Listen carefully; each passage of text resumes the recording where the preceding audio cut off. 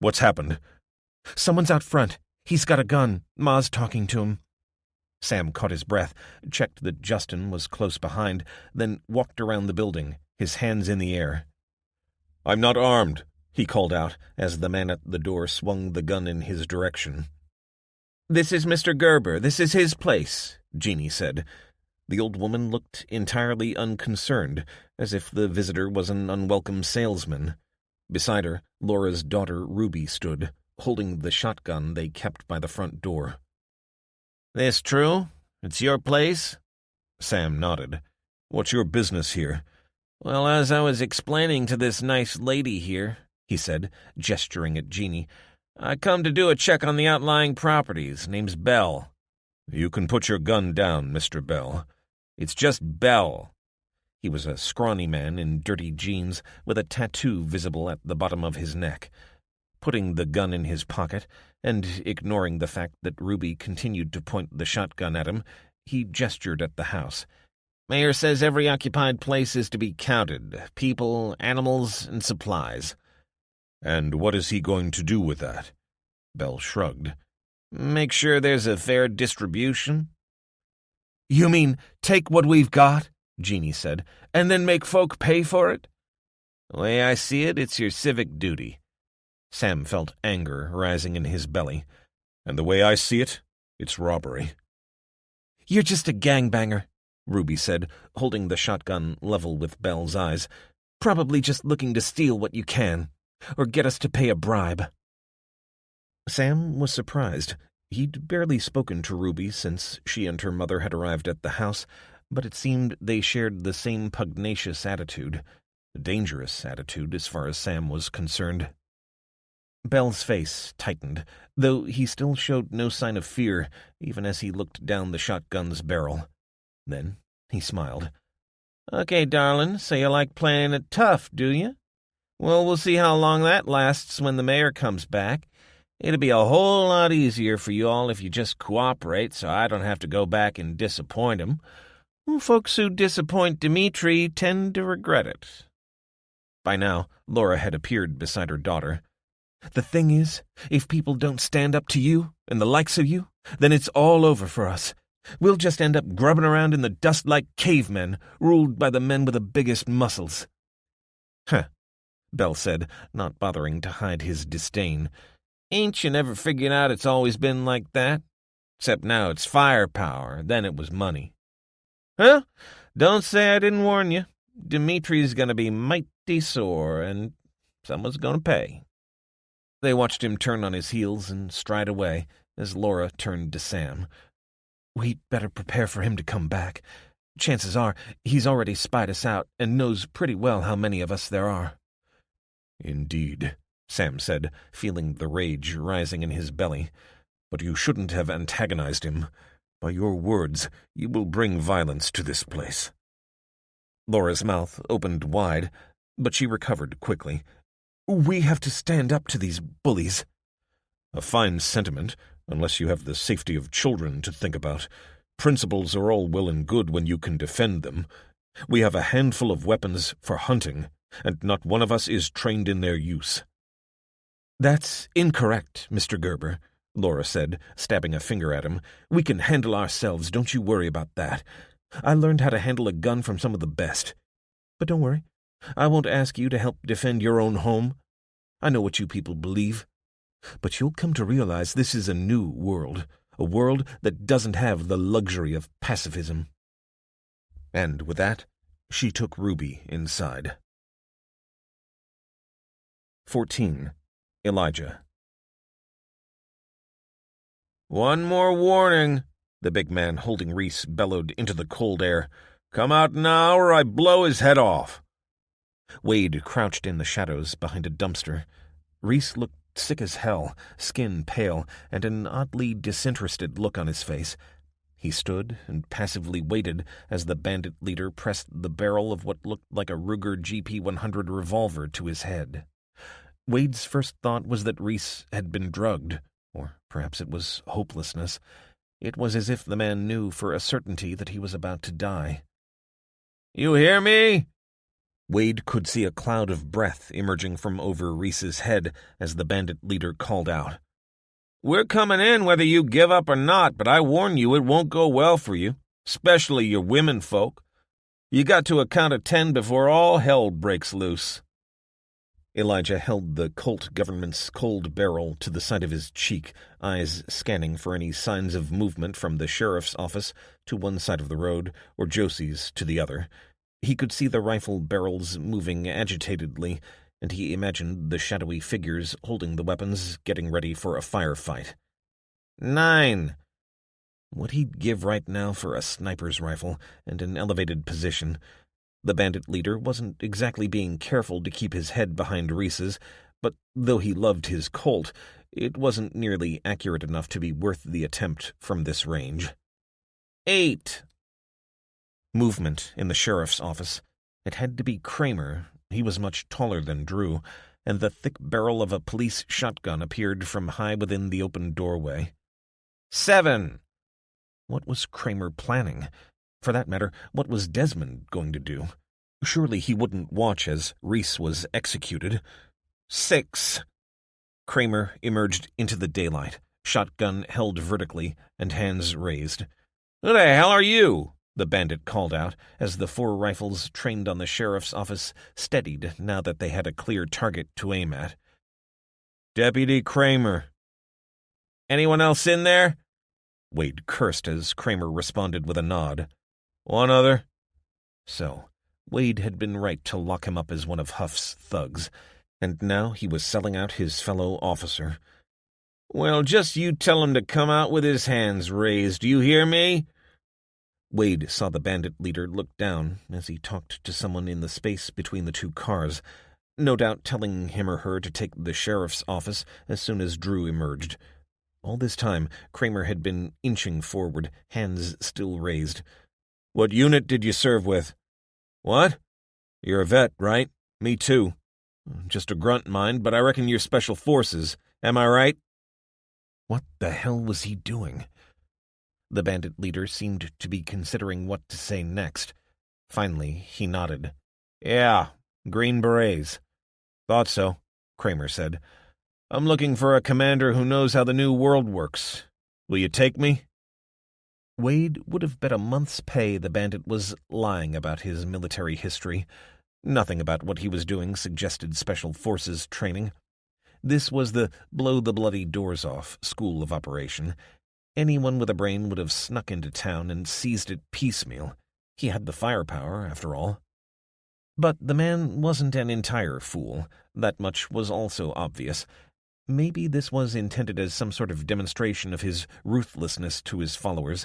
Maybe Kramer had come to the same conclusion. Maybe Kramer liked what he was hearing. "Bring out the rat hiding in there," the bandit leader said, "and maybe I'll think about it." Kramer seemed to consider this, looking behind himself to the sheriff's office, then back again. "Sure," he said, finally. "But leave your weapon," the bandit said, stopping Kramer in his tracks and gesturing to one of his men who emerged from the cover of the pair of trucks. Wade watched as Kramer turned, keeping the shotgun raised in the air, and moved toward the trucks before handing over the weapon. As he was walking toward the sheriff's office, the man who'd taken the shotgun called out, "What the—" Elijah Wade was ready for the flash of flame and the boom, and was running toward the explosion as the sound hit him. From his right, the doors of Josie's flew open, and he was aware of the blur of movement, but he was focused, laser-focused, on the bandit leader, who'd recovered from the shock in an instant, finger twitching on the trigger. The air erupted with shouting voices, punctuated by the deafening thump of automatic fire.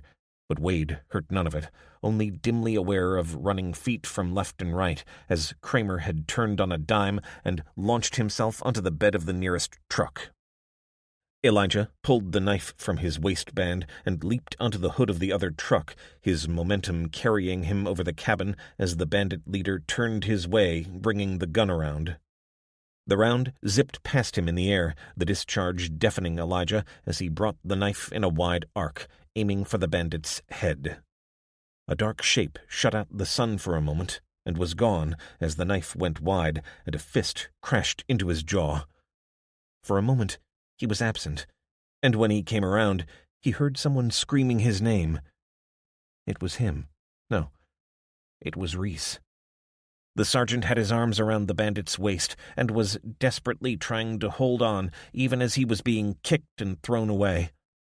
Groggily, Wade got onto his knees, then his feet, before launching himself at the bandit. The knife had gone, and he had neither the time nor the room to reach for his gun, so he wrapped his bare hands around the bandit's neck while engulfed in the roar of firing weapons, the screaming of a fight to the death, and the stench of blood and gunfire. The bandit chief finally threw off Reese, who fell floppily away, and Elijah fell back under the man's renewed energy and rage. Yelling with triumph, the bandit brought Wade's own knife curving round in a deadly, decapitating arc. But within Elijah Wade lurked an incandescent fury that he'd fought his entire life to control. An enduring storm, raging against injustice and the triumph of the strong over the powerless. Good qualities for a cop, when he could keep them within the confines required by civilization. Well, civilization was no more. So, Wade let the beast out. He roared, kicking up with such force he heard the cracking of the man's pelvis. The bandit leader dropped like a brick, and Wade, entirely unaware of chaos around him, jumped on top of him, wrenching the knife from his hand and plunging it into his chest with all his strength. The bandit screamed, and it seemed that Wade could hear nothing else other than this man's dying cries. Elijah yelled as he pulled the blood-soaked blade out, then thrust it down again. Now the only sound he was aware of was his own cries of rage, as again he raised the knife above his head. "No, Elijah." A hand grabbed his wrist, and then a second, and he snarled as he turned to see Becky kneeling beside him. She was shocked and terrified, her face splattered with blood. It was like water on a flame. The rage was gone. He got onto his knees and crawled over to where Reese lay. The sergeant was obviously close to death, his skin a sickly shade of yellow, though Wade could see no injuries. "Reese," he said, his voice cracking as finally the beast retreated into its cage. Reese opened his eyes halfway, his pupils contracting as he saw Wade. "Slow-acting poison. They caught me yesterday. I'm sorry. They tortured me. I told them about this place. I'm sorry."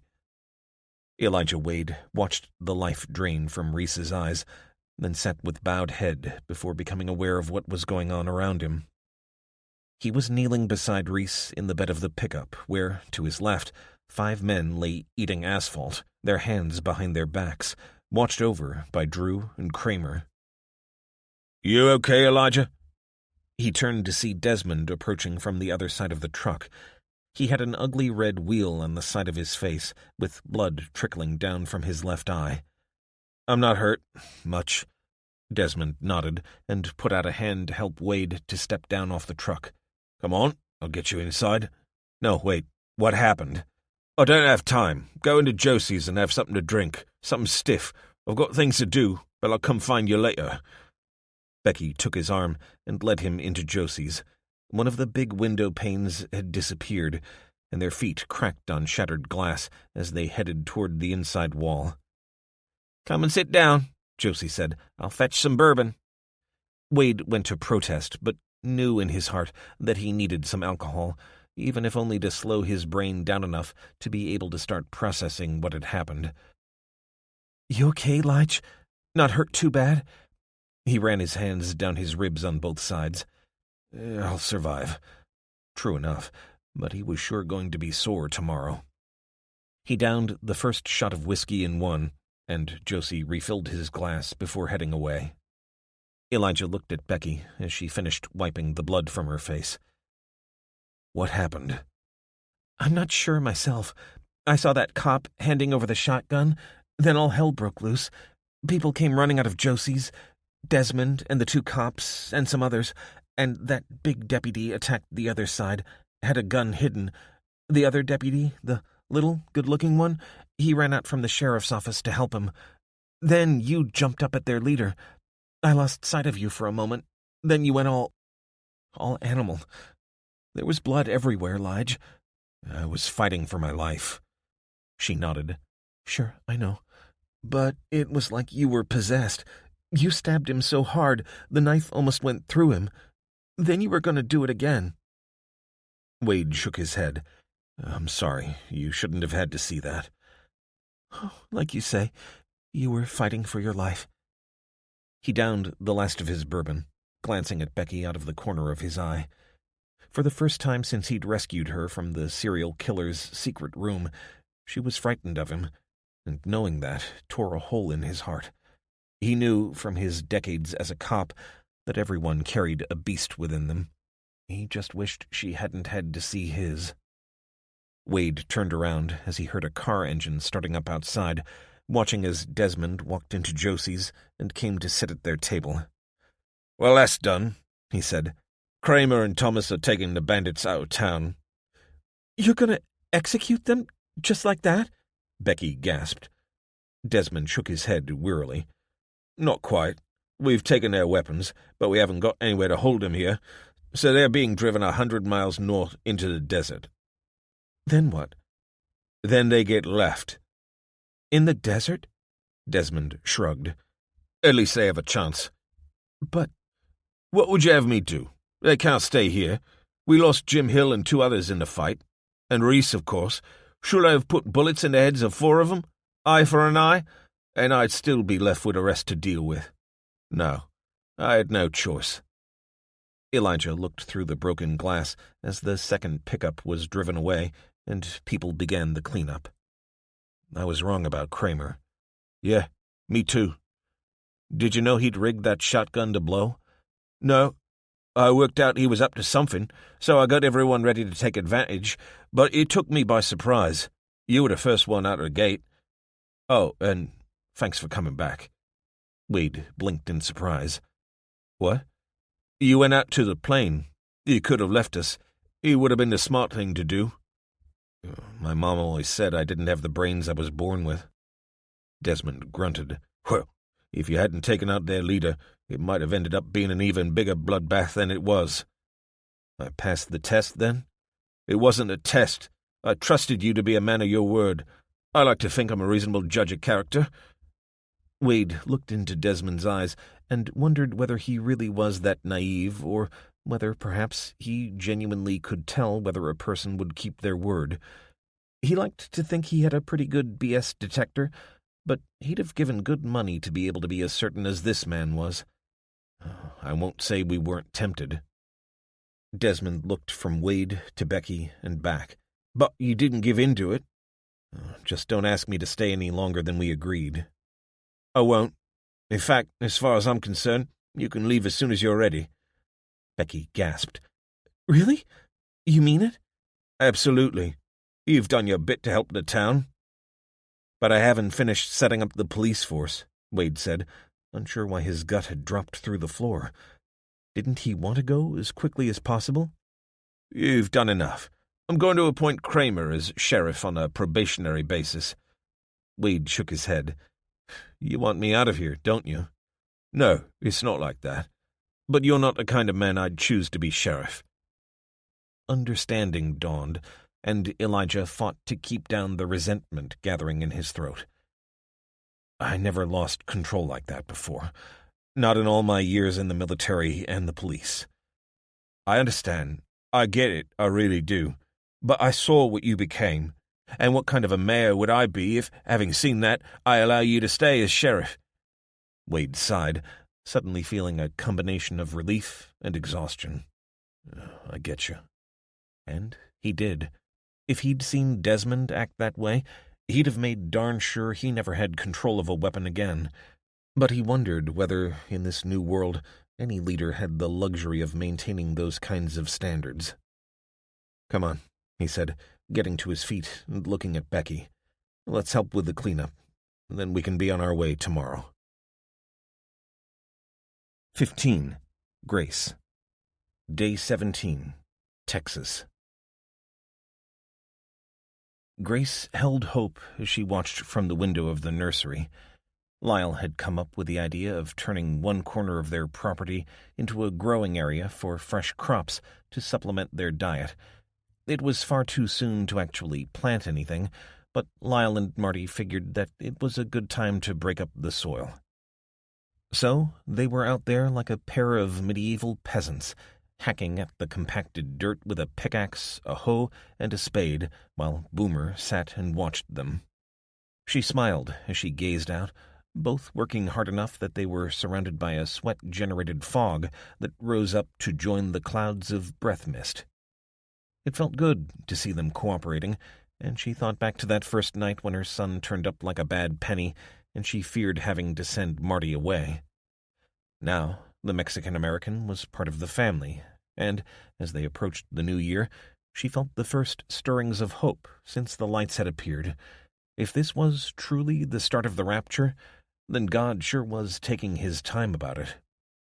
As she saw them turn and come toward the back door, she put the baby down and headed to the kitchen to meet them. They were talking as they came inside, and Grace realized she couldn't remember the last time she'd seen Lyle so happy. "Who eats zucchini anyway?" he was saying. "Tastes like mush, or it does when Ma cooks it." Grace stood with hands on hips and a fake scowl on her face. "Listen, Lyle Boone, my cooking never killed you, did it? But I don't recall ever cooking zucchini. Bit fancy for me. But you sure do make a great pumpkin pie, so we should grow some of them." "I made it out of a can, Lyle. We got some in the basement." Lyle's face fell, and for a moment she saw the sullen child reappear. "Well, it don't seem like a lot of fun to be growing nothing but green beans and zucchini." Marty shrugged. "I don't care much what we grow, but it's got to be high yield. There's not much space out there. I mean, we could grow corn, but it'd only be enough for a couple of meals. My uncle used to grow green beans in pots in his backyard. He grew so many we got sick of them. But that was back when you got fresh food from the store." "And besides," Grace added, "the president says we're to grow what we can. Helps with the recovery. Dig for victory, he says." Lyle's face darkened. "And if Butcher says it, then we got to do it. That right?" This was dangerous ground. Politics was the only thing she, Lyle, and Marty had disagreed on, and she knew now that her petty arguments with her neighbors last election time meant nothing compared with what was happening now. Republican or Democrat, no politician had suggested building a civilian army in normal times, but that was exactly what the president of the new republic was doing. For herself, Grace had mixed feelings about it. On the one hand, as a patriotic American, she had spent all her life pledging allegiance to the United States of America, and the idea of seceding and forming an independent republic would have horrified her before the lights came. Now, however, she felt like she understood. She couldn't see any way that the U.S. could possibly recover as a political unit. Too few people left scattered over too large an area. Texas was big enough to be a country, but if the people pulled together, she bought into the president's vision of remaining independent until, one day perhaps, they could rejoin a federation. Lyle thought the whole concept was ridiculous, an obvious power grab by a greedy politician taking advantage of a global catastrophe. Butcher had served with the Texas Army National Guard, though Lyle suspected that if he'd seen active duty, he'd have made sure everyone knew. No, this man was a political operator who happened to wear a uniform once in a while before the disaster. Marty didn't join in the political arguments between Lyle and Grace very often. When the leaflets had dropped, they'd seen that the nearest focal point was 150 miles away, at Ranger, halfway between where they were and Dallas. Marty had volunteered to go and fetch supplies, maybe also to sign up with the militia, but Grace had persuaded him not to. For all her patriotism to her state and country, she didn't want to see him go. From time to time, they'd heard army trucks moving in convoy along Route 20, but hadn't yet caught sight of them, and the daily presidential briefings that they picked up on their clockwork-powered radio had become monotonous. Despite the excitement of the leaflet drop, it seemed it would still be a long time before any semblance of normality would return.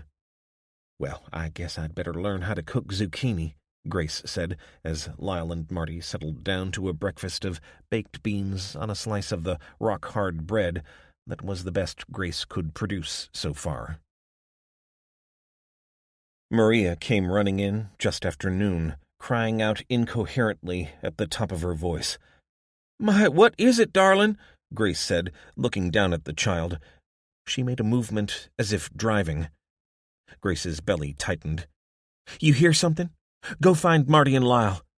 Boomer led her out of the front door, Grace limping a little as she grabbed her rifle and checked it was loaded. She always had trouble with her hips during the winter, and the combination of cold and rain was making her joints particularly sore. She hated feeling old. By the time she reached the gate, Lyle had run up behind her. "Marty's gone onto the roof," he said, dropping the clip from his Glock 19 to check it was fully loaded before pressing himself up against the iron gate to get a glimpse along the road. "Better get out of sight, Mom." Grace hid behind him, holding Boomer close and checking back at the house. As intended, it looked deserted from down here, though she knew that Marty was up on the roof. She could hear the rumble of a vehicle, and Lyle moved farther back as an olive-green army truck rolled to a halt outside the gate. It was obviously an old model brought out of mothballs when its modern replacements had been fritzed.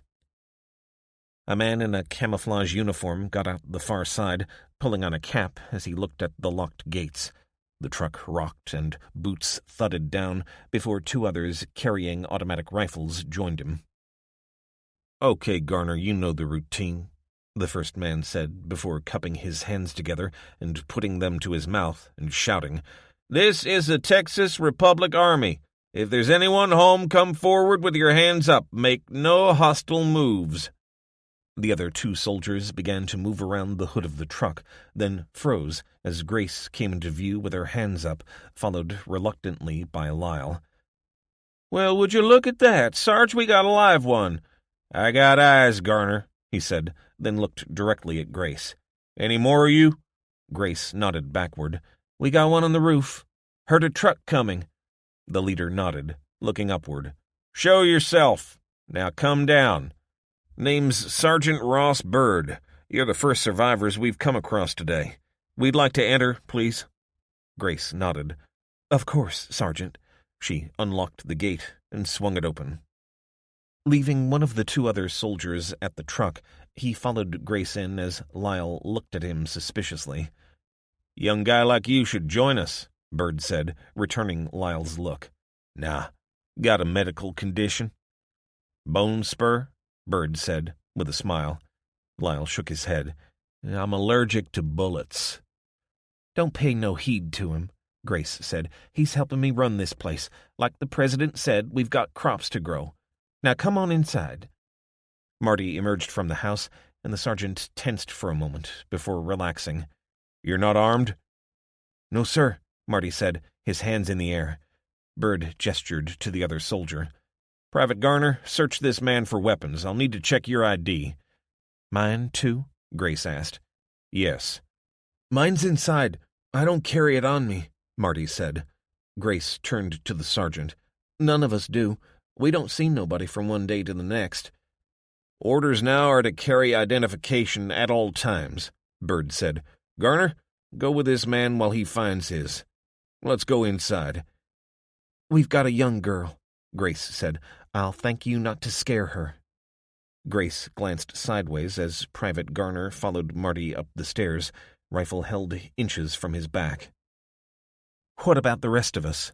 "One at a time. You can see we're short-handed." They sat at the kitchen table in silence until, a minute or so later, Marty appeared, followed by Maria. His driver's license flopped on the table, and the sergeant picked it up. "Martinez Rosales," he said. "And this is your address?" "Yes." "Long way from here." "I walked." "And the kid is yours?" "Not by blood, no. I found her on my way." The sergeant looked doubtfully at Marty. "We've got an orphan center in Fort Worth." Maria cried out and shook her head, burying herself in Grace's arms. "She ain't going nowhere." For a moment, it looked as though Bird would argue the point, but then he shrugged. I'll leave that for others to decide. Now, do you have ID? Sure. I'll go fetch mine and Lyle's, Grace said, before gesturing at Private Garner. And I don't need no help finding them in my own house. Garner sought reassurance from Bird, and he nodded to indicate the soldier should stand down. Grace returned quickly and handed the driver's licenses over. Is that enough for you? Yes, thank you. I needed to check that you are legally occupying this property. And what if we weren't? Grace snapped. What if we just found somewhere to shelter? The dead don't need houses. Bird sighed. This hasn't become a communist state, Mrs. Boone. President Butcher means to reestablish a functioning republic as soon as possible, and property ownership is one of the basic rights of any citizen. Mom, why are you giving the sergeant a hard time? He's just doing his job and following orders. Grace went to answer, but Bird seized the opportunity. Thank you, Mr. Boone. Yes, I've got a job to do. Firstly, I'm here to conduct a census of folks who haven't made it to a focal point, and I can offer any assistance you might need within reason. So, how are you managing for supplies? Oh, we've got everything we need. My late husband, Walt, he always said something like this would happen, so we've been preparing for years. Bird's eyebrows shot up. You have stores here? A whole darned basement full. Mom, Lyle hissed. Getting up from the table, Bird said, Would you care to show me? I would not, Grace said, her face flushing as she realized she'd let her mouth and pride run away with her. I'm sorry, ma'am, but I've got to insist. Folks are starving, and it's your patriotic duty to help them out. Grace leaped to her feet. Now you listen to me. You got no right to come into my house and steal my stuff. How can there be a food shortage when so many people died? Marty asked. Sergeant Bird shrugged. We don't have the manpower to go scavenging, so we rely on citizens voluntarily giving up part of their stock to help their fellow Texans. I thought you said this wasn't a communist state. Sure sounds like one to me. Please show me the basement, Mrs. Boone, Bird said, making an obvious effort to control his temper. I got my constitutional rights. Bird began to make his way toward the kitchen door. You have, and President Butcher is keen to preserve as much of the U.S. Constitution as he can. But we are at war, Mrs. Boone. We are? Who with? The 4 horsemen of the apocalypse. Now will you show me, or shall I take a look on my own while the private here watches over you? Grace held her hand up to Lyle, who sat with bunched fists, an attitude she'd often seen him adopt just before doing something stupid. Okay. She led the sergeant down the basement steps, turning on the 12-volt lighting as she went. He sucked in his breath as he gazed around. Wow, you weren't exaggerating, were you? So you've got a dry store here? Yeah, the armory's through there, and the refrigerator just beyond. You've kept it working? Grace couldn't help but feel her pride surge again. So far, we got solar panels out back, but it's cold enough at this time of year that we don't need much power. It'll be a different story in the summer. Clever. The Army probably won't be interested in that. It's the dry supplies they'll want. Look, I'm sorry, but people are starving, and you're sitting on a pile of food here. You could have hunkered down for years. Grace groaned. That was the plan. But there wouldn't be much point in us leaving you with nothing. You'd just be more mouths to feed. She watched as he took the clipboard and read the list that had Walter's handwriting on it. I'm going to need you and the others to help load it into the back of the truck. I'm sorry. I know it sucks. Grace simply nodded. 16. Elijah. Elijah taxied the Cessna onto the narrow road they'd used to land 7 days ago. So much had happened in that time, it was hard to imagine they were getting back to the mission they'd interrupted to come here, when they were looking for fuel. That, at least, wasn't going to be a problem for a while. Wade estimated that the 4 gas cans on the back seat would see them 3/4 of the way to New York State. Even when they did have to finally go scavenging for more, They'd feel as though they were nearly at their destination. He looked out of the window to see Desmond, and it seemed half the town's survivors there to wave them off. Martha stood beside him, her eyes on Becky, who was gripping Jasper to her chest as he barked at the people below. "You sure you don't want to stay?" he said. His reward was an expletive-laden reply that he drowned out as he opened the throttle and, finally, felt that leap of freedom as the plane took to the air. He brought the Cessna around in a wide arc to head northeast, and they both looked down to see the townsfolk gazing up at them as if feasting their eyes on a rare novelty. The rear window had been fixed, but there were so many boxes on the back seat he couldn't see through it, though he appreciated the fact that he couldn't feel the air escaping out the back. If it weren't for the fact that his ribs and back ached, he'd be able to imagine he was as free as a bird. "I'll miss them," Becky said, "especially Martha. I hope I don't know, survive." "Yeah. Well, they've got as much chance as anyone. Desmond's a good guy. Just hope nobody takes advantage." "What?" "Sorry, but you really don't get him, do you?" "What do you mean?" "He's a lot tougher than you think. He got rid of us, didn't he?" Wade shrugged. "Well, we wanted to go." "Lucky for us." Looking down, he watched as the town and its people faded into the yellows and browns of the East Nevada landscape. He glanced across at Becky, who sat cuddling the dog. She looked almost childlike, but had the perception of someone 2 or 3 times her age. Again, he found himself wondering how often she'd been underestimated. He promised not to do it again. "On the road again," she hummed into the dog's ear, just barely audible over the drone of the engines. "Willie Nelson?" She looked across at him, confused. "Donkey. Shrek, you know?" He chuckled as he dug out a pair of sunglasses and took in the view. For the first time since he'd gotten out of the plane when they'd landed in Haven, he felt happy in the moment. Nothing could touch them up here.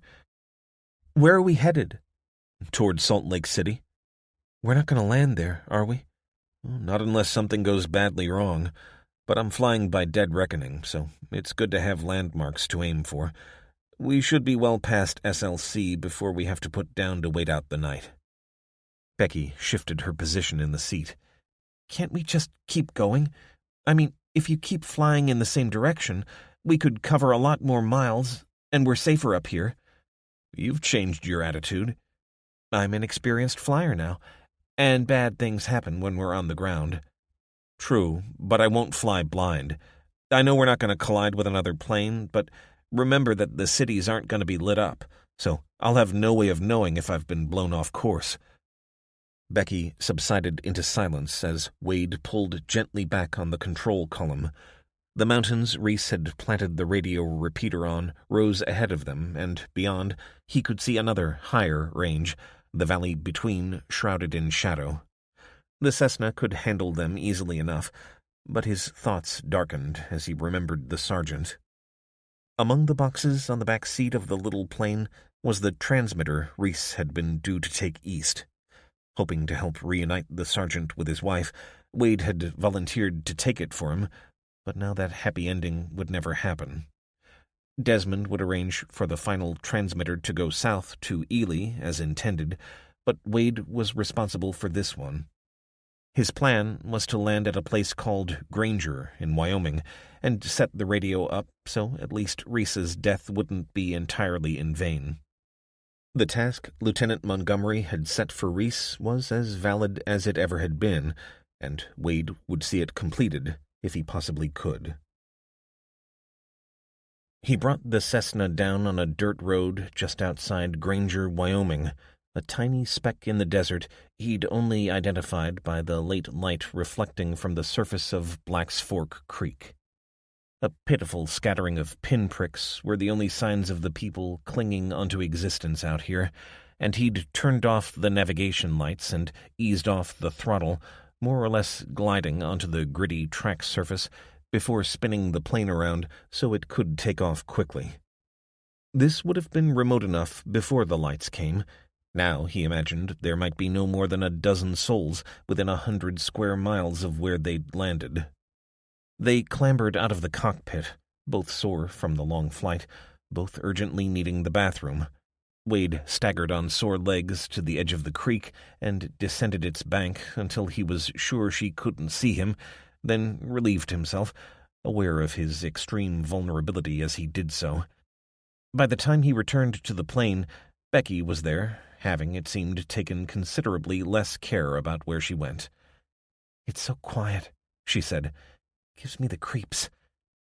Wade looked around, searching the dusk for any signs of movement. I'd be happy not to see another soul while we're here. But yeah, creepy. "You know what tonight is?" He thought for a moment, then remembered. Last day of the year. "What were you doing last New Year's Eve?" Working a case. "Seriously?" He nodded as he continued to take in the immediate surroundings, a drab landscape of low hills. One of the busiest nights of the year. Criminals do stupid things on New Year's Eve. Let their guard down. He could sense her watching him, her head tilted to one side. She knew there was more to it than that. He used his job as a shield against having to go back to his apartment and sit on his own, miserably reflecting on his self-inflicted loneliness. And she was shrewd enough to come to much the same conclusion. She'd have made a good cop. Wade felt her hand on his shoulder. He wanted to change the subject, but he also knew that social convention demanded he show an interest. "What about you? What were you doing this time last year?" "If I told you, you'd probably arrest me," she said, forcing a chuckle before sighing. "I was doing what I was told, making sure the man I was with had a good time. Frankly, for all that's happened, I'd rather be here with you, Elijah." He felt the same raw thrill he'd experienced in the bedroom of the house with the plastic deer in its garden when she'd come out of the shower wearing nothing but a towel. No, it wasn't the same. That had been a toxic combination of exhaustion, lust, and pity. He'd regained control of his animal instinct quickly, and thought he'd overcome it. He was wrong. "What's eating you? You look like you've got something on your mind." He didn't respond to her, averting his gaze as he plumbed the innermost depths of his psyche. Then he found it, a feeling he hadn't had in many, many years, and it terrified him. "Lige?" He swung away from her. "Just leave me alone, will you?" Elijah heard her gasp as he strode off into the gathering darkness before sitting in the grit and dust beside the gentle hiss of the creek.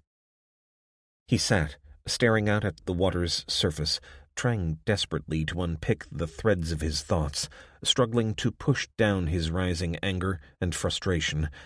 Didn't he have enough on his plate?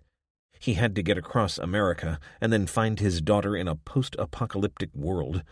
That was likely impossible. He couldn't afford to become any more emotionally entangled with Becky than he already was. He heard footsteps behind him, and he swung around, drawing his Colt. "It's only me." She was the last person he wanted to be near right now. No, that was a lie. He wanted her to be here, but he needed her not to be. Nevertheless, he heard the gritty sand and pebbles slide as she sat beside him. "I'm sorry," she said. "You don't need to apologize. I know it must be hard for you, but sometimes I forget." He sighed, feeling the gathering guilt. So do I. But it's not your fault." "Yes, it is. I chose to do what I did. I could have made a living another way, or gone back to Florida." Elijah glanced over at her. She looked evanescently beautiful in the gloom. "We all make bad choices.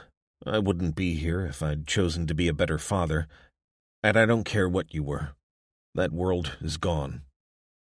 "Oh, so why—" She looked into his eyes, and it broke his heart as she finally understood, her lips curving into a circle. She leaned forward, laid her head on his shoulder, and he felt her gentle kiss. I love you too, Elijah. Wade cursed, and he sensed Becky go stiff, but he wasn't reacting to her words.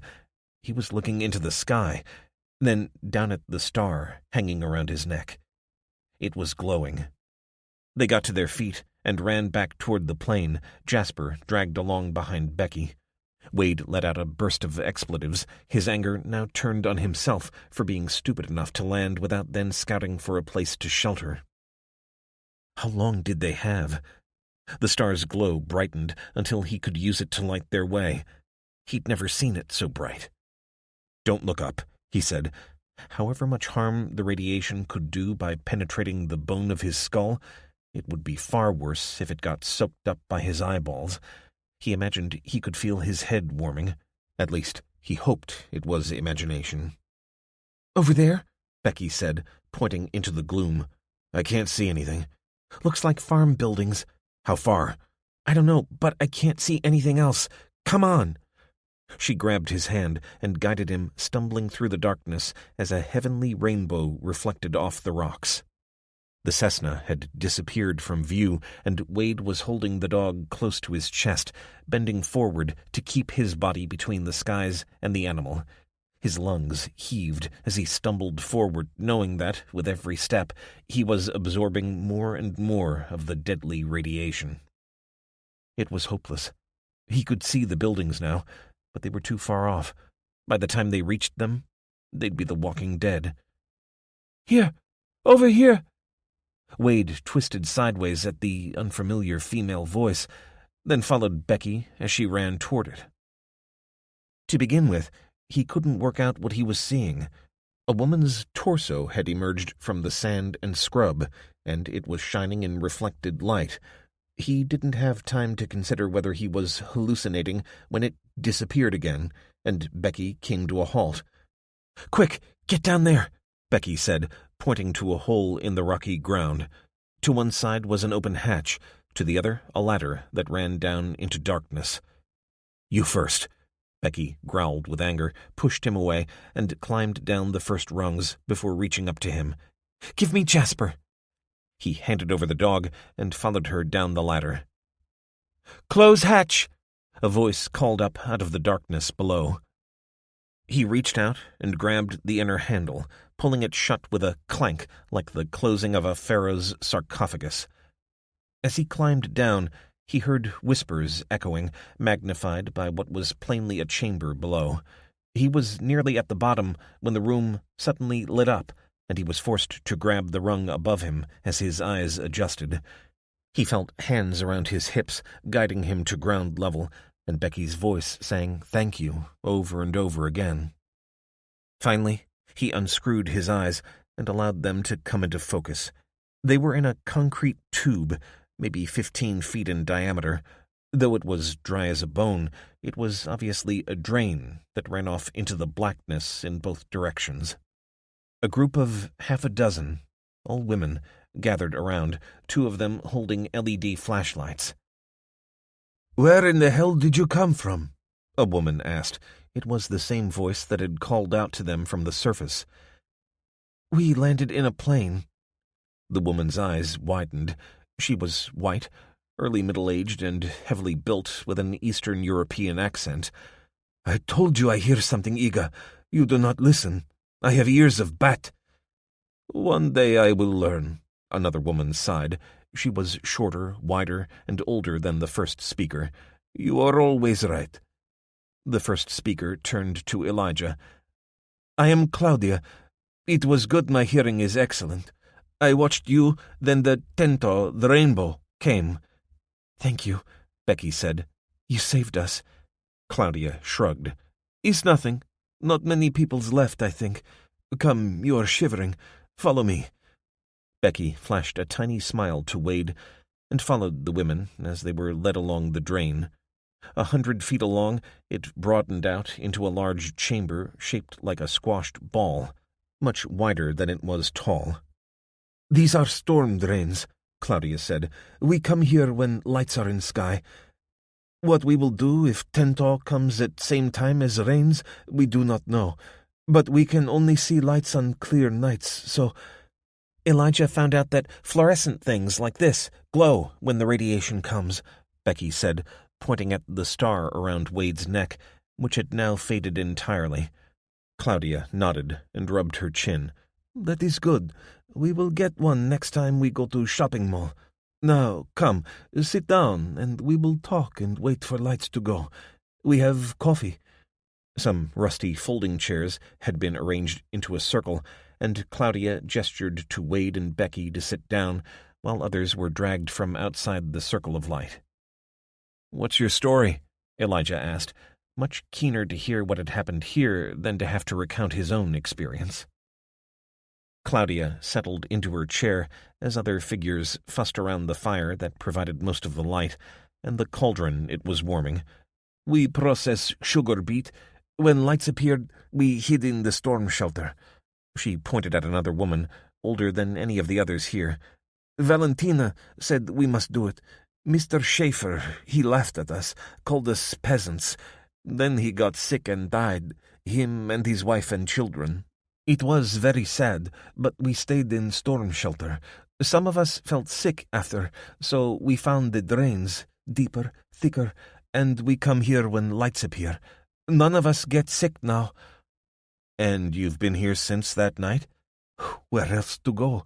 There is food in the Schaefer house. We do not think they would mind us taking it.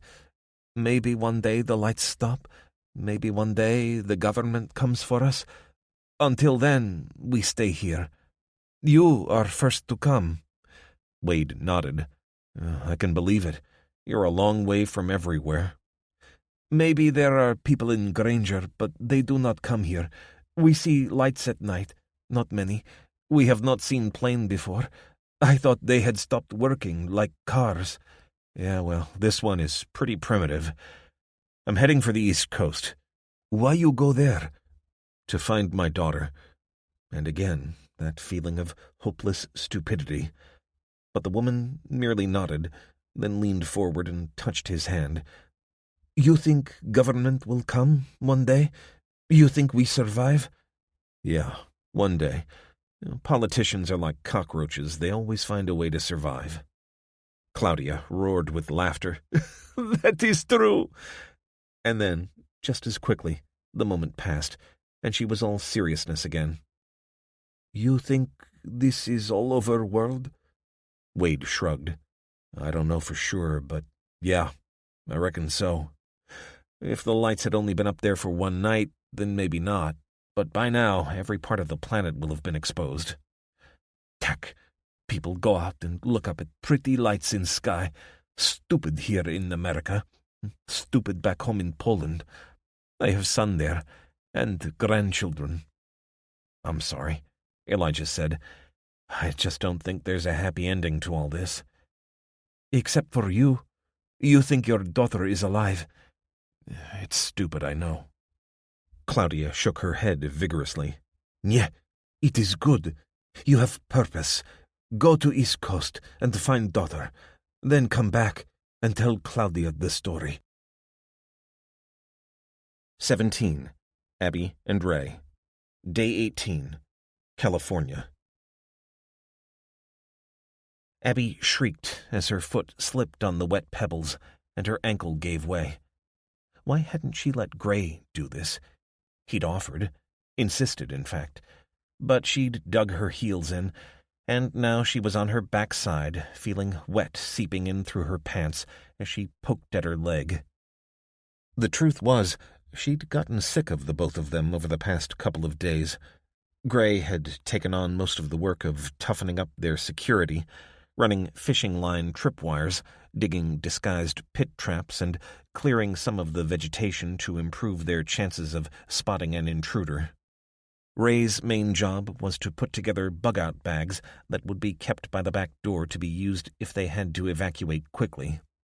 She was also responsible for a secondary supply dump, which would be kept in a plastic crate she'd dug into the ground near the river. All that remained for Plan B to become a reality was a boat, one big enough to carry all three of them and their supplies, while also able to cope with the sometimes shallow water and fast current. All of these pointed to a rigid inflatable, and the best place to find one was surely along the river itself. So Abby had set off to follow the river toward town, since it made sense that there would be more chance of finding a jetty or boathouse that way. And now her ankle was sore, her feet wet, and the seat of her pants soaked. So, yeah, she wished she'd let Gray come.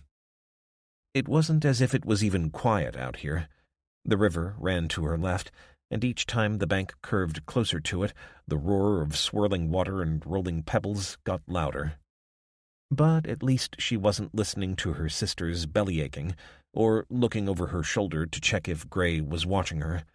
She'd spent most of her adult life having to glance backward before she bent over, but she hadn't expected to have to do it at home. She wasn't even entirely sure why she was doing it. Maybe for the sake of her sister? Or perhaps because, in truth, she was terrified of emotional entanglement. She had enough on her plate as it was, without complicating things further. Abby straightened herself, smoothed down her canvas coat, and walked on. It was a cold day, but the nice kind that you don't mind so much. At least she didn't have to worry about water falling out of the clear blue sky. But that thought made her remember.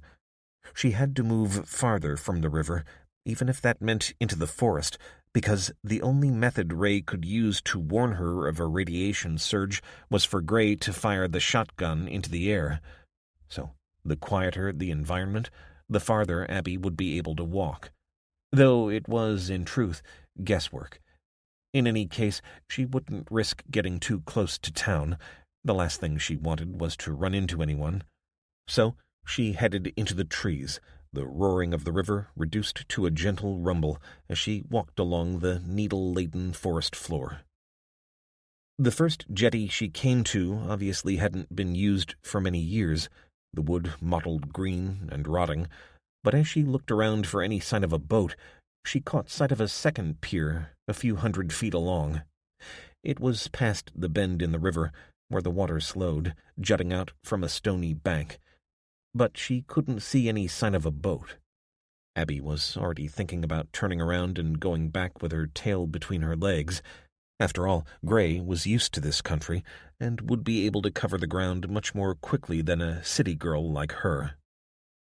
But then she saw movement. There, where the pines met the thin sward of grass that led to the pebbly beach and the river beyond. She froze, first to be sure her eyes hadn't fooled her, and then to try to work out what it was she was seeing. Were there bears in these parts? She'd never seen or heard of any, but then, to be frank, she'd barely paid attention. She'd come to the cabin to be with family each Christmas, and taken little interest in what lay beyond the boundaries of their property. She screwed her eyes up as the form moved in and out of the shadows. No, the movements were not those of an animal, except perhaps a particularly arthritic one. There was something about the figure's movements that spoke of age. It was a human, she was now certain. Man or woman, she couldn't tell, but she tapped the handgun in its holster at her waist, then slipped farther into the margins of the forest and made her way, as quietly as she could, toward where she'd seen it. It felt as though it took an age, creeping over the wet forest floor, until, finally, she caught sight of what she now knew to be a woman. As soon as she'd gotten a clear glimpse, she could tell it wasn't a man. Abby lowered herself onto her haunches and watched as the woman worked. She was gathering fallen branches, as far as Abby could tell, collecting them into armfuls that she then took deeper into the forest. She disappeared from view for so long that Abby thought she must have gone home, and so was just getting up when a voice said, "You just hold it right there, sweetie, and turn around nice and slow." Abby rotated until she was looking down the barrel of a shotgun, which shook a little in the hands of the tiny old woman on its other end. "Pretty girl, guess you didn't think I could hear you, did you? Well, maybe I'm not so deaf yet, but whether I am or not, Coltrane sure ain't." She gestured down at a small brown dog that trotted out from behind her. Now, Coltrane, he ain't got the brains he was born with, but he could hear a fly break wind a mile away, even this close to the river. Where are you from?" Abby looked at the little spaniel, at the old woman, and at the gently vibrating gun barrel. I'm from just along the river. We've got a cabin there." "That right. Who's this we?" Just me, my sister, and a friend. Look, please put the gun down." "You packing?" Abby nodded down at her hip. The old woman spotted the holster and leaned forward to take the handgun. In that moment, Abby twisted, grabbed the gun barrel, and pulled it out of the woman's grasp. She heard the trigger click, but the weapon didn't go off. "Hey, Coltrane! Seize her!" The dog got up on its back legs and tugged ineffectually at Abby's arm as she found the release lever and opened up the shotgun. "There's no cartridges." The woman shrugged. "Well, I didn't want it going off, did I? Darned Parkinson's makes me shake something awful." Abby handed the shotgun back. "I'm Abby Waterman." "Irma Wolfe, and you've already met Coltrane. Now, what are you doing on my land?" Abby almost laughed out loud. The concept of land belonging to anyone after the near extinction of the human race seemed ridiculous, but she would, after all, consider the cabin to be hers. "As I said, we're in a cabin." "Yours, is it?" "We come here every year. Well, we did." Irma nodded. "One of them cabins built on Jacob Klein's land?" "No idea. My family's been coming here for 25 years or so. I don't know who owned it before." 25 years sure is a long time." Abby felt like she was being mocked, but now the fear had faded, and she'd stopped moving. She was getting cold. "Anyway, I was looking for a boat we could use." "Well, I ain't got one. Family moved into the next place along, might have had one." "Thanks. I'll take a look," Abby said, though the prospect of going any farther from the cabin didn't appeal. Irma gestured over her shoulder as if she were thumbing for a lift. "You look half froze to death. If you carry half the wood back to my place, I'll make you something warm." By the time Abby dropped the wood into the store, her arms ached, and she'd lost the feeling in her toes. She was relieved as the old woman led her to the back door of a house that looked as though it belonged in a fairy tale, the home of the wicked witch who lived deep in the forest and trapped children with candy, perhaps. It was a single-story structure covered with moss-encrusted tiles. The window panes were rotting away, with wide cracks in the gray wood, and the door didn't look as though it had been painted in decades.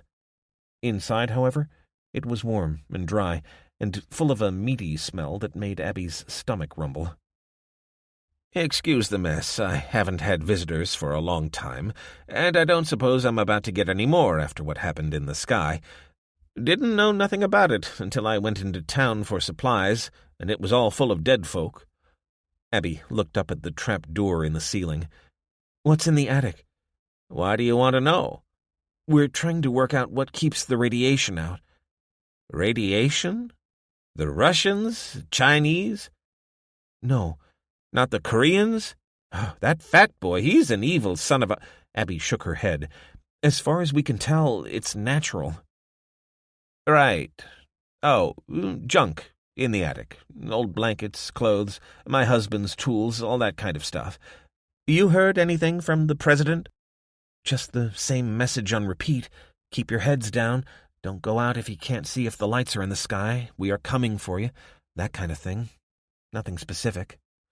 "And why do you want a boat?" "Someone broke in a few days ago and nearly killed my sister. We need an escape plan." Irma scratched her chin. "Down the river? Good idea. Better than the roads, I reckon. Okay, I'll help. You warmed up yet?" Truth to tell, Abby would have happily stayed right there, but she had a job to do. But, boy, the stew smelled nice. "I guess so." The old woman got up, and Coltrane emerged from the kitchen to follow her to the front door. They passed a rusting truck and walked along a weed-strewn path through the muddy, overgrown front yard. and onto a dirt track that led, Abby guessed, toward the road into town. "The old Schultz place is along here," Irma said when they reached an intersection. "Young family, moved in a while back. I seen a boat on the river. Could be theirs." "How far is it?" "Oh, not far at all. Otherwise I wouldn't be coming." They trudged along the track as the cold seeped back into Abby's feet. "Hey, dog, heel!" They were approaching a bend, and the dog had plainly heard or smelled something, but he stopped instantly at the old woman's command and waited for them to catch up. "There it is," Irma said. "They spent some money on it, that's for sure." It was a 2-story rectangular house with a tiled apex roof. Large black windows looked out at the trackway, the angle giving them a view beyond to the river. "You've never been here?" Irma shook her head. "They came around once, brought some pie. Trying to be neighborly, I guess, but I wasn't in an accommodating mind, being as I'd had to listen to the construction noise for 3 months while they were in their old place. The kids didn't take kindly to me, neither. That was 2 years ago, and I only saw them in passing ever since, once on their boat. Down there on the jetty." Abby looked along the mud track to where the tree-lined avenue reached the river. "And you don't know what happened to them?" "Far as I know, they weren't here. Gone to family for Christmas, I guess. Or maybe the Caribbean. They were that kind." She couldn't put her finger on it, but something wasn't right. She should have headed along the track to the jetty. She was cold and wet, after all. But the house was calling her. It reminded her of the Schumacher's place, and she dreaded finding the same horror here. And yet she was drawn to it. What were they called, the family? "Vargas? Mexicans, I reckon. Looked it anyway. Rich." The old woman shrugged. Abby had no time for casual racism, so she chose to ignore the implication in the old woman's tone. After all, maybe she didn't mean anything by it. Abby had spent too long in the two-faced culture that proliferated around celebrity in all its forms, even the bottom-feeders she worked with, that she probably saw bigotry where it wasn't intended. Or perhaps she was just being naive. She tried the front door, essentially a pane of glass with a handle in it, but it didn't budge. "Locked up tight," Irma said. "I expect. Rich folks are like that. Come on, let's find this boat. I ain't got all day." "You head back, if you want," Abby said, as she rounded the corner of the house and made her way toward the back. A brand-new SUV was hidden behind a plastic hedge that joined with the back wall of the house. It sure looked like they'd been here when the lights had appeared. Of course, they could have been rich enough to have had many cars, but this was, as far as Abby was concerned, a relatively modest house, not some playhouse for the wealthy. She found a sliding glass door around the back that, to her surprise, opened as she pulled on it, but she immediately retreated from the stench inside. "I don't reckon it's a good idea to go in," Irma said, appearing at Abby's shoulder like a wraith, just as Coltrane sneaked past them both and slipped inside. "Coltrane, you come here right now." Abby slid the door the rest of the way. The smell here wasn't the same as in the Schumachers. Sure, something was rotten here, but she didn't think it was animal in nature. As she went inside, she saw the dog disappear around a corner into what turned out to be a kitchen. Milk! That was what she could smell. And, on the countertop, several bowls of congealed cereal that Coltrane was trying to get to. Small packets of Rice Krispies and Frosties littered the kitchen, and the sink was full of plates and bowls left there to steep in fetid water. Abby drew her weapon and checked the bedrooms, all on the upper floor. The master bedroom had been occupied, but it was relatively orderly, as if the occupants had gone out, expecting to return later. The bedrooms of the children, on the other hand, were chock full of junk, the carpet invisible. In both, one was clearly a boy's, the other a slightly older girl's, dresser drawers had been opened as if someone had been searching. Coltrane sniffed around the beds as if another dog had been there, perhaps the family pet, but Abby couldn't unpick the puzzle. The Vargas family had been here on the night the lights first appeared, it seemed. So, where had they gone? She'd been prepared to find bodies here, but not a simple absence.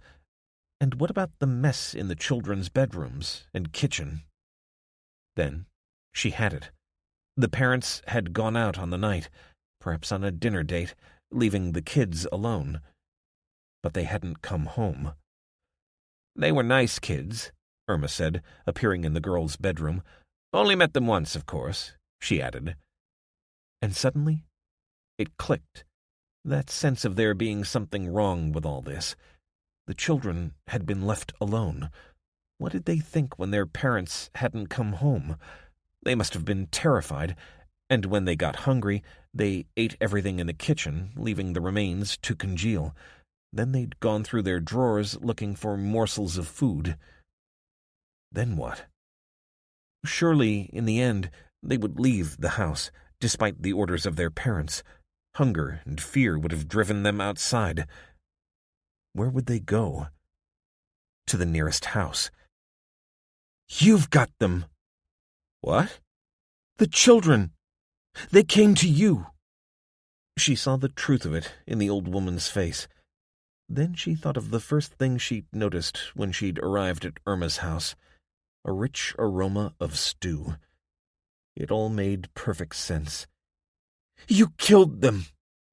Irma's mouth dropped open, but Abby was already running past her, down the stairs, and out of the door. The attic. She forgot everything. The cold, her exhaustion, and the utter insanity of what she was certain had happened to the children. She ran inside the old woman's house, found the ladder, and pushed it into place beneath the hatch to the attic. Climbing the ladder, she lifted the hatch. It was totally dark inside, and she cursed herself for not bringing up a light. "Here," the old woman said, as Abby came down the ladder. She was holding a candle. "What did you do with them?" Abby said. Irma shook her head slowly. "You got a sickness, sweetie. A sickness in your mind. But you got to see it through. Go ahead. Look." Abby climbed back up and held out the candle. The air up there was thick, dusty, and fetid. She could see junk piled up everywhere, and she could see where a makeshift bed had been created with a comforter and some old cushions, just the right size for a child. "Where are they? What did you do with them?" Abby jumped off the ladder and jabbed a finger at the old woman. She felt like her head was fit to explode, as if her mind were being tossed about in a sea storm. Irma simply turned and beckoned to Abby to follow her as she went out of the back door with Coltrane trotting along beside her. She had a patch of land enclosed in a low fence that, Abby guessed, was a flower garden in the summer. "They're here," Irma said, pointing at a pair of low mounds. "You killed them!" "And ate them?" Irma shook her head sadly. "I'm going to forgive you for saying that, my dear, because it seems to me you're not in your right mind." "So what happened then?" Tears filled the corners of Irma's eyes as she spoke. "They came to me, I don't know, maybe a week ago, starving, they were, and they were sick as hell. They'd managed to get out into their backyard, the little girl said, and they'd played out under the lights." Abby felt the walls of her conviction began to crumble. "What could I do?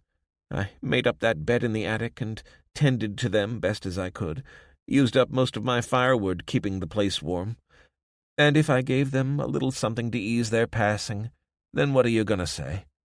3 days I nursed them, then they both went to sleep on the same night, which was a mercy to them and me." I'm sorry." Irma shrugged. "You're not the first to judge me. That's why I keep myself to myself. But I don't turn the needy away from my door. Why do you think I brought you back here?" She leaned forward and took Abby's hands. "You take care, sweetie. You've got a good spirit, but it's fragile.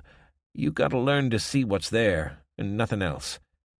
Now, let's go find this boat before it gets dark." She followed the old woman back along the track and toward the river. As she watched, her mind cleared as if a shadow had passed away. She'd been a fool, and her face flushed with shame and guilt. The world had gone to hell, but that didn't mean everyone she met was a demon. She was only grateful that she hadn't passed terminal judgment on Irma, making her yet another casualty of this falling world.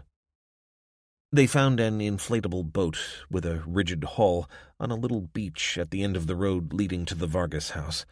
Abby tilted the outboard motor into the water and tried to start it, but nothing happened as she pulled the cord.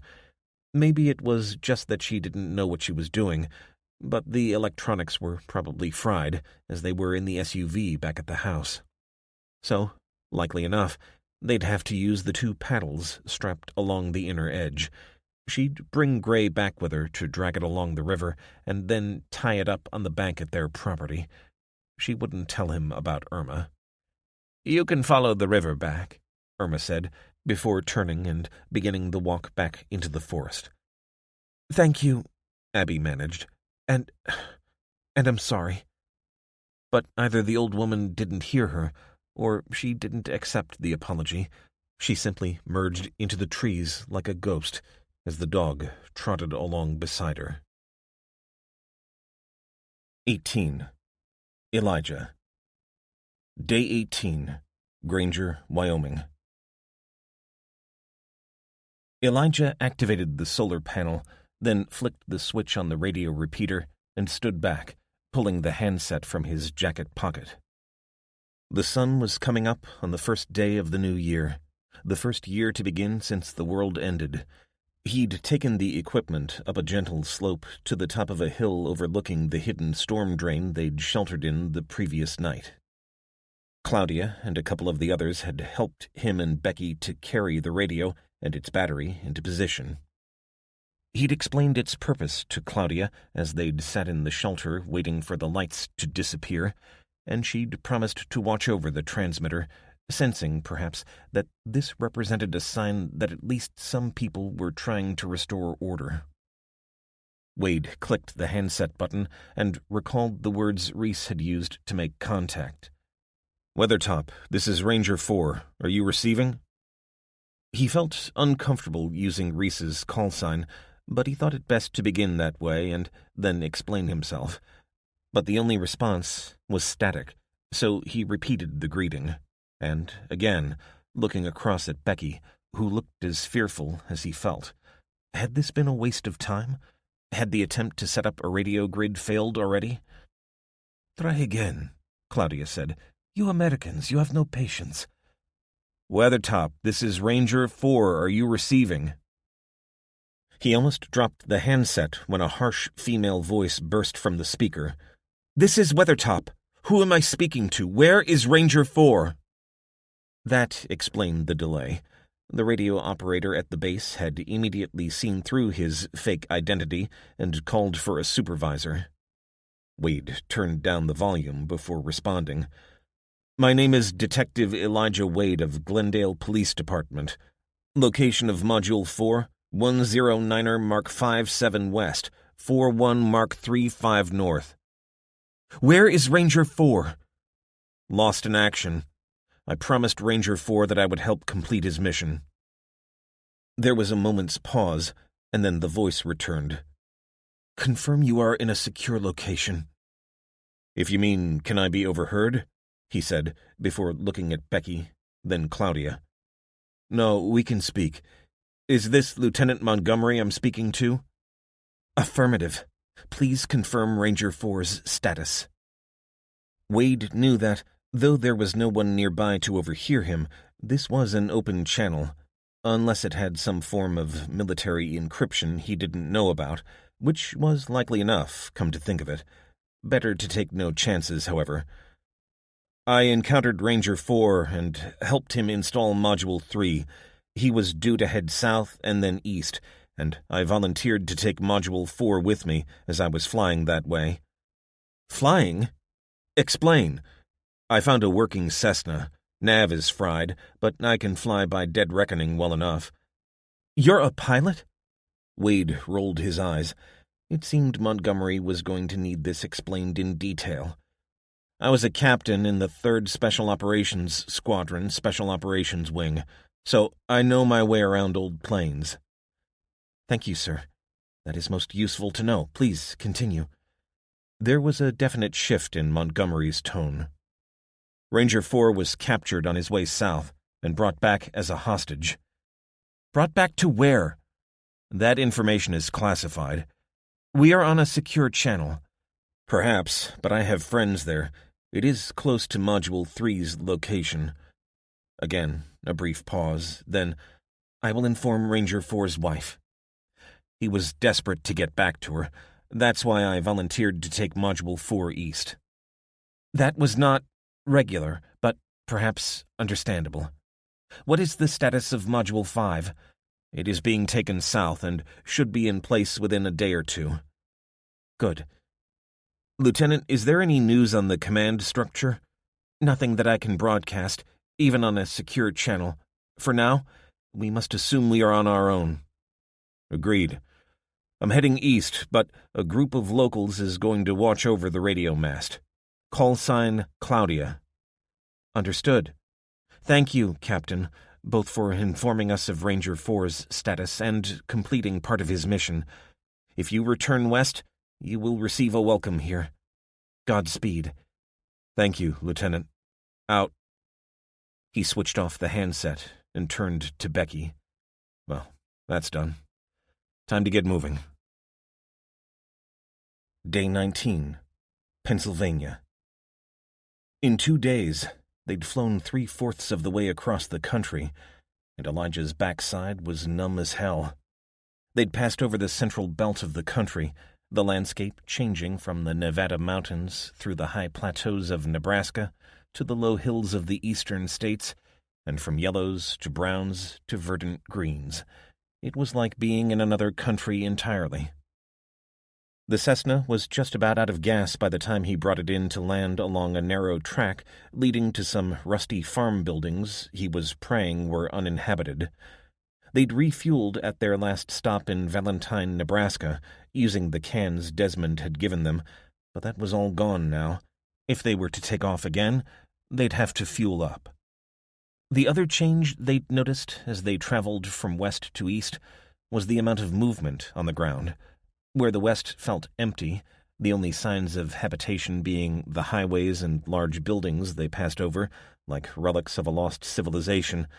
By the time they'd reached Ohio, they'd gotten used to seeing vehicles moving beneath them, and, when they were low enough, the occasional small groups rushing out at the sound of the plane's engine.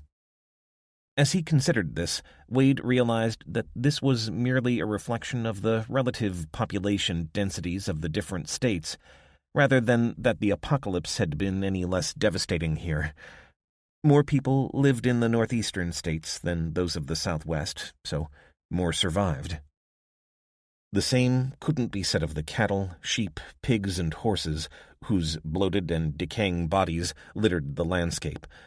It was like a triumph for the plant kingdom over the animal. For the first time, as he looked down, Wade wondered about this. He'd seen how people and animals had succumbed to the radiation, but plant life seemed unaffected. Why was that? Was there something about the structure of plant cells that meant they were better protected? Or would it simply take longer for the effects to become obvious?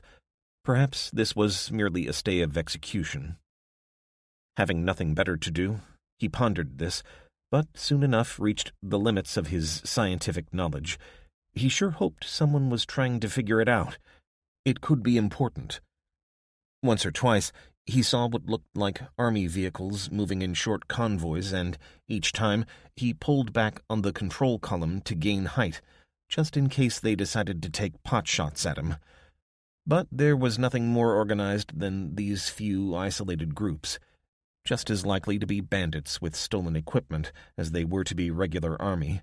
Better, for now, to keep their distance. He still had his mission. "Well, we made it," he said, breathing out and leaning back in his chair. "Running on fumes in the end, but we got here." Becky yawned and pushed the door open, bending forward to let Jasper out. And you reckon there's a gas station here? Yeah, Dayton's on the other side of that hill, and there's at least one there. How long is it since you were here? He huffed. 10 years, okay? Maybe it's gone. Maybe it burned down after the light show. If you've got a better plan, let me hear it. She jumped down. Somebody needs his beauty sleep, and I'm not talking about the dog, she said, her volume diminishing as she shut the door. He's gorgeous already, isn't he? Elijah shut the plane's systems down and sat for a moment in the sudden silence before looking through the window as Becky skipped off toward the edge of the pine forest like Little Red Riding Hood. Except the big bad wolf was sitting right here, not in the woods. They hadn't spoken again about their feelings since leaving Claudia and setting off east. It would have to be dealt with at some point, they both knew this, but the thought of exposing himself emotionally when stuck in a light aircraft cruising at several thousand feet did not appeal to him. Better, for now, to let it stay under its rock until they were forced to confront it. He watched her disappear into the trees, then climbed down from the cockpit and took his pack from the back seat. They'd given some of their supplies to Claudia as a thank you for their help, though they'd politely rejected the pickled sauerkraut she'd offered in return. It was a small plane with no ventilation, but they still had enough to see them to New York. He had no idea what would happen then, but, like Sam Gamgee, he was really only concerned with arriving at their destination. For him, however, there was no Mount Doom to aim for, and therefore possibly no definitive end to his task. He'd thought about little else since they'd left Nebraska. It was all very well to get to New York, and even to find the hospital. But what then? She wouldn't be there.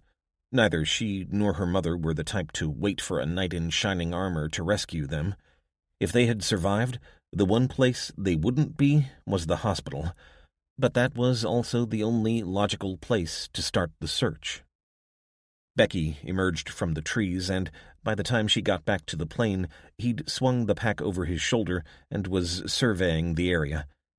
"I think we should head for there," he said, pointing at a group of 3 iron-roofed farm buildings. "You don't think there could be people there?" "They'd have come out to greet us by now, if there were. I want to get under cover as quickly as possible, and I reckon a metal roof would be as good as anything we're likely to find." They moved off, a delighted Jasper pulling Becky along as they walked through the cold, wet grass, constantly scanning the surroundings for any sign of danger. But it was quiet, except for a persistent wind that chilled his bones.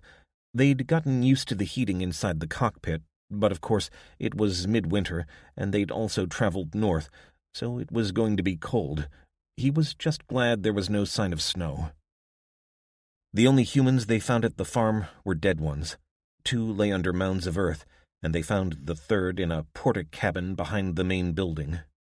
And inside that iron-roofed barn, they found a scene from hell. There must have been 200 pigs, all dead. Some from radiation, certainly, especially those at the front of the building, open to the sky. Those had been torn apart by other pigs to fend off starvation until it seemed those animals began to fight with each other. Now, the barn was silent. Wade didn't want to imagine the suffering that had happened here, and in thousands of other places across the country. He shielded Becky as far as possible, but he couldn't keep her away from the stench. They couldn't stay here, however cold it was becoming. He was just going to suggest returning to the plane when Becky pointed at a second porta cabin standing on its own beside a metal gate. This time, they found no body inside. It was a 2-room cabin with an office out front and a storeroom behind it. "That looks comfy," Becky said, pointing at the small single bed that was pushed up against the wall. "Really?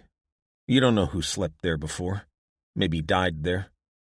Becky deposited Jasper on the bed and put her hands on her hips.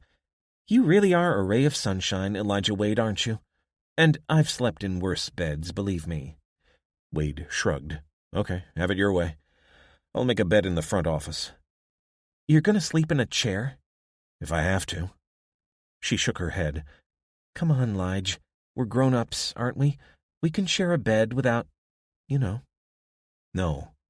No, we can't. Elijah, that's enough. Now you listen to me, and you listen good. We dig each other, don't we? I'm old enough to be your father. Geez, I'm almost old enough to be your grandfather. Becky jabbed a finger at him. For the love of God, Elijah, I'm not some little kid who needs protecting by you or from you. When will you get that into your head? Sure, you tracked me down and got me out of that hellhole, and I'm grateful for that. She sighed, and he felt his beard tingling as she reached forward and cupped his jaw in her hands. I am grateful. But I'm not Kelly. You understand? Whatever happens between us, we're both adults. You gotta accept that. Honestly, Lige, I don't know what I want to happen. I don't know if I want anything to happen. But can't we just get into bed and sleep? You can keep your jeans on if it'll make you feel better. I mean, unless you think you're gonna catch something. Or do I smell? I can't honestly tell. Elijah groaned. All right. I'm sorry. It's just all mixed up. I've seen so many young women being exploited. That's enough! No more. Listen to me and listen good. I am not a victim. As the echoes of her words died away, they looked at each other, neither knowing where to go from here. Finally, Elijah nodded.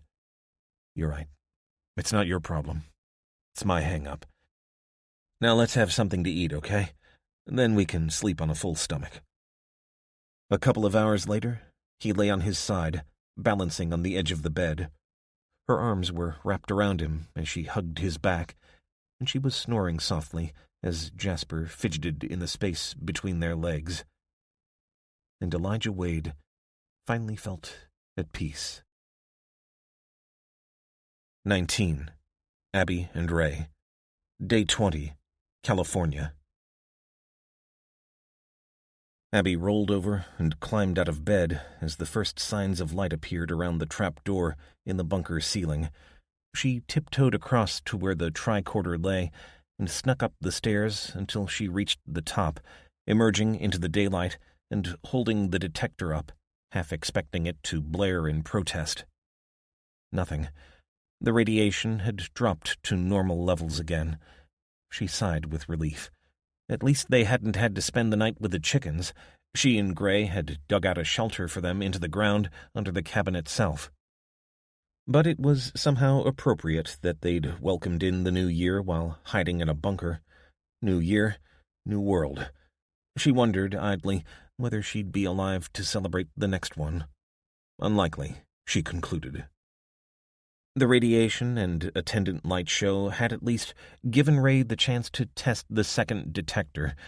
She'd improved the design so it was now pocket-sized, or could be worn around the neck.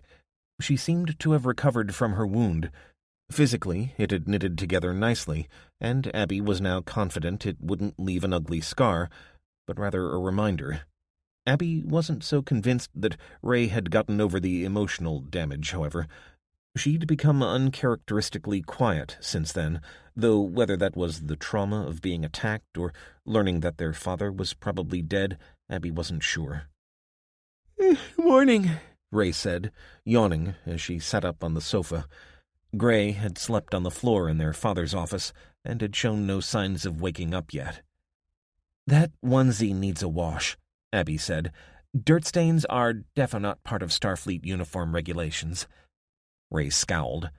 Whose turn is it? I hate washing. In fact, it was Ray's turn, but Abby was so relieved to see her sister smile, she said, Mine. We'll have to fire up the furnace, or we'll never dry it. At least you'll be able to carry the new tricorder with you, so you'll be safe. Gray emerged, stretching. Welcome to the new year. Anyone got any resolutions?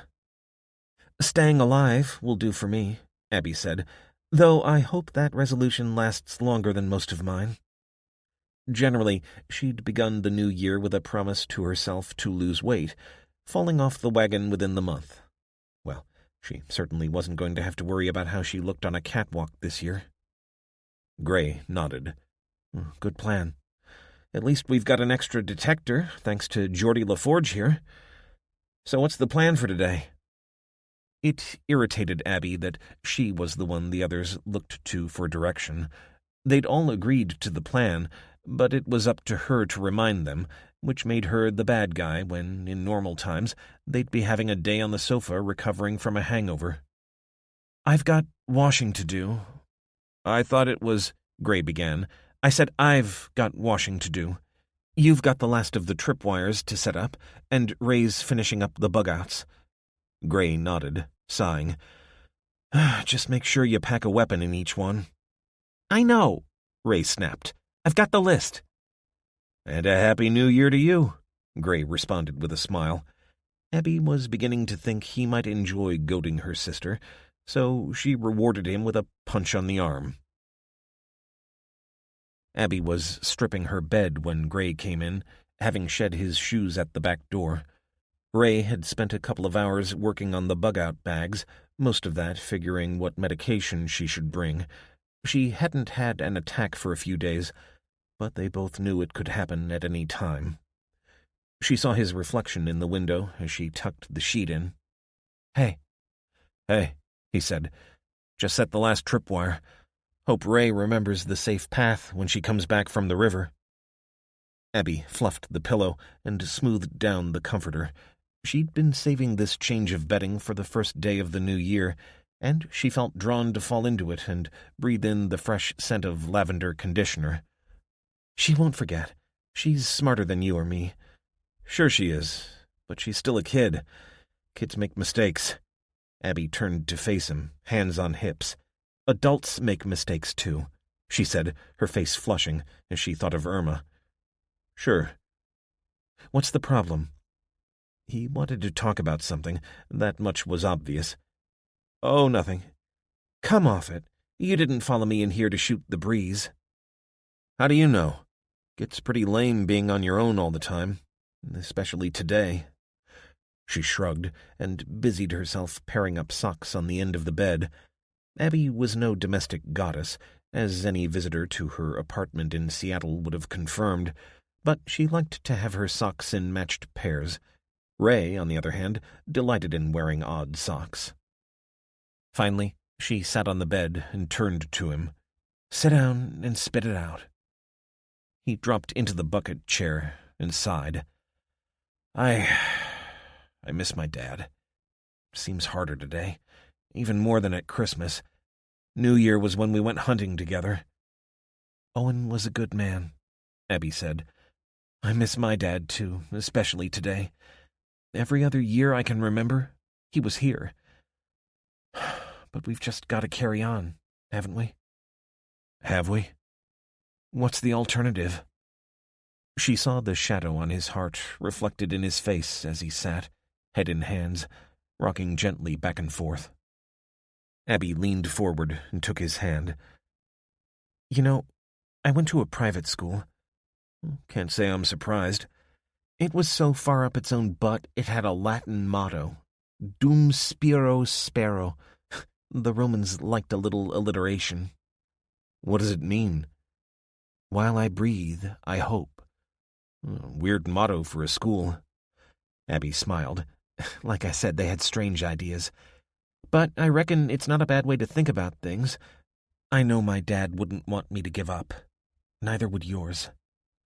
He sighed and leaned back, letting go of her hands. Sure he wouldn't. But I don't see any hope. I mean, I thought it was bad enough being stuck out here when I came back after college, but right now, I'd give anything for that boring life. Like, don't you think about what happens next? Abby looked into his eyes, leaned forward, and kissed him. As their lips parted, she took his hand again. Apparently not. If he'd asked her to make out, she might have said yes.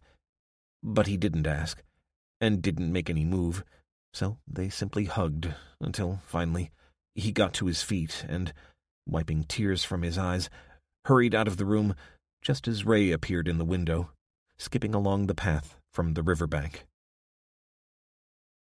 Ray helped wheelbarrow the dirty clothes to the riverbank.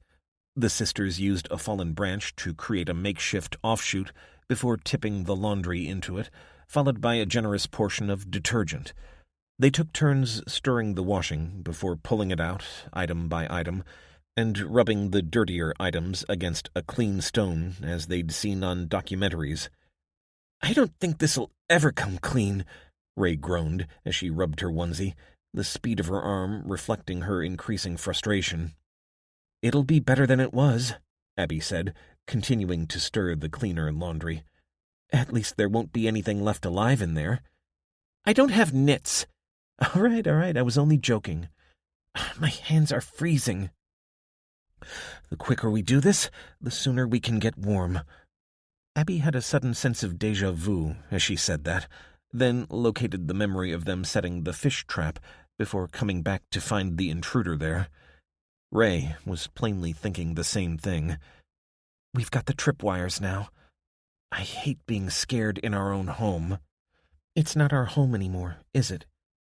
It could be. Maybe we've got to get used to being on edge like this.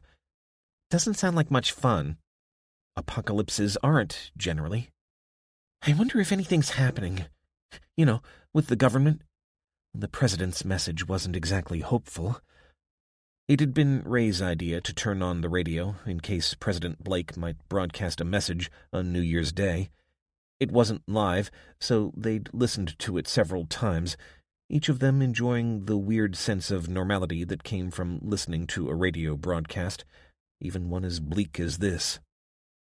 The federal government was rebuilding, Blake said, from its emergency facilities on the East Coast, and was coordinating with state authorities to restore order. As an adult, Abby had heard politicians make and break promises, even when they had the capacity to keep them.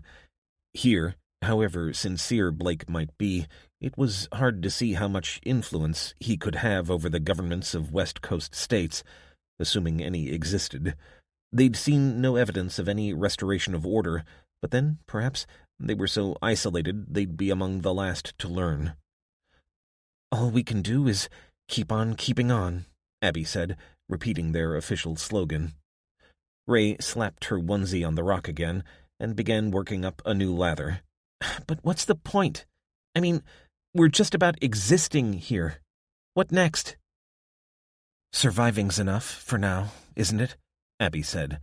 "I mean, a lot of people didn't. Like Mom and Dad." Abby cursed herself for stepping on that landmine. "We don't know that. Ray, we've got to honor them. They wouldn't want us to give up, would they? They'd want us to help." "How?" Ray shrugged as she threw the onesie back into the water and took the branch they were using to stir back from her sister. "I don't know, but just hiding here forever doesn't seem right. If we're to get anywhere, everyone has to help. That's what the president said." Abby shook her head at her sister's naivete. "The world's a dangerous place. We found that out ourselves a few days ago, didn't we?" Ray's hand slipped to her throat. "Not everyone's like that." "No, not everyone. The trick is to tell the good guys from the bad." Abby opened up the channel and allowed fresh water to wash the soap away, getting down on hands and knees to help the clothes rinse. Ray was right, but after her experience with Irma, Abby no longer had any faith in her ability to make that choice. They used the wheelbarrow to bring the wet laundry back to the cabin and hung it up to drip dry in the cold air. "You're cramping up," Abby said. "Take yourself inside. It should be warm enough by now."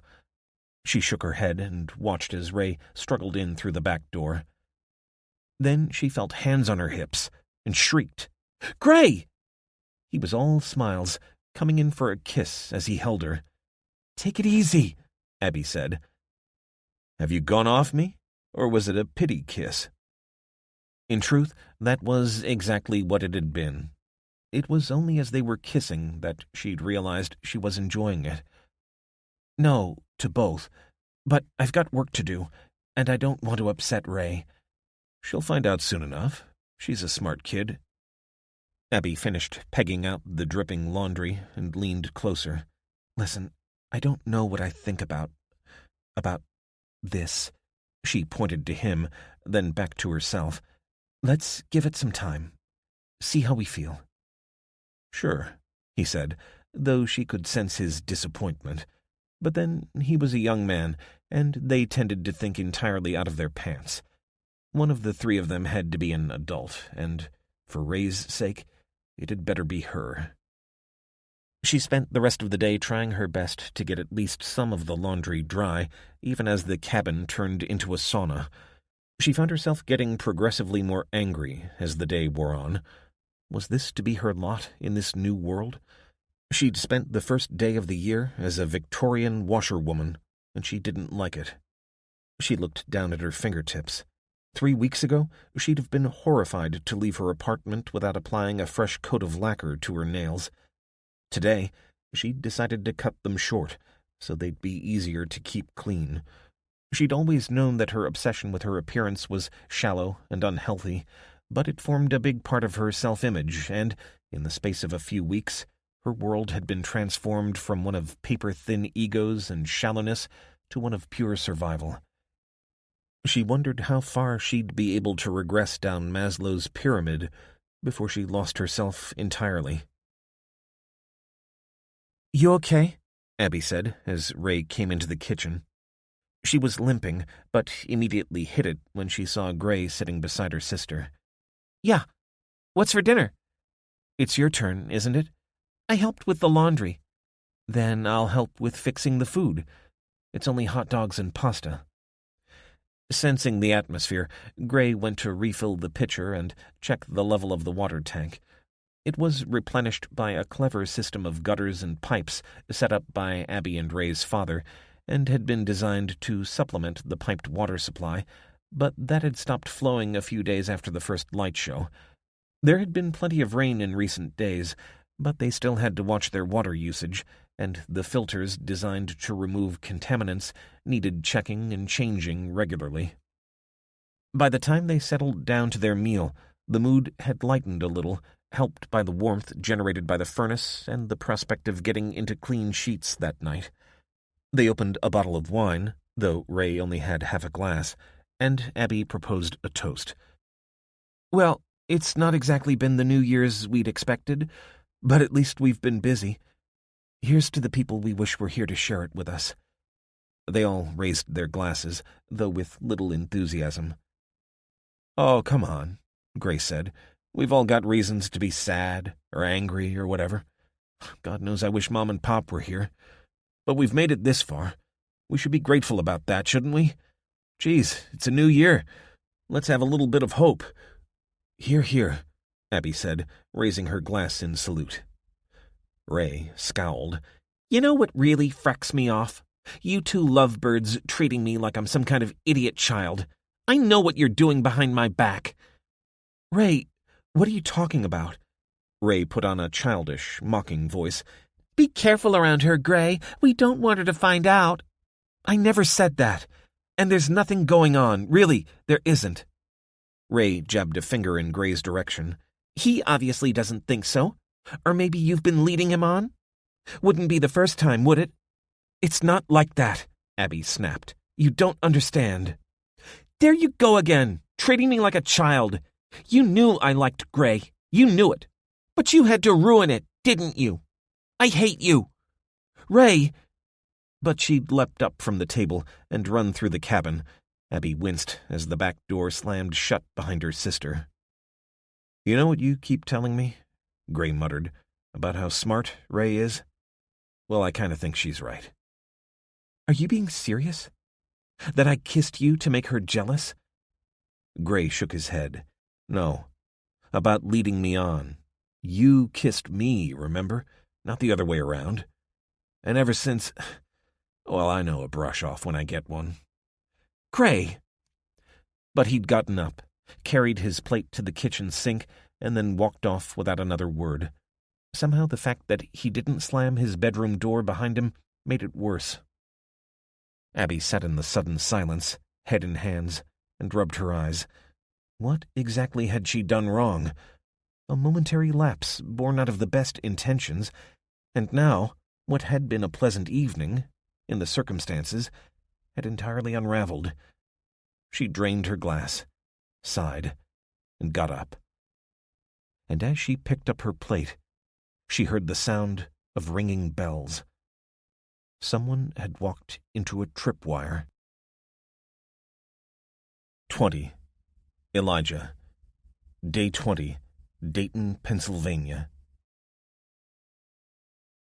The road toward Dayton threaded its way between farms and the land that belonged to them. Much of it looked freshly plowed, rich, deep brown earth, ready to bring forth new life in the spring, if there were any hands to tend it. They'd only been walking for an hour or so, carrying 2 empty gas cans, and had seen nothing moving except the occasional family of crows who'd somehow survived the radiation. When she'd spotted them, Becky had asked whether Wade thought they'd mutate. It should have been a ridiculous thought. They weren't living in the Marvel Universe, after all. But so many weird things had happened since that first night, he no longer felt qualified to comment. He couldn't see any mechanism for crows to mutate, but he wasn't a scientist, so he didn't scoff as he might have done once. They passed a long, low barn with a gray painted metal roof, set at the bottom of the slope, its wide-open doors revealing nothing but blackness within. For all they knew, it was a grain store that could feed the whole town for a year, or it could just as well be an abode of dragons. After the barn, they passed a long double row of huge, plastic-wrapped, cylindrical hay bales. A white garage with a gray roof sat beside a white wood-clad house with slate tiles and a sign outside that read, "Watch Children." But no children came out to greet them. Over the house lay the shadow of death. They did not go in. "It's so quiet," Becky said. They'd not talked much since waking up in bed together. She'd made a joke about the fact that his pants were still on and his honor intact, but after that initial awkwardness, they'd both found they enjoyed a new level of comfort with each other. Elijah grunted his agreement. No people, no cars, no planes, no birds, except for a few crows. Not even any wind. It's like Thanos snapped his fingers. Twice. "Yeah. You're into Marvel?" "Always the tone of surprise. Sure, I watch the odd superhero movie. But to me, this feels more like a dream I'm never going to wake up from." They reached a place that looked like a converted chapel, and Wade reached for his weapon as something moved onto the porch. "Move along, you hear me?" A man in faded, muddy overalls over a checked red shirt waved a double-barreled shotgun at them. "It's okay, brother," Wade called out, raising his hands into the air. "We don't mean any harm. There a working gas station here?" The man took one hand from his weapon and stroked his brown and gray beard. "You got a working truck?" "No." "Then why'd you want a gas station?" Wade lowered his hands and retreated to the far side of the road. "Forget it. We'll keep looking." The man lowered his weapon, and Elijah could tell he wanted to talk. "Walk that way and you'll find it. Over the crick and keep walking. B&J's. Can't say if they've got any gas left. Can't say if they're alive." "Where are you from?" Becky opened her mouth, but Wade squeezed her arm, and she subsided. "West," he said. "I figured that. Name's Ben. Ben Good. Come over, swap some news, will you?" Wade shrugged. "Sure. Put the piece down, though, okay?" "You too." "Sure." Wade made a show of sliding the revolver into his pocket. A woman emerged from behind Good. In her arms, she cradled a baby. "Monty, I told you to stay out of sight," he hissed, but the woman ignored him. "Who are you?" she called out as Elijah and Becky began walking up the driveway. "My name's Detective Elijah Wade," he said. "Glendale, PD." "Where in heck is Glendale?" "L.A." Ben's mouth dropped open. "How did you get here? You walk all the way?" Wade sidestepped the question by gesturing at Becky. "And this is Becky Powell." "Pleased to meet you," Becky said. "This is Jasper, the brains of the party." Suddenly, the door behind the woman burst open, and small figures rushed out. The voice of a young girl shrieked, "It's a doggy!" "Get back indoors," the woman called out, But a gaggle of children ran down the wooden steps and gathered around Becky, though keeping a careful distance from Elijah. Ben raised the shotgun again, pointing it at Wade. "You step back, you hear me?" "What the hell?" "Step away, I said." The woman rushed forward and gathered the children, herding them back to the porch. "What's wrong with you?" Wade demanded. "Either of you sick?" "What?" "I said, either of you sick?" "No. We keep under cover when the lights are in the sky." Good shook his head as he kept the gun trained on them. "No, I mean sick like with COVID." "Are you serious? Where would we go to get sick?" The shotgun barrel moved back and forth as the woman whispered something in Good's ear before disappearing inside. "You ain't seen anyone with a fever? Trouble breathing and that?" "I don't know what you're talking about." The woman emerged again, carrying a jug of liquid and a glass thermometer. "Here, put this in your mouth," she said to Wade, dipping the thermometer into the liquid and handing it to him. "Just sterilizes it. Tastes bad, but it's not toxic." "Are those your children?" Becky asked, as Wade reluctantly complied. A shotgun is a persuasive argument. The woman looked over her shoulder at the faces watching them from the window. "In a manner of speaking. Not by blood, but we found them, and now we keep them safe. Ben should have let you walk by, but he can't help himself. Good, your temperature's normal." She repeated the process with Becky. "There's a sickness in the town. Must be incredibly contagious to spread when there are so few people left." "Rumors say it's come from the east," Good said. "You can come in." Wade shook his head. "Best we stay out here, in the fresh air." The last thing he needed, having traveled across the entire country, was to die from some infection. So they sat at a small folding table on the porch, while the woman, who introduced herself as Monica, brought out some coffee, and the two groups eyed each other warily. Elijah sat back and listened to their story. It seemed to him they hadn't had anyone else to talk to in a while. Monica, it turned out, was a school teacher working in a small community school where Ben was the janitor. They'd been working late that night, though Wade was pretty sure they were doing more than working, and so hadn't seen the lights in the sky until they heard children crying out. A pair of twins had woken up to find their parents sick, and they'd run to the school in their panic. Monica had taken them in, sheltering them in the principal's office while she ran to their house. By the time she arrived, she knew that something awful had happened. The streets were full of panicking, sick people, and the roads blocked by cars that had broken down before being abandoned. In the end, she realized there was no point in carrying on to her destination. It was obvious that the lights in the sky were the cause of the sickness and madness she was seeing, and that the longer she remained exposed, the greater her chance of becoming sick herself. And then who would look after the children she'd rescued? In the days that followed, she and Ben searched for other children from their school, in the end finding 6 of them alive. Wade could tell that this process had broken them both. He'd been through more than he'd ever imagined he could bear over the past couple of weeks, but to be faced with what Monica and Ben had experienced would be enough to push any normal person over the edge. They'd focused all their energy on survival, and only recently had begun to go outside when the skies were clear. "We didn't realize it was New Year's until the morning after," Monica said. "She got real sad," Ben said. "Real sad." "I thought back to last year. I'd decided to try and get a promotion, and I was looking for a bigger school to move to." She sat back and shook her head. "Seems so stupid now. I mean, even the concept of having a future at all. Me or the kids." "Don't think like that," Becky said. "You gotta keep hope. For the kids. I mean, what else can you do?"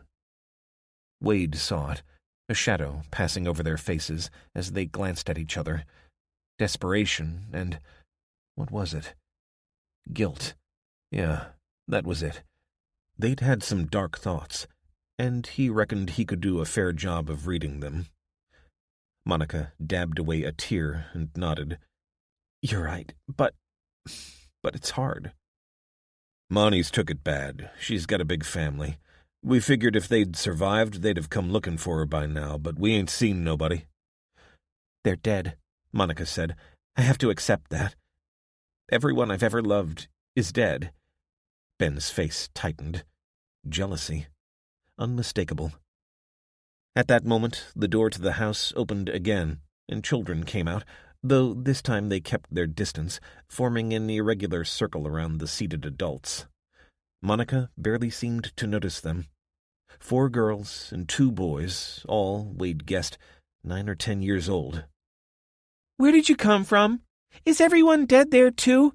When's Mommy coming back?" Wade pushed the chair back, leaving his coffee untouched on the table. "Come on, time to go." He picked up his gas can and turned on his heels. Becky looked up at him, puzzled, but got to her feet. "Do you need supplies?" Wade asked Ben. "Yeah, of course." Wade nodded. "We'll bring some back with us, if we can." And with that, he turned on his heels and left them there, the man, the woman, and the 6 children. He recognized a trap that obvious when he saw it. "Watch out for bandits," Ben said. "That's why we hide in there." "Thanks. And, brother, don't do anything stupid, will you?" They crossed the creek, walking in silence and heading for an avenue of leafless trees and telephone poles. They passed groups of colonial houses gathered around intersections. Some had been consumed by fire, others were untouched but just as dead. Yellow and brown leaves gathered in piles beside steps that led up to porches where no one would again sit and sip drinks on a summer morning. This was no summer. This was midwinter, and utterly lifeless. But they saw no bodies, so someone had tried to clear up, at least in this part of town. It was just possible, despite what Ben had said, that some form of local government had risen from the ashes here. But the nearer they got to the center of town, the more evidence of violence they saw. A tiny post office, its stone-clad exterior blackened by the fire that had engulfed it, stood next to the office of an accountant that had mysteriously escaped the fate of its neighbor. Opposite, they saw a small local bank, a hole in its brick wall where the ATM had been ripped out. Wade scoffed. The idiots had been able to get the cash machine out of the wall, but lacked the expertise to break into it, having done so. And anyway, what was the point of cash now? The dollar had become worth more as a fire lighter than as a currency. And there, where 2 roads met in an intersection, he saw B&J Service Station. The gas pumps were out front, beneath a sign that said, "Happy Birthday, Tony," and he wondered for a moment who Tony was and whether she'd survived. Cars and trucks were crammed together on the roads outside, but someone had cleared the gas pumps themselves, making a pathway that a vehicle could make its way carefully through. Wade's heart sank. On the one hand, he was relieved to see that the place hadn't burned down and that someone had cleared the pumps, which suggested they worked, even if manually. On the other, it meant that someone had control of the gas station, and he remembered Ben's warning. And in any case, they could hardly expect to be given the gas without something to exchange for it.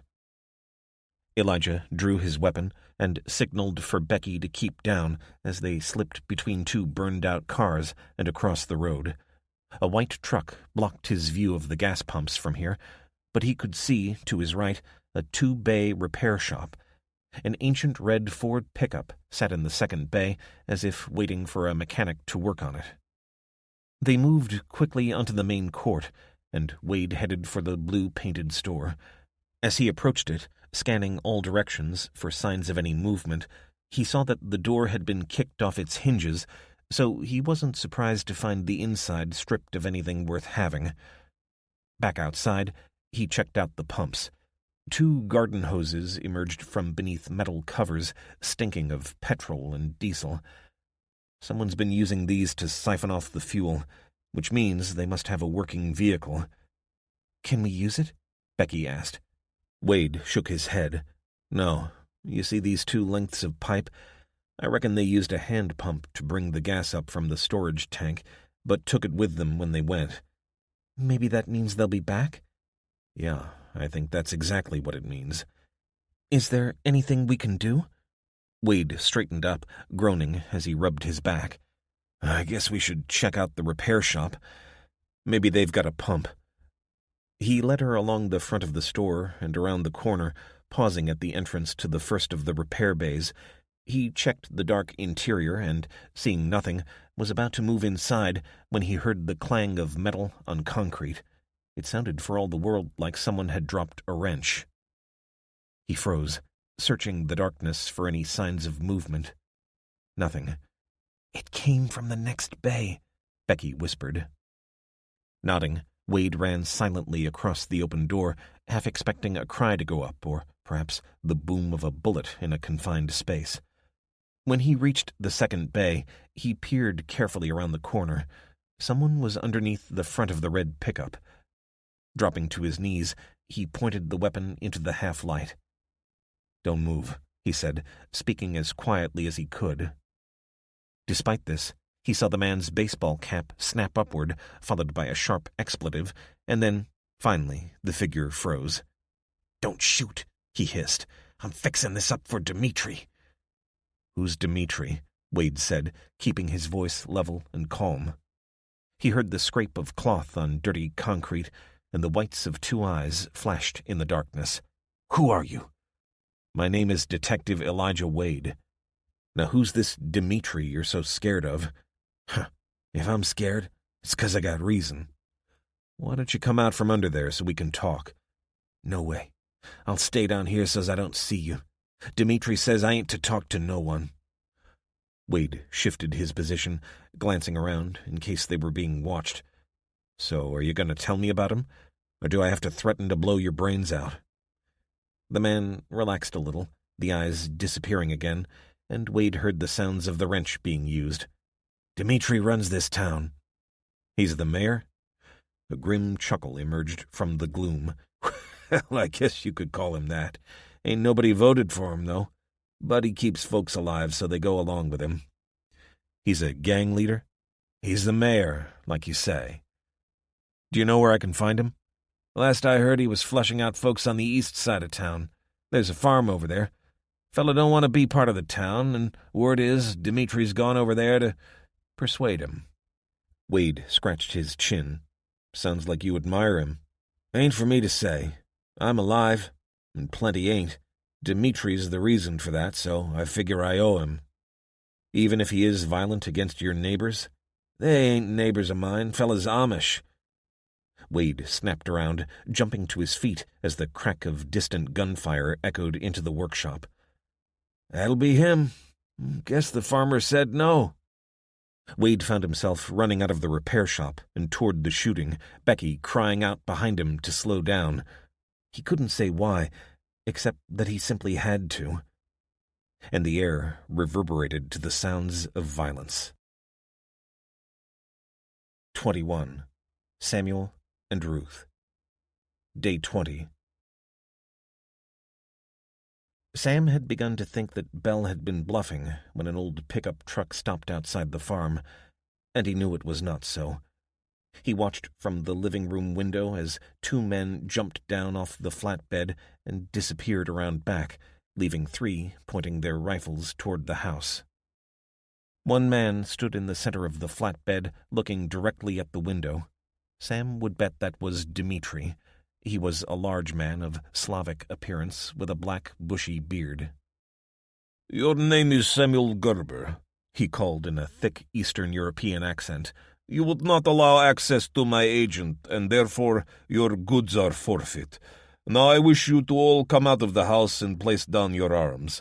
Do not attempt to do anything stupid, or you will be met with a deadly response." "The children," Ruth hissed, pointing down, before disappearing through the door.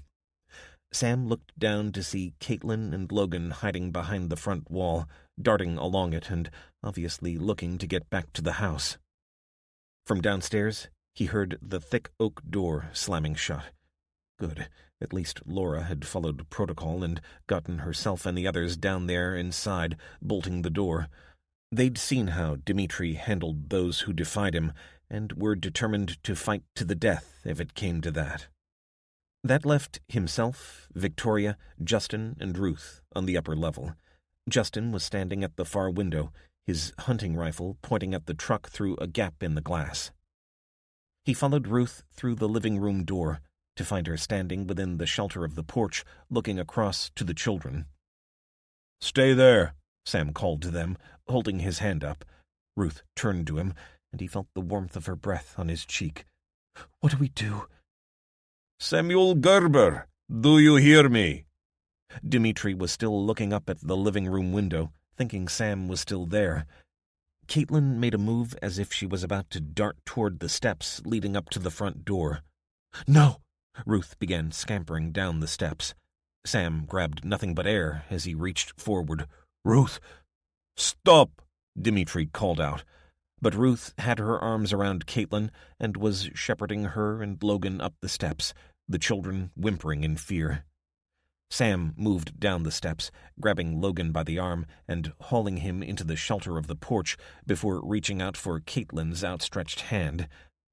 Just as he pulled her toward him, a gunshot rang out, and with a yell, Ruth fell backward, arms flailing, as Sam lunged for her. "Ruth!" She landed on the bottom concrete step, and Sam knew instantly that she was dead. Her neck was broken. Another shot rang out, but this time from above and behind him. Moments later, Justin appeared beside him, and, together, they lifted Ruth up the stairs, Sam stumbling upward, moving like a robot, utterly numb. He was sobbing by the time they got her onto the couch, and beside him, Justin was repeating the word "no" quietly to himself, as if he were chanting a spell. The children huddled together under the window, crying with their arms around one another as Victoria handed the rifle to Justin and kneeled on the floorboards. "Ruth," she said, shaking her by the shoulders. "Wake up, Ruth. Please. Please wake up." Sam felt as though he were watching this all from a distance, hovering somewhere, observing a play being performed. A sad play. "Mr. Gerber," Dimitri's voice came through the window. "I hope the lady was not hurt too badly, but she should not have run into view. My colleague thought she was armed, but he did not shoot her." Victoria jumped to her feet and ran across to the window. "He might as well have shot her. She's gone, you son of a bitch!" "I am sorry. That was not our intention. But if others are not to be harmed, then you must come down now and surrender. Also, those of you currently barricaded in the kitchen must come out." "For the love of God, this man has lost his wife!" Dmitri paused for a moment, then said, "That is a pity. I give Mr. Gerber 10 minutes to collect himself. Then we must conclude our business, one way or another." 22. Abby and Ray. At first, she thought it must have been Ray who'd activated the tripwire, but the gunshot put paid to that. Gray burst out of his room. "Where's Ray?" "I don't know." "Think. In the bunker?" Abby nodded. "Yeah, I guess so." Gray swore under his breath. "She'll be trapped. You go fetch her, and head for the river. You know the drill." "No way!" He didn't say a word, but simply turned on his heels and ran past her. Abby stood for a moment, then ran into the kitchen, picking up the revolver from the countertop and pausing at the back door. She couldn't see anything, so she snuck around the corner and looked toward the trackway leading to the house. She gasped. She saw flashlights moving along the path, at least half a dozen. Then the flash of another gunshot, followed by more cheers, and drunken voices yelling and laughing. She and Ray had to go. Now. She ran across the gap between the back of the house and the cabin, feeling dreadfully exposed until she made it inside the shed above the basement. Pulling open the trap door, she yelled down the stairs, "Ray, are you down there? We're under attack!" Mercifully, her sister's face appeared beneath her, tear-stained face staring up. "I'm sorry." "Doesn't matter. Just come on. We've got to get out of here." Ray shook her head. "I don't want to go." Ray, get your ass up here, or so help me God, you'll regret it. Now! Abby called out again as her sister disappeared, and was just about to go down and get her when she darted back into view. Sorry, I had to get the cyberdeck, she said, holding the plastic case containing the ruggedized computer. Where's Gray? I don't know.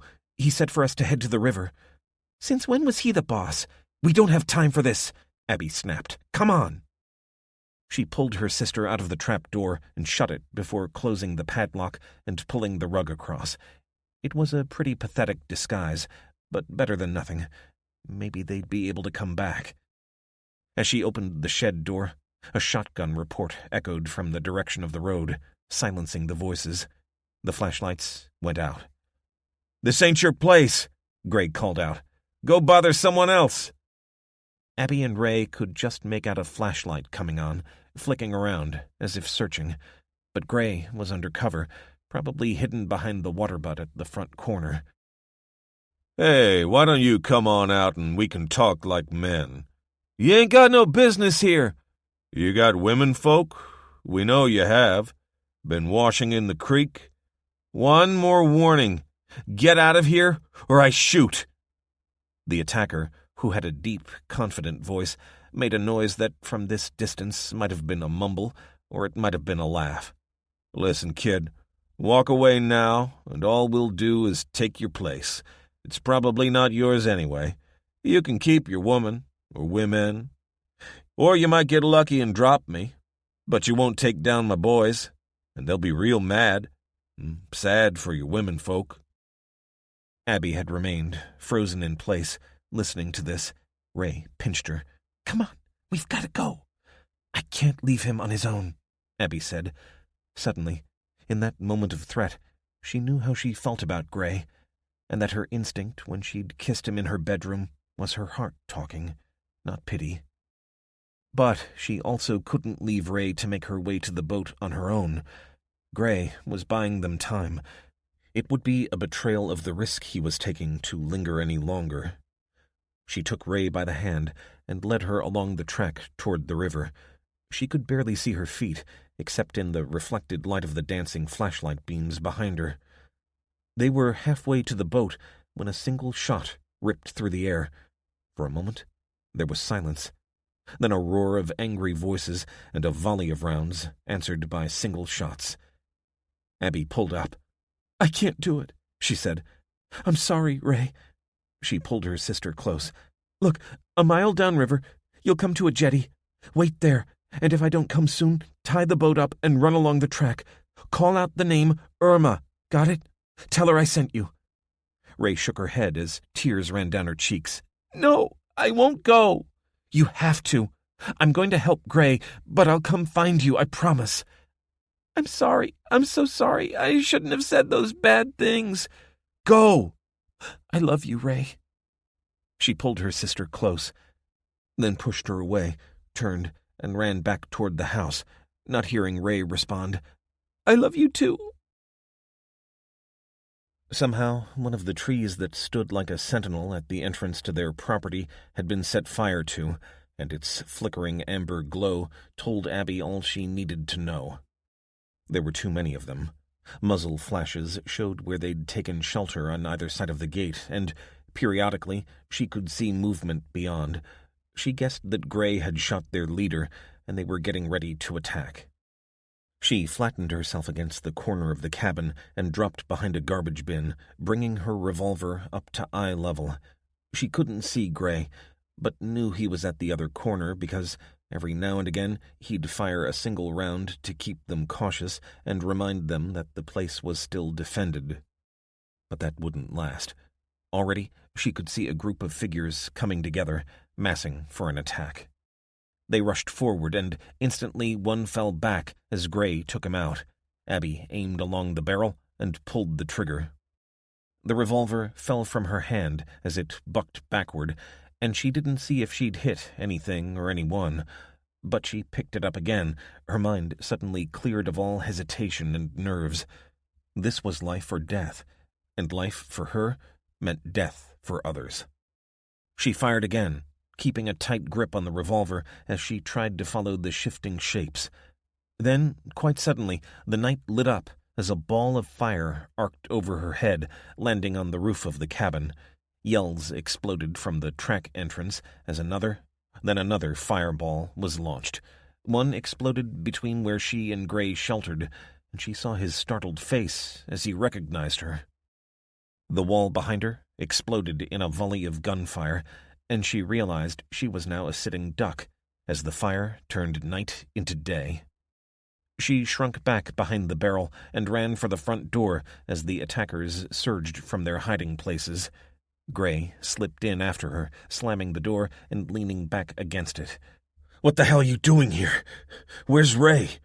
Abby shook her head. "I've sent her along the river. I couldn't leave you." She saw hope and fear in his expression as he processed that, but his response was lost in the sudden banging of fists on the door and the windows beside it. They heard the sound of shattering glass from the living room, and a lumbering figure emerged carrying a flaming torch. Gray took him out, but the fire caught instantly, setting light to the couch and carpet, and turning what had been the scene of many happy family holidays into a vision of hell. Abby pulled the door shut, her eyes streaming, as more attackers climbed into the living room. "Come on!" she said, dragging Gray away from building a barricade behind the door and running into the kitchen. The room was filling with an acrid, plasticky stench as she pulled the tricorder off the countertop. "We've got to get out of here before the whole place comes down on us." He followed her, but then she dragged him into Ray's bedroom and scooped up the photos on her sister's bedside cabinet. She couldn't bear the idea of every last memory being consumed in flame. As they reached the back door, it flew open, and a large shape lumbered inside, pointing a shotgun. Without thinking, Abby raised her revolver, and he fell back with a yell. Another figure hesitated for a moment on the porch, and then, as Gray bore down on him, retreated, disappearing into the darkness on this side of the cabin. She heard pounding feet behind them as they ran out into the fresh air then. A gunshot. Gray collapsed to the ground beside her. Abby slammed the door shut and locked it, then grabbed the shotgun from the man she'd killed and kneeled beside Gray. The round had taken him in the back, high on the right-hand side, the area marked by an expanding red patch. She hauled him up, and they ran across the porch and onto the grass outside. The cabin seemed to roar at them, as if cursing them for abandoning it, and Abby turned to see the roof finally catching fire from within as she kept Gray upright. The kitchen window was flung open, and, moments later, flame exploded out as a fire-wreathed figure fell through and lay writhing on the ground. "Run!" Gray grunted, pulling her toward the shed above the bunker. They sheltered behind it and gazed back as, quite suddenly, the roof collapsed, sending burning debris out through the back door and consuming every part of the cabin. But Abby was already turning and jogging along the trackway toward the river, Gray staggering along behind her. "Are we taking the boat?" "Not yet. I told Ray to run along the bank to the next jetty and wait for us. I don't want to miss her." She kicked away the dirt disguising the plastic box that contained the bug-out bags and grabbed hers and Ray's, handing the other to Gray before helping him down to sit against the bottom of a tree trunk. "I'll go get Ray and bring her back," Abby said, kneeling beside Gray. "Then we can use the boat to get away. We'll find someone who can treat you. Will you be okay until I get back?" Gray shook his head, tears running down his cheek. "Don't worry about me. Just go get your sister." His words rattled in his throat as, even in the darkness, Abby could see that his skin had lost its color. "Just hold it together until I get back, okay?" Gray managed an exhausted smile. "I'll do my best." She held his hand and put the shotgun on his lap. "I'll come back. I promise." He nodded. "I love you, Abby." She kissed his hand, holding back the tide that was threatening to explode her heart. "I love you too. I'll be as quick as I can." She knew, as she left him there, that however quick she was, she wouldn't be back soon enough. But Ray was waiting for her in the darkness ahead, So she plunged into the trees beside the river, sobbing as she went. 23. Elijah. Elijah leaned against the gate post of an abandoned farm and tried to force oxygen into his lungs, his breath billowing into the air in great clouds. The gunshots had stopped for a while, and he thought he'd be too late, but they'd resumed as Wade and Becky made their way along a narrow track at the edge of town, Jasper trotting along behind them. They were close. Away to his right, he could see a low hill with a cluster of wooden crosses at its summit. It sounded as though the shooting was coming from somewhere off to the right of it. "We've got to take care," he said, once his breathing had settled a little. "No telling how many of them there are, and this Dimitri character sounds like a killer." "Seems to be that's what makes someone a leader," Becky said. "Except Desmond." Wade nodded, though he wasn't happy to be reminded of Haven and its mayor. He couldn't help thinking that, somehow, he had unfinished business there. It's a brutal world. She squeezed his arm. "But at least there are people like you to stand up for the little guys." "And you. Come on, keep close behind me. And if it all goes to hell, run fast and keep running." "I'm not leaving you." He spun on her. "You promise me, if anything happens to me, you'll run, and take Jasper with you. You hear me?" She nodded. "Just don't let anything happen to you, then." "I don't plan to." He ran along the edge of an old barn until he reached the back of the farm. There was a horse-drawn buggy inside, tied to a post as if waiting for the occupants to emerge in their Sunday best. He shook off the sense of walking among ghosts. They were no threat. It was the living he needed to be careful of. Then he saw it. An old pickup truck parked on the road, with 4 gun barrels pointing over the edge of the bed toward a building just along the lane from where Elijah stood. He knew he couldn't count on those 4 being the only enemies to deal with. Chances were at least 1 or 2 had made their way out back to stop the occupants escaping. Wade moved slowly along the barn until he reached a muddy track that separated it from the next farm along, the one under attack. He snuck along a low stone wall until he could peek around it and see the pickup. "You don't fool me," a voice called out, aimed at someone within the farm. "Your God, he does not allow suicide, so why do you not come out and we will talk about this man to man?" Then Wade heard a woman's voice, though he couldn't make out what she said. The first voice, he'd bet good money it was Dimitri, replied, "Yes, I'll be honest with you. He will probably die, but you will live. I mean, he does not have much to live for, does he?" Again, a high voice responded, "I said you will live if you give up. I did not promise your life will be pleasant."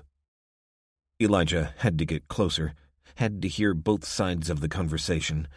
He got on his knees and, pressing against the wall, crawled to the other side, finding himself between it and a wooden building that smelled like a stable. He followed the line of the stable building, aware of how much his pants now stank, until he'd reached a tall oak barrel, hiding himself in its shadow. "And what about the children?" Dimitri called out. "A boy and a girl, I believe. What about them? Will you risk their lives if I am forced to do this the hard way?" "You've got to promise they'll be safe. And me too, if I let you in." It was the voice of a young woman, and Wade turned reflexively to look at Becky, who'd crawled into the gap behind the barrel beside him. "Bargaining with the devil," Wade said. "I've been around plenty of men like that. She can't be so stupid to believe him, can she?" "She's desperate," Wade said. Dimitri's reply silenced them.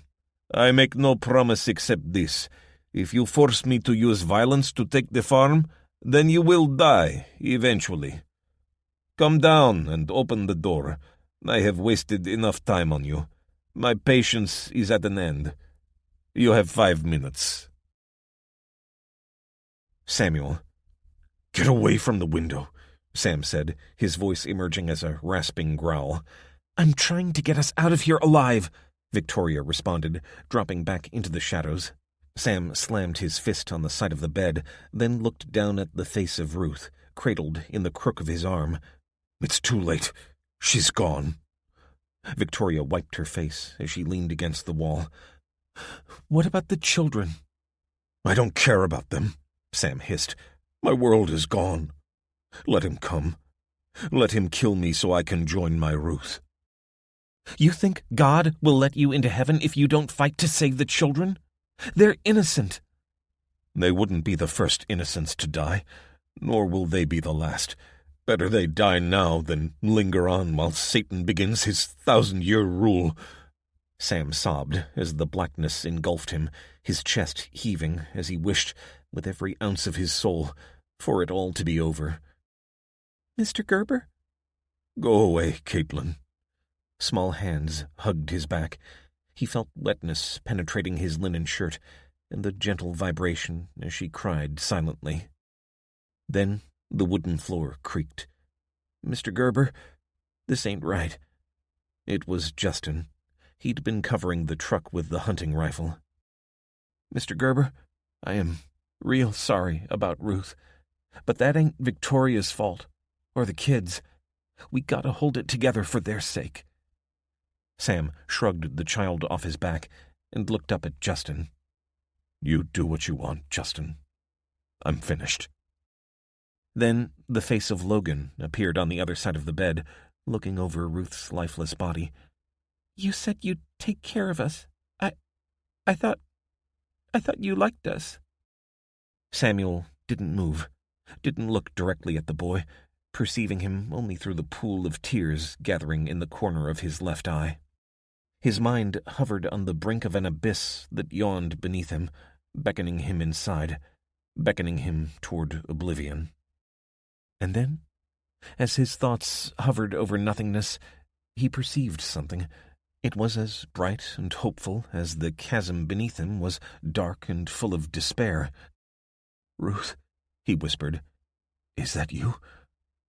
Other voices from the real world, spoke around him, but he didn't hear what they said. He was listening for her voice. "What should I do?" There was no answer that his worldly ears could make out, but somehow he knew what she was telling him. Or was it just possibly the voice of God he was hearing? He raised his head and rocked back on his heels, looking at the children. "You will go now, with Justin, through the attic, like we planned." "No way," Justin said. He'd returned to his position at the window, aiming the rifle at the pickup. "Soon as I move, they'll rush you." "I'll take your weapon." "What? You won't shoot?" "No, but I don't reckon they can see who's holding the rifle." Sam got to his feet and moved shakily around the walls to the window and took the weapon from Justin. "Now go. You know the way." "Where do we go if we get out?" "I'm sorry, Justin. I don't have all the answers. Now hurry." He sighted along the barrel and didn't even look back as Justin ushered the children out. "What about me?" Victoria said, silhouetted against the room's other window. "You said we had to care for the kids." "Yes, I did." "Then I want you to help me buy them some time. Once we can delay no longer, we'll head down there." She stood perfectly still, except for her head as she looked down at the pickup and then back at Samuel. "Then what? We just give up?" "No. If the children are to survive beyond today, then we must deal with Dmitri. He is the source of the poison in this town." "You're going to kill him?" "Not me. You." "What about the others?" "We can't rely on them. They're under guard. And anyway, we barely know them. They're only going to be interested in saving their own skins." As if on cue, Dmitri called, "Time's up. If you don't come down now, the shootin's gonna start." "We're coming!" Victoria shouted. Then she turned to Sam with a hard, grim expression. "You've got to give me the gun." "Not until the last minute. He knows I won't shoot him, so you've got to get close to me. When I say my wife's name, You know to act. And may God forgive me, but I hope you make him pay." She nodded, then kissed him on his wet cheek. And they headed down the stairs as the sounds of running feet in the attic faded out of hearing. Elijah had scoped the scene by the time he saw movement out the front of the building. He'd seen 2 men standing outside an open door, watching someone or something inside. So it seemed that there were more people here than those inside the farmhouse itself. He couldn't see any way to help either group without endangering the other, but it looked as though events were about to overtake him. He watched as the figures behind the pickup raised their rifles to focus on the front door of the farmhouse, and he got his first sight of Dmitri, a large man with a huge black beard. He was obviously the leader of this band. The door opened, and a man with a short, mustacheless beard emerged, holding a rifle above his head. The woman beside him was taller and looked to be from another century entirely. She was unarmed, but walked steadily down the steps, showing no sign of nerves at all. Dmitri leaped onto the bed of the truck just as Wade felt movement behind him, turning just in time to see Becky flit along the barn wall. She made urgent movements with her fingers and held up her revolver. Wade shook his head, though he knew he was wasting his time. Why were they risking themselves for these complete strangers? If he'd been asked the direct question, he wasn't sure he could have come up with an answer. He should have bullied the old man at the repair shop to give him some gas and gotten back in the plane. But when he'd heard the sounds of gunfire in the distance, something inside him had snapped. He would not stand by and let it happen. Enough, and no more. But now, at the crunch moment, he had no idea how this was going to turn out. The pickup truck was too far away for him to take out Dmitri with his 1911 without almost certainly hitting the man and woman who were walking toward it. And even if he could, he'd be outgunned 3-1 unless the man joined the fight, and that was unlikely given his dress and Dmitri's relaxed, triumphant attitude. And that was the final straw. Nature, it seemed, had inflicted a knockout blow on the planet, but scum like Dmitri would see humanity consigned to history like a pack of starving dogs turning on each other until all are dead. He thought back to the pig barn they'd seen earlier. Was that mankind's destiny? Not if he could do anything about it. He saw the Amish man shout out a word. Could it have been Ruth? And the woman reached up for the weapon. And Elijah Wade was running. A cry went up, and Dmitri's head snapped around to fix on Wade just as the woman brought the rifle to bear. Dmitri disappeared, falling backward as the rifle's crack reached Wade's ears, and the woman dropped to the floor. The Amish man fell sideways, but Wade was close now, and his Colt government spoke time and again as he ran out of the mist, an avenging angel come to bring justice. 1, 2, down. Gunfire from his right. Becky? He had no room to worry about her. His mind was laser-focused, even as he looked down the muzzle of an assault rifle. Rounds ripped the air as he threw himself to the gritty asphalt. The woman was on her front, lying as still as death. The Amish man lay with his hand gripping his arm, scarlet soaking into the white linen of his shirt. Footsteps on the truck bed. Wade rolled under the pickup, catching a glimpse of the fallen on the other side. Such a waste of lives that were all the more precious after the lights. But some people deserved to live. Some people didn't. Decades in the police force told him that. He saw boots appear beneath the truck as the shooter jumped down. In an instant, he pumped 2 rounds into him, and with a yell, the man dropped, even as Elijah rolled back into daylight, walked around the truck, and pointed his weapon down at the gunman. He didn't have time for hesitation, for, considering what had led the man to this place, or whether, given time, he could be rehabilitated, becoming a useful member of the new society, there was no time for this. There was only time for justice. Wade's Colt spoke, and the man went still. Then he saw that the Amish man had crawled around the pickup. "He's alive," the man hissed as he kneeled beside Dimitri's body. "Give me your gun. Because of him, my wife is dead." Dimitri lay, grimacing with pain in the sudden silence. Wade scanned the scene beyond the truck. He needed to know what had happened to Becky. He could hear people shouting at each other. Any moment now, the battle might break out again. Who knew whether any more of Dimitri's people were stationed around the farm? He looked back at the Amish man, who was lifting one of the attackers' assault rifles and clumsily aiming it at Dimitri. Wade heard the sound of running feet. He reached down and pushed the Amish man away, then grabbed the rifle from him. "Let me do it," the Amish man cried out. Wade looked down at Dimitri. "You have been found guilty of multiple homicide, and in the absence of any other competent judicial authority, I hereby pronounce your sentence. Death." "No!" the Amish man bellowed, trying to reach up. Wade put a bullet in Dimitri's heart. "Elijah!" Becky stood there, with an expression of mingled relief and shock. Another figure emerged from behind her and stood, with an open mouth and tears in her eyes. "Hello, Dad?" Epilogue. Silas Lynch sat in the back of the rickety truck, doing his best to keep a couple of inches between him and the people on either side. Beggars couldn't be choosers, of course, but to Silas, cleanliness was next to godliness, and he planned on getting very close to his lord and master. And that meant bearing discomfort and disgust for as long as it took.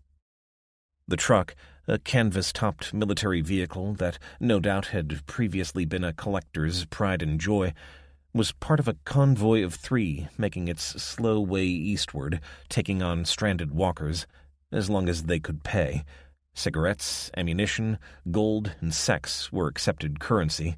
The dollar was worthless. Silas hadn't found it difficult to gather gold and gemstones as he'd made his way east out of Los Angeles. People were so unoriginal.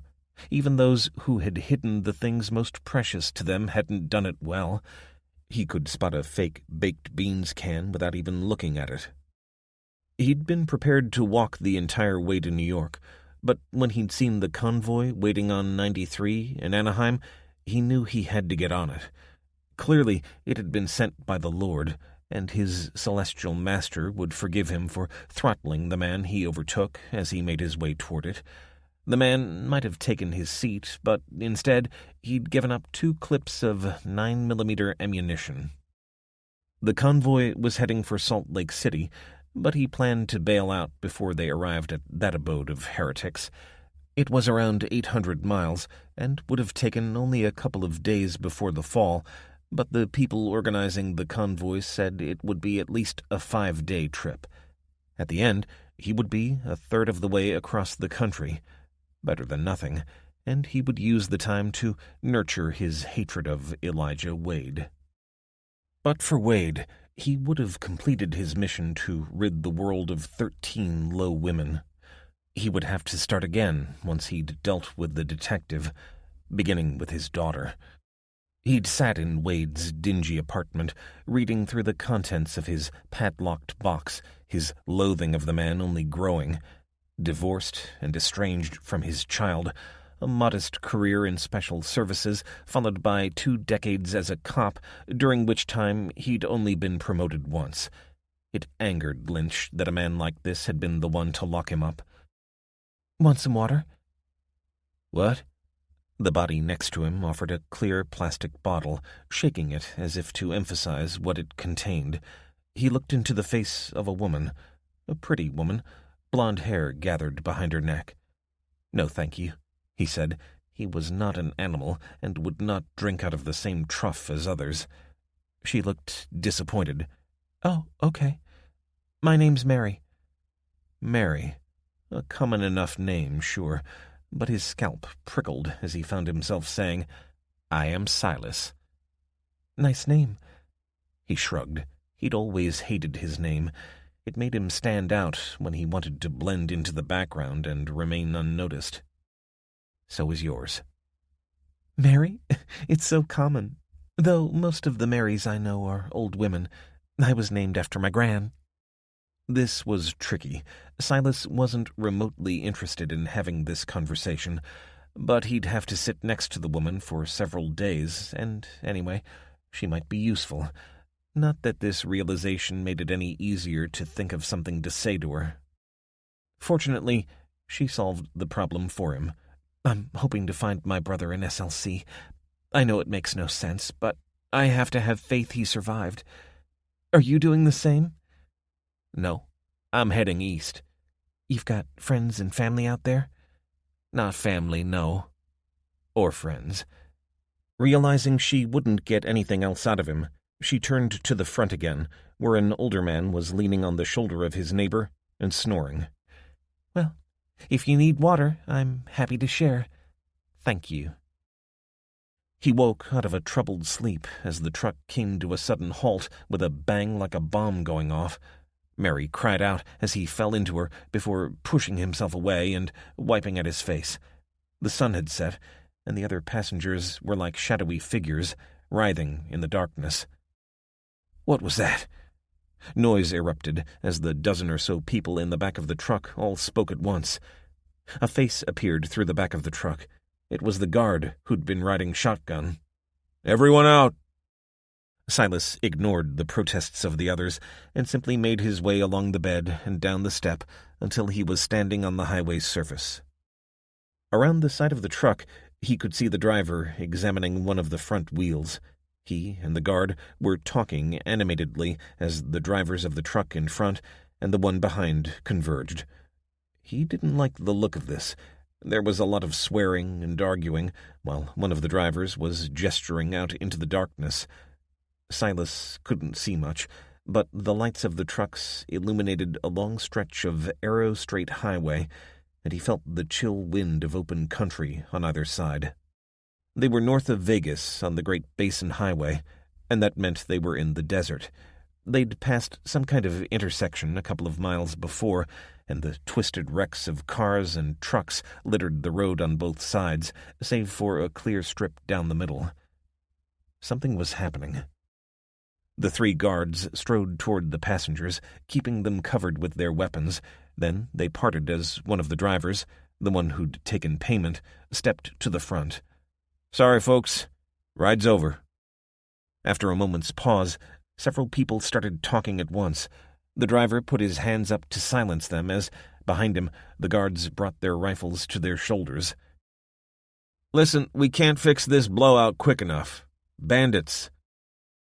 One man with a big voice bellowed out, "We paid to get to SLC. No refunds.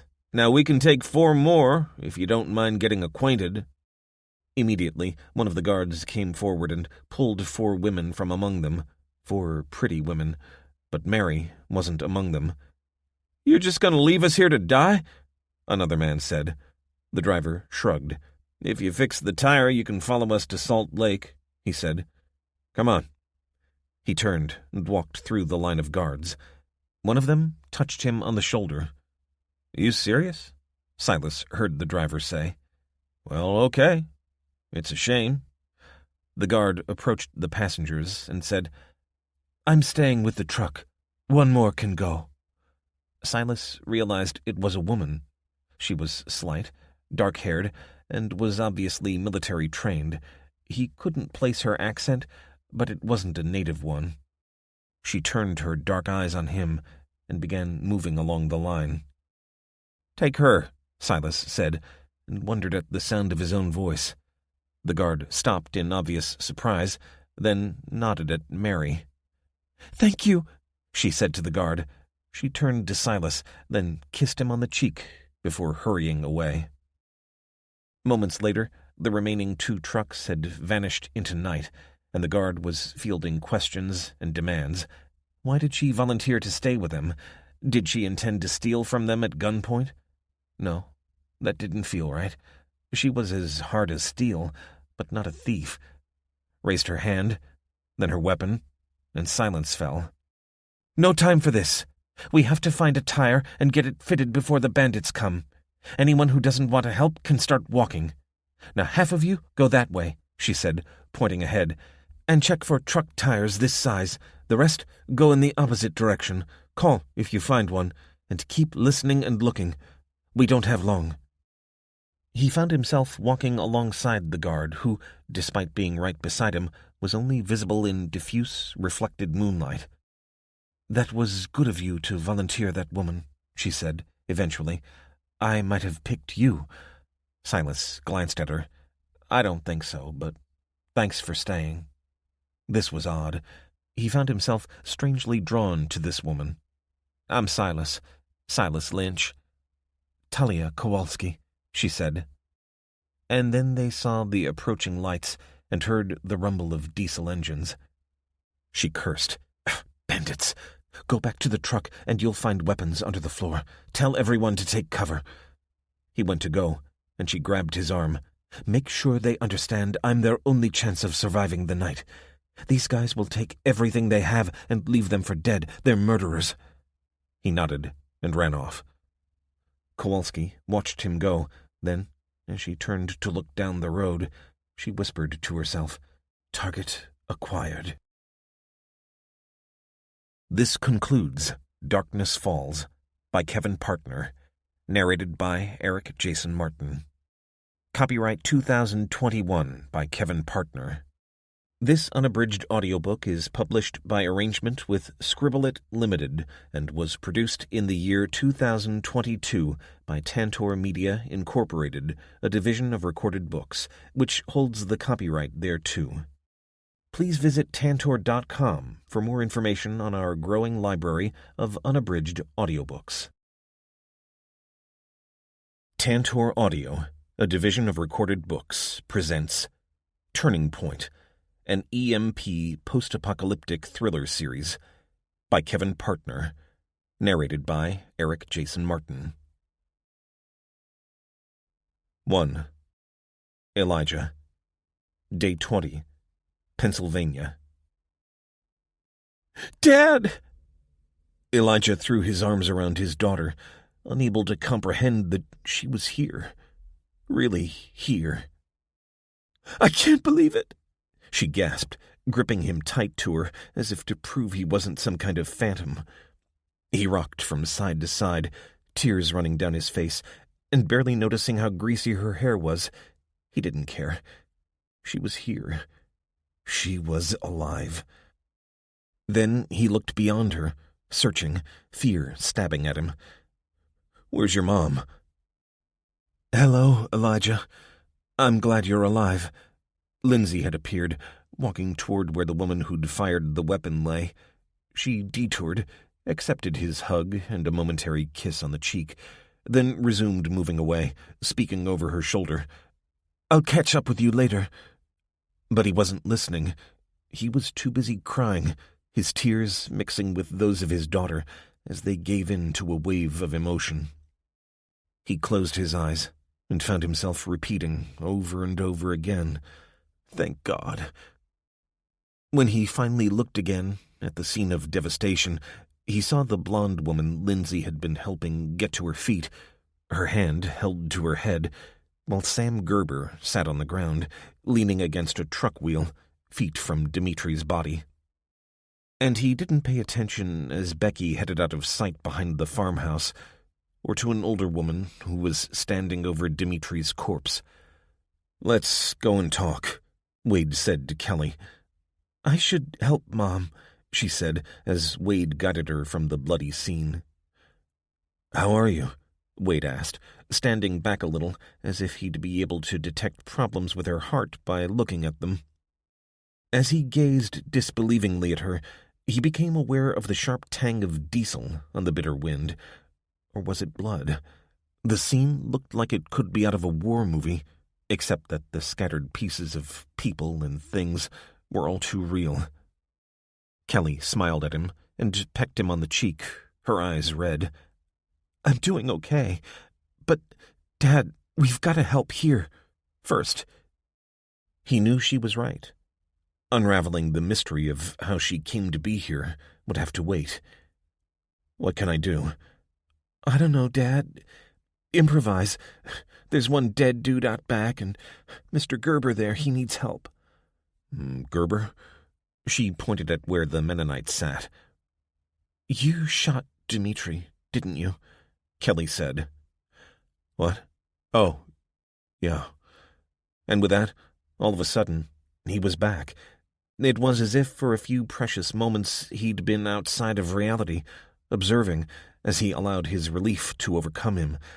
Gerber told me not to, but I didn't want him to carry that burden. He's Amish, isn't he? Man of peace? Kelly nodded. Mennonite, yeah. But, Dad, that wasn't your call to make. Dmitri had killed Mr. Gerber's wife. Well, if he didn't kill her, then she died because of him. Maybe it would have been better for Mr. Gerber to get immediate revenge. I made the call. What I thought was right. I know, but that's what you do, isn't it? Make the decision for others rather than leave it to them. Oh, Dad, look, we can talk later. For now, these people need our help. He watched as she went over to where Lindsay was talking to the blonde woman and helping her toward the front door. He felt a lump in his throat as that familiar feeling of guilt threatened to take the shine off the reunion he'd so looked forward to. So he headed toward the truck. "Mr. Gerber," he said, kneeling beside the distraught figure. "Leave me alone." He felt a hand on his shoulder and looked up, expecting to see Kelly, but it was Becky, and he found that he was glad of it. "Oh, thank God," he sighed, getting up. "I'm sorry, Beck. I should have—" She hugged him. "It's okay, Lige. I get it. I went after Jasper." "Is he okay?" "Yeah, I found him hiding behind a kitchen closet, so I left him with the woman who was in there. I don't know what her name is, but she likes dogs." "Good. Now let's get Mr. Gerber into the house." The Mennonite briefly resisted as Wade and Becky each took one arm and half led, half carried him up the steps to the open front door. A woman was lying on the couch, her skin ashen and her neck at an unnatural angle. Sam Gerber let out a feral howl as he saw her. "Don't bring him in here," the blonde woman hissed as she followed them inside. "His bedroom is up the stairs. Take him there. Wait a minute." She went into the next room, returning seconds later, then pressed some pills into Wade's hand. "What are they?" "Morphine. He needs to sleep." "No, I won't sleep. I want to die." Wade renewed his grip on the man's arms and dragged him up the stairs and into the bedroom. A bedroom for two, with the obvious imprints of a woman on it. "Oh, poor devil," he said, as he and Becky heaved Gerber onto the bed. She filled a glass from a pitcher by the bed and put her arm behind his head, tilting it up. "Take these, Mr. Gerber. They'll help. I promise." Wade saw the man's red, tear-filled eyes swivel up at her, but there was no resistance left in him, and he meekly opened his mouth and swallowed. Becky and Wade sat on the side of the bed and waited for the meds to take effect. His hand became warm as she wrapped her fingers around it and leaned against his shoulder. Finally, Gerber dropped off to sleep, and they left him there to help with the cleanup. Aside from himself, Becky, Kelly, and Lindsay, there was the blonde woman who had literally dodged a bullet, the only visible sign being the graze she had on her temple, the old woman and her daughter. Wade checked the outside of the farmhouse, finding the bodies of 2 attackers outside the kitchen door. He didn't know who'd killed them, but his money was on the old woman and, perhaps, Lindsay. In total, there had been 6 bandits, all now dead. He'd seen Kelly a couple of times, especially after 3 children appeared from the upper steps, along with a young man. She'd glanced across at him and smiled, but made no attempt to come find him, so he busied himself with the cleanup and swallowed his disappointment. Elijah was digging graves in the wet clay when Becky caught up with him. "Hey, Lige." He kept digging, not looking up. "Hi." "That's your daughter and wife, Ex-wife, then. It was a statement, not a question. Becky obviously had something on her mind. Yeah. I'm happy for you. There was something in her tone that made him stop, wipe his brow, and look up at her out of the grave cut. Thanks. So, what next? He shrugged. No idea. I haven't said more than a dozen words to either of them. I thought you said her name's Kelly? Uh-huh. The blonde woman, Victoria, said she's called Ruby. Figures. That's Lindsay's mom's name. But Victoria said Lindsay told them her name was Laura. Wade blinked up at her. Oh, that's odd. Why would they give false names? You didn't tell Victoria, did you? What do you expect? I thought I'd heard wrong. You know, Kelly, Ruby. I think I covered it up, but Vicky's pretty smart. Vicky? She didn't strike Wade as the informal kind. Yeah, she's nice. But it's all messed up here, Lige. Mr. Gerber's wife, the woman on the couch, fell down the stairs while she was trying to rescue the children. She broke her neck. I guess that's what happened. Has he woken up yet? No, he'll be out for hours. Elijah nodded. Probably for the best. Poor devil. What a nightmare to wake up to. He'll wish he was still asleep. Wade began digging again. He didn't notice her moving away. Kelly appeared as the sun dipped behind the hills. He'd buried 4 of the attackers, the only help coming from a young man who'd introduced himself as Justin. He'd hidden the children on Gerber's orders, taking them through the attic and out the other side before returning when the gunfire stopped. Together, Wade and he had dragged the corpses across the farmyard and up the hill, watched by the old woman and her daughter, who were scrubbing the steps. Kelly looped her hand through his arm and guided him toward the farmhouse. I knew you'd come. You were coming for me, weren't you? Of course I was. Why else? Good grief, he really couldn't catch a break. He wondered what his ex-wife had said about him to Kelly when he didn't make that flight. The flight that would have fallen out of the sky. Becky seems nice. She is. Are you and her... No, Princess. She's not much older than you. Not sure that matters much. You know, end of the world and all that. She's had a tough life. It'd be wrong to take advantage. This was getting uncomfortable. Kelly had inherited his ability to see past the words being spoken to the meaning behind them. She likes you. She likes you a lot, I can tell. Oh, I like her too. But I think she's scared. What of? That you'll go off with us and forget her. He stopped and turned to her. They'd just reached the farmyard itself, and he could hear people moving around in the main house. She does? I think so.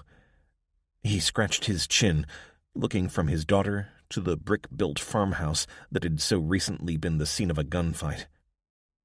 Where have you been, Kelly? All this time? She shrugged. You better ask Mom. I was out of it for a while. I was in a hospital, then at some government place. Then we were heading somewhere, and I got ill, so Mom took me to the nearest medical center. Then people started getting sick there, so we left. Dimitri's people found us, and we thought we were safe with him, but we weren't. What happened?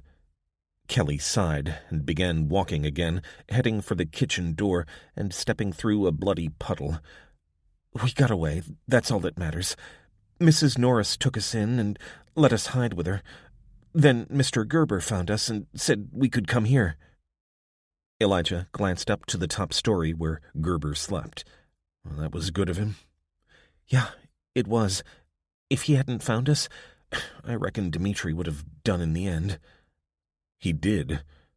She nodded. But he wasn't looking for us. He wanted to intimidate Mr. Gerber, take what he had here. Oh, his poor wife. Ruth was a lovely woman. It's just not fair, is it? She'd halted by the open front door, stamping her foot in a way that reminded him of when she was a little girl. In different circumstances, he might have laughed. Elijah pulled her into an embrace. No, it's not fair. None of this is fair. I think I understand why you became a cop. You do? You hate when scum like Dimitri get away with it, don't you? Her breath misted, mixed with his as he answered. Yeah. Waste of time, really. Now I come to look back on it. All those criminals who escaped justice, and the victims I didn't get to in time. She released herself and pecked him on the cheek. You've got to count your hits as well as your misses, Dad. You saved Becky, and you delivered justice to Dimitri. I shouldn't have done that. Should have gone through some kind of due process. That's BS and you know it. Justice delayed is justice denied. Mr. Gerber will thank you one day. You were right. I've been thinking it all through. Now, I'm going to find Mom. See you later. Elijah watched her go, then headed back outside.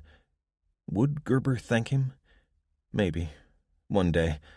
But Elijah had seen too many escape justice to have allowed any chance of Dimitri getting away. He was better off dead. Darkness had fallen by the time he wandered back into the house. Jeannie Norris and her daughter were in the kitchen, cooking on the range, and the place had filled with the rich aroma of something meaty. "Oh, you're back," the old woman said as she saw him come inside, getting onto his haunches as Jasper ran at him. "Justin was asking where you were." Wade rubbed his eyes, stifling a yawn. "Any chance of anything to eat?" "Sure. Go see Justin first, though, will you? He's upstairs." Wade encountered the young man on his way down. "I thought I heard your voice," he said. "What can I do for you?" Justin met him halfway and gestured over his shoulder. "I need help moving Mrs. Gerber." Wade groaned, then nodded. Sure. Where to?" "There's a laundry room next to the kitchen. It's cool, and I figure there won't be any mice in there." Wade followed him up the stairs and into the living room. Mrs. Gerber had been covered with a sheet, but one hand rested on it, the light brown skin mottled with pallid gray. "Oh, thank God." Victoria waved them in, while subconsciously tugging at the bandage encircling her head. "I've had to keep the children out of here, but it's going to get cold soon." Wade chose not to point out that Ruth Gerber didn't look particularly heavy, and that perhaps Victoria might have managed to move her with Justin, but he swallowed the thought. It was sometimes hard to remember that even after the events of the past 3 weeks, most people hadn't had to deal with moving a dead body themselves. But he'd seen the other graves on the hillside, so he suspected that Justin had helped Samuel Gerber, and was therefore used to the grim task.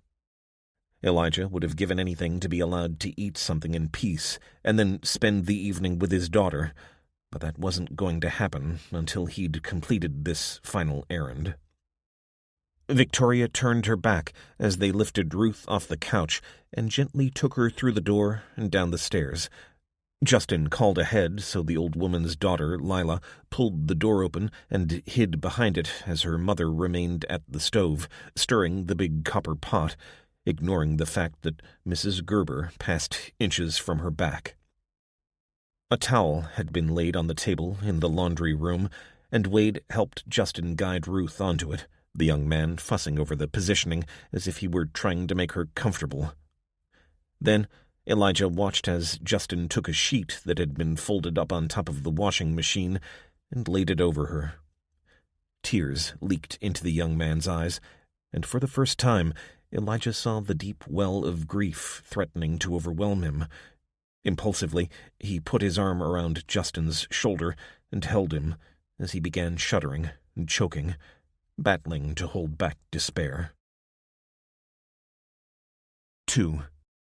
Hannah. Day 20. Mauna Kea Observatories, Hawaii. "Can I get you to anything? Hannah said, having made her way down to the staff room from the cafeteria where she and Akihiro had been poring over the newest data. "A hot cuppa would be nice," Shane said.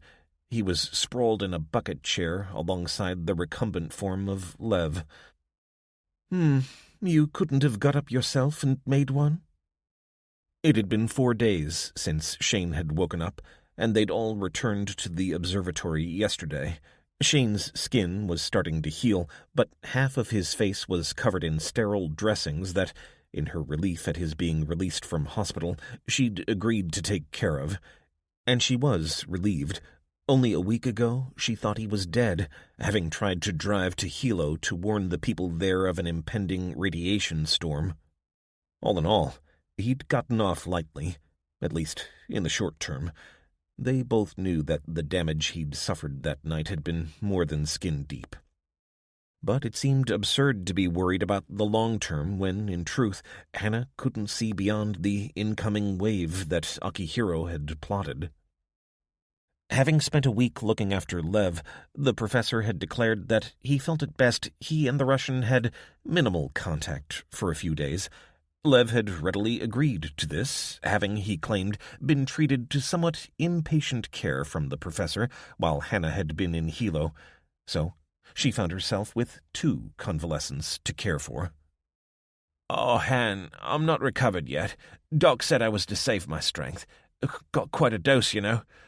Hannah frowned and looked from one to the other, then turned toward the coffee maker. She heard a snigger and swung back to see Shane with his bandaged hand over his mouth. He shook his head. "I'm sorry, Lev. I just can't do it, mate." "Oh, you Aussies, you make out you're big men. After Professor's care, I wanted time to be looked after by lady nurse." "Are you serious?" Hannah said, flushing as she jabbed a finger at the Russian. "I've been running to and fro all day. And what do you mean, lady nurse? What is this, the Crimea? I'm not Florence Nightingale." "Crimea is touchy subject for Russians," Lev responded, his smile still infuriatingly wide. Shane put his hands up. "Look, Han, I'm sorry, okay? I know it was wrong, but I am still weak, and it was nice to be looked after." She huffed, but went over to the coffee maker and poured him and Lev a cup each before coming to sit on the sofa beside the Russian. "Professor is happy you are back," he said, more as a statement than a question. "I am simple peasant, not good to talk with." "It's getting him to shut up that's the trick now. But I think we've bought ourselves some time to work on the problem, now we've successfully tested the warning system." "What is problem?" "Well, we know there's going to be a second major wave that'll make the first one look like a minor case of sunburn." "Da, I understand." "So we're left with 3 unknowns. When will it hit? How long will it last? And how bad would it be?" Shane leaned forward, his elbows on his knees, looking more animated than since the accident. "So it's like we've been convicted of a crime, but we don't know what the sentence is, or when it'll happen?" "I guess so. The timing requires some complex orbital mechanics, but as far as I can tell, all we can say about lethality is that it'll be worse than the first wave. Much worse." "So people must be underground?" Hannah nodded. "Yeah, we're estimating based on the density of the material Kozlov detected." "Aurora was caused by this material? You know this?" "We're pretty certain now. It's the remains of the supernova Cook's expedition observed in the 18th century. That's why Slavik was so interested in it. He'd made the connection. Or maybe it was Kuczynski. Doesn't matter. The sun acts on these remnants as the solar system passes through the dust cloud and produces charged particles that create the aurora, along with deadly amounts of shortwave radiation." "So we know it's going to be bad," Shane said. "Does it matter how bad? I mean, the first wave killed billions." "Based on Hilo, it's looking like a 95% death rate." Shane rubbed his eyes. "I just can't get my head around it." "I don't think any of us can, but we've got to focus on saving what can be saved." When this second big wave hits, it'll wipe out anyone on the surface, anyone or anything living. It's like our worst predictions of human-caused extinction compressed into weeks." "People must live in caves for weeks," Lev said, all traces of his good humor eliminated. "At least a couple. We don't know yet. As I said, it's all about the orbital mechanics. We still have to work it out." "Han, when is this going to happen?" Hannah shrugged. "For exactly the same reason. We don't know." Shane's eyes narrowed. "But you've got an estimate, haven't you? How long have we got?" "Best guess, 3 months. Anyone not underground when it hits will be dead within minutes." Hauling himself upright, Shane wobbled a little. "Then I'd better get my arse in gear. No time for feeling crook. What can I do to help?"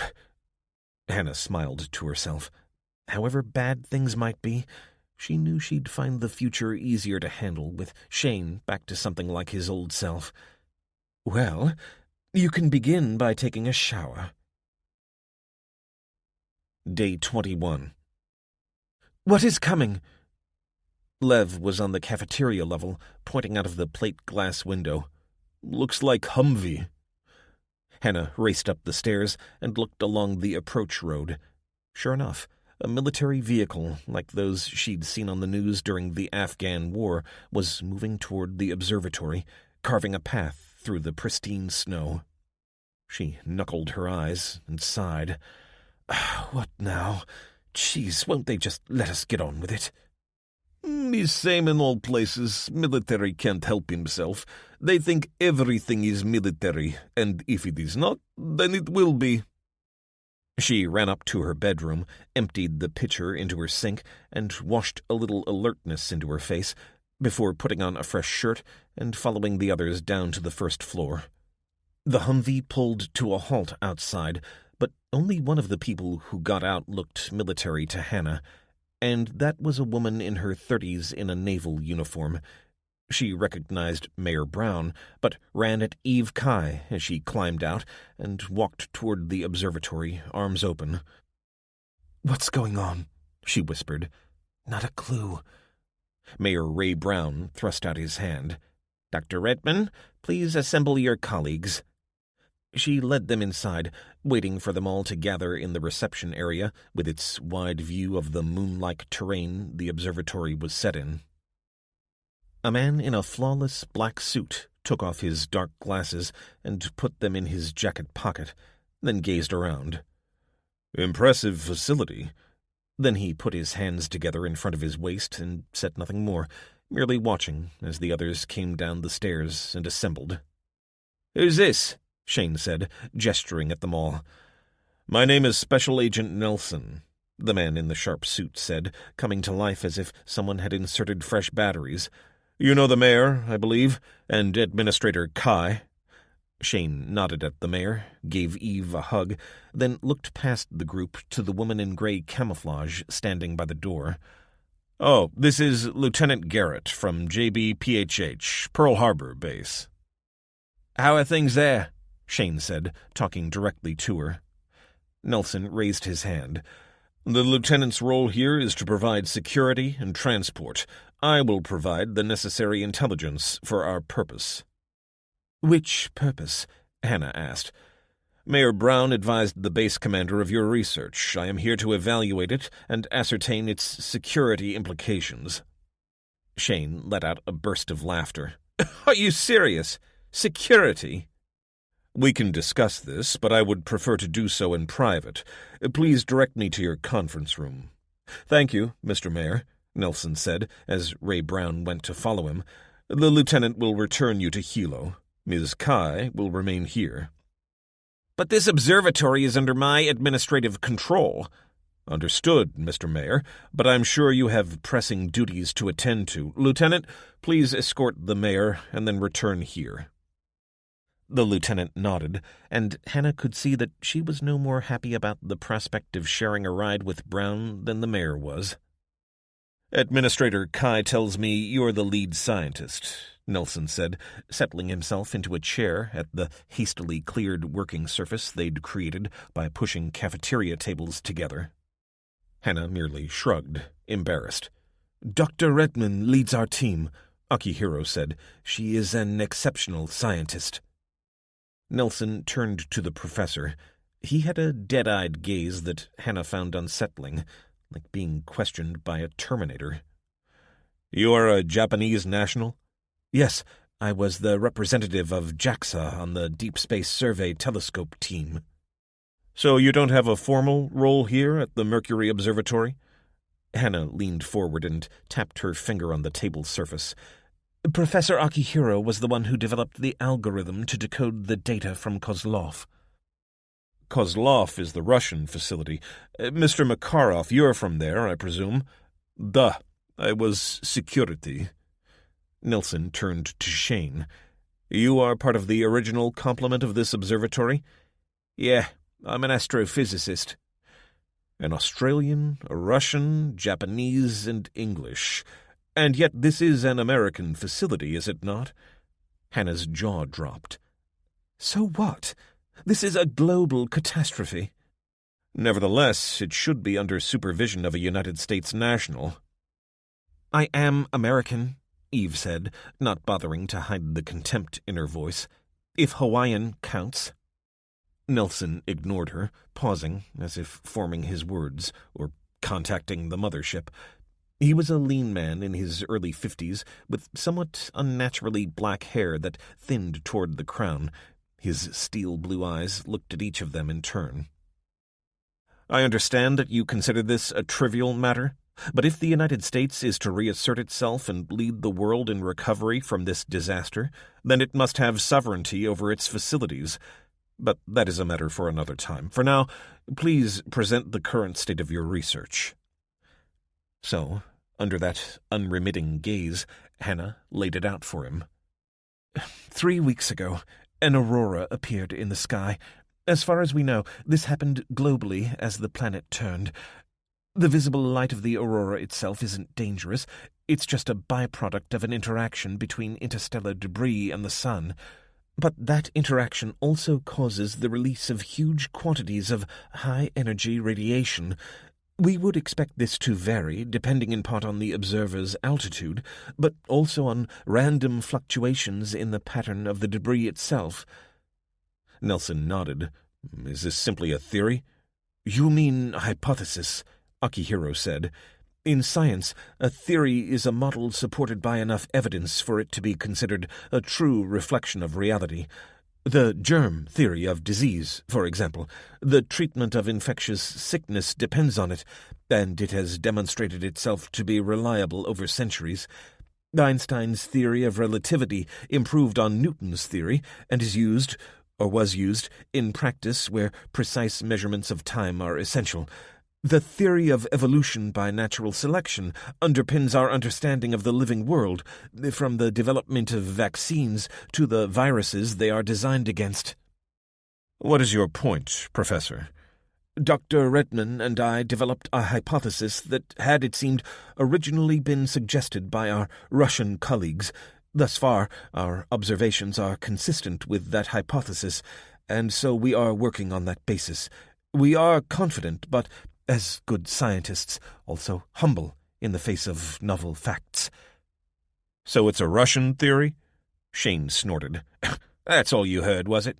Yes, one that we have refined with actual observable measurements. For what purpose, exactly? Hannah leaned forward. To predict future major events. You can tell when the lights will appear? Not precisely. At least, not precisely yet. But we can see that there will be a number of smaller waves, followed by one far larger than the first one. But would you be able to predict these earlier waves with more research? Possibly. And if you succeed, people would no longer have to hide or rely on detectors. They would know in advance when the next aurora would appear. Hannah nodded. Theoretically, at least. Wouldn't that be cool? Shane said, before wincing as his smile stretched his scarred skin. For a few moments, Nelson seemed to be considering this. Interesting. But that's not our main focus, Hannah said. With care and the use of radiation detectors and alarms, we can survive until this second wave, but anyone who isn't underground when it hits is toast. How long will this second wave last? Our guess? Weeks. And when will it happen? Akihiro shook his head. We cannot be sure. We need to observe the small flares so we can work out an accurate rate of approach. Humor me. A few months, Hannah said. We have until then to warn all the survivors and get them underground. Nelson held her gaze without blinking. That will be quite an undertaking. If 5% of humanity has survived this far, that'll be 40 million people spread across the world. Yes, but that part is for government. Our job is to produce the most accurate dates possible. I guess that's where people like you come in, Hannah said, returning that electric stare. Because if people aren't below ground by the time the tsunami hits, then the human race is finished. 3. Abby and Ray. Day 20, California. Abby ran through the woods, heedless of the pain as branches whipped against her legs, arms, and face. She called out Ray's name, but heard nothing. Then she stumbled on the end of the derelict jetty where she'd told her sister to wait. There was no sign of her. Behind her, she could see flames rising into the dark sky and reflecting off the river's surface. It seemed surreal to be standing here, her vision illuminated by the death throes of her home, the fire utterly silent, overwhelmed by the quenching flow of the creek. She turned away from the light, scanning the darkness for any sign of her sister. "Ray? Are you here?" No answer. She raised her voice, casting her gaze back along the river bank, checking for signs of pursuit. "Ray, if you're here, show yourself." Still nothing. What should she do? She could think of only one person who might be able to help. Irma Wolf. She knew this forest like the back of her hand. So Abby ran back along the jetty and plunged into the darkness, following the line of the river for fear of getting totally lost. Twice she fell on her face as she tripped on branches or stepped into soft ground. The second time she came up with brown stuff on her hands and twigs and leaves on her hands, and she kneeled in the undergrowth, barely noticing that tears were falling down her cheeks. She hauled herself to her feet and struggled on, feeling twice her age, hands outstretched in front of her like a blind woman. Surely she must have crossed the distance between the jetty and Irma's house by now. She should turn away from the river and head into the forest, but she was terrified of the clawing embrace of the trees. "Come on, you idiot," she said to herself. "Get a grip. Ray needs you." She had visions of wandering the woods forever and turning into some kind of modern-day witch like Irma. Panicking, she turned back to face the river and found she had veered off course, taking too obtuse a path to have any hope of reaching the cottage. Then, as she was about to lose all hope, she saw it, a light coming from inside a window. A dog barked, and a small shape came scurrying through the undergrowth to collide with her legs, then tugging at her sleeve. "Coltrane!" a harsh voice called. "What you got out there?" "Oh, thank God," Abby cried. "Mrs. Wolf, it's me, Abby." She heard the tramping of boots approaching. "I don't know who this Mrs. Wolf is, but I recognize your voice." "Is Ray here?" "Abby!" "Now you get inside, young girl. You've been through enough tonight." But Ray had flung herself around Abby and pulled her into a relieved hug. "So it's your place that's on fire, then?" "Oh, thank God. Ray, are you okay?" "Found her flat on her face on the bank. Cut to pieces she is." Abby brushed back Ray's hair to reveal jagged cuts over her face and the back of her arms. "Oh, you poor thing. I was so scared. I thought you were dead. Where's Gray?" Abby gently turned her sister's face upward. I'm going back for him. Now I know you're safe." "You left him behind?" "He's been shot, Ray. In the back. He could be—" Then despair overwhelmed her, and she pulled Ray in close, sobbing. The last thing she wanted was to go back out into the night, only to find Gray already dead. But she knew she had to do exactly that. She'd promised him. "Shot in the back? High up or low down?" Irma asked. "Hi. To be honest, I didn't have time to look, but he lost a lot of blood." "And where is he? Near the river?" "On the bank, where he tied up the boat." Irma Wolf nodded. "Then I'll come with you." "No," Ray said. "I don't want to be on my own here." "You won't be on your own, sweetie. Coltrane will be here with you. He won't let nothing happen to you." Abby looked down at the little black spaniel and wondered what exactly he'd be able to do to keep Ray safe, but he was all they had. "You'll be okay here," Abby said. "It's well hidden, and I've got to go for Gray." She saw the flickering amber light as they got closer to the cabin, and Abby picked her pace up, wanting to know the truth and to get it over as soon as possible. "He's not here." The old woman shone her flashlight toward the riverbank. "Well, I'll be. He ain't as dead as you might have thought." Abby ran past her to where Gray was lying on his front, with one arm trailing, stretched out to grasp the edge of the boat, as if he'd been trying to haul himself aboard. "Gray," she said, as she gently turned his head. Even in the deep darkness of the late night, she could see that he was deathly pale. "We'd better get him into the boat," Irma said, looking back along the path to the cabin, shotgun slung under her arm. "I should have brought Coltrane. He'd have sniffed out anyone still alive over there." Abby grabbed Gray under the arms and dragged him toward the boat. "Come on, help me get him inside." Beyond him, she looked up at the still burning wreckage of her home. Her mind simply refused to process it, refused to connect that bonfire with the scene of dozens of Christmas gatherings, most of them happy. By the time they'd pushed Gray into the stream, Abby was beyond exhausted, but they still had to drag him along the bank. At least they were pulling the boat with the current, so it was mainly a case of making sure it didn't get carried away. Abby's boots had now filled with water as she walked along the bank, unable to see her feet. She felt wretched, the flicker of hope giving way to fear that it was a false hope, and that Gray was either dead already or would be soon. This was the second time she'd found herself in charge of Gray when he was close to death. The first time, he'd survived and recovered quickly, so maybe it'd be the same now. She thought about Ray, alone at the old woman's cabin, listening for any sound, traumatized. Was this what they could expect their lives to be like? A constant struggle against a capricious world? "Come on, sweetie," Irma said. "We need to get him home soon, or there won't be much point in getting him home at all."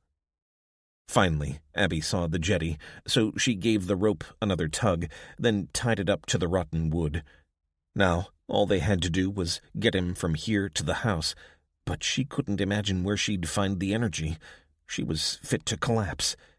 "Here, drink this," Irma said, and Abby felt the open neck of a glass bottle being pushed against her lips. She was too exhausted to resist, so she swallowed. The liquid burned her throat, and she almost brought it back up again, but somehow it warmed her insides, so she swallowed. "Always keep a little malt whiskey with me." "Thanks," Abby said, wiping her mouth. "I could have done with it an hour ago." Irma chuckled. "If I'd given it to you an hour ago, you'd be asleep by now and no use to nobody. This is to get us over the last bit. We can do it." "You think so?" "We must, sweetie.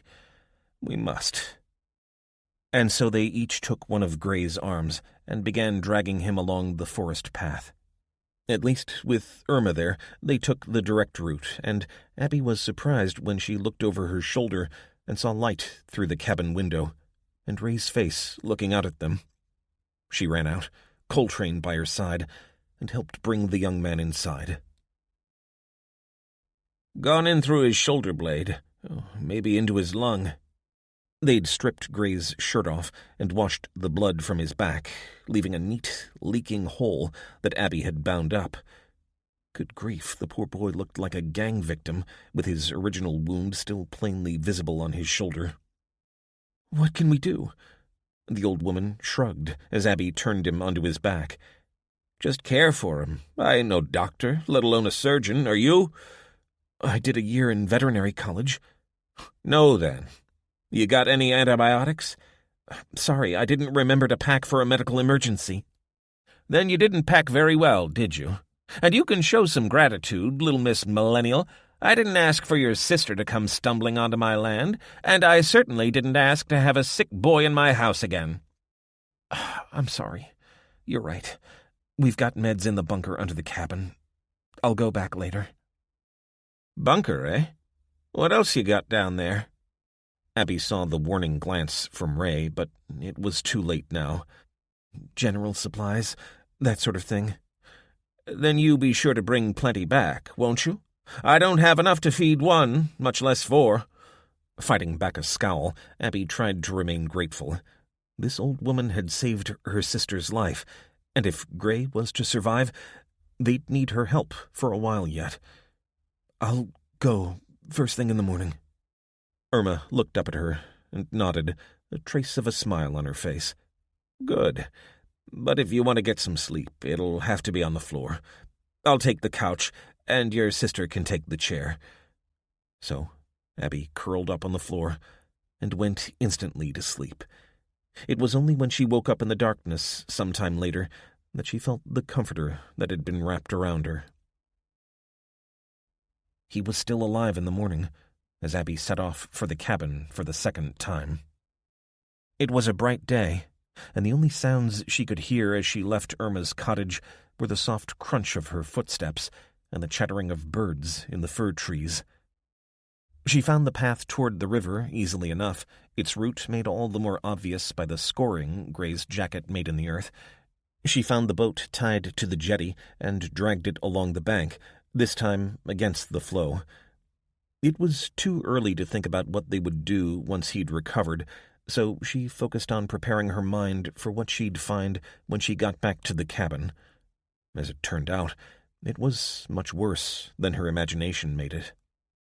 The cabin was gone, little wooden left above shin level, and that merely charred timber and twisted plastic. Dazed, she walked up the steps to what had been the back porch. Ahead, she saw a tombstone rising out of the still smoldering remains, finding herself drawn toward it, only to find it was the refrigerator. Next to it, the black remains of the heavy oak table they'd sat around so many times over the years. She stood there, turning slowly on the spot as she tried to take it all in. The shriveled carcass of the couch in the next room and, lying beside it, something that might once have been human. As she drew in a deep lungful of acrid air, she caught sight of a photo, still within its glass-fronted frame. It was on the floor among the charred remnants of the rug, and she kneeled to pick it up. She remembered when it had been taken. It was that Christmas when Ray had just started walking. She'd been late because of her cerebral palsy, but she was smiling, in her mother's arms, and, next to her, their father. Abby was the only one in the image not smiling. And now she cried, collapsing onto her knees in the wreckage, the warmth from the fire perversely pleasant on this cold day. Abby wrapped her arms around her head and curled into herself as she shut the world out and allowed the grief in.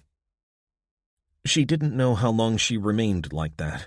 Probably only a few minutes, because nothing seemed to have changed by the time she got to her feet again, brushing the black from her knees. Nothing had changed, except Abby. She had passed the threshold of her grief and was now stepping into the new country beyond.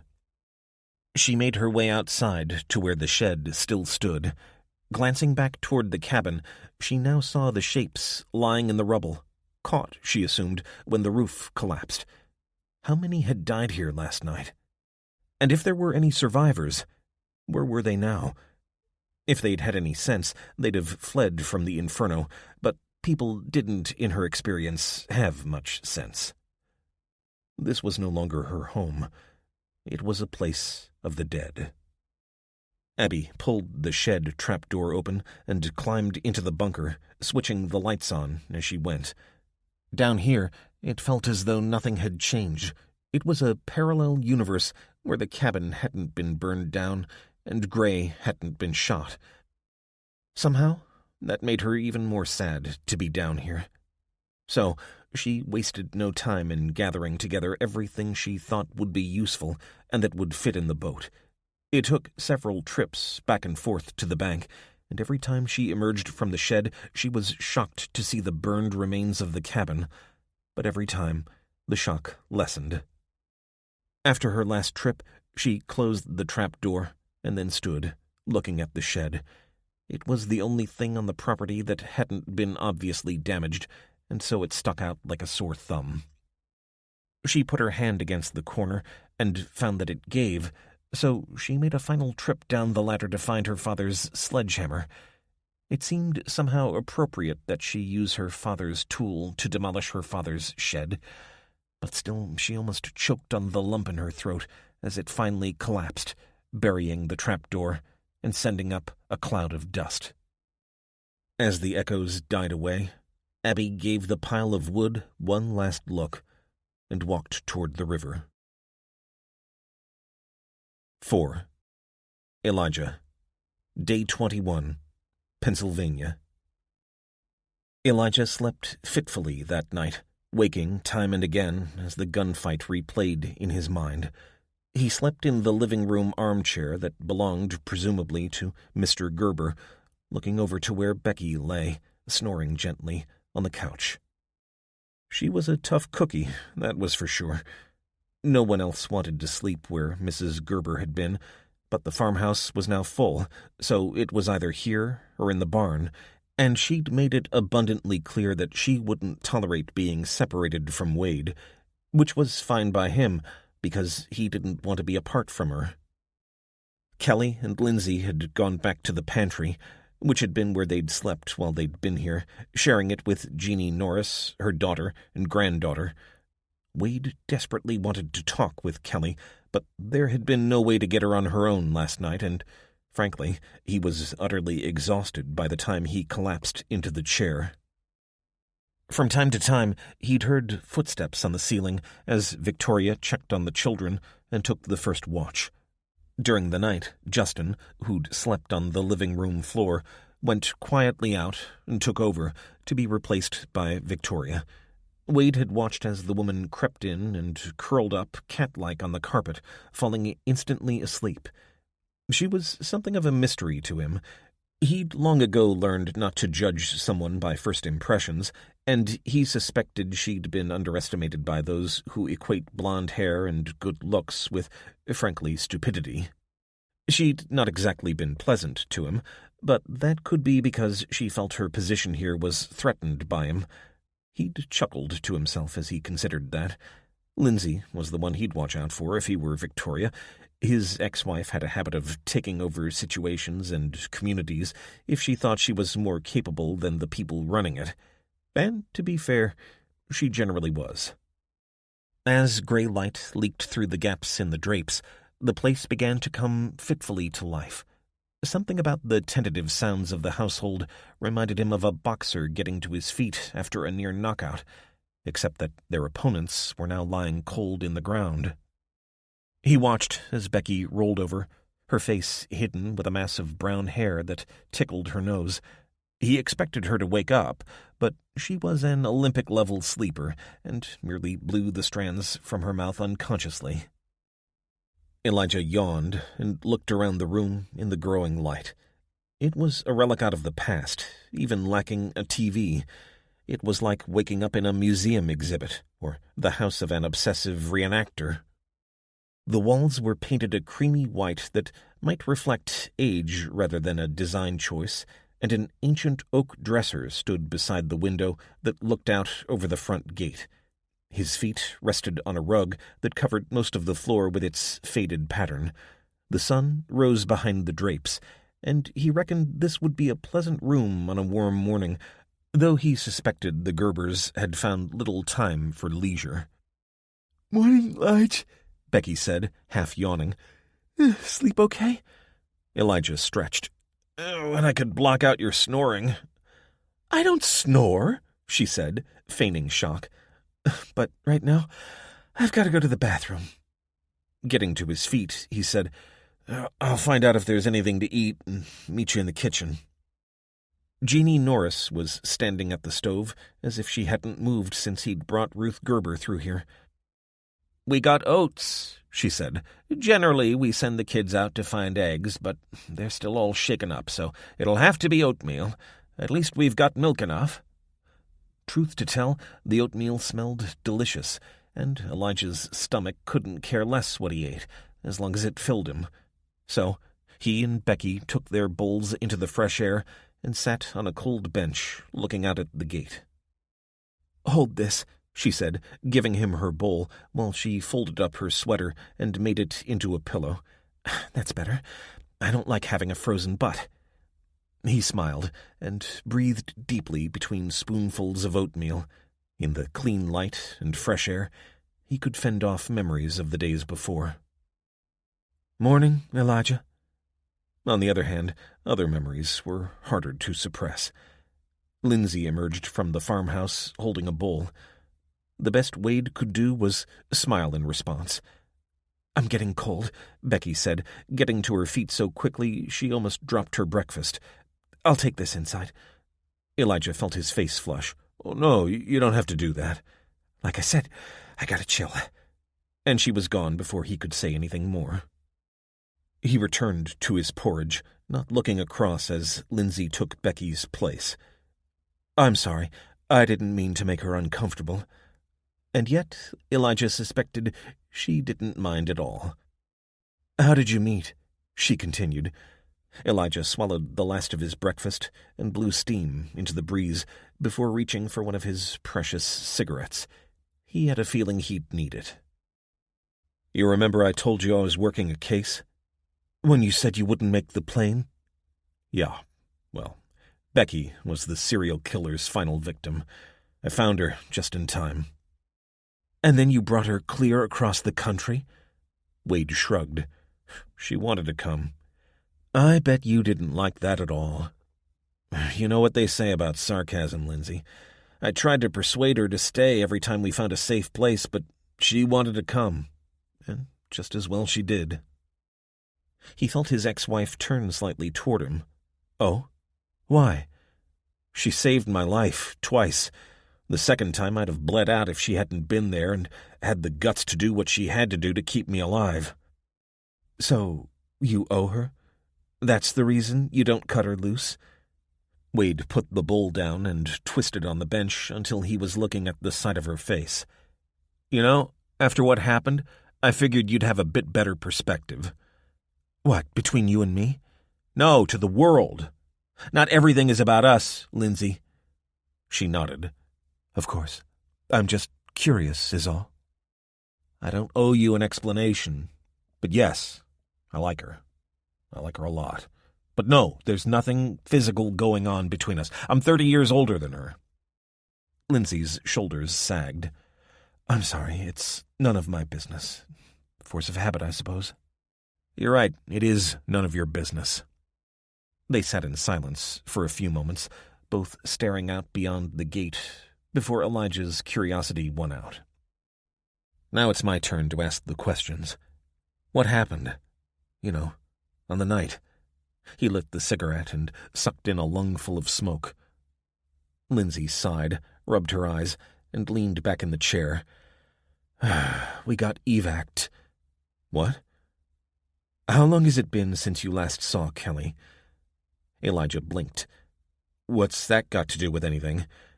"I met someone 6 months ago. He's in the administration. When everything went to hell, he came to the hospital and helped get Kelly out." Wade looked at her, as if he could extract the answers directly from her mind.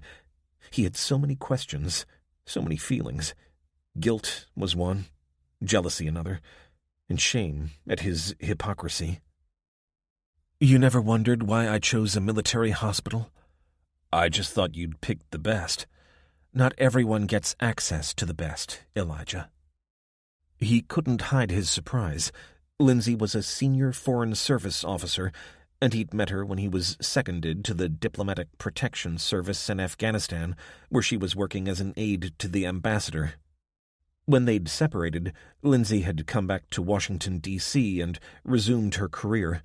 He hadn't imagined she'd get anything but the best. Everett arranged it, and just as well he did. I was going to meet you off the plane and take you there, but, well, you know. I didn't get on the flight. Yeah. If I had, I'd be dead. For the first time, her face softened a little. I know. But Elijah, it sure is good to be with a man who does what he says. He held down the flash of jealousy. So, how did you get out? Everett came to the hospital just before the power cut out. It's part of the Federal Emergency Network. We took a nurse with us for Kelly, and we waited out the first few days in the NYTCC, the Tactical Command Center. Wade listened to her words, hardly believing what he was hearing. He had so many questions, but the details didn't matter for now. All he could manage was, I thought you'd go home. That's where I was headed. Your place in New York. I haven't lived there for a while. You would never have found us. It's a miracle you did. What brought you here? Fate, maybe? He'd been listening so intently, he didn't notice that Kelly had sat down on the other side of him until her arms were around his shoulders. He drew her into a hug, still finding it hard to believe she was really here. Well, Lindsay said, I'm glad you found us. Are you? Of course I am. Dad, stop your bugging, will you? Sorry. But why did you leave New York? Lindsay shifted her position, turning her attention to a position farther down the road. Everett got transferred to HPSF.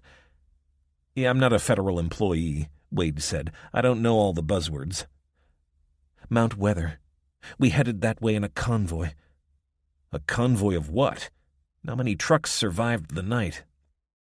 She nodded, still not looking in his direction. Sure, that's right. But these were kept underground. They've got some way of detecting the radiation levels. We had to stop a couple of times when they blipped, but then Everett got a call, and we were told to head for Raven Rock. Why? Lindsay sighed. He could tell her instinct was to say as little as possible, but he guessed she didn't want to be the difficult parent in front of Kelly. I'm not sure, but we couldn't go to HPSF.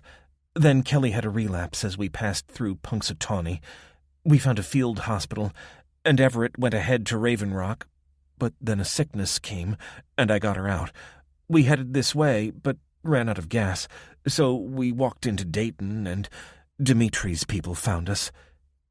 Right, Kelly said. She did? Then I guess you're up to date. He turned back to his daughter. And you're okay now? She shrugged. I get tired sometimes. She needs to get to Raven Rock for medical treatment, and that's where I can do the most good. Is Everett there? Yeah.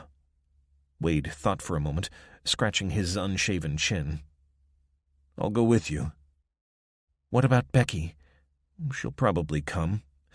I can't guarantee they'll let you in, Elijah, let alone a person with no useful skills. Anger flared. How do you know? Okay, what did she do before all this? He sighed. She was an escort. Lindsay shrugged. I don't think prostitutes are on the list of essential personnel.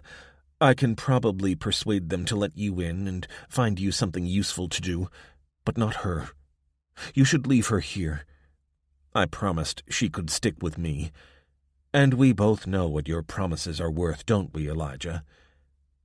Elijah Wade leaped to his feet and stalked into the house. He found Becky in one of the barns out back. What are you doing out here? Looking for eggs. We've got a lot of people to feed. Here's one. Her hand emerged from a straw bale and dropped into the wicker basket. He could see the strain in her eyes as she stood up. "I'm sorry about all that, Becky. You didn't have to go." "Yes, I did. You had things to talk about. They're your family." "Not Lindsay and me. Not anymore." She shrugged and continued searching the barn floor. "Well, anyway, you were talking for a while. Decide anything?" "I'm taking them to a place called Raven Rock. It's a government facility." "Like a nuclear bunker?" "Yeah." "How far is it?" "Couple of 100 miles. "On foot?" "No, we can use Dimitri's truck." "Mr. Gerber won't mind?" "It doesn't belong to him." "Not sure he sees it that way." Elijah sighed. "Look, I owe him a lot for sheltering Kelly and Lindsay, but I'm not going to walk if I don't have to. He's Amish anyway. They don't use trucks." "He's not Amish. Not exactly," she said, then looked into his eyes. "Lige." "Yeah?" "What about me?" "What about you?" "I guess I understand if you don't want me tagging along. I mean, you've got your kid back, and your wife." "Ex-wife." She shrugged. "Yeah, but, the world going to hell and everything. I don't think she likes me." "Kelly?" "No, Lindsay. She asked me about what I did before, and about you." "Well, that was none of her damn business." They sat in silence for a few minutes as Wade finished his smoke, drawing up the last particles of bitter tobacco. "Becky." "Here it comes." "What the hell?" "This is the bit where you say it's been fun and all, but I'd be safer here." He turned to her, blowing a stream of smoke into the air. When would he learn not to underestimate her? "Well, wouldn't it?" "And what do you want, Lige?" That caught him. "What?" "You've got your daughter back, so you've got a lot of catching up to do. Do you want me to come along, or do you want your privacy?" "Privacy? You've seen me in my underwear. Hell, you pulled my pants down when I was unconscious." "You were bleeding." "I know," he said, reaching out and taking her hand. "But there's no room for secrets between us, Becky. So I'll be completely honest with you." "Good." "I do want to spend time with Kelly, but our relationship is complicated." "Unlike ours," she said with a smile. "Good point. But I'm comfortable with you." "So, ask me."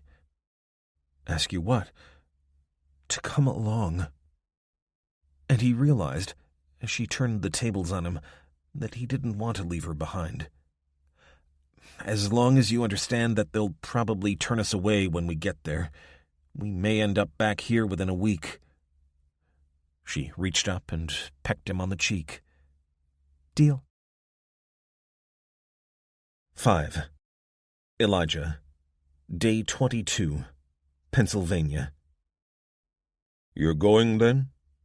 Samuel Gerber didn't look up as Elijah took a seat opposite him at the kitchen table. "I need to take Lindsay and Kelly somewhere." Gerber shook his head. "Those were not their names when they sought shelter here." "I know, and I'm grateful. If you hadn't rescued them, chances are I'd never have found them. If there's anything I can do..." Samuel Gerber looked back at Wade through dead eyes. "Yes, I seem to be able to rescue some people, but not the one most important to me." Wade shifted uncomfortably. He'd dreaded this conversation, but couldn't leave the farm without speaking to Gerber. It just wouldn't have felt right at all. The Mennonite had emerged from his bedroom for the first time the previous evening, looking as though he'd risen from the grave himself, but had spent no more than a few minutes wandering aimlessly around the house, as if searching for someone, before heading back to his room. His feral sobs came through the roof, so that, in the end, Wade was forced to go out and endure the cold rather than listen to him. They might have set off later that day, but Lindsay was strangely reluctant to do so, saying that she wanted to make sure Victoria and the others had what they needed to survive before leaving. This delay had at least given Elijah the chance to spend a little time with Kelly.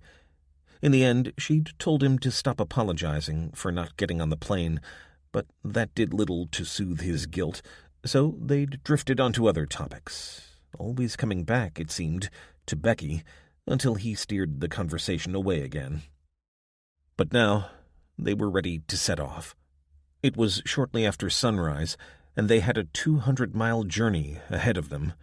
Before the Aurora, this would have been an easy trip he'd expect to complete well before the end of the day, but in this after-world, he knew they'd probably have to find somewhere to hunker down for one night. As he was thinking this, Gerber had been watching him, as if trying to read his thoughts. "You could remain for a while. The others would feel safer with a man like you here. My way has failed, and my wife has paid the price." Elijah shifted uneasily on the hard wooden chair. This was the third time a good person had made this sort of request, and the third time he had to refuse. "I'm sorry. My first priority is to my daughter and Lindsay. Kelly's still not 100%, and she needs the care she can receive where we're going." "You do not have to conceal your destination. I don't care." "Again, I'm sorry." "And you are taking the truck?" "Yes. Do you want me to return it? I don't know when—" Gerber put his hand up. "No. It brought death to this place. I don't want to see it again. You will stay for Ruth's funeral?" Lindsay and her were friends, I think, though they'd known each other only for a short time. Elijah groaned internally. He wanted to be on the road as soon as possible, but given what the man had gone through, he couldn't refuse. "I will. But tell me, Mr. Gerber." "Samuel." "Samuel. What will you do now?" Gerber looked at him out of red eyes. "I do not understand." "The people here, they look to you for leadership." "And where has that gotten us? My wife is dead. I have nothing to live for." Wade wished Lindsay were here, or Becky. They'd know what to say better than him. After all, it was impossible to truly empathize with a man experiencing something Wade hadn't. The closest he could get was the loss of his mother, and that had been a long time ago. Back then, he'd thrown himself into his work to mask the guilt he felt at not protecting her from his father. "Then live for them," he said. "Victoria, the kids, and the others." "I don't care about them, Detective. They are not my responsibility." "Is that what Ruth would say? That you should abandon the children?" Gerber's face twisted in rage, and for a moment Wade thought he'd lash out. But it passed like a summer storm, and the Mennonite sighed. "The ceremony will be at 11. Victoria has made all preparations. Be there, and then go." Elijah stood as far back from the grave as he could, doing his best to keep his eyes away from the distraught, hunched figure of Samuel Gerber as he stood with his eyes closed, sobbing. Justin had come to Wade and asked for his help to lower the shrouded form into the earth, and they'd rolled up 2 sheets, and each stood on one side to lower her with as much dignity as they could manage. Now, Elijah regarded his job done, so he stood in the chill air, half listening as Victoria read from the Bible, before turning to Gerber and speaking softly to him. He took the holy book and said some words from memory, Wade suspected, since the man clearly couldn't see through his tears, and then Gerber stepped forward to drop something that glittered into the cut. The 3 children, Bonnie, the granddaughter of Jeannie Norris, and 2 others, stood with the old woman, and Wade didn't notice at first that one of them had edged forward. It was Bonnie who'd moved, stepping toward the grave and gathering up some wet earth. "No!" Gerber shouted, the first time Wade had heard his voice clearly. "Not you. It must be the men, then the women, and then the children. That is how it is done. Get away." "Don't you talk to my pigeon like that," Jeannie said, as the child ran into the arms of her mother. "Shout all you like at us, but I won't stand for you picking on her." Victoria put her hand out. "Give him a break. He's lost his wife."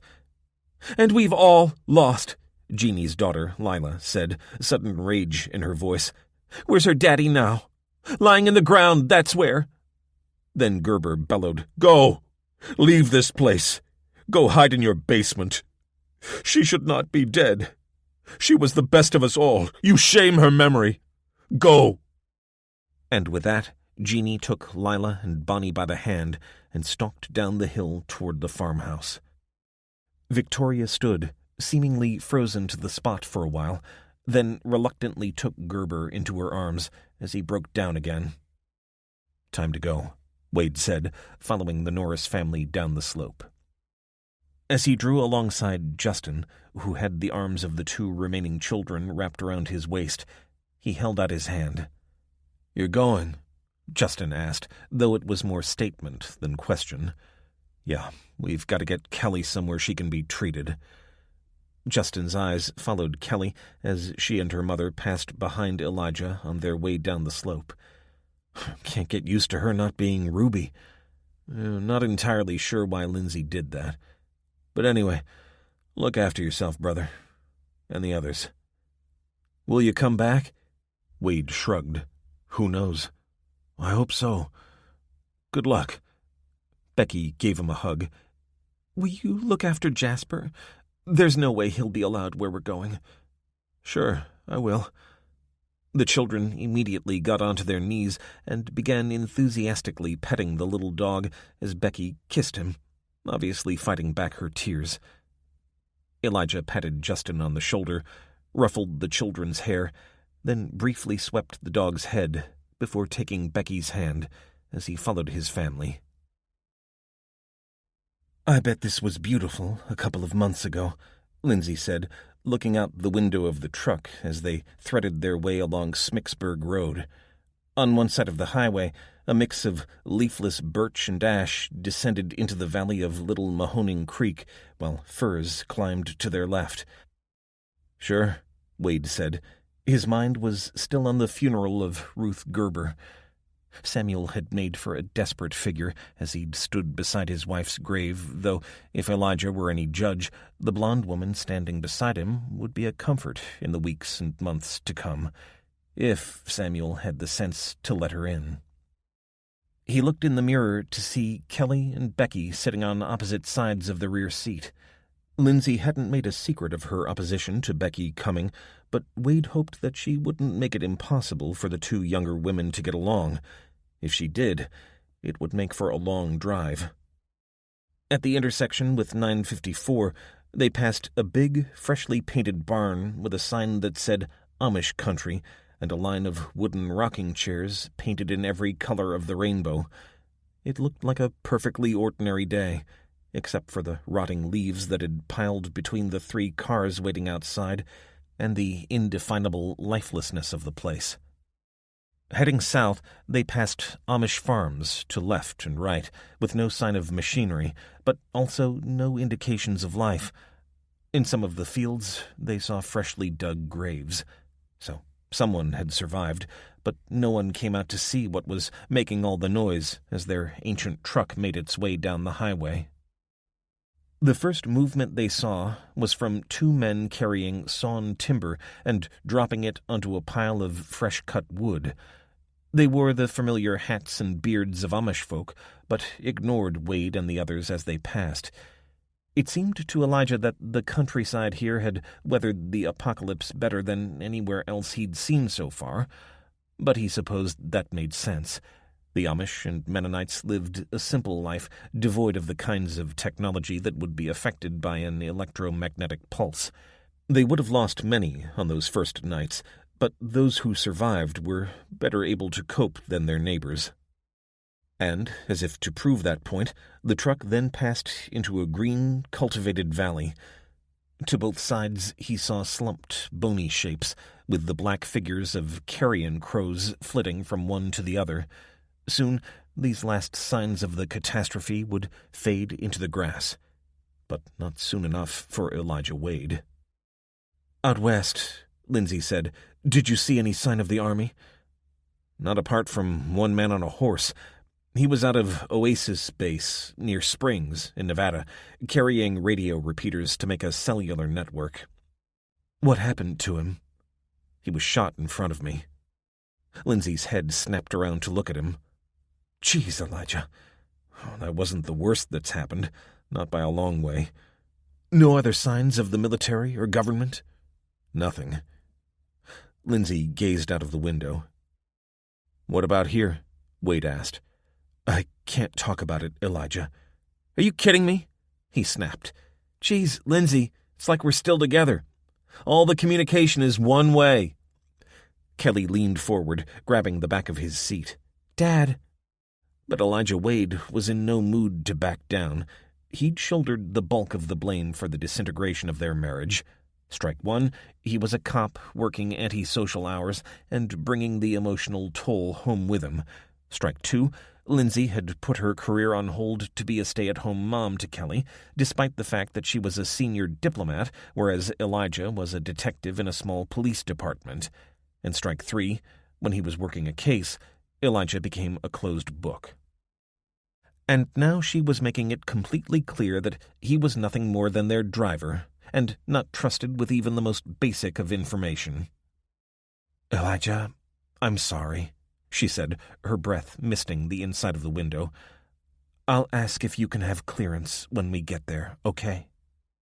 He nodded, keeping his gaze on the road ahead, his eyes flicking into the rearview mirror as Kelly scowled in the back seat. You all right, Beck? He said over his shoulder. She had her face pressed to the window. Uh-huh. Thinking about Jasper? Uh-huh. Me too. He leaned back in the seat and sighed. The little terrier had traveled across the continent with them, even coping with riding in a Cessna with a broken back window, and he'd been a comfort to them both. Wade focused on the road ahead and tried not to think too much about it. The dog would be well looked after at the farmhouse, and was far better off where he was than with them. Crazy, wasn't it? Feeling sad about a dog when the entire world had gone to hell? Perhaps it was impossible to comprehend the scale of what had happened, but thinking of one person or one dog allowed the mind to grasp it, at least up to a point. He glanced in the mirror to see Becky gazing out the window without seeing, and he made a promise to himself to go back for Jasper if he possibly could, then immediately regretted the thought. The last thing he needed right now was the burden of another commitment. And still they drove through a broken country and saw no more living humans. 6. Hannah. Day 22, Mauna Kea Observatories, Hawaii. Most of the ships are floating morgues, Lieutenant Garrett said, as she took another sip of beer and looked up at Hannah, who was sitting on her bed with a bottle in her hand. The lieutenant had returned from Hilo the day before, without any explanation for the delay. The tension between the lieutenant and the agent was obvious, and she'd kept her distance from him, preferring to spend time in the cafeteria talking to whoever happened to be in there, while Nelson grilled the scientists one by one. The agent had now headed down to the student accommodation in the basement to sleep, or recharge his batteries, or hang from a roof beam, who knew? Hannah, who'd had 6 hours' sleep, had found Garrett slumped over a table and had invited her to crash in her bedroom. So, are none of them operational? Garrett seemed to consider this carefully before making a handbrake turn. What do you think of Agent Nelson? I think he's an arse, Hannah replied without thinking. Sorry, I probably... Garrett put her hand up. No need to apologize, I agree with you. He's been a pain in the butt for Captain Enriquez, though the skipper's managed to get one ship operational again. He has? It's an oldie, USS Good. It's a frigate from the late 70s, spent some time with the Ukrainian Navy, then got sent back here ahead of a Syncax. Guess that won't be happening now. Syncax? She half smiled. Sinking exercise. It's the only way we get to test live armaments outside war. Only way we got to test them. But anyway, it was refitted a couple of times, but its bare bones are frankly 60s tech, which is just as well because the rest is junk. We've spent most of the last 3 weeks stripping her back to bare metal. We? How many survivors? Active personnel? Maybe 200. If you add in support staff and families, a few thousand spread over Honolulu. Hannah shook her head. I sort of hoped that it wasn't the same as it was in Hilo. Did you lose anyone? Yeah.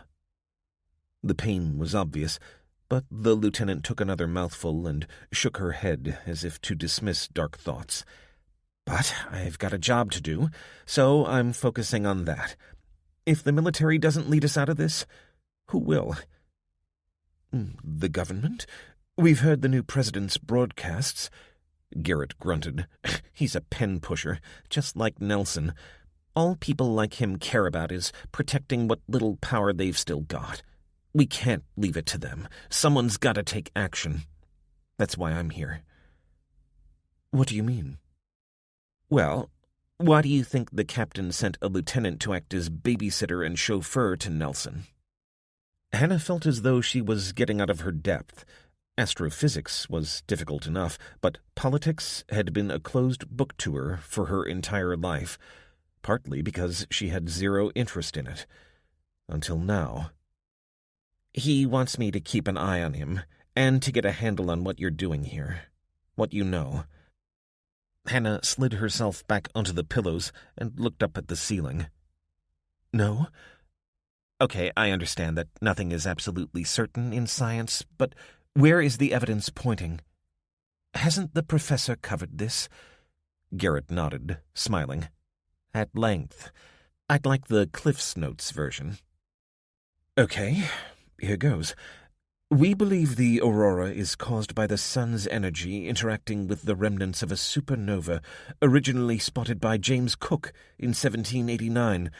The Russians mapped the density of the dust cloud, and the professor has used that to predict how the intensity of the aurora will vary. A huge wave will hit it sometime in the coming months. The smile had vanished from the lieutenant's face. She put her empty beer bottle down and leaned forward, lowering her voice. Worse than the first wave? Hannah nodded. Extinction level, and it'll probably last for weeks, possibly months. So anyone above ground will be killed? Yeah. Garrett looked around the room, as if struggling to process the bare facts. And we don't know when this wave will hit exactly? No, that's what we're working on now. That and the likely intensity. The Russians had this data first? Hannah nodded. Yes, Lev tipped us off, and we found the data on their backup storage. So they know when and how bad it'll be? Probably. They had a hell of a head start on us. Garrett got to her feet. Thank you, Hannah. I'm glad you're on our side. I could do with some shut-eye, if that's okay. I'll deal with Nelson in the morning. Sure, Hannah said. She climbed down from the bed, took her jacket from behind the door, and left the lieutenant there. She made her way to the staff room, finding Shane asleep on the couch with a blanket over him. They'd been forced to ration the heating furnace so it only operated at nighttime, but Shane's sleep had been so disturbed by his pain that the hour interview he'd had with Nelson had finished him off. Interview? Or interrogation? Or inquisition? Hannah didn't like the agent. She was experienced enough in the academic world to feel she could handle the self-important and often misogynistic denizens of that particular dungeon, but Nelson's arrogance was of a different sort. When he'd spoken to her, he'd treated her with apparent respect, addressing her by title and making copious notes, but there was a smugness to him that she couldn't quite put her finger on. It was as if he knew something she didn't, whereas, in fact, it was the other way around. Or was it? He wasn't a stupid man at all, but he had no scientific training, and yet he seemed to be relaxed in the face of the final extermination of the human race. Maybe he was a psychopath, or, as Shane had joked, a prototype Terminator. Shane mumbled in his sleep, snorted, and then woke. "Sorry," Hannah said, finding herself stroking his cheek. "I didn't mean to wake you up."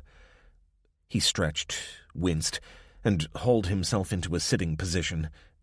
"It's okay. I can't sleep anyway." "Well, you do a pretty good impression." He leaned back so his head rested on the top of a seat cushion.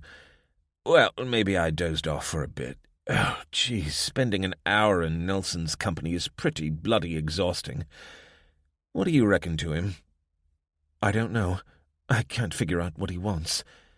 "To steal what we know and take it back to his boss, whoever that is." Hannah sat on the armchair next to him. "Maybe, but however many notes he takes, he can't figure it out on his own." "Maybe his dad can." "His what?" A smile spread across Shane's face. "Mr. Data." "Funny, but I don't think he'll leave us alone now.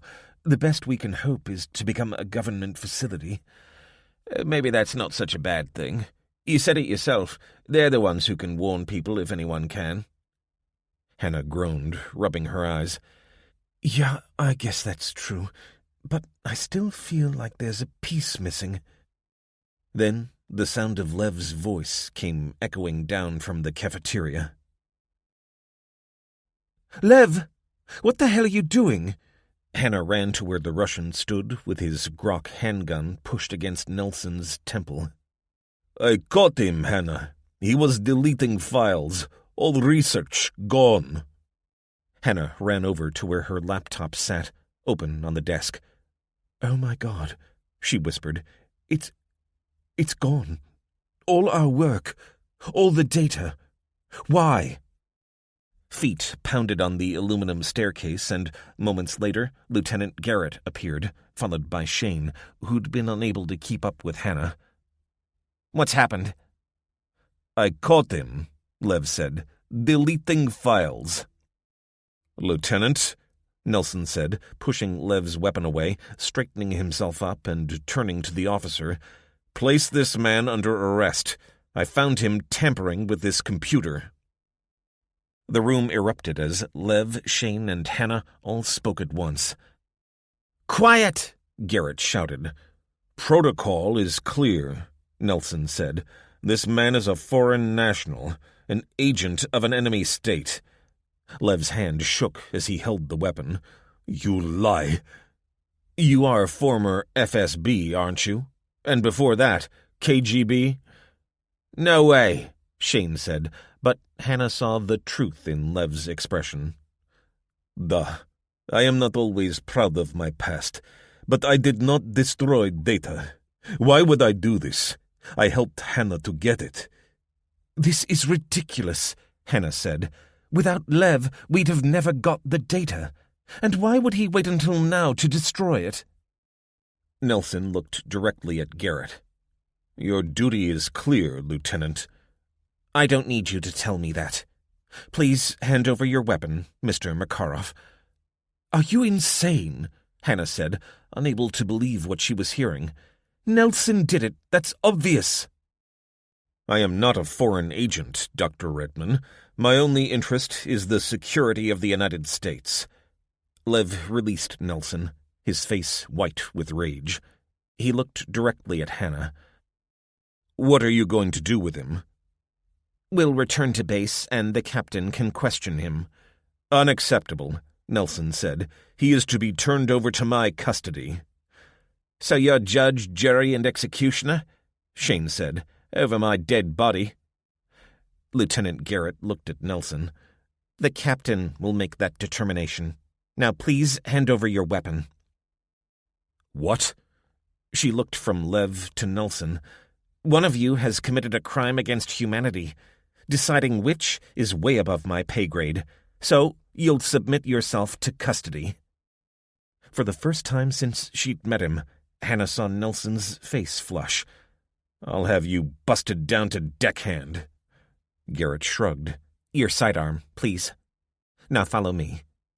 She led Lev and Nelson to the basement and locked them into individual bedrooms before returning to the cafeteria and sitting at a table with Hannah, Shane, and the newly awakened and distraught Professor Akihiro.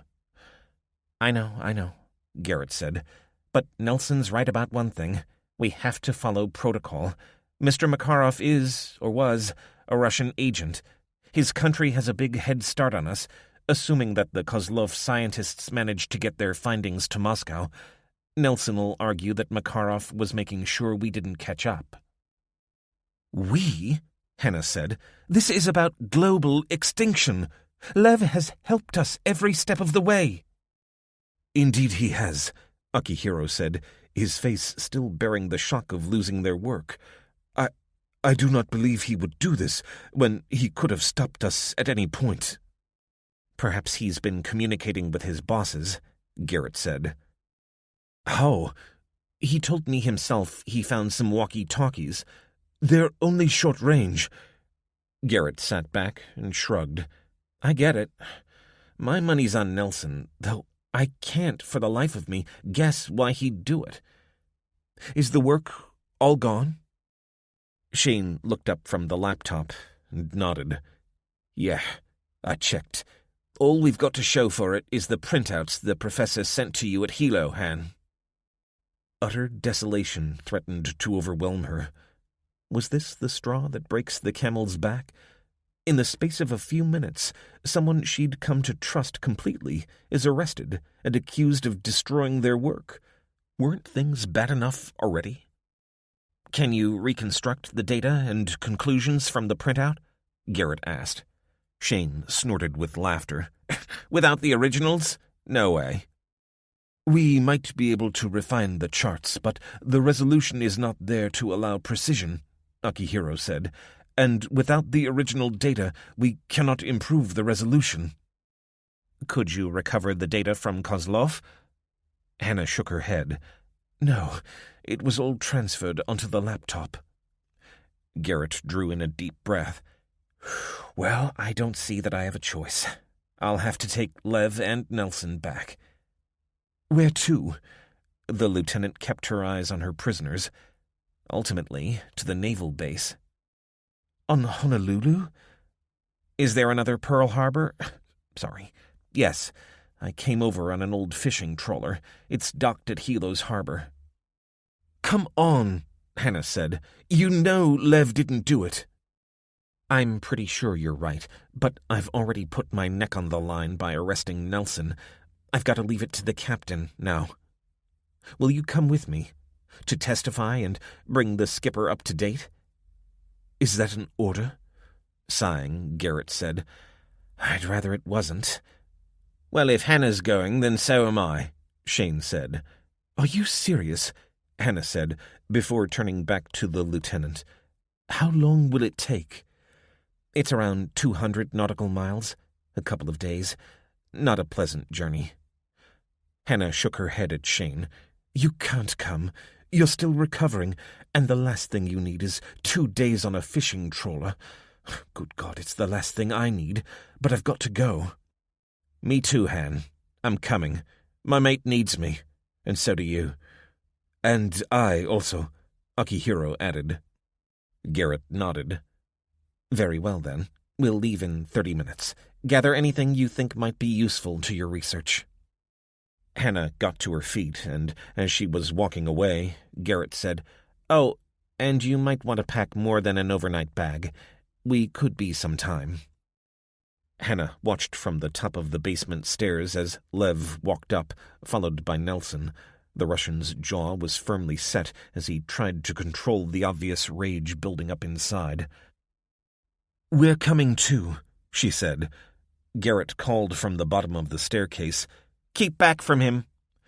Hannah stepped back, and Lev forced a smile. I am glad. I think maybe I will not find friendly faces at Naval Base. Shane and the professor are also coming. My friend, Lev said, looking at the Australian in surprise. You are still sick. Shane shook his head. I'm not leaving you, mate. And you, Professor? Russian maybe not welcome at base, but Japanese.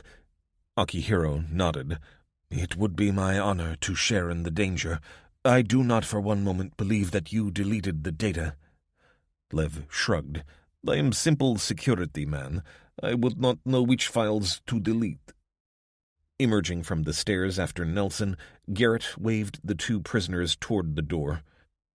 "One of you will have to drive," she said, gesturing at Shane, Hannah, and Akihiro. Shane nodded, but Hannah cut in. "I'll do it. Shane's still recovering." Garrett held out the keys, and Hannah walked toward her. As she did so, Lev pushed Nelson away, then shoved past Garrett and collided with Hannah, as if making a break for the door. She grabbed his arm to stop herself falling back. "Lev, what are you doing?" she said, as she felt his hand on her backside. "Freeze, or I shoot," Garrett said. Lev stopped, standing up straight and raising his hands. "I am sorry, Hannah.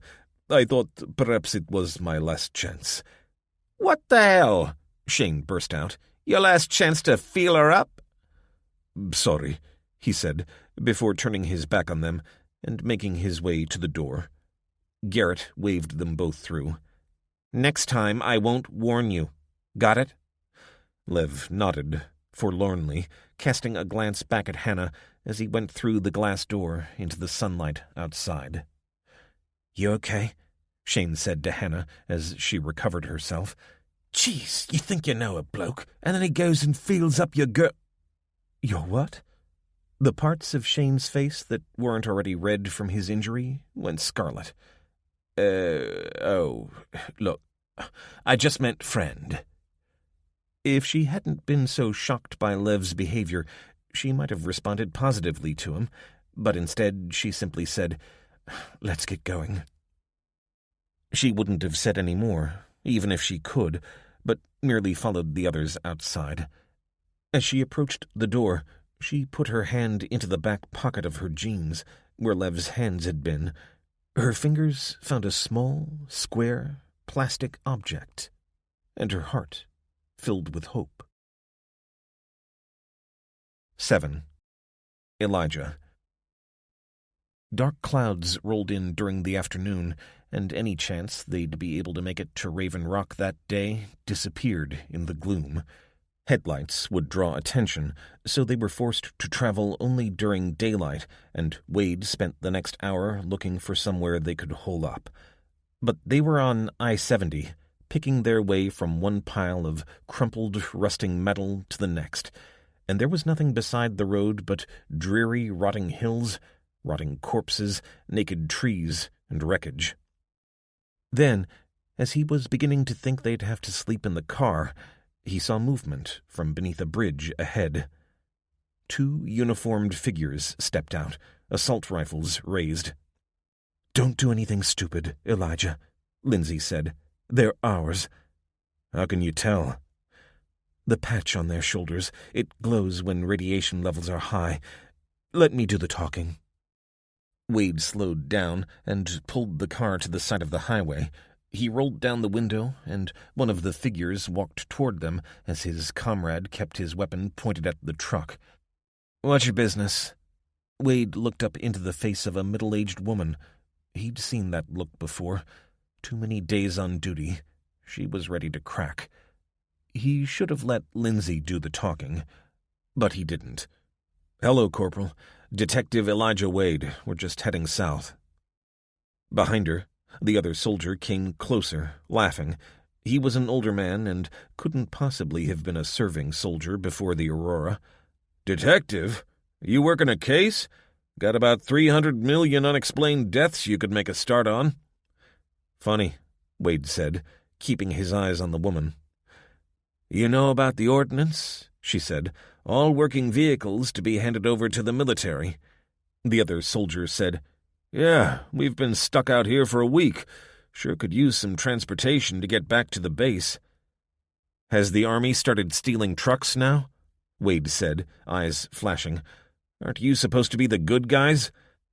"Why don't you show me your driver's license? Or maybe this isn't your vehicle, meaning you stole it. So don't bother lecturing me about being good guys." Corporal, Lindsay said, leaning over Wade, her patience at an end. My name is Lindsay Coleman. So she was using her maiden name. He wondered whether Kelly had adopted it. I work for the federal government. She handed her ID card out the window. Wade saw the soldier's face drop as the prospect of commandeering the truck receded. Is it legit, Merle? Looks it. Can I ask where you're heading exactly, ma'am? Sorry, Lindsay said. That's classified. And the others? Who were they? Also classified. Wade could see the female guard thinking this through. As far as she knew, only one of the people in the car had identification. She could be a pain in the butt about that and, at the very least, hold them here while she contacted base, though how she would do that he had no idea. We've got some supplies we can share with you, Elijah said, forcing a conciliatory grin. Might make your rotation a little more bearable. The woman smiled. Sure. Look, it'll get dark soon, and you don't want to be driving at night. Why don't you come back to our station, and we can eat together? The station turned out to be a cinder block building with a pent roof and a sign outside that read Rural Propane. Merle and her colleague, whose name was Stan, climbed down from the flatbed as a third figure staggered out from the building, pulling his pants up as he went. It's okay, Carlos, Merle shouted. They're with us. Carlos, a young man with a thin beard and wide mouth that gave him a frog-like appearance, visibly relaxed. I was in the bathroom. Almost crapped myself, Merle. That's almost crapped myself, Corporal. Wade noticed the confusion on the younger man's face and concluded that military discipline was in short supply here. Come inside, Merle said. We were stationed here to guard the propane and keep an eye on the highway. She pointed back the way they came, and Wade could see that, even in the gathering gloom, a long stretch of highway could be watched from here. They followed Merle through the front door and behind the counter into a little kitchen area. 2 boxes of MRE packs sat beside the sink. Wade nodded at the packs. Looks like you've got supplies. I'm kind of hoping you got something different, Merle said, taking the box from Wade. You've got power? Wade said, as Merle flicked the light switch. Sure. This place has got plenty of propane. Won't miss a little. Take a seat, folks. Carlos will fetch some more chairs. So what have you seen so far? Wade asked, as he helped himself to a pouch of chicken curry. Many survivors nearby? Merle waved vaguely. Squad checked out the places around here, found a few young folks, took them back to the base. What base? Armory in Indiana, 20 miles or so north of here, next to the airport. We set up a field hospital there. What's that? Oh, settle down, Carlos, Merle said, before turning to Wade. Jumps at his own shadow. Mind, none of us is exactly military grade. I was an accountant, Stan's retired, and the closest Carlos ever got to the Army was playing Call of Duty. It was pretty good, Carlos said sulkily. Won some tournaments, and then I got into esports. Hasn't done a single day's work in his life, Merle said. Pity your skills aren't exactly transferable to the apocalypse.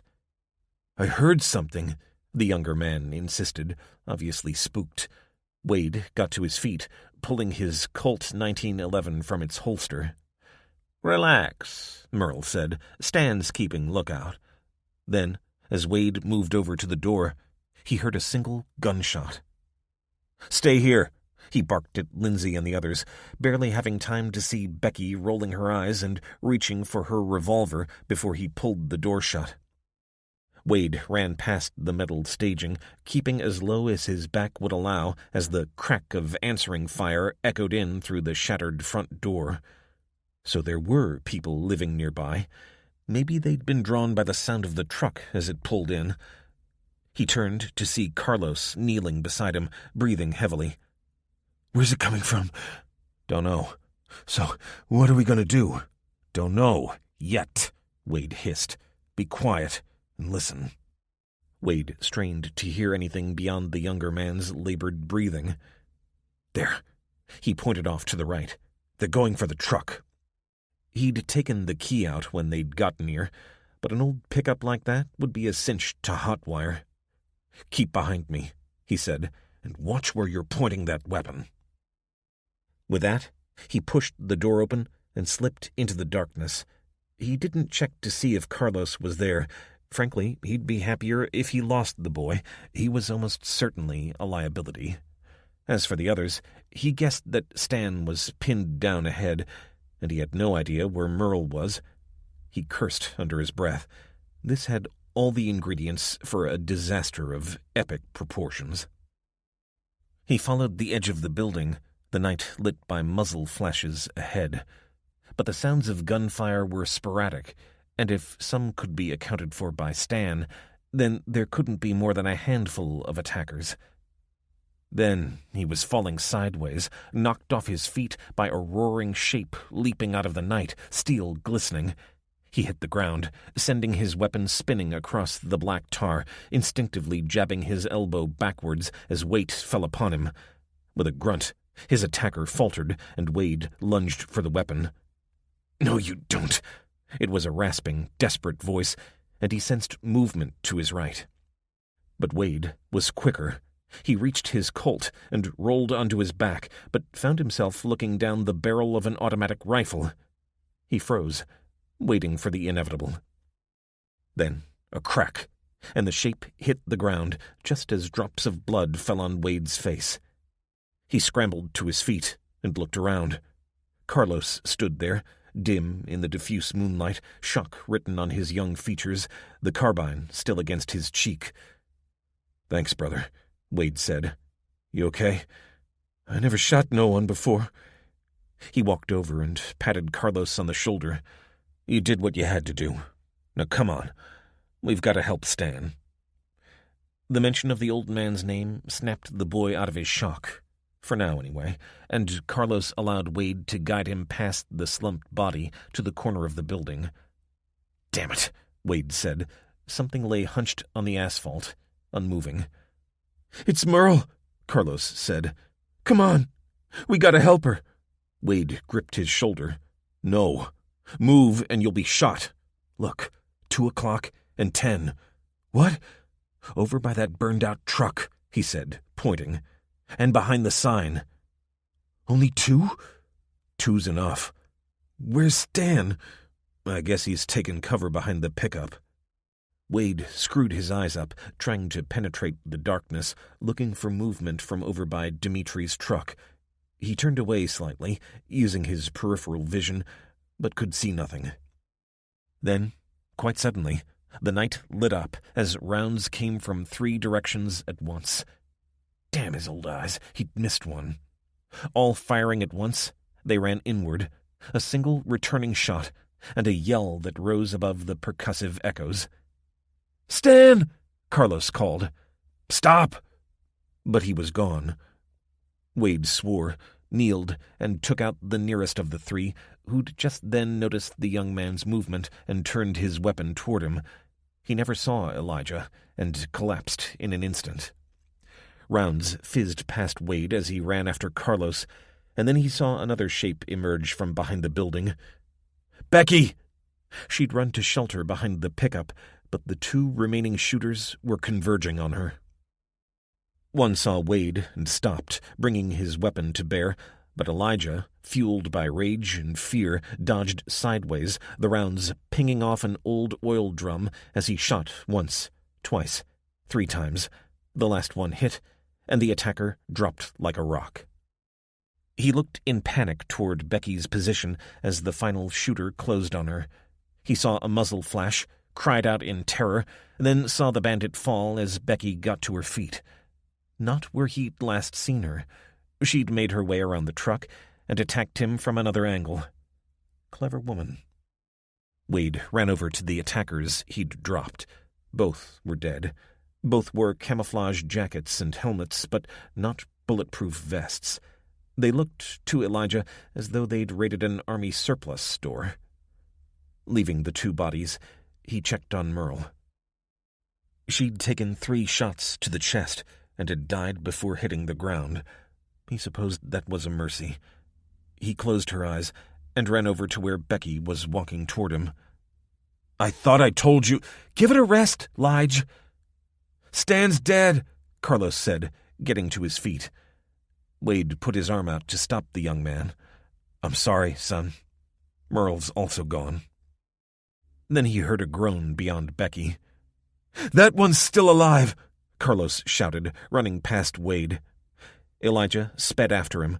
The prone figure had one arm in the air, as if trying to fend off the rifle barrel being jerked downward.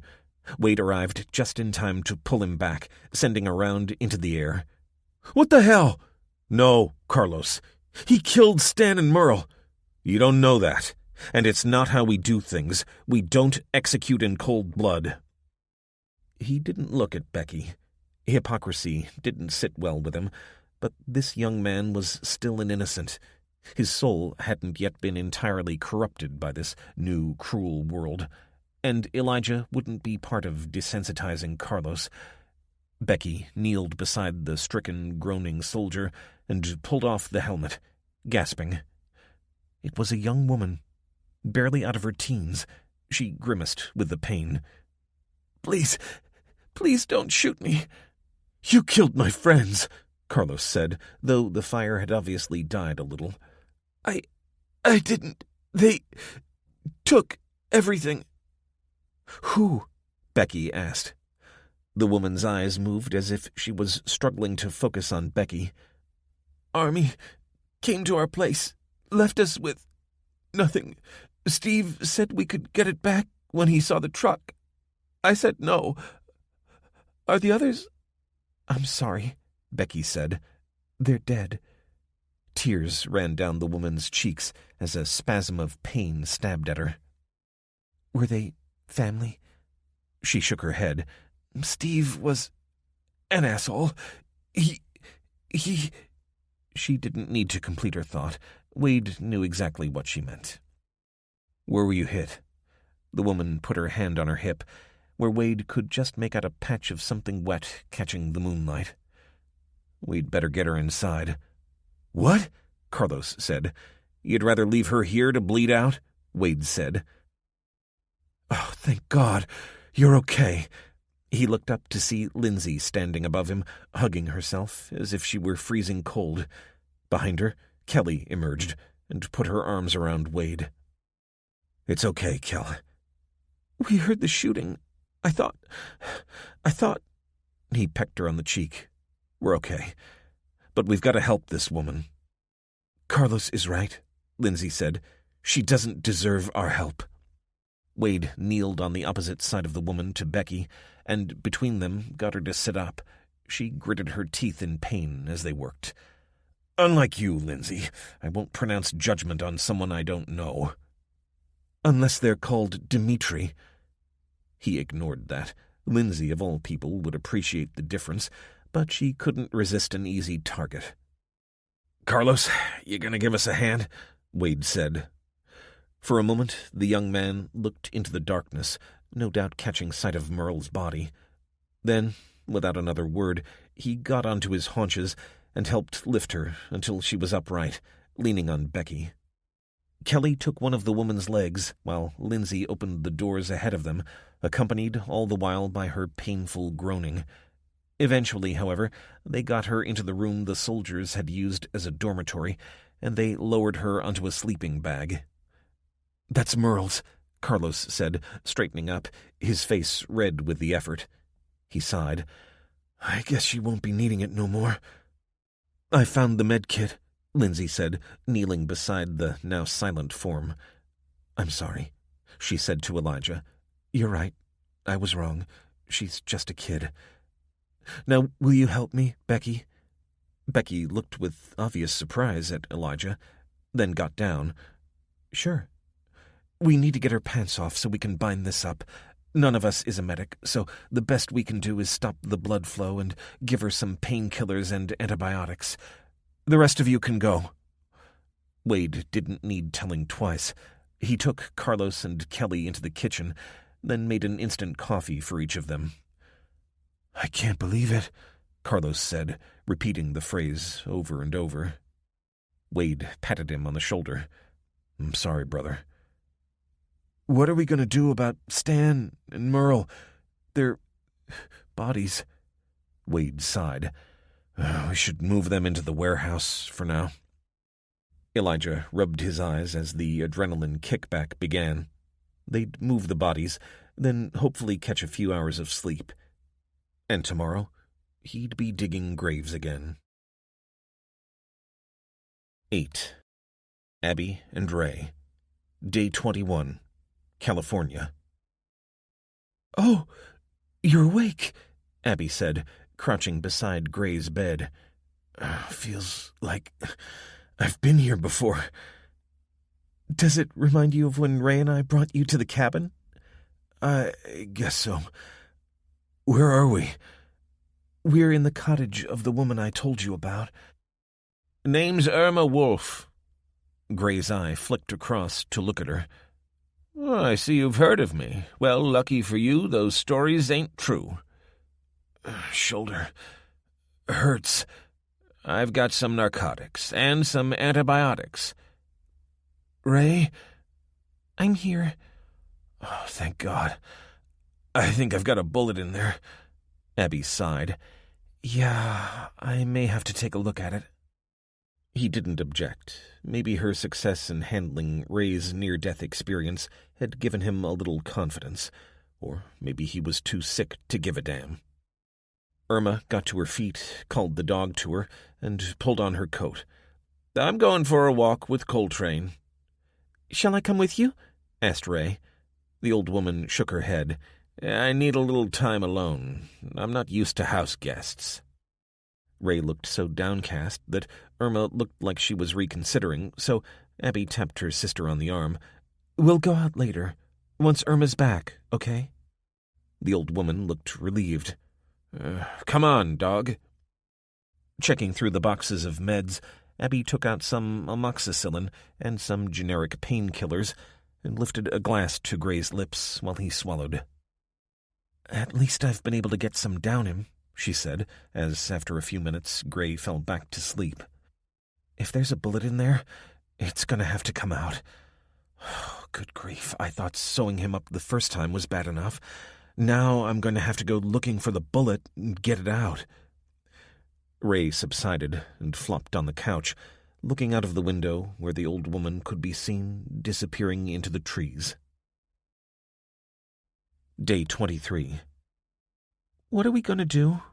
Even if we can fix Gray? Oh, Ray, I don't know.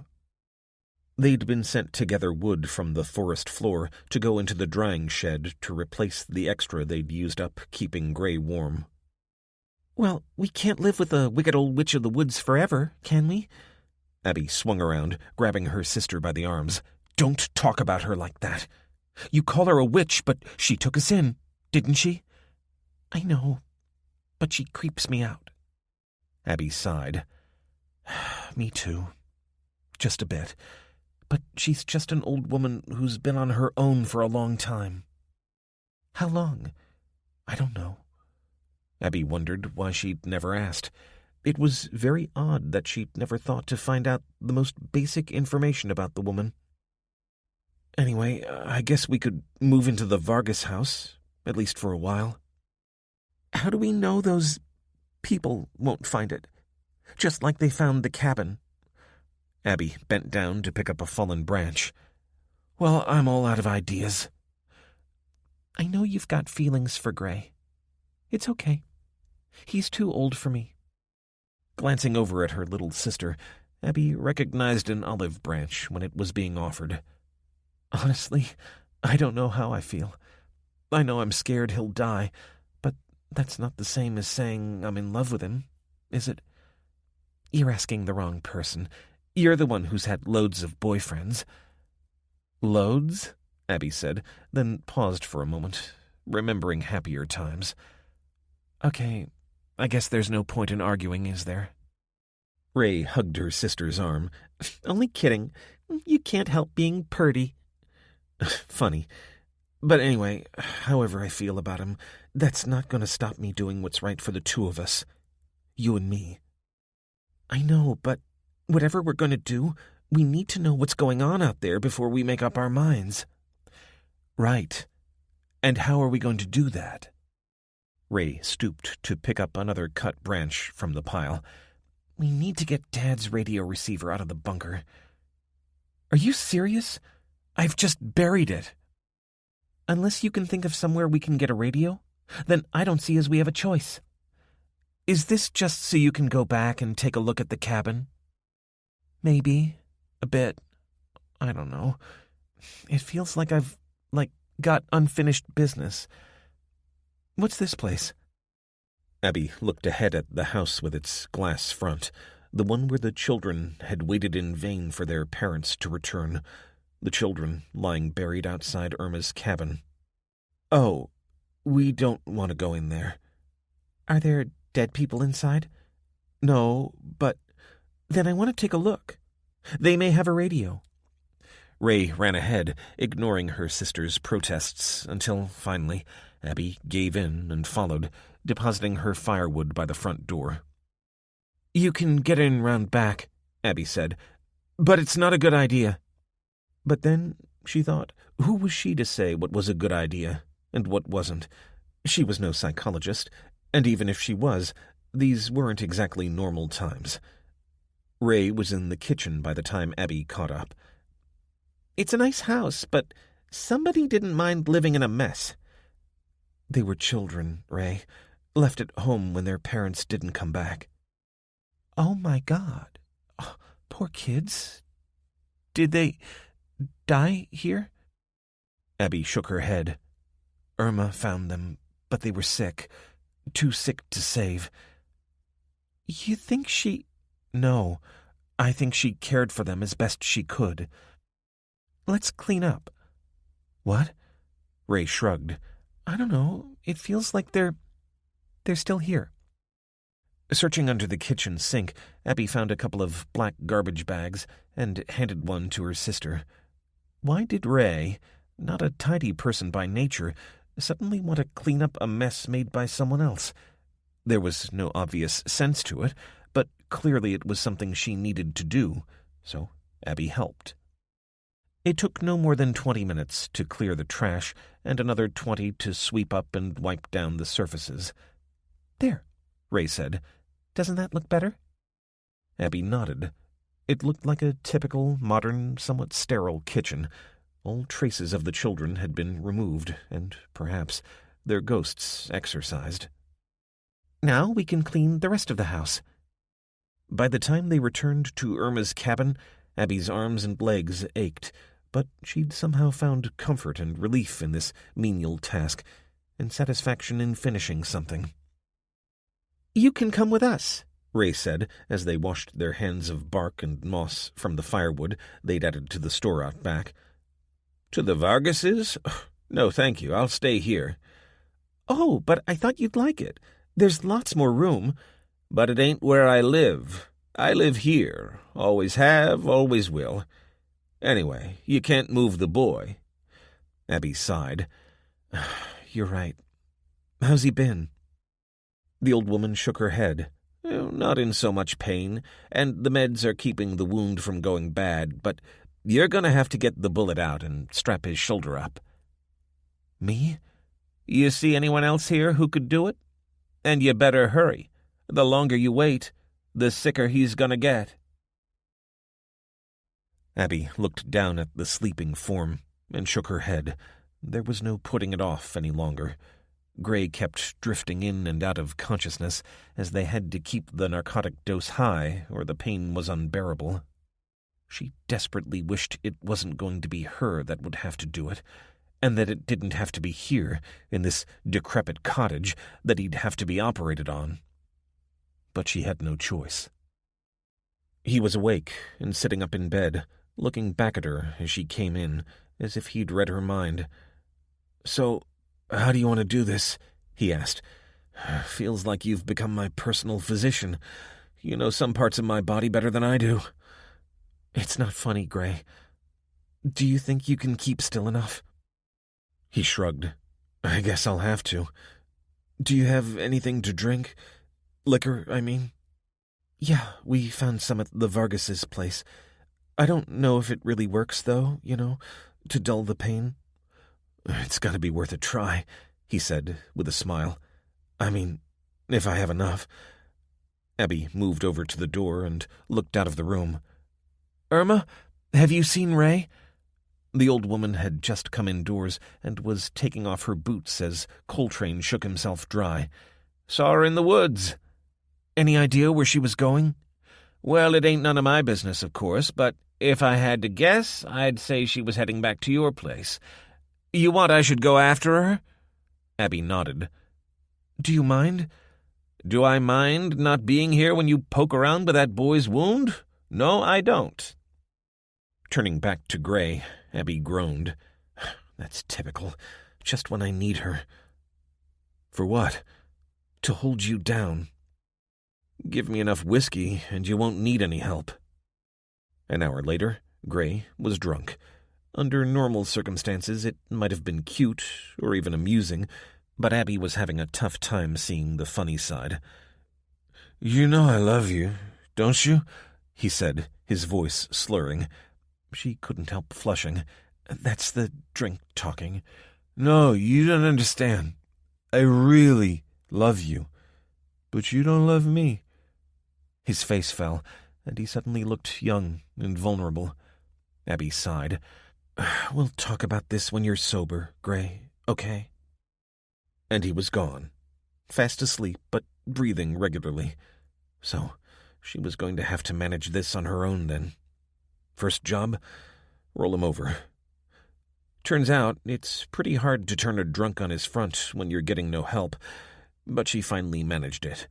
She'd left her metal scissors, tweezers, and needle in a pan on the hob, boiling, so she went and dried them off before laying out her supplies. Scissors, needle, cotton thread, a bowl of hot water, a towel, fresh bandage, and some wadding. Now she came to think of it, she was glad Ray had gone out and Irma had followed her. This way, there would be no one else to manage or worry about, no one else to judge. She cut the soiled bandage away. It was blood-stained, but didn't smell bad, so that suggested the antibiotics had kept infection at bay. Good. But the wound looked a mess. Once she'd cleaned it up with some cotton soaked in hot water, she could see the entry point. The bullet had taken him at an angle, perhaps as he was falling forward, so it had been a glancing blow.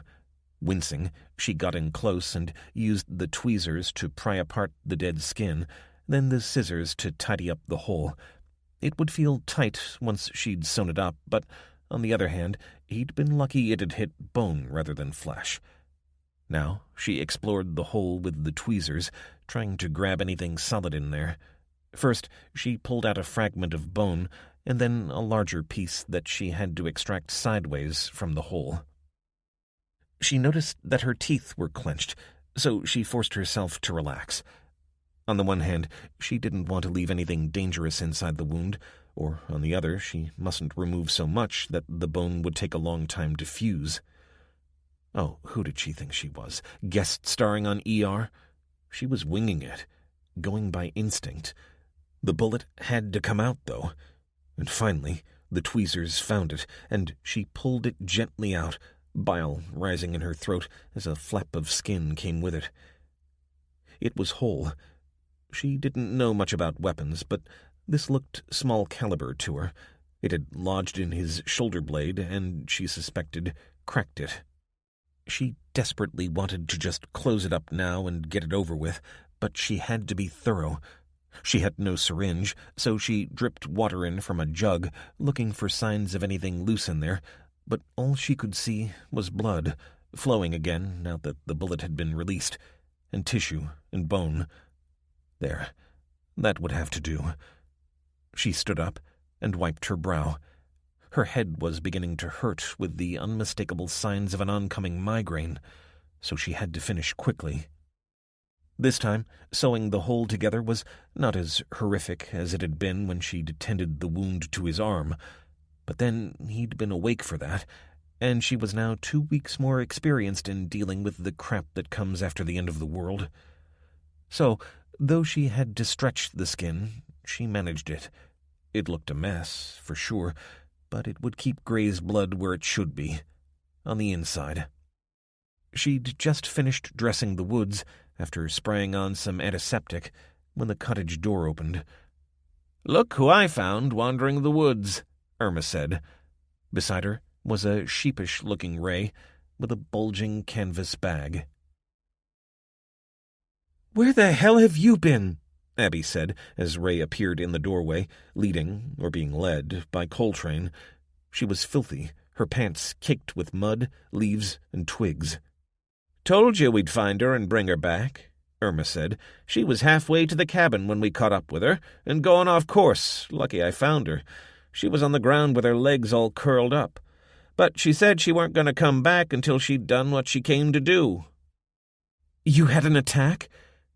Ray shook her head and burst out, "I've got it. Look at the state you're in. Do you need meds? It doesn't matter. I got Dad's radio. You've been down to the bunker." Her exhaustion forgotten, Abby leaped to her feet, ran across to her sister, and grabbed her by the arms, shaking her. "Are you insane? You could have been trapped down there. It could have collapsed." Ray broke away, the shock obvious on her face. "Leave me alone, and stop treating me like a kid. Then stop acting like one. Oh, and I've taken the bullet out of Gray's shoulder and sewn him up. Thanks for your help with that." Ray froze, eyes wide, then turned on her heels and limped out, slamming the door behind her. "Hey now, no need to be too hard on her. She's been through a lot," Irma said as Ray disappeared. "We've all been through a lot. The world's ended, in case you haven't noticed. But then you probably hadn't noticed until those kids turned up, out here in the woods, living like a hermit." The old woman's face dropped. "I knew well enough that something bad was happening. Just had to look up to see it." She spoke slowly and with obvious reluctance. "But I've been here since I was a child. My daddy built this place, and, yeah, I guess I don't pay much attention to what happens in the outside world, and the outside world don't pay much heed to me. That's how I like it, in truth. But I feel the loss, too. It's only a matter of time before Coltrane and me'll have no propane, and I'll have to go searching." Abby slumped into the chair. "I'm sorry, Irma. You've been so kind to me, to us. I shouldn't have said all that." "It's all right. I spoke right when I said your sisters suffered, but you've taken on more than it's fair to expect. But she's young, and you've got to bear the burden. Just try to remember who your friends are." Coltrane ran across the floor and jumped up at Abby, tugging at her sleeve. She got to her feet and patted Irma on the arm before going outside. To her relief, Ray was there, leaning against a tree and looking toward the river. Irma was right. It was up to Abby to be the adult, rather than given to her wish to rail at the world, including her sister. "Hey." Ray shook her head, as if denying she were there. But then, quite suddenly, she launched herself at Abby, wrapping her arms around her sister. "I'm glad you're okay," Abby said. "But that was stupid, to do it on your own." "I know, but Irma was there. You didn't know she'd follow you." Ray looked coy.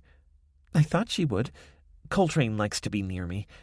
And I covered it all up again, and made it safe so when we come back, it'll all be there. I mean, there's still lots of boxes of supplies. There's propane down there, too. When Gray's better, we can bring it here." Abby smiled. "It's going to be a long time before he's able to use his right arm, so I guess we'll have to rely on girl power." "He'll survive, won't he?" "I think so. I've got the bullet out, and as many bone fragments as I can find. His body has a chance to heal now." They wandered back inside to see Irma getting out of the armchair. "Well, I think it's time for something warm. If you can find some batteries out of that box salvaged from the Vargases, then we can take a listen to your radio." "It's clockwork," Ray said, suddenly animated again. She jumped up and followed the old woman into the kitchen, putting the radio on the countertop and turning the winder. Suddenly, the room filled with the unfamiliar, artificial sound of static. Then, as Ray adjusted the tuner, it settled into a quieter hum, followed by the voice of an announcer. "This is the emergency broadcast channel of the United States federal government. Stand by for the daily announcement by the President, which takes place at 1700 hours. "That's hours from now," Ray said, her initial excitement fading. "Why don't you try some other channels?" Abby asked. In truth, all she wanted right now was to be left in peace for a while, so she could sleep. She got up and headed for Irma's bedroom to check on Gray. She sure hoped that she and Ray, at least, would be able to move into the Vargas' house soon, even if Gray wasn't ready for the journey yet. Sleeping on a couch was getting pretty stale. As she made it into the bedroom, she heard the static rising and falling as Ray twisted the dial. Then, just as she was leaving, a different voice appeared. "This is an announcement by the Independent Republic of Texas for the attention of all survivors outside our borders. We call upon the fit and able among you to join us in establishing our new democratic republic. You must find your own way to our borders and bring sufficient supplies so that you are not a burden while we assign you living accommodation and work. My fellow Americans, this has been a time of unprecedented tragedy, and I call upon you to join with us in building a new country, a better country, for our children to inherit. God bless Texas." That was an announcement from President Gregory Butcher. Please stand by for a news update. 9. Grace. Day 22. Texas. Lyle slammed the door behind the soldier as soon as the man had left the house with the last of their supplies. So much for promises. Maybe Sergeant Byrd had meant it when he'd said the army wouldn't clean them out of supplies, or maybe he knew he was lying. Either way, a different truck had pulled up outside the gate the next day, then another, until everything was gone. They'd been left with a flyer that had a map on it directing them to the nearest FEMA point, and then watched as their supplies, long prepared against the apocalypse, were driven away. Once he'd watched the truck go, he stalked back to the kitchen and slumped at the table. "I'm going to have to go foraging. I got no choice, Ma," Lyle said, slumping onto the couch. Grace looked up, taking the bottle from Hope's mouth and putting it to one side. The peace she always felt when feeding the baby vanished in an instant. "We've talked about this, Lyle. You ain't going nowhere." "They're shooting looters on sight," Marty added. He'd just come in from a busy session digging the cultivation area out back, and had wrapped a throw around his shoulders to warm up. Lyle, on the other hand, had spent the past couple of hours hovering over the soldiers as they pretty much emptied the basement. Lyle shrugged. "I ain't going to sit here and starve. That's a fact. I don't reckon this militia's big enough to keep a proper watch." "And what happens if they come back and find our basement full again?" Grace said as she expertly replaced the baby's vest before encasing her in a warm, clean onesie. "Like they said, we've got to go to the food point. They've got FEMA parcels there." "Charity? In my own country?" "Lyle, for the love of the Father—" "What, Mom? We're just supposed to roll over and play dead, are we? This is my home, and I've just watched American soldiers take what belongs to me." Grace wagged her finger at her son. "Belongs to you, does it? Maybe that's why you stole those rounds." "Yeah, well, now everything's gone, aside from what me and Marty hid." "What?" Grace gasped, looking across at where Marty sat, his face reddening. "We just buried a couple of crates," Marty said, "under the veg patch. Figured they wouldn't go digging it up when there was so much in the basement." Lyle nodded. "It's not a lot, mainly ordnance." "You buried weapons instead of food?" "If we've got weapons and ammunition, we can go get more food." "By stealing off folks? Are y'all insane?" Shaking his head, Lyle groaned. "Ma, not stealing off anyone. But we need protection. That's what the guns are for. The army have left us enough to make it through a week or so, but then we're going to have to walk to a supply point, and the nearest one is 50 miles away. Grace rubbed her eyes, feeling her exhaustion catching up with her. And they took the truck. So we'd have to walk, and the only way we've got of knowing if we're getting a lethal dose is the fluorescent paint in that flyer, Marty said. Don't tell me you agree with him. You'll both get shot. Marty heaved himself upright. I'm starting to come around to Lyle's way of thinking. It's either take the risk or walk 100 miles there and back for a few food parcels. And I don't want the children making that journey, so it means either Lyle or me will have to go on our own or leave this place unprotected. Seems to me it'd be better for us to scavenge. I reckon they want us to walk, Lyle said. They want everyone herded into camps. Why would they want that? So they can control us. And I ain't being a refugee in my own country. No way. Marty headed for the door. I can hear Maria coming down the stairs. I don't want to talk about this in front of her, okay? She can come help me do some digging. Oh, you poor boy, Grace said, ignoring the venom in Lyle's expression. It's bitter cold out there. Stay in for now. It's okay. I enjoy the work, and Maria can wrap herself up and keep me company. If we're going to have any future here, we've got to grow our own food. That'll take months, Lyle said. Sure. So we'll have to find a way to keep ourselves alive until then. But for now, we need to prepare the ground. Lyle let out a huge groan and stood up. Oh, then let's get digging. Grace smiled as her son followed Marty out through the kitchen door, Maria skipping on ahead. No rest for the wicked. Day 23, Texas. Lyle kept low as he slipped along the street, a cloud of breath following him. He stopped on a corner and waited for Marty.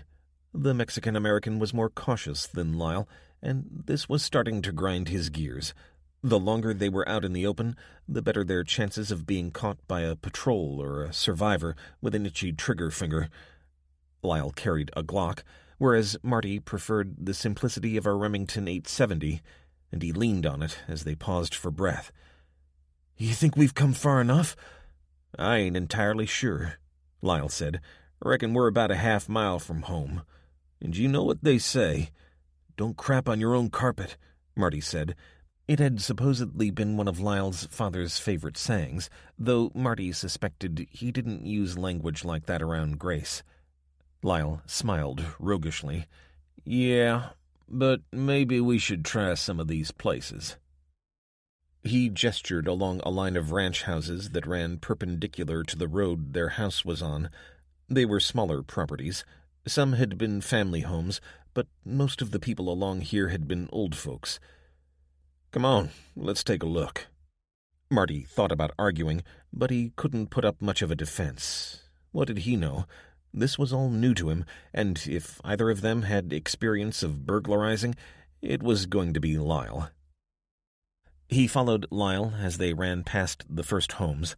Bicycles, basketball hoops, and bare earth where grass should be told them that these had been family homes, but their doors were wide open, creaking in the breeze. Looted or abandoned. Either way, there wouldn't be anything worth taking. Then Lyle stopped outside a property that couldn't have been a greater contrast. A pristine lawn led to a pristine house that gave every impression of the owners having left it only to go to church. "Geez, would you look at that?" Lyle whistled. On the grass in front of the house stood a large plastic snowman, behind which Marty saw a sign saying, "Santa, stop here."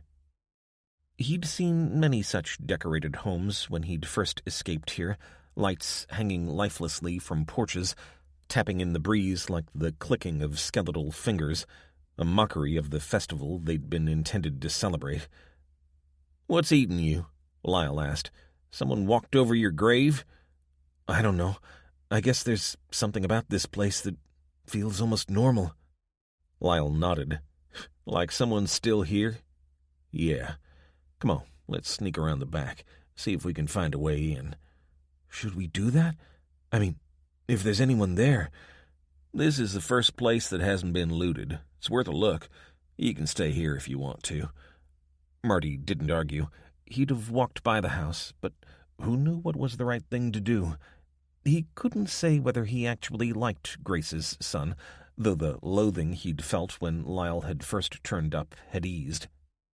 Lyle was a lot more complicated than the good-for-nothing lout he'd taken him for initially, and he was a lot more street-smart. "I'll come. Just keep that shotgun pointed away from me." Marty ignored that. Lyle was more street-smart, but he could also be an asshole. They went back to the house with the basketball hoop outside and kept it between them and their target, stepping over the low picket fence and out to the backyard. Marty gagged as he put his foot down on what he'd thought was a bundle of clothes. His boot slipped, releasing the stench of death. He didn't look back, but kept his eyes firmly on the house next door. Lyle glanced back at him, then nodded, and dropped farther before scuttling along the fence, then peering over it. "Can't see nobody," he whispered. The backyard was just as well tended as the front, with a string of large bulbs tied to a pagoda and a neat square of grass that Marty realized was plastic, but very good quality. Lyle climbed over the fence, obviously convinced there was no one home, and walked across the backyard until he was beneath the pagoda, peering in through the large glass sliding door. By the time Marty got there, taking it slow and half expecting the crack of gunfire at any moment, Lyle was pulling the door back and sniffing the air. "Can't smell nothing bad." "Be careful," Marty whispered. Lyle contemptuously rolled his eyes, but gripped his handgun tighter and snuck inside. They were in a kitchen, a tidy kitchen, modern, decorated in various shades of white with duck-egg accents. It was dominated by an island counter that showed no signs of dust or a hurried exit.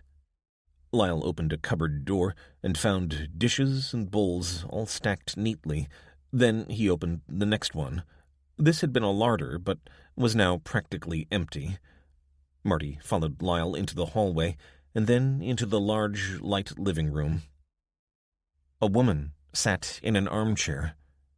"At last," she said. She was old, frail, but as well presented as the house she occupied. "Now, can either of you tell me where the clicker is?" "What the The what?" Marty asked. The old woman lifted the blanket from over her knees. She wore a thick, quilted onesie. "See?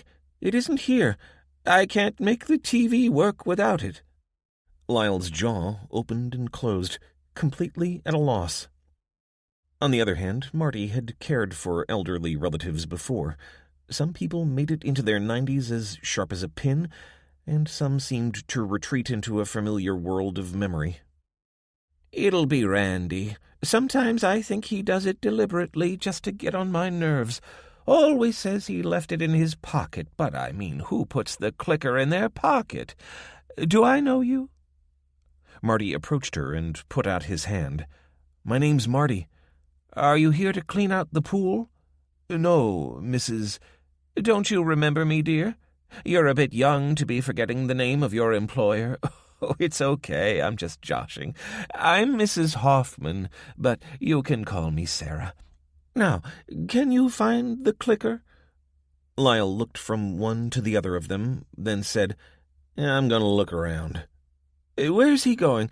Tell him not to make a mess. I've kept the place clean, haven't I?" "Do you mind if I sit?" Marty said. "Well, actually, I do. The couch doesn't stay that clean by people sitting on it. Bring that chair over, why don't you?" Marty settled into a wooden chair that had been set against the wall. "Mrs. Hoffman?" "What a polite boy." "Do you live here alone?" "Why, no. My husband Randy lives here, and my boy Noah." "Oh, no, that's not right.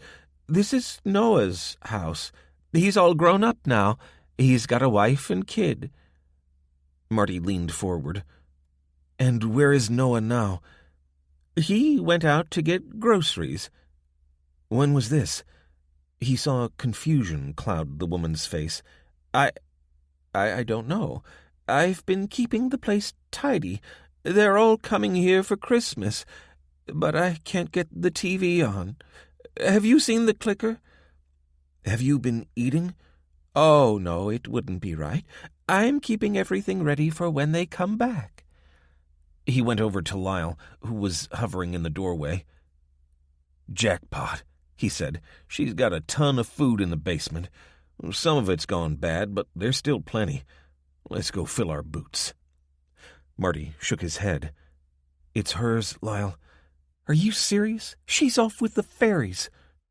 So we should just leave her here to starve? She ain't eaten anyway. I heard her say it. That's beside the point. She must have eaten something. It's been 3 weeks.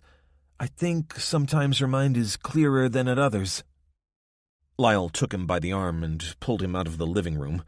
Now you listen to me, you son of a bitch. We came here to find supplies. This old lady don't know what day it is most of the time. She won't even notice it's gone. Marty pulled away. No. If we take the food, then we take her. Are you serious?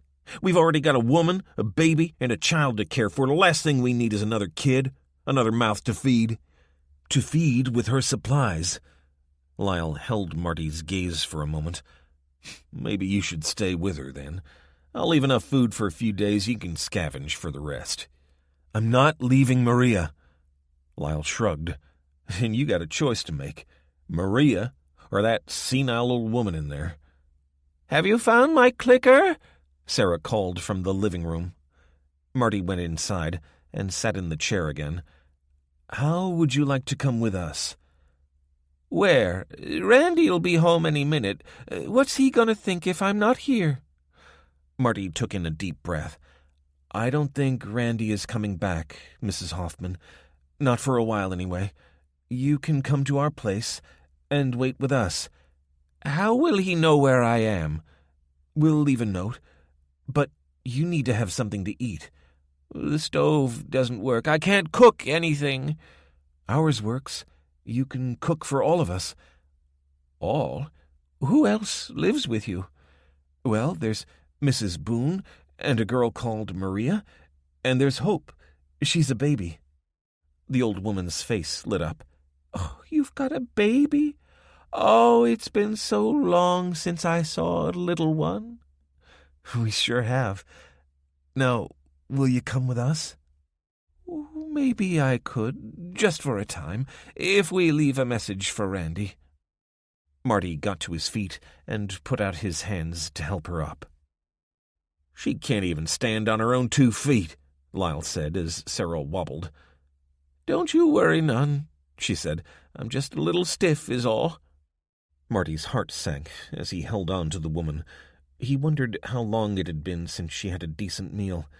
But Lyle was right. They needed the food, so either Sarah came with him, or she stayed here and starved to death. I'll fetch the food, Lyle said, and leave her to you. He sneered as he said it, and Marty felt trapped by his own words. I'd better change into something presentable, the old woman said as Marty guided her toward the glass doors. Randy'll be mad as hell if I go out like this. Marty said, It's okay. We're only going to my house. I'll come back for some clothes. Is it far? Your nasty friend is right. I don't feel strong. Then he looked through the window and into the backyard beyond to where a wheelbarrow was propped up against the wall. It's a fair way, Mrs. Hoffman, but I've got an idea. 10. Hannah.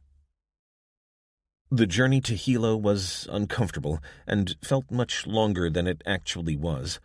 Hannah was driving, and if it hadn't been for the fact that Lieutenant Garrett was sitting alongside her, twisted around with her sidearm pointing back at Lev and Nelson, then she might have enjoyed it, at least once she'd gotten the hang of it.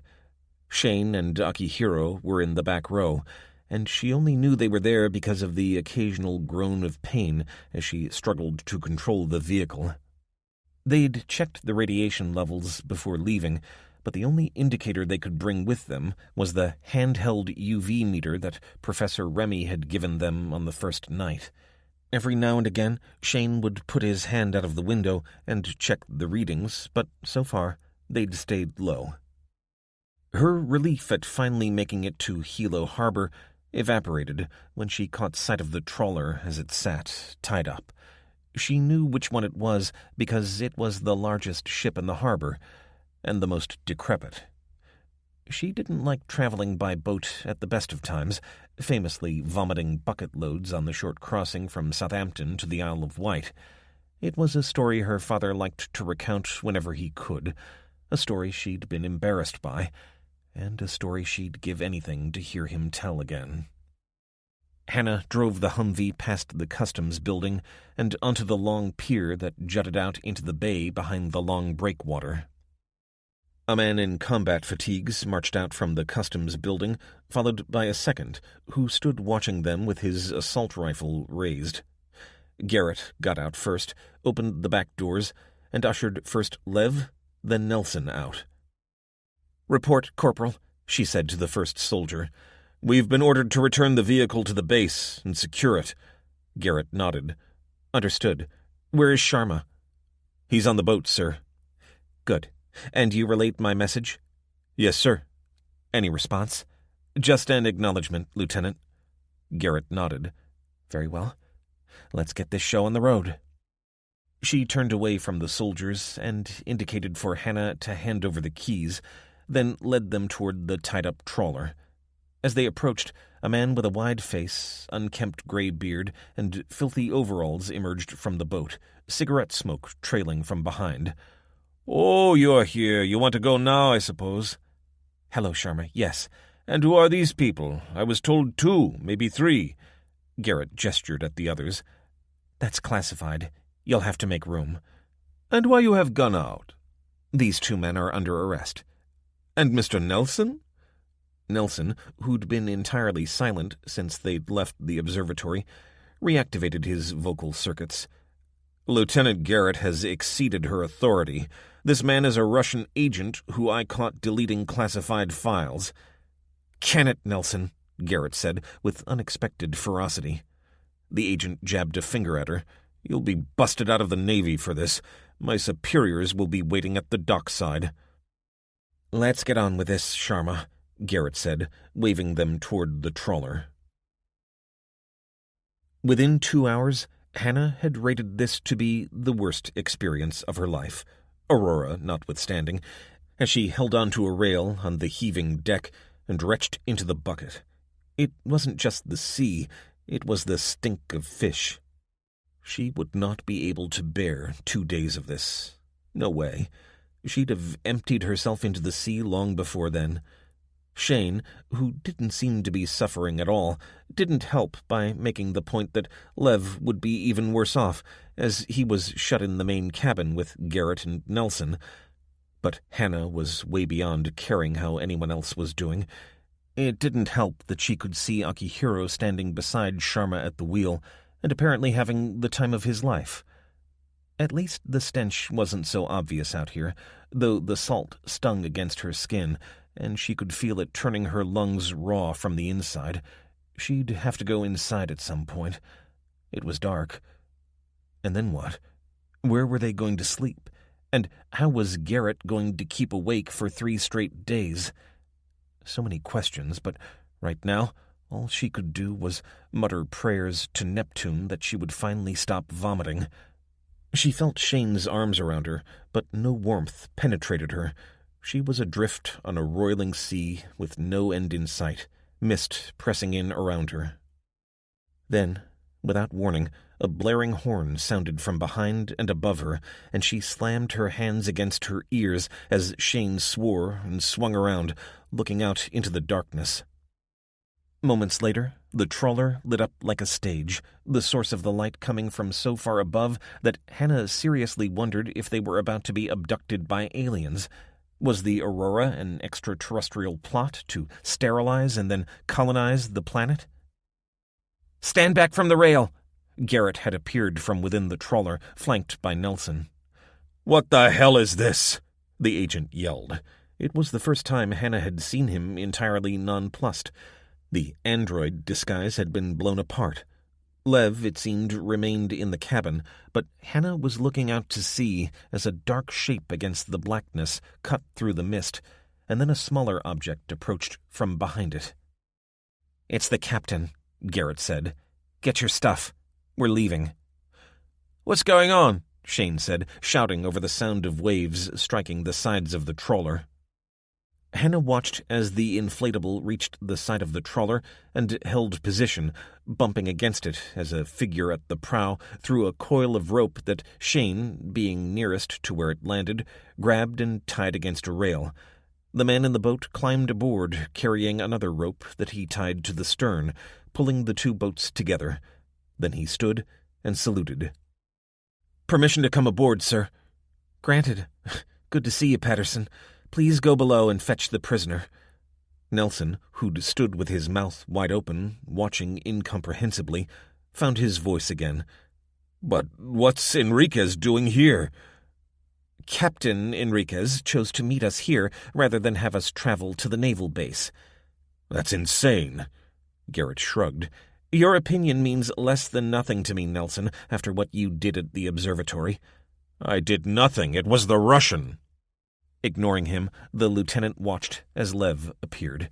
His eyes were fixed on Hannah, but she didn't dare give any clue that Nelson might spot, so she simply looked back at him as he was manhandled into the front of the rib. Garrett waved up at the figure of Sharma as he stood in the door of the bridge with one hand on the wheel, keeping his ship steady while they disembarked. "I see you again, Lieutenant." "Keep out of trouble," she called. He pointed at the side of his head and grinned. "Sorry, my old ears." Hannah climbed into the back of the boat between Shane and the professor and watched with relief as the trawler receded. However ancient Captain Enriquez's ship was, it would be better than the little trawler with its stench of fish. "Welcome aboard. Well, it seems as though the lieutenant has stirred up a hornet nest," the man at the desk said, looking up. He was wearing a Navy uniform similar to Garrett's, and he rose to greet them as they came in, shaking each hand as it was offered. "Well, thank you for coming to get us. I mean, I'm grateful and everything, but—" The captain smiled. "What Mr. Nelson doesn't know is that I set up a means of communication when I sent the lieutenant on this mission. It's based on ancient shortwave equipment, and the messages must be bounced through several relay stations, but it is possible. Lieutenant Garrett apprised me of the status of your investigations and their critical importance, and suggested bringing you to the naval base, but I was at sea already for reasons of my own, so I made a detour to intercept. I think it has saved you a couple of days of misery, and, more importantly, has ensured that the military will have access to your research, as well as government agencies." "I hope she explained that our colleague is innocent," Hannah said, sitting in the center seat. Captain Enriquez was a compact man in his 40s, with a clean-shaven face and salt-and-pepper receding hair. Out of uniform, Hannah reckoned he'd have looked more bureaucrat than battleship commander, with a face that seemed more used to smiling than the average senior officer. "She brought me up to date. However, he is a Russian national with a confessed background in their secret services, so he will be kept confined until our investigation has been concluded." "And then what? Are we under martial law?" Shane asked. Enriquez smiled, exposing perfect white teeth. "This is a vessel of the U.S. Navy, Dr. Walsh. Dr. Walsh. Martial law is always in force. In fact, all three of you are foreign nationals, though all, of course, allies of the United States." "What happens now?" Hannah asked. "A court-martial?"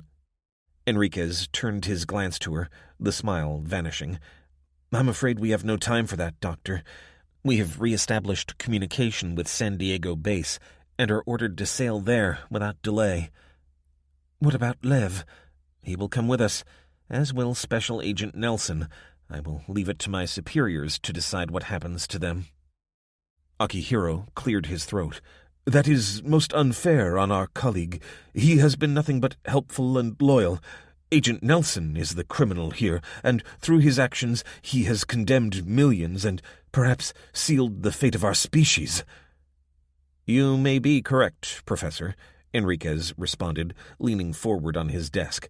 "But if anyone can recover anything from this calamity, it is the three of you. And so, you will also be coming with us." Day 23. The Pacific Ocean. "This is fine mess," Lev said. He was sitting on a thin mattress in the brig, while Hannah looked in through the bars. "I'm sorry, Lev." He gazed up at her, the life drained from his eyes. "You do not believe them, do you?" "Of course not." She looked across to where a man in navy fatigues sat at a rusty console, pretending not to listen. Frankly, she didn't care. She'd shout Lev's innocence to the salt winds if she thought it would make any difference. "It was that weasel, Nelson." "And where is he?" "Confined to quarters." Not in brig, then. Is because I am Russian. Enemy of state, yes?" Hannah lowered her voice. "I'm pretty sure the captain knows well enough what the truth is, but he has to play a straight bat." "What is straight bat?" She gave a little smile. "Cricket. It means, well, I don't know what it means, to be honest." "Does he know about little birdie?" She paused for a moment as Lev touched his thumbnail. The SD card. "No, we haven't decided about that. It's all a matter of trust. In fact, nobody knows." "Not even Shane?" "I haven't had a chance yet." "Explains why he has not been to see me. He thinks I feel up his girlfriend." Hannah could hear the jailer turn in their direction. Fortunately, he couldn't see her reddening face, so she just made a non-committal grunt. Lev got up and approached the bars. Out of the corner of her eye, Hannah saw the sailor turn toward them, watching intently. "Is this way, I think. We are in leaky rust bucket waiting for engine to break in middle of ocean. Not time for caution." Lieutenant Garrett was waiting for her as she left the brig. "The captain has asked me to give you a tour of the ship and safety briefing." "That's kind of him." "Not really," Garrett said. "His orders are to bring you and the good to San Diego base. If anything happened to you, then, well, that's potentially valuable intelligence lost." Hannah grunted and followed Garrett as she moved, grumbling along a half-lit corridor lined with rusting metal and flaking paint. "Is this ship safe?" Hannah asked. "I mean, it's not going to sink, is it?" "Who knows? It made it to the base to be a target, but the engineers hadn't stripped it, luckily for us. Some of the retrofitted electronics were shielded by being deep inside, but they're back to sailing by Mark I eyeballs on the bridge. If anyone can get us there safely, it's Captain Enriquez." As they emerged onto the lower deck, Hannah felt herself pushed back by a salty wind. "The lifeboats are here, and on the opposite side of the ship. That's port. Captain's orders are that you wear your buoyancy aids at all times." They crossed the deck and descended into the ship's bowels again. Aside from the rust, Hannah had been most struck by how few crew she'd seen. "How many people are there running this ship?" 22. Normal complement would be 150, so don't expect first-class service. Speaking of which, the galley's here. She gestured at an open door. Hannah could hear the echoing sound of cutlery on plates, but none of the chatter she'd expected. "We have a ship's cook, but he's got a dozen other duties, so most of the time you'll have to help yourself. Now, the captain wants to see you." Hannah settled down into an ancient chair with a seat of brittle plastic in the captain's wardroom as Enriquez ushered her impatiently inside. She could feel the drone of the ship's engines coming through the floor as soon as she put her feet down. "You have convinced yourself that Mr. Makarov is safe and well?" "Yes, thank you. Where's Special Agent Nelson being held?" "Behind a locked cabin door. As you'll have noticed, we're very short-handed, but that means there's plenty of accommodation. You've settled in, I hope?" Hannah nodded. "We're fine, thank you. But, Captain, We've been talking, and we would like to attempt to rebuild our data. You told me that was impossible. Taking in a deep breath, Hannah said, That was before I knew what was on the SD card Lev gave me before we left. The Russian agent passed you something in secret, and you didn't declare it? Hannah shrugged. I wanted to check it first. And what does it contain? A backup of the raw data. Lev must have made the copy as soon as we got back to the observatory, and then kept it on him. Captain Enriquez studied her closely. What do you need? Not much. The time to work on it together. You have a minimum of 3 days, probably a day or two more. And Lev? Enriquez shook his head. No, Makarov is a known foreign agent. I can't spare the manpower to keep him under guard anywhere other than the brig. Where is he going to escape to in the middle of the Pacific? I will not have a Russian prisoner at liberty on my ship. Why is he so important? Much of the data is in Cyrillic form. Do you have any Russian speakers on board? Enriquez sat back, crossing his arms across his belly. I suggest waiting until we dock, Doctor. There are bound to be personnel at NBSD who can translate. And waste time? Seriously? We know a massive wave is coming, but we don't know when. With Lev's help, we can at least get started. Then he'll have to do it from the brig. 11. Sam. Day 22. Pennsylvania. Samuel Gerber watched as the old pickup wound its way along the road before disappearing around a bend. It had brought nothing but death and destruction since Dmitri had driven it here and demanded they submit to him. Oh, how he wished his pride hadn't stood in the way. He would gladly have swapped his freedom for a world that still had Ruth in it. He wasn't sad to see the detective go, but the man's daughter and ex-wife, despite the fact that he'd known them by fake names, had been welcome and useful members of the community. Now, he had Jason, the 2 children, and Victoria for company, and he wanted none of them. What he craved was Ruth, even if only for a little while, but as he couldn't have that, he wanted only solitude, and then oblivion. He stood there, long after the truck disappeared, eyes fixed on the turn in the road as if, maybe, he'd see his wife walking along, as he had so many times. She would go picking mushrooms, brambles, or elderberries, each according to their season, and come back with a basket full of them swinging under her arm. The world was gray and comfortless as he stood there, noticing nothing outside his desolation. He felt something being wrapped around his shoulders. Ruth? No, of course not. He knew Victoria by her scent. Such vanity. She didn't say anything, but he felt her move away, heard her footsteps fading on the gravel. He found himself sitting on a bench he'd made. It was outside, where it caught the sun on warm summer days. Today, it was cold and gloomy, but it held the memory of her. The last time he'd sat here, she had been beside him, and his tears had been of joy, not misery. Samuel.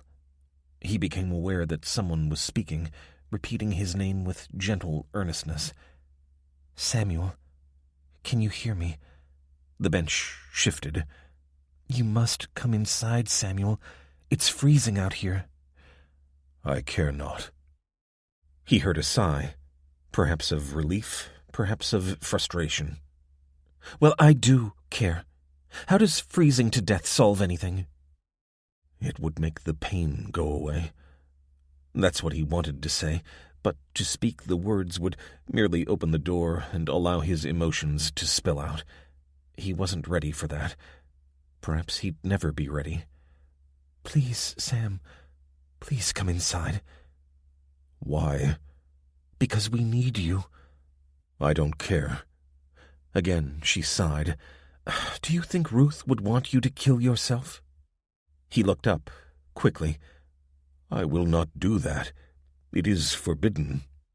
It's what you're doing by sitting out here. If you won't come in for me, do it for the children. Why would I do that? It's their fault. No, don't blame them. Dmitri did it.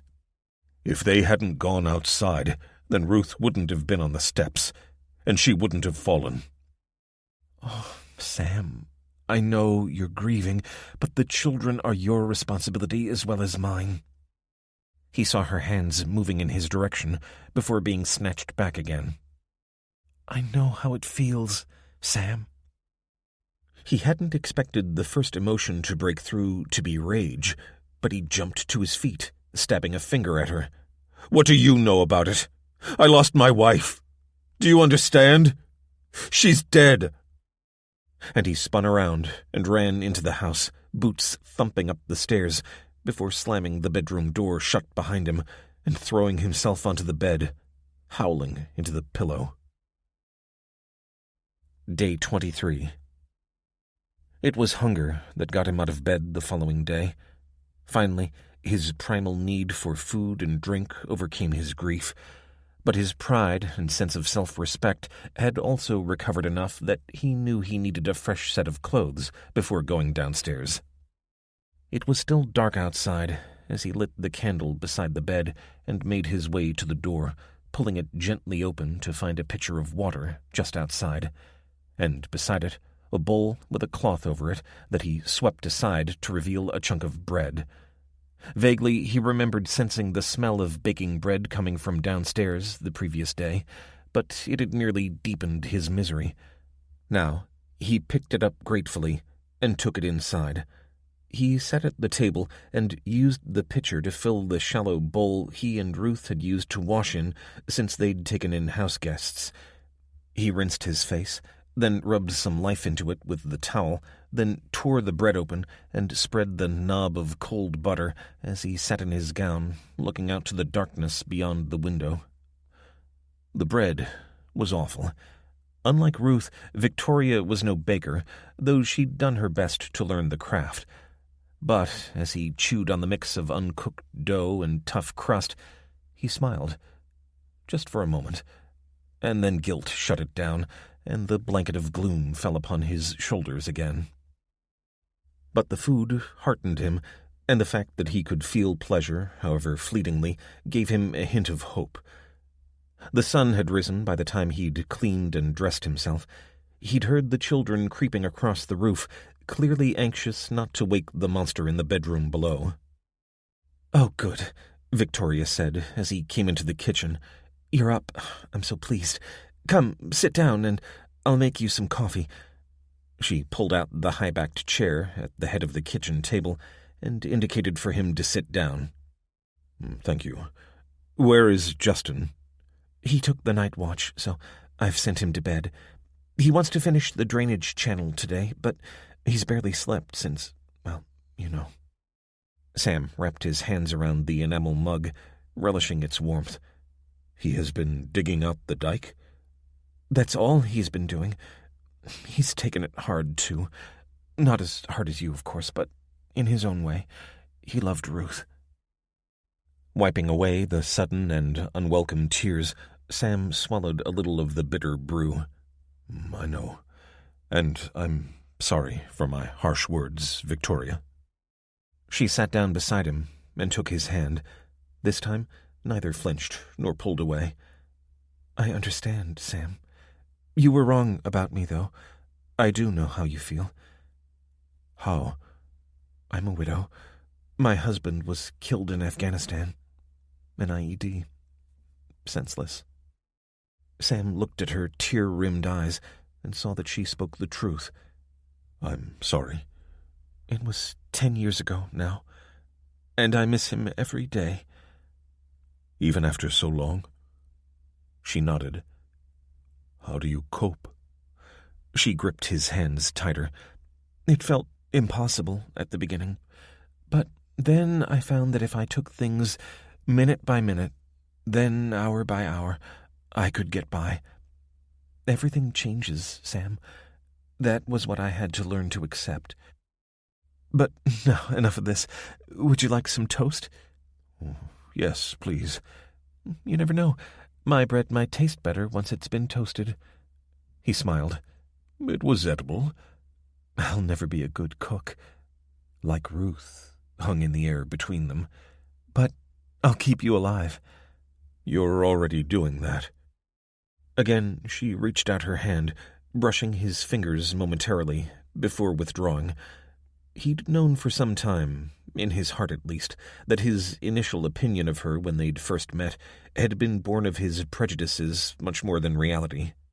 He'd been warned against English women, American women, his whole life, but he'd always had a streak of rebellion about him. After all, his parents hadn't approved of Ruth. Her father had been an American, and her mother an apostate who came back to the faith when left with no other choice. But he knew his own heart, and it was broken. The smell of toasting bread brought him out of the dark places of his thoughts, and he listened as Victoria scraped butter over its rough surface. Butter Ruth had made. He found himself wondering whether the milk from their pair of dairy cows was safe to drink. Too late to worry now. They'd been kept in the brick-walled cowshed that had been built 150 years ago. They kept some of this year's straw harvest on the upper floor, and this had presumably protected the beasts and their remaining horse. Now, his mind wandered to the practicalities of keeping a cow in milk. It would involve finding a bull. Before the world had ended, it was easy enough to ask a local farmer to provide an animal, but now he imagined bulls would be in short supply. He would have to go looking, and soon. It had been over 3 weeks, and any bull left outside would be long dead, but even if it had been kept in a barn, it would probably be starving by now. He felt his thoughts expand in a web of consequences, and knew that the time for action was short. He should have considered this weeks ago. "Here," Victoria said, sliding the toasted bread toward him. He bit down on it, then looked up at her. "It's excellent." They both knew this was an exaggeration, but it was better than he'd expected, and it was good to experience the simple pleasure of hunger satisfied. "I will go and take a look at Justin's work," he said as he finished one slice and started the next. "It will be good to be outside." Victoria, who'd been moving around the kitchen, touched his shoulder. "Before you go, can the children come down?" Guilt wrapped itself around his gut, and he sighed. "Yes, of course. I have been unfair to them. They are only children." "They are, but don't beat yourself up. You're grieving, and though they're only kids, you share that. They lost their father to the radiation, and their mother was killed in front of them." He put his head in his hands as if he couldn't support the weight of his shame. "Of course, you're right. I think I had not quite appreciated that until it happened to me. Please bring them down, and tell them they don't need to tiptoe around me anymore." Her hands lifted from his shoulders, and he heard her climb the stairs. Soon, the energetic thumping of their feet on the stairs brought the house to life for a moment, but they stopped in the doorway and looked inside, nervously. "It's okay," he said. "Come inside." "Are you still sad?" Logan said as he sat down at the table. "I am. Very." Logan nodded, as if that was all the explanation he needed. "So am I." Caitlin sat beside her brother. "I'm sorry for what happened. If we hadn't been outside—" "It's not your fault. Evil came to the farm, but it is gone now." Victoria busied herself with preparing some oats for the children, but he could see her wiping at her eyes. "Will bad men come again?" Logan asked, his eyes wide. Sam couldn't lie. "I'm sorry, but I don't know. We must find ways to protect ourselves." "Justin's been keeping watch." "He's a good man. I will help him. Now I'll go see what he's been doing, and you can have your breakfast." Grief hit him like a slap in the face as he made his way up the grassy slope and into a bitter January wind, carrying the spade his father had made. Ruth would have loved it today, wrapped up in a wool blanket, then kissing him goodbye as he went to do a day's work. No one to kiss him anymore, but he faced the chill wind and forced himself toward the fields. After a while, he turned to look down on the farmhouse he'd shared with her for a decade while they waited to be blessed with children. That had never happened, and yet now he found himself with that added responsibility. He knew, intellectually, that he would recover better for having them around, but his heart would be harder to convince. He made his way to where freshly dug mud marked out Justin's labors in recent days. The boy had done well, fueled by his own grief. Sam wondered what Justin's story was. He realized he knew next to nothing about him prior to the lights appearing in the sky. He was a considerate, brave young man, though naive. Sam would have been proud to have him as a son. Sam stood above the drainage ditch and traced its line down the field and along the slope, looking for where the muddy line disappeared. He reckoned one more day's work, and it'd be done. Remarkable. He remembered telling Victoria and Ruth that work was good for grief, but that had been when he'd been talking about the children. Now, he knew the truth of those words as he followed the line of the ditch to where Justin had finished the previous day. Sam checked that the legs of his pants were inside his rubber boots, then stepped into the ditch, feeling the crunch of part-frozen soil through the heels. Down here, he could no longer see the house. He was in his own private universe, with the dike's sides holding back the outside world. He let out a lungful of steam and began digging. Day 24, 1 a.m. Samuel sat on the top step leading up to the front door, a thick comforter around his shoulders and his black crown hat replaced by a warm, knitted hat. He'd insisted on taking first watch tonight, having seen how much work Justin had put into the digging, despite habitually guarding the house while Sam was out of his mind. The dike had been completed after a couple of hours of determined, healing digging, and Sam found himself rubbing his back, enjoying the fact that he could feel something. He was glad to have done it, though he suspected that Justin might have gotten satisfaction from digging that last section. But grief and guilt, he'd discovered, were bedfellows, and he didn't need the extra burden of feeling as though he was expecting others to take on his duties. He would never stop regretting that he hadn't reacted more quickly when Ruth had seen the children, but he would do what he could from now on. Victoria had filled a ceramic bottle with hot water from the kettle, and he hugged it close as his breath misted the air. It was a clear night, with a half-moon rising above the town, a good reminder that the affairs of men and women were inconsequential when set against God's great plan.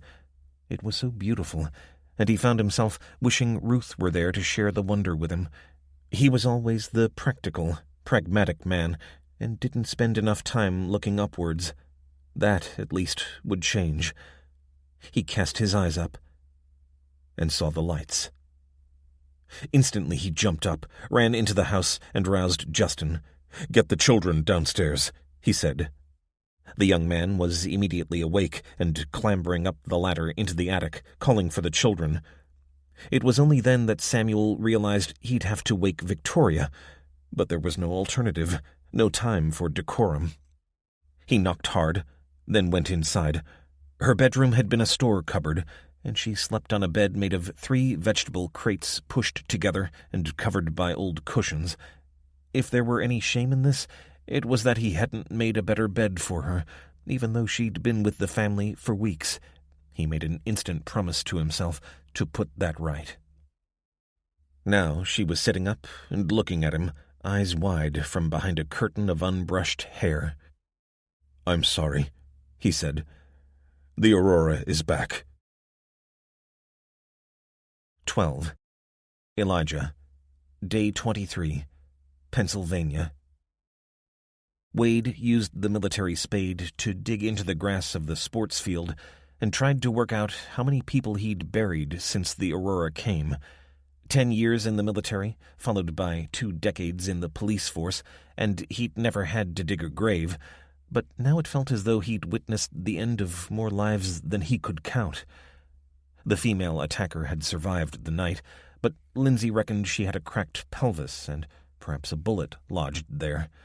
Elijah had suggested putting her in the bed of the truck and taking her with them to Raven Rock, but Lindsay had shut that down instantly.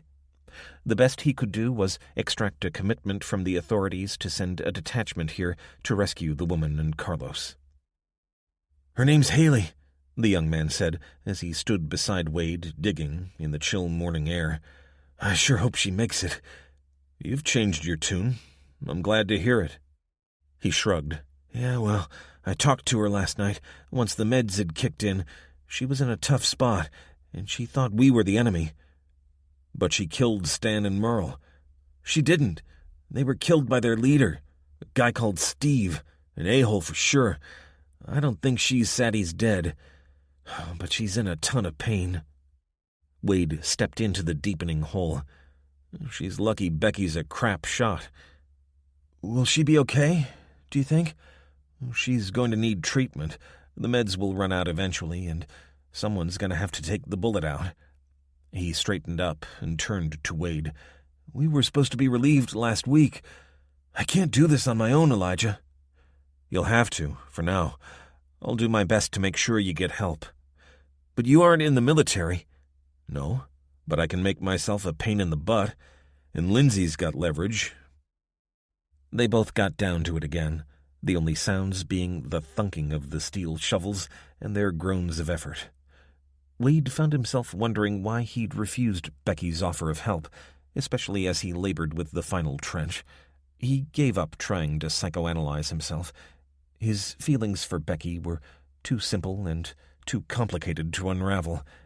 He knew how he felt, at least in essence, but not why he resisted so vehemently, especially since Lindsay and Kelly had come back into his life. 4 hours later, and they passed a small single-story slate-tiled church that faced up a long slope beyond a barbed wire fence. Lindsay put the map down. "It's just up here on the right. And this time let me do the talking, will you?" Wade grunted before swinging right and following the chain-link fence up the hill, coming to a halt as a pair of guards emerged from a guardhouse that was set behind a full-height rolling gate.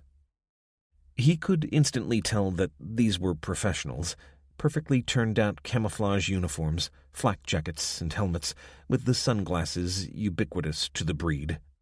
Wade flashed a smile that bounced right off. He rolled down the windows as the first guard approached from behind a well-maintained M4 carbine. Wade slowly raised his hands so the guard, a square-jawed grunt in his 30s with 10 years on the clock if Elijah was any judge, could see he wasn't armed. "This is not a public facility," he said, sweeping the inside of the vehicle as a third soldier appeared from off to the right and checked the flatbed. "And I don't see any permit." Elijah watched them as they circled the truck. The third soldier was now checking underneath with a mirror on a pole. They were nervous, real nervous. He kept his mouth shut as Lindsay leaned over him. "Stop moving," the first soldier said. Lindsay froze. "She's getting her ID," Wade said. "She works here."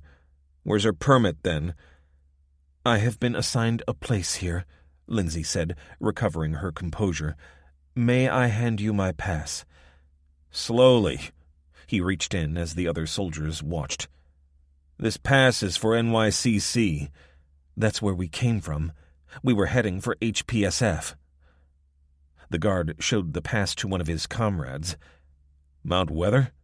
You were going there?" "We were, but, you know."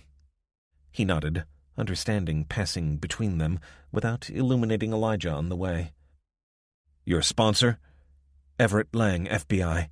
He went ahead, and we got delayed." The soldier, his name patch said Johnson, looked at Wade and the others. "And these people, they have passes?"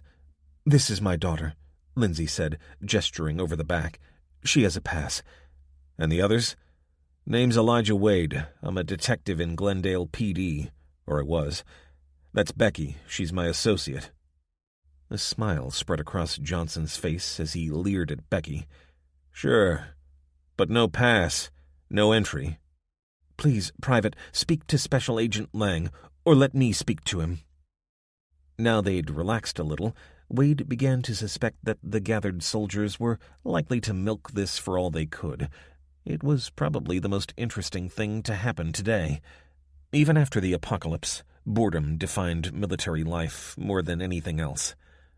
But after considering for a moment, Johnson called over to the guardhouse. "Get command on the line. Come with me, ma'am, please." Wade watched as Lindsay followed the guard. Would she persuade her FBI boyfriend to let her former husband inside? If it weren't for Kelly, Wade couldn't care less, but he didn't want to be parted from her so soon after their reunion. And yet, she needed care.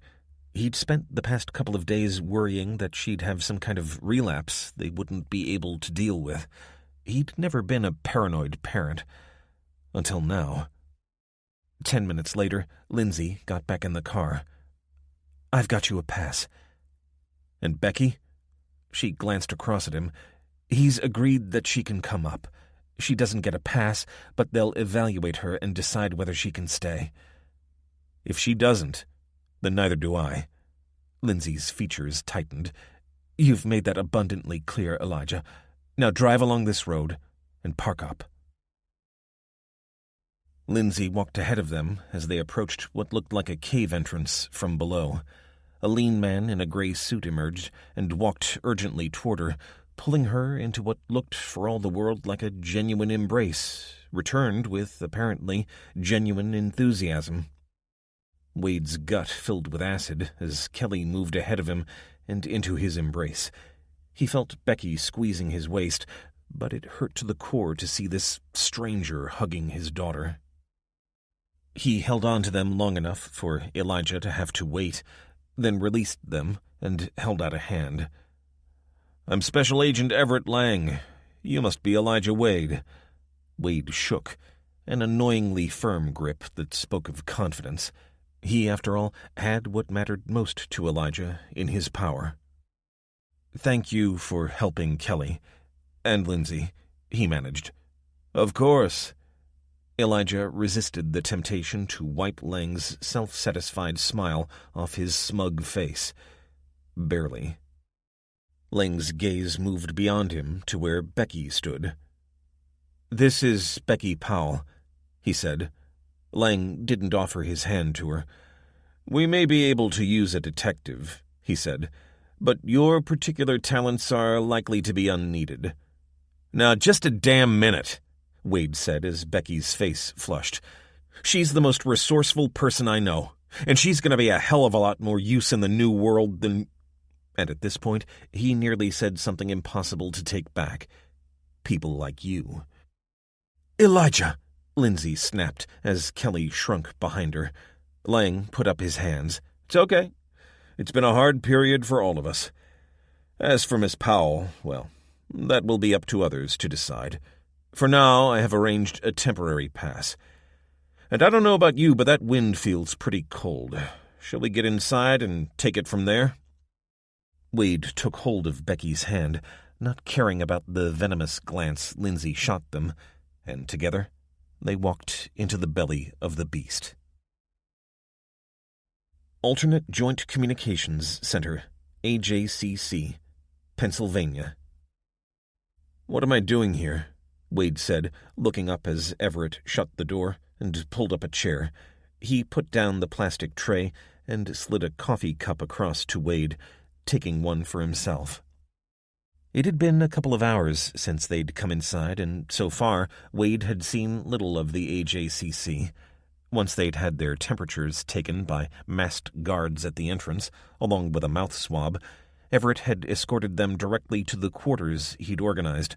Wade was in single quarters, but Becky was in a holding tank, waiting for processing. He had railed against it, but there wasn't a damn thing he could do. "Detective Elijah Wade, Glendale Police Department, formerly 3rd Special Operations Squadron, 1st Special Operations Wing, Social Security number 778-62-8144, military record—" "Enough!" Wade slammed his fist on the desk. "I get the picture. You know everything about me, but I guess I've got my former wife to thank for that. Now why the hell are you holding me? And what are you doing with Becky?" The gray-suited man leaned back in his chair. Mid-40s, Wade estimated, and one of those insufferable goons who actually believes the crap he's been fed by the government. Wade had little time or patience for lizards like this. He was a street cop, working on the front line. Or he had been. Now what was he? Well, it was time to find out. "Hold on. Let's just be professional about this, shall we? Cop to cop." "You're no cop," Wade said. He'd be willing to bet good money the man sitting opposite had never had to wipe fresh blood off his shoes. "But if you want to be professional, that starts with respect. You know my history. Now what's yours?" A thin smile spread across his face. "I'm Special Agent Everett Lang, and I'm asking the questions. That's all you need to know."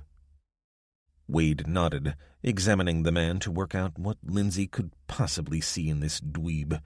Pale white skin made his perfectly trimmed auburn beard stand out all the more. Good grief, did the man pluck his eyebrows? He could barely be more different to Wade, but then perhaps that was the point. "So is that why I'm here? You're working out how to get rid of me. If only you could make me disappear. But Lindsay knows I'm here. You could just send me away, couldn't you? It'd be easy enough to rescind my access." Lang frowned. Then he gave a tiny shrug.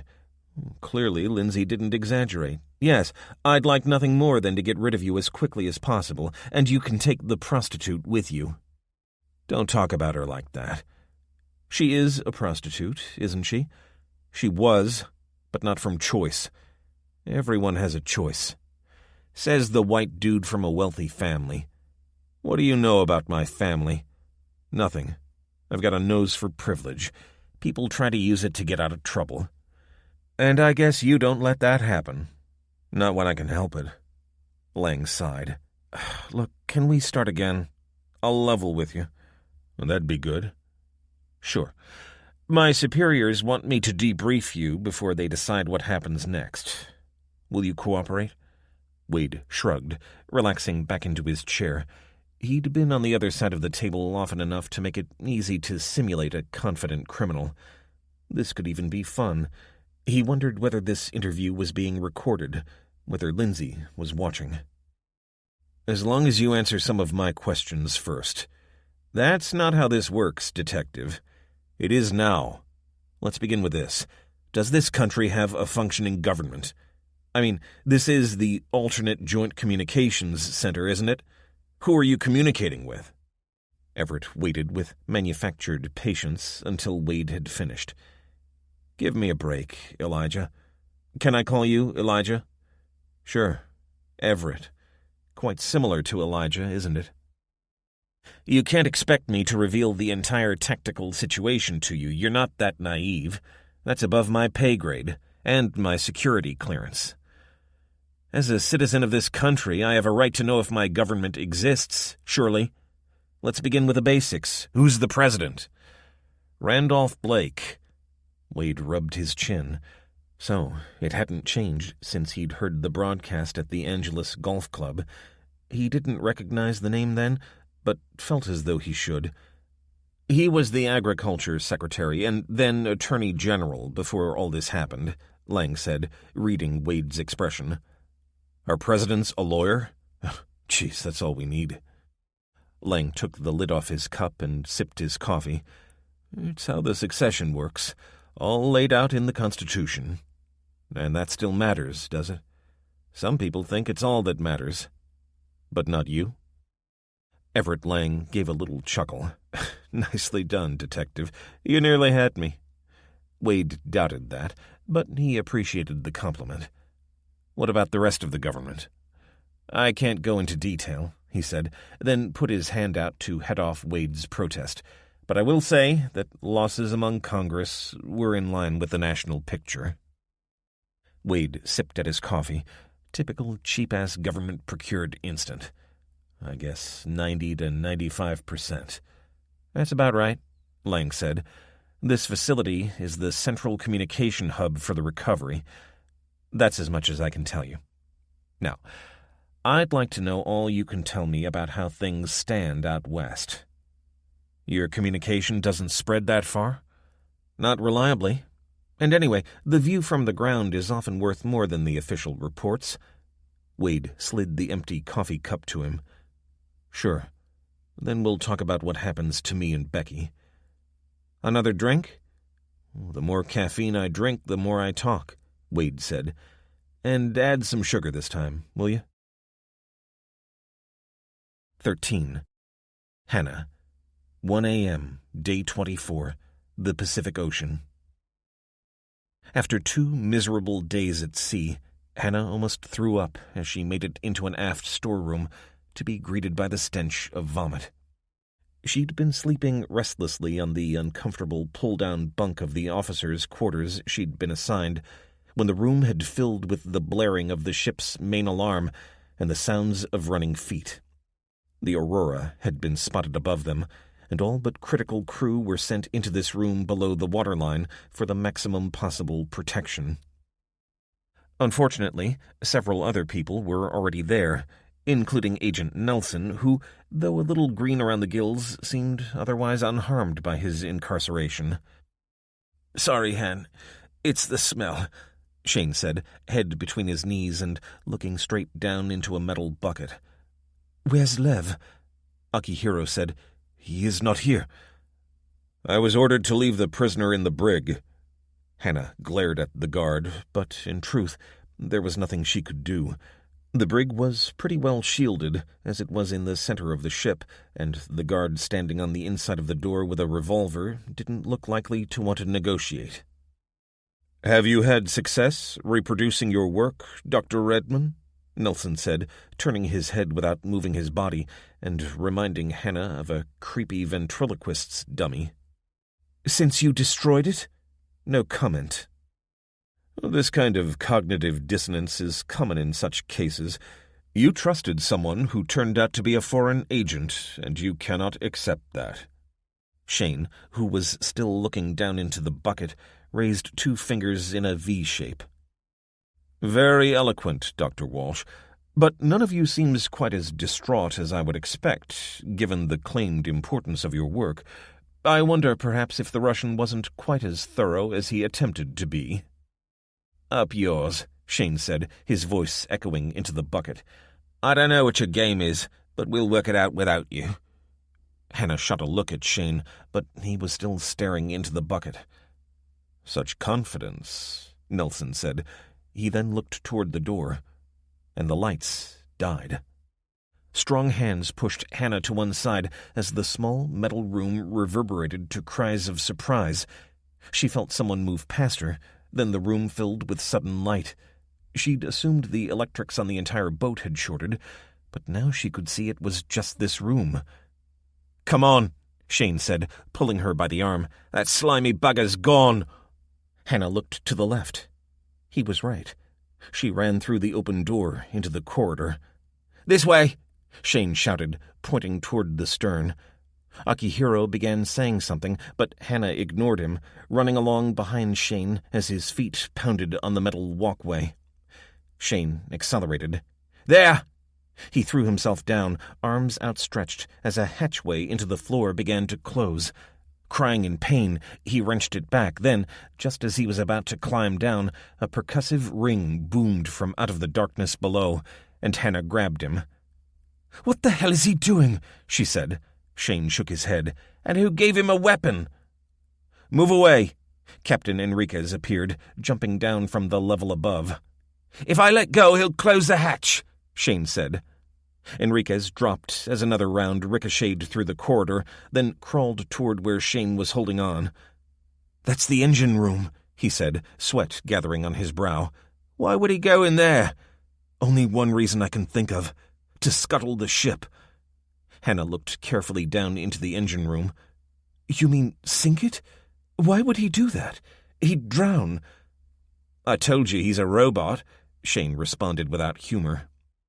At that moment, she felt a vibration, as if metal had collided with metal, then the unmistakable sound of incoming water from below. "I'll go down, Captain." This was the voice of the jailer, but he looked older than any of them. "Step aside." "Lev!" Enriquez twisted around, but too slow to stop the Russian as he dropped through the hatch, accompanied by the deafening bang-bang of a weapon fired at close range. "Hannah, no!" Shane called out as she moved around to see what was happening below. But she could see Lev. He'd leaped on top of Nelson, but she could see that the agent was putting up a fight, and the two men rolled back and forth in the confined space. Shane climbed down the ladder, ignoring her calls, and was just in time to grab Nelson as he had thrown Lev off. With one swinging right hand, he put the agent out of the picture. Hannah could see water pooling around his feet. "How do we shut it off?" But Enriquez was already climbing down the ladder, and moments later, the sound from below ceased. Lieutenant Garrett had Nelson at gunpoint. "Permission to confine this man to the brig, Captain?" "Granted," Enriquez said, but as he climbed the ladder, he looked half dead. "I'll be on the bridge," he said, emerging from the hatch. "Post a guard here, and find Connor. Unless you killed our engineer, Mr. Nelson?" The agent said nothing, but simply walked ahead of the lieutenant toward the brig. "I guess we have you to thank, Mr. Makarov," Enriquez said as Lev emerged from the engine room and wrung out his pants bottoms one by one. "But how did you get out?" From behind Hannah, Professor Akihiro cleared his throat. "I did it, Captain. It seemed to me that in an emergency we could use Lev, and it didn't seem appropriate for him to be confined to his cell if the worst was to happen." "Well, it's pretty irregular, but the emergency isn't over." "The Aurora?" Hannah asked, holding her radiation detector at arm's length. "It's reading pretty low down here. Not so on the bridge." "Oh my God, you've been exposed," Hannah said. "You can't go back up there. You need to rest. It might be too late already." Enriquez turned away from her. "My place is on the bridge, or Mr. Makarov's bravery will be pointless, and the ship will be lost." "No, Captain!" He put his hand on her shoulder and squeezed. "I know what I'm doing, Doctor. Please, stay safe, and do your duty to our species." She watched as he made his uncertain way along the corridor, followed by Lieutenant Garrett. Hannah sat beside her bunk in an uncomfortable plastic chair, sleeping fitfully as Lev snored. She'd insisted on having him in her cabin once the captain had formally ordered his release from custody, his berth in the brig now taken by Nelson. The ship's medic, a sour-faced woman called Guzman, had bound up a flesh wound to his arm and stitched his ear where he'd collided with a control panel in his fight with Nelson. She'd then filled him with antibiotics and opioids, and he'd been asleep ever since. Hannah, on the other hand, couldn't settle, so she'd climbed down from the top bunk and settled into the chair to ponder what had happened. From the beginning, Agent Nelson's behavior had puzzled her. Initially, she'd put it down to a natural interest in their research, but she hadn't understood why he would then destroy it as soon as he'd established its importance. Blaming Lev was either very clever or very stupid. Clever because he knew Garrett would feel forced to arrest the Russian, but stupid because eventually the truth would come out. And then there was Captain Enriquez. Had it been sheer coincidence that he was able to divert the ship to intercept the trawler? It was almost as if he'd been hanging around, waiting for them.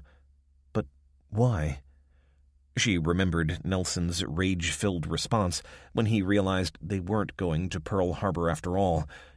Maybe Enriquez had his own suspicions about Nelson and his paymasters, and this was the best way to make sure Hannah and the others didn't fall into their hands, though that was little comfort to her.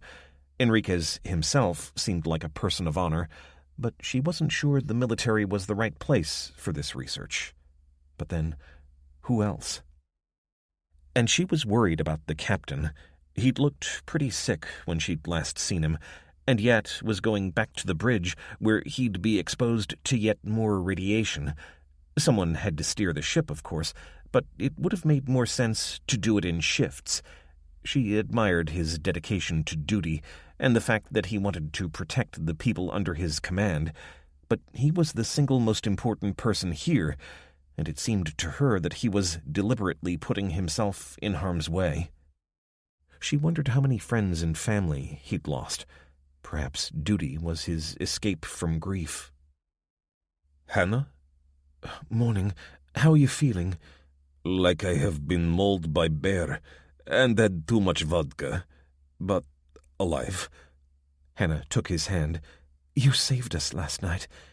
I am Russian hero, he said, forcing a smile. When I saw open hatch, I knew what agent was doing. I did not want to drown. Where am I? Not brig? No, this is my cabin. It was the nearest to the sick bay. He leaned back, closing his eyes. Thank you. I think I will sleep again now. So she got to her feet, closed the door, and went in search of coffee. Thank you, Professor, Lev said as he took his seat at the table in the empty mess. Akihiro got to his feet and bowed. I am glad to see you recovered, Makarov-san. Look, mate, Shane said, bobbing up and down like a kangaroo. I'm sorry. I didn't know you'd slipped the SD card into Hannah's jeans. I thought you were just copping a feel. Hannah flushed bright red as she watched the two of them resume their bromance before settling into their seats. It was a tough assignment, but someone had to do it, Lev said with a wide grin. Oh, he added, putting a hand to his ear. Serves you right, Hannah said. Now, if we can move past the contents of my jeans...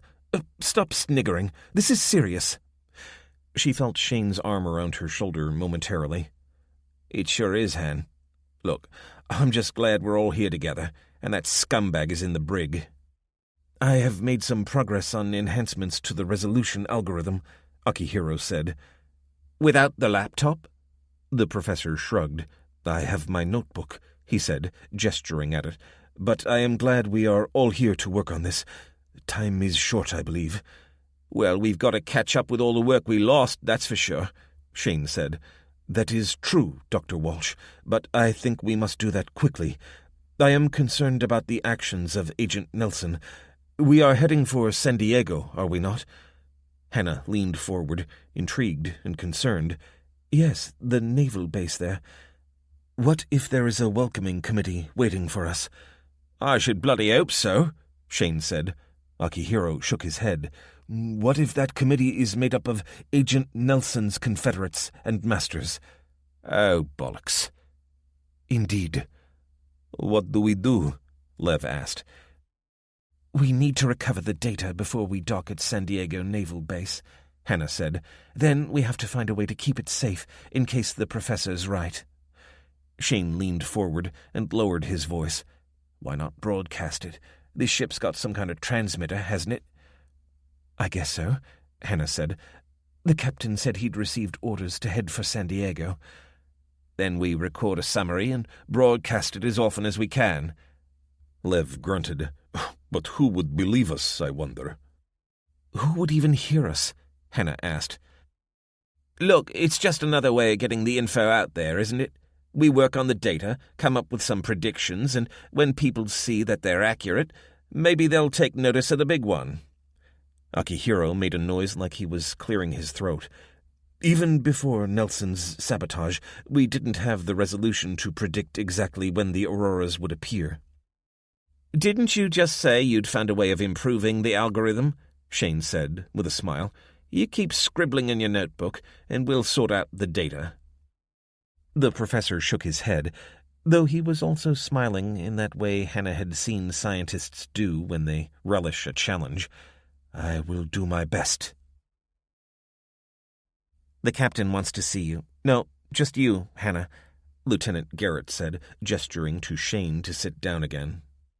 Hannah got to her feet, her groan cut off when she saw the expression on Garrett's face. A few moments later, they were outside Enriquez's cabin, and the lieutenant turned to her. He's dying, she said. Frankly, he should be dead already, but he's a stubborn son of a bitch. I'm so sorry. She shook her head. He's in a lot of pain and high on medication, but he wanted to speak to you before the end." Pushing the door open, she retreated out of sight before shutting it with a gentle clang, leaving Hannah on her own with the captain. He lay on the bed, his face livid and pocked with blisters. She sat in the chair and waited. It didn't seem right to disturb him. Then his head turned toward her. His eye opened and slowly focused. "Doctor..." "Hannah," she said. "I'm sorry, Captain." He blinked and licked his scarred lips. "I knew what I was doing. Someone had to be at the helm, and I could not expose Lieutenant Garrett.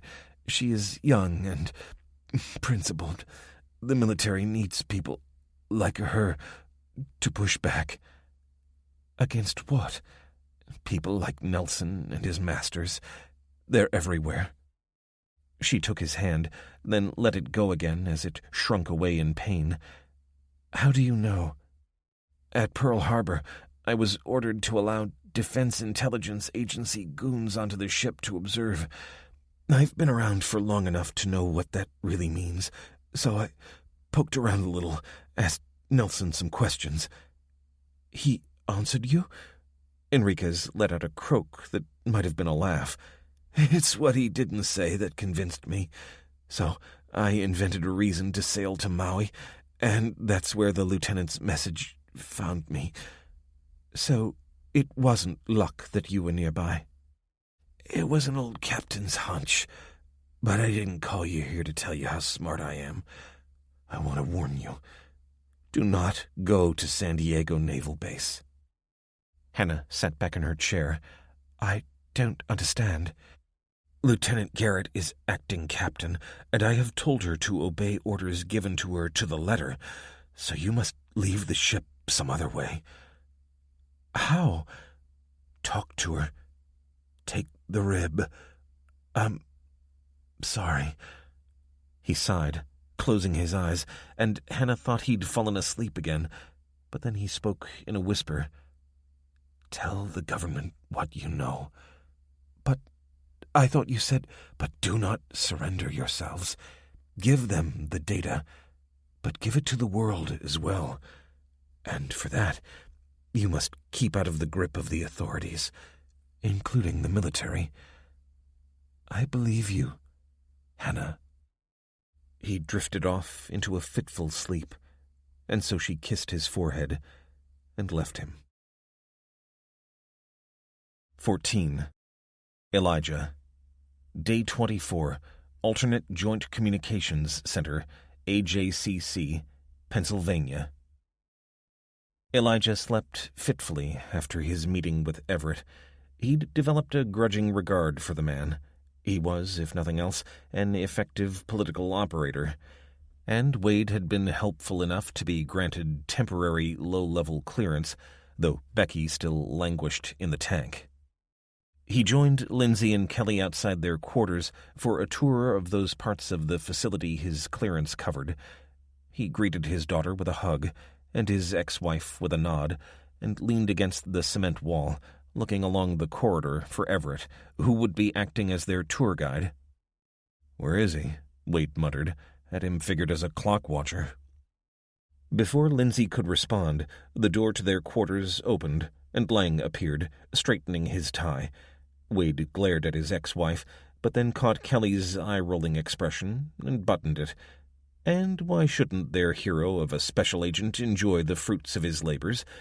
He told himself he didn't care much what Lindsay did. He was only concerned that Kelly was protected from it. He told himself that, and knew it to be a lie.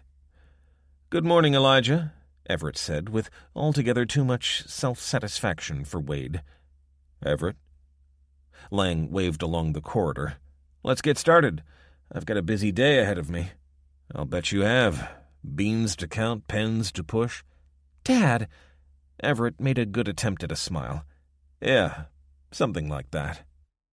Lindsay looped her hand through Lang's arm as Wade followed, with Kelly keeping a pace ahead of him. Man, what a great job he'd done of alienating the daughter he'd given everything to be reunited with. In truth, his motivation had been to see her safe, above all, and she was safer here than anywhere. But it didn't feel like a victory. "This is Building 3, Everett said, gesturing at the line of concrete-set doors that included their quarters. There are 11 buildings in total, formed in 3 main rows with cross-sections between each. Opposite the row of doors was whitewashed rock with directional arrows and signs painted into it, along with the scuffs and chips indicating either a long existence or a recently recommissioned facility. "There's an oil tank that way," Everett said, pointing into the rock before then gesturing back along the tunnel, "and water reservoirs, propane tanks, and cold storage for food supplies." Wade paid close attention. If he were any judge, Everett was showboating for his girlfriend, and that meant saying what he probably shouldn't, at least to someone with Wade's clearance level. "You know, this place is called the Underground Pentagon." Wade didn't respond, grinding his teeth as Kelly pretended to be impressed. At least, he hoped she was pretending. "This is Corridor 6, and it leads to the COC, the Combat Operations Center. My office is along there, but we can't go that way in present company." Now it was Elijah's turn to roll his eyes, but it didn't matter because no one was paying him any attention. He forced himself to keep his mind on what he was seeing here. It certainly seemed busy enough as people, civilians and military, moved along the corridors on business of their own, sometimes passed by electric carts. It seemed to him that most were bureaucrats and politicians, but that was just his gut feeling. There was something familiar about this that was tapping away at the inside of his brain. Then he had it.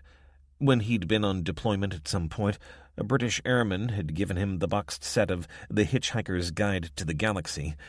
What was the name of the planet whose people had got rid of all their useless inhabitants by convincing them there was an apocalypse on the way and shepherding them onto an Ark ship? Golga Frincham. That was it. And this was Ark Ship 2. He was probably being unfair, but as he stalked along the tunnel, forgotten by the others, he found he didn't care. He was jolted out of this introspection by a general increase in volume, with the hubbub of voices punctuated by the in-time beat of marching boots.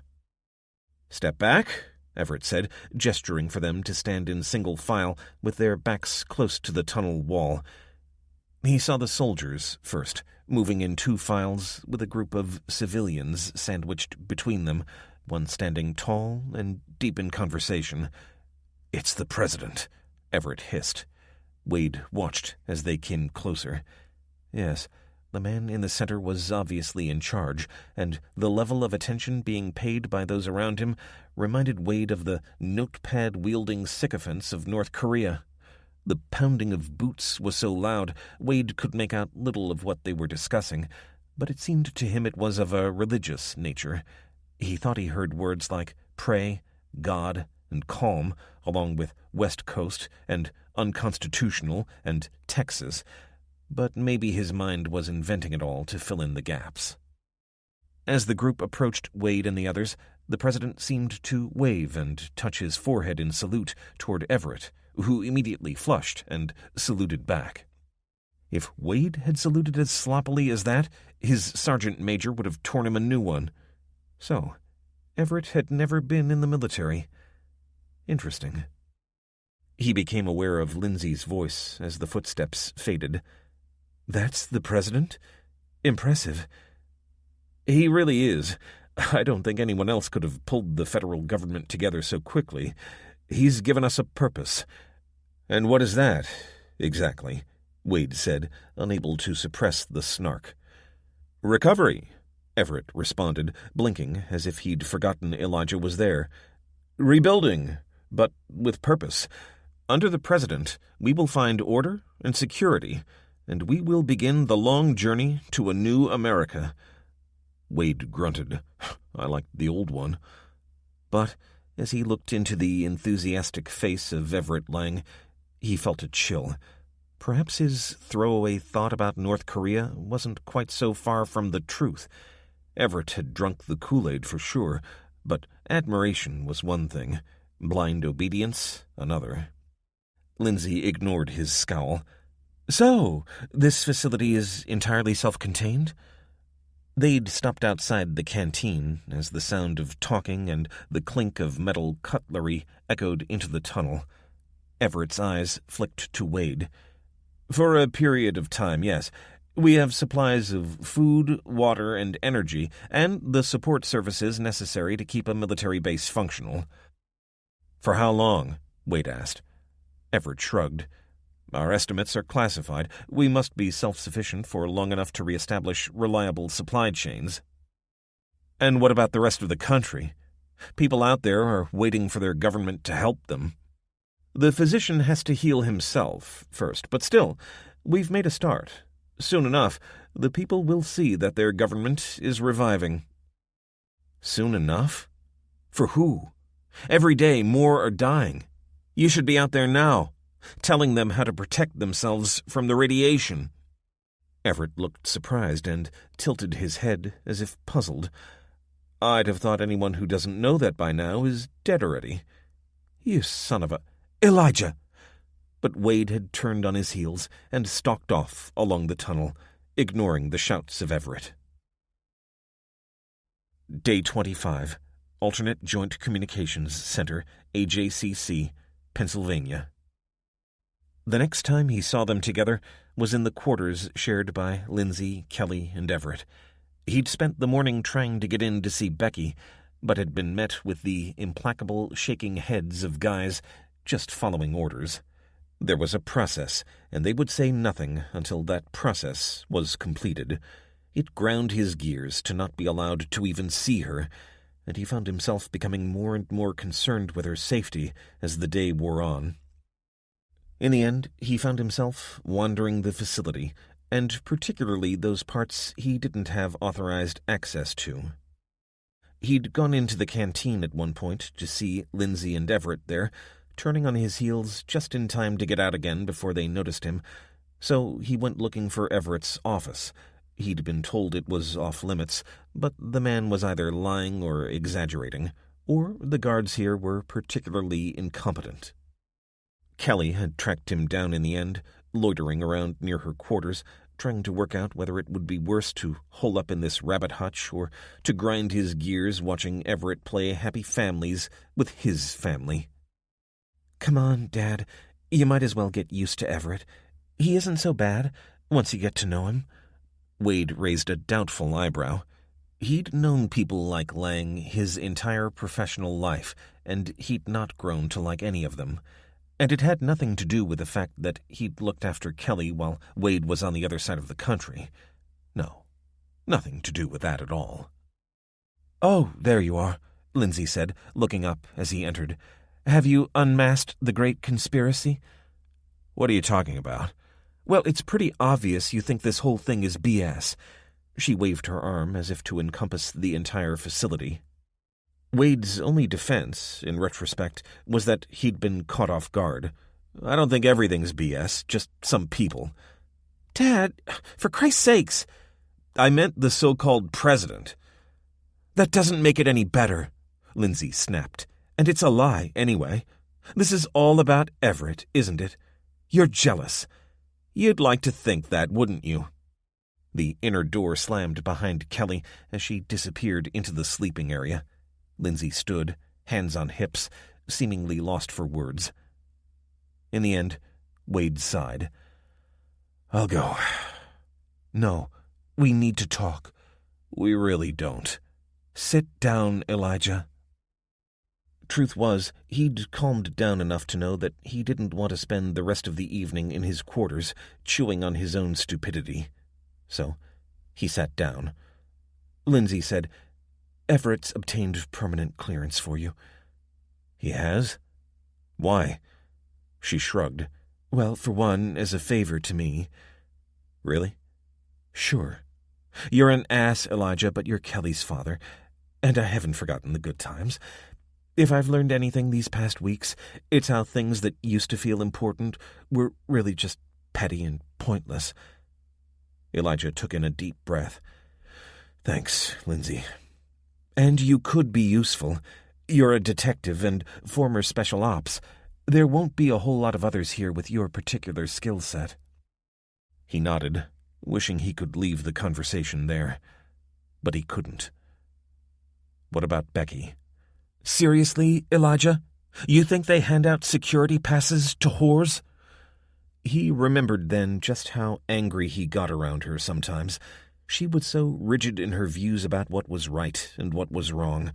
He was self-aware enough to know that this applied just as much to him. They were like two Venn diagrams with no overlap. Elijah forced a breath. Geez, it was inhuman that they didn't allow smoking in here. I'd have died at least twice if she hadn't been with me. Use whatever label you like, but whatever this is, needs brave, smart people like her. You obviously have feelings for her. So what if I do? She's less than half your age, Elijah. Don't you think I know that? I never saw you as a knight in shining armor. He grunted. Then you didn't look very hard, did you? She groaned, running her hands down her face, and, for the first time, Elijah could see how exhausted she was. Now I remember why our marriage fell apart. What did we see in each other? I saw a strong, beautiful woman with an opinion on everything. Chuckling, she said, Yes, well, replace beautiful with handsome, woman with man, and right back at you. Everett chose that moment to arrive, and did nothing to hide his disappointment at seeing Wade there, though he accepted Lindsay's embrace enthusiastically enough. He put his briefcase down and slid into the chair opposite Elijah. Any news on Becky? Wade asked. Lang deflated a little, or gathered himself for a fight. Her application has been rejected. I'm sorry. Not acceptable, Wade said. What do you think I can do about it? It took every ounce of leverage to get Kelly admitted. If Becky isn't granted leave to remain, then I go. The president thinks you could be useful to the reconstruction effort. We have very few serving police officers here. The president doesn't know me from Adam. It's your patriotic duty. Wade slammed the desk. Don't you lecture me on my duty.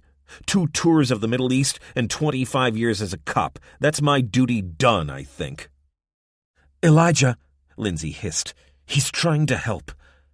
It's okay, Lynn, Everett said. But the president's a very religious man. If he learns there's a prostitute here, then remind him about Mary Magdalene. And anyway, as I told you, she's no longer an escort. I can vouch for her, Everett. Doesn't that mean anything? I'm sorry. The decision's been made. She's being released. What the hell does that mean? She'll be taken to the gates. There's a church. They'll take her in. Temporarily. And then what? She's in the middle of nowhere. Everett shrugged. I'm sure she'll use her initiative. I'm going after her. They won't let you go. You're too valuable. And you know too much.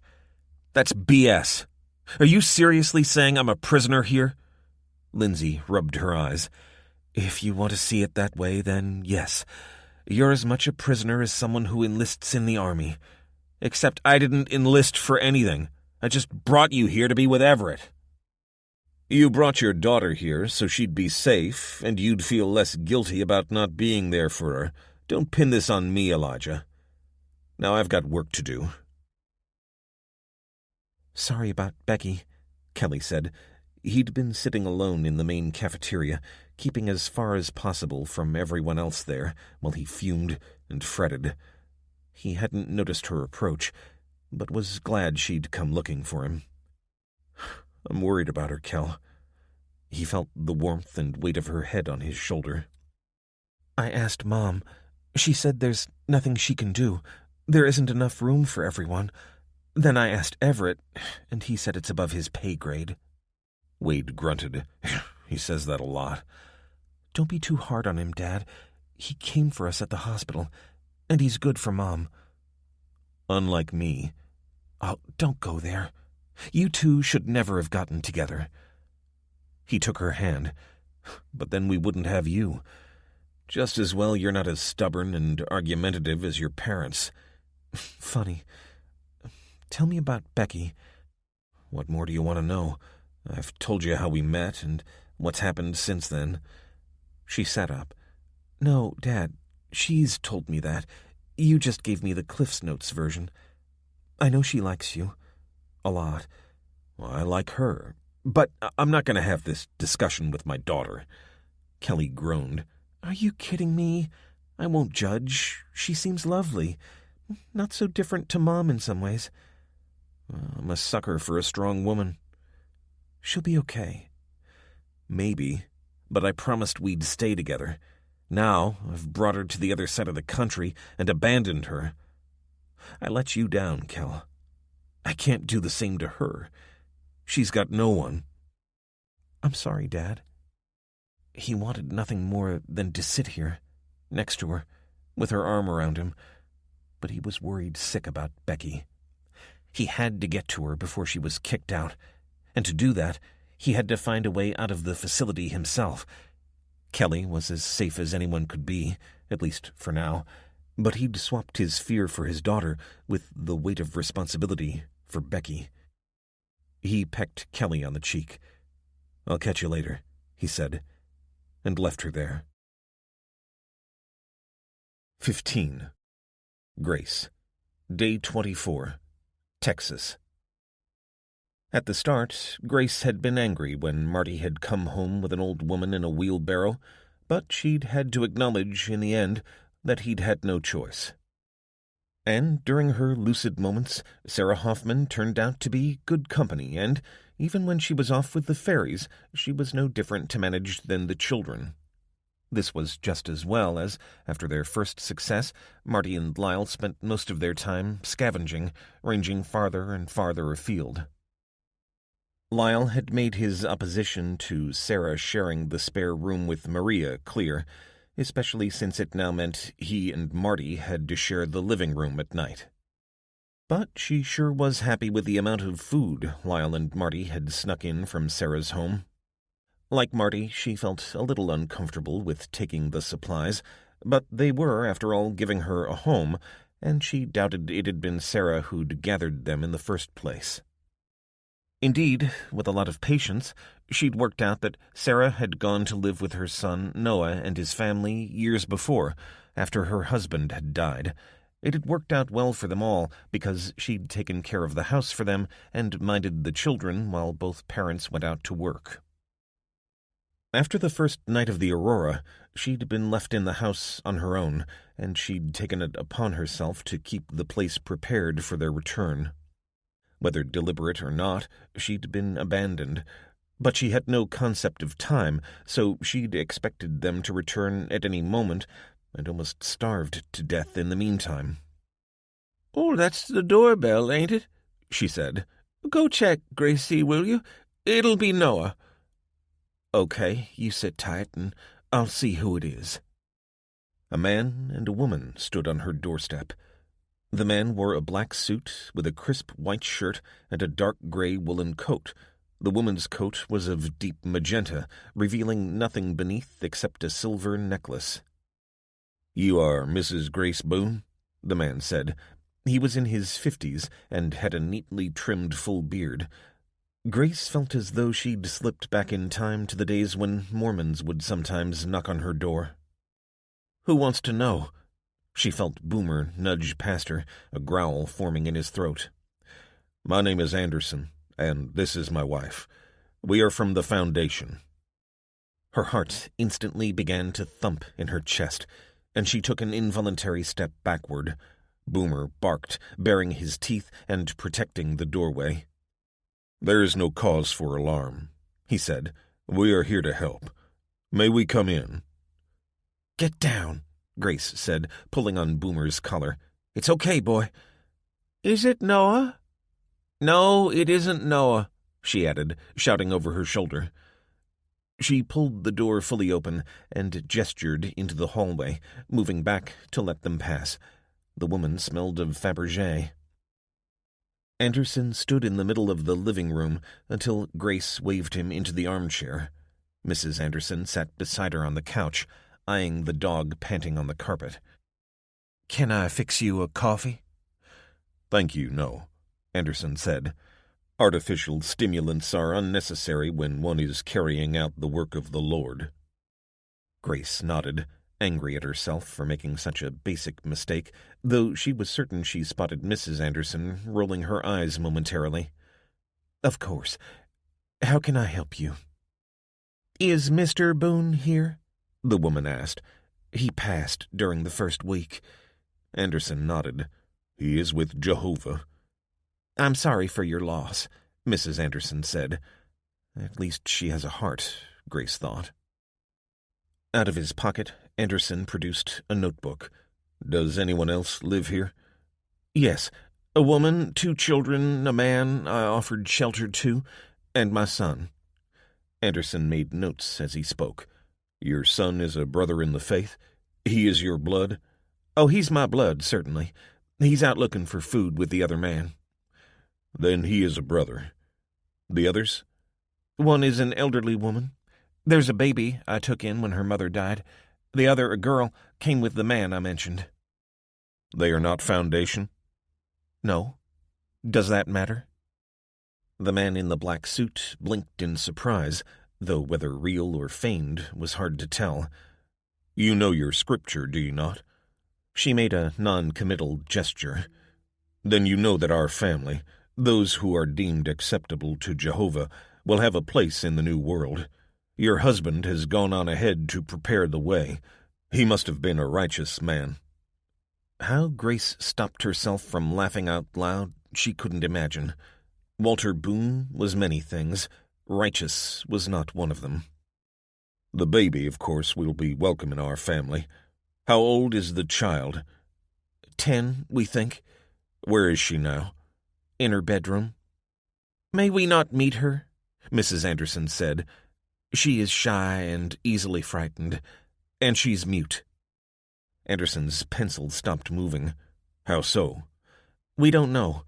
The man, his name is Martinez, found her like it, wandering alone in a town he passed through." "This Martinez is not of the Foundation?" "No, he's a Catholic. Look, can I ask why you need to know all this?" Mrs. Anderson put her hand on Grace's. "We are sent to find our brothers and sisters and welcome them back into the family." "We have prepared for this day for many years, Mrs. Boone," Anderson added. "We have come to take you to safety. We have shelter with food, water, and power.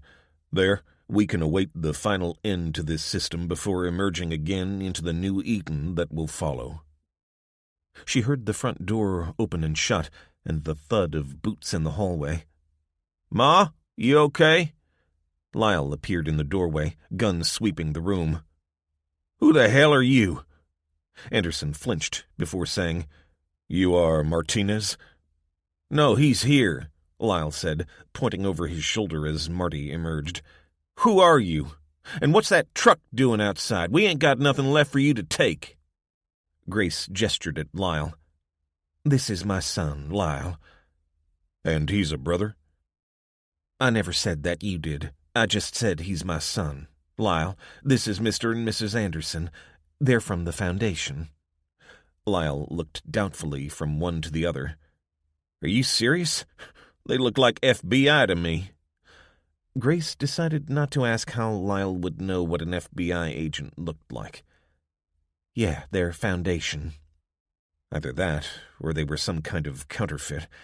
She sure got the same mixture of authority and dread from them. "We are here to offer to transport our brothers and sisters to our nearest facility, where they will find shelter while we await the conclusion of this system."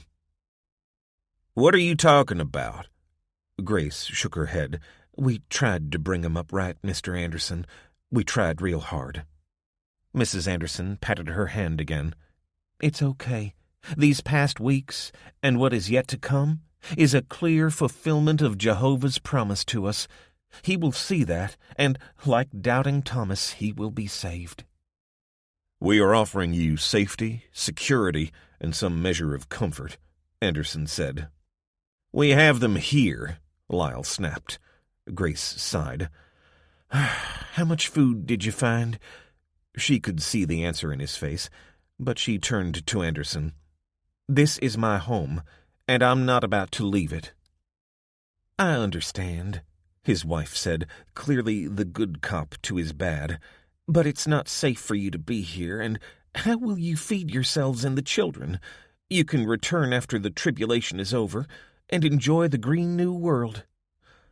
We can get food, Lyle said. We'll go to the FEMA station if we have to. Anderson looked up at him. You would walk for hours to get refugee supplies, when you could have regular meals and your own quarters with your people? You've got room for us all? Grace asked. Again, Mrs. Anderson tapped her hand. We have space for our family. Grace's jaw dropped. You mean you'll only take Lyle and me? Anderson turned his impassive eyes at her. We will welcome the baby. She is innocent and may become part of the Foundation family. What about Marty, Maria, and Sarah? I'm sorry, Anderson said, though he displayed no hint of regret. It is not our place to welcome those who are not brothers and sisters. Well, I'm not going, and that's flat. Do you not see that it's in your best interests to join your brothers and sisters? And what of the baby? What security can you offer here? And Maria? No, I'm not going anywhere. Quite suddenly, Anderson got to his feet. Regrettably, we do not have the luxury of pandering to irrationality. We will return shortly with transportation, and you will accompany us to our facility, where you will be integrated into the family. He looked first at Grace, then at Lyle as he said this.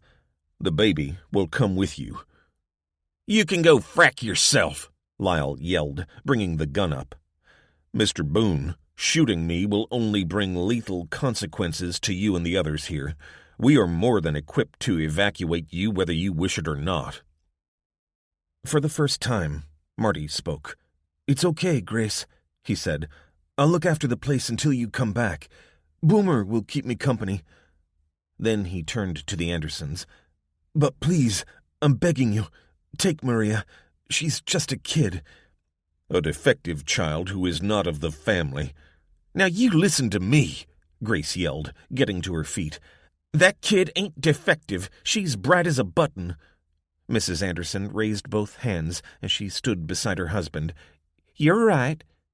Sheena, Anderson hissed. It's okay. If Grace saw fit to take this child in, then we should do the same. It is clear that in all but name, Grace regards Maria as her own. For a moment, it looked as though Anderson would argue, but finally, he relented. You're right. Now we have others to visit, but we'll return in 2 days.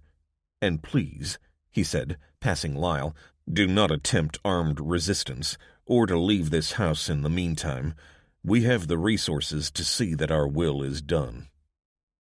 Lyle's hand gripped the weapon as the man in the black suit slipped past him and out the front door, followed by the perfumed scent of his wife. And that night, the lights came again. Day 26, Texas. Grace watched as Lyle helped Marty to hide the supplies they'd taken from Sarah's house in the chamber beneath the vegetable patch out back. It had been Marty's idea to create a false door in the basement hidden behind some shelves that gave access to what had been the refrigerator room, but which now held all their hidden supplies. I've got to go, he said. I've got to stay with Ma. Marty patted him on the shoulder. I know, my friend. I suspect your visit there will be brief, but you must see that Grace is safe before you do anything. I am right here, y'all. I ain't gone soft in the head yet. Lyle smiled at his mother, then turned back to Marty. What do you think I'll do? Marty chuckled.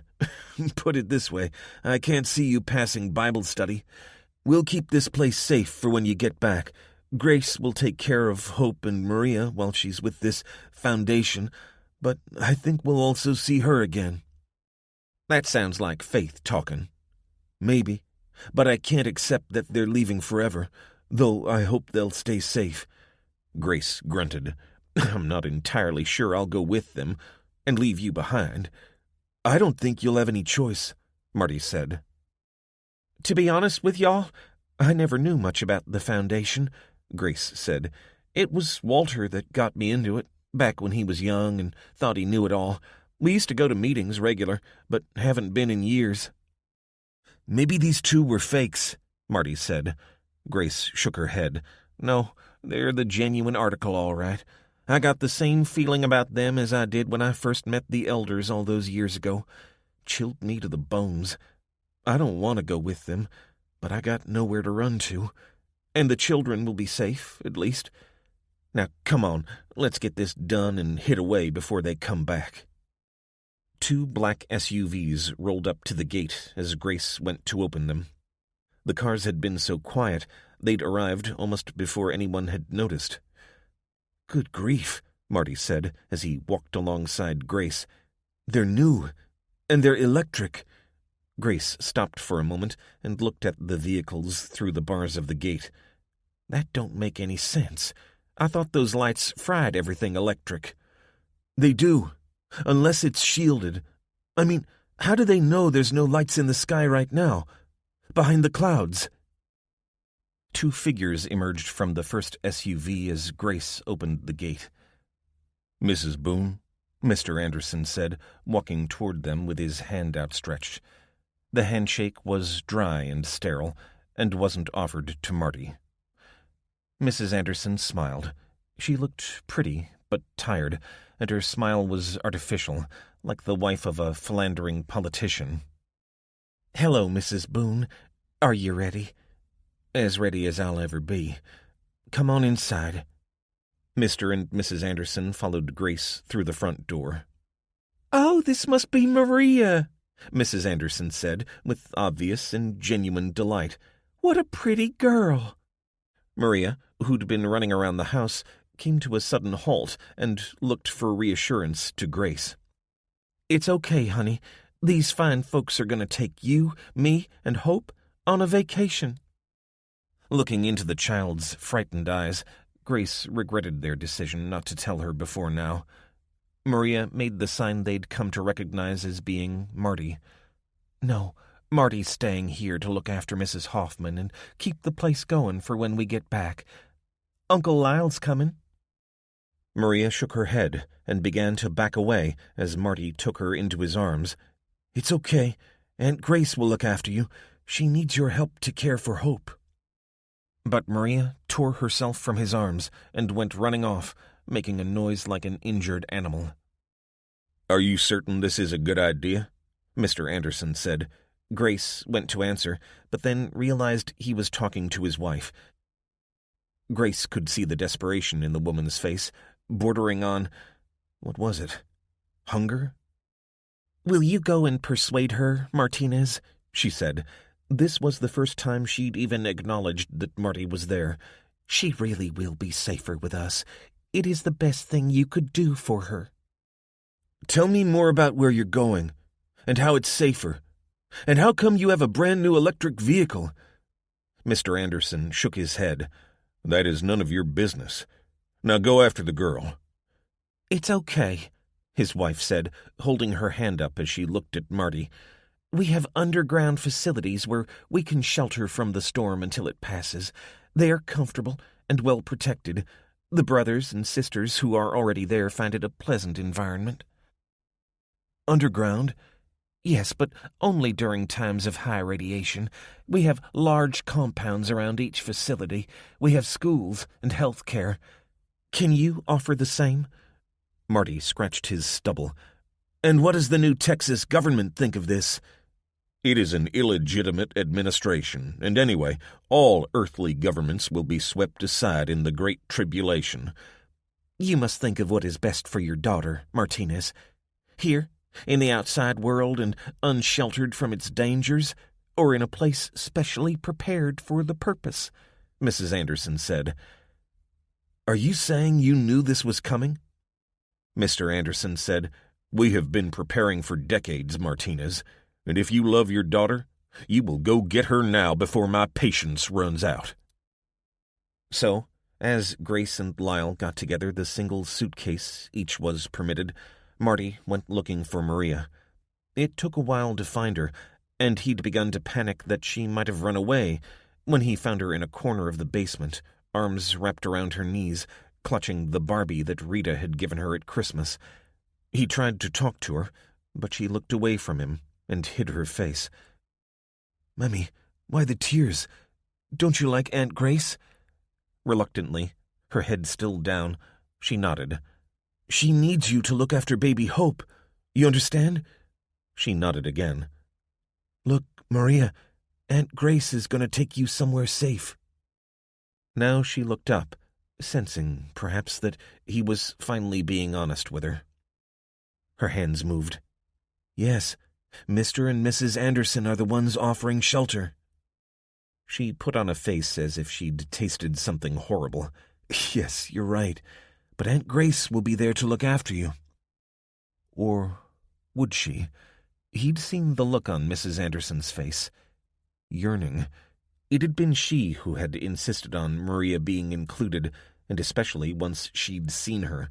Maybe the woman had experienced her own kind of tragedy, or maybe it was a natural mothering instinct. But that didn't feel right. There was more to it than that. All this time, Maria was scribbling on the notebook she kept in her pocket. "I do not want go." He felt tears gathering in the corners of his eyes. "I'm sorry, but you will be better with them." She looked desperately at him and shook her head. "I don't want you to go," he said. "I love you, but a good father does the right thing for his daughter, even if he doesn't want to." Her eyes widened, and she put her arms around him. He got to his feet as he hugged her, his shoulder wet with her tears, and carried her out into the sunshine. Lyle was already in the second car, no doubt plotting his own brand of chaos. Marty didn't doubt he was going to protect his mother, and because he'd be forced in at gunpoint if he didn't go willingly. But he also knew Lyle well enough to suspect that the Foundation would regret having such a strict blood policy. Grace waited beside the SUV, ready to take Maria from him, and Mrs. Anderson stood there too. Her hunger was obvious, and it seemed to him that she was a predator waiting for her prey to come willingly within its grasp. But Grace would look after Maria, if she could. Maria's head moved against his shoulder as he forced his legs to move toward the waiting cars. He had to do the right thing, the responsible thing. She had to be saved, at whatever cost to his heart. "Welcome, Maria. No need to cry," Mrs. Anderson said as they approached to within a few feet, her voice cracking, her arms stretched out in exhortation, as if the girl was the answer to a prayer. He felt Maria's breath in his ear as she sobbed. She made a noise like a tiny motorbike starting up after a long time unridden. "Papa, no." He froze. He looked at Grace, whose mouth was wide open. She looked to where Mrs. Anderson stood, crooning in what she must have thought was a soothing way, and then, looking back at Marty, she shook her head almost imperceptibly. And he was already turning, marching back toward the house where Sarah Hoffman stood in the door. "It's okay, Mummy. You're staying with me. We'll face this together." "Is Noah here?" asked Mrs. Hoffman. 16. Sam. Day 24. Pennsylvania. Sam sat with his hand on Caitlin's shoulder as she slept, leaning against his side on the kitchen floor. He'd never been a tactile man, but the child had been terrified when he'd helped her down from the attic before dragging her mattress to the kitchen so she and her brother could share it. To begin with, he hadn't understood their extreme reaction, but as he tried to see the situation through the eyes of a child, he came to believe that they saw the lights as a harbinger of doom, even though they'd been told they'd be safe in the kitchen. They'd lost both parents, whether directly or indirectly, because of the Aurora, and then any comfort and security they might have found had been destroyed when Dmitri had arrived and Ruth had died. In the end, even he had sensed the children needed more than words.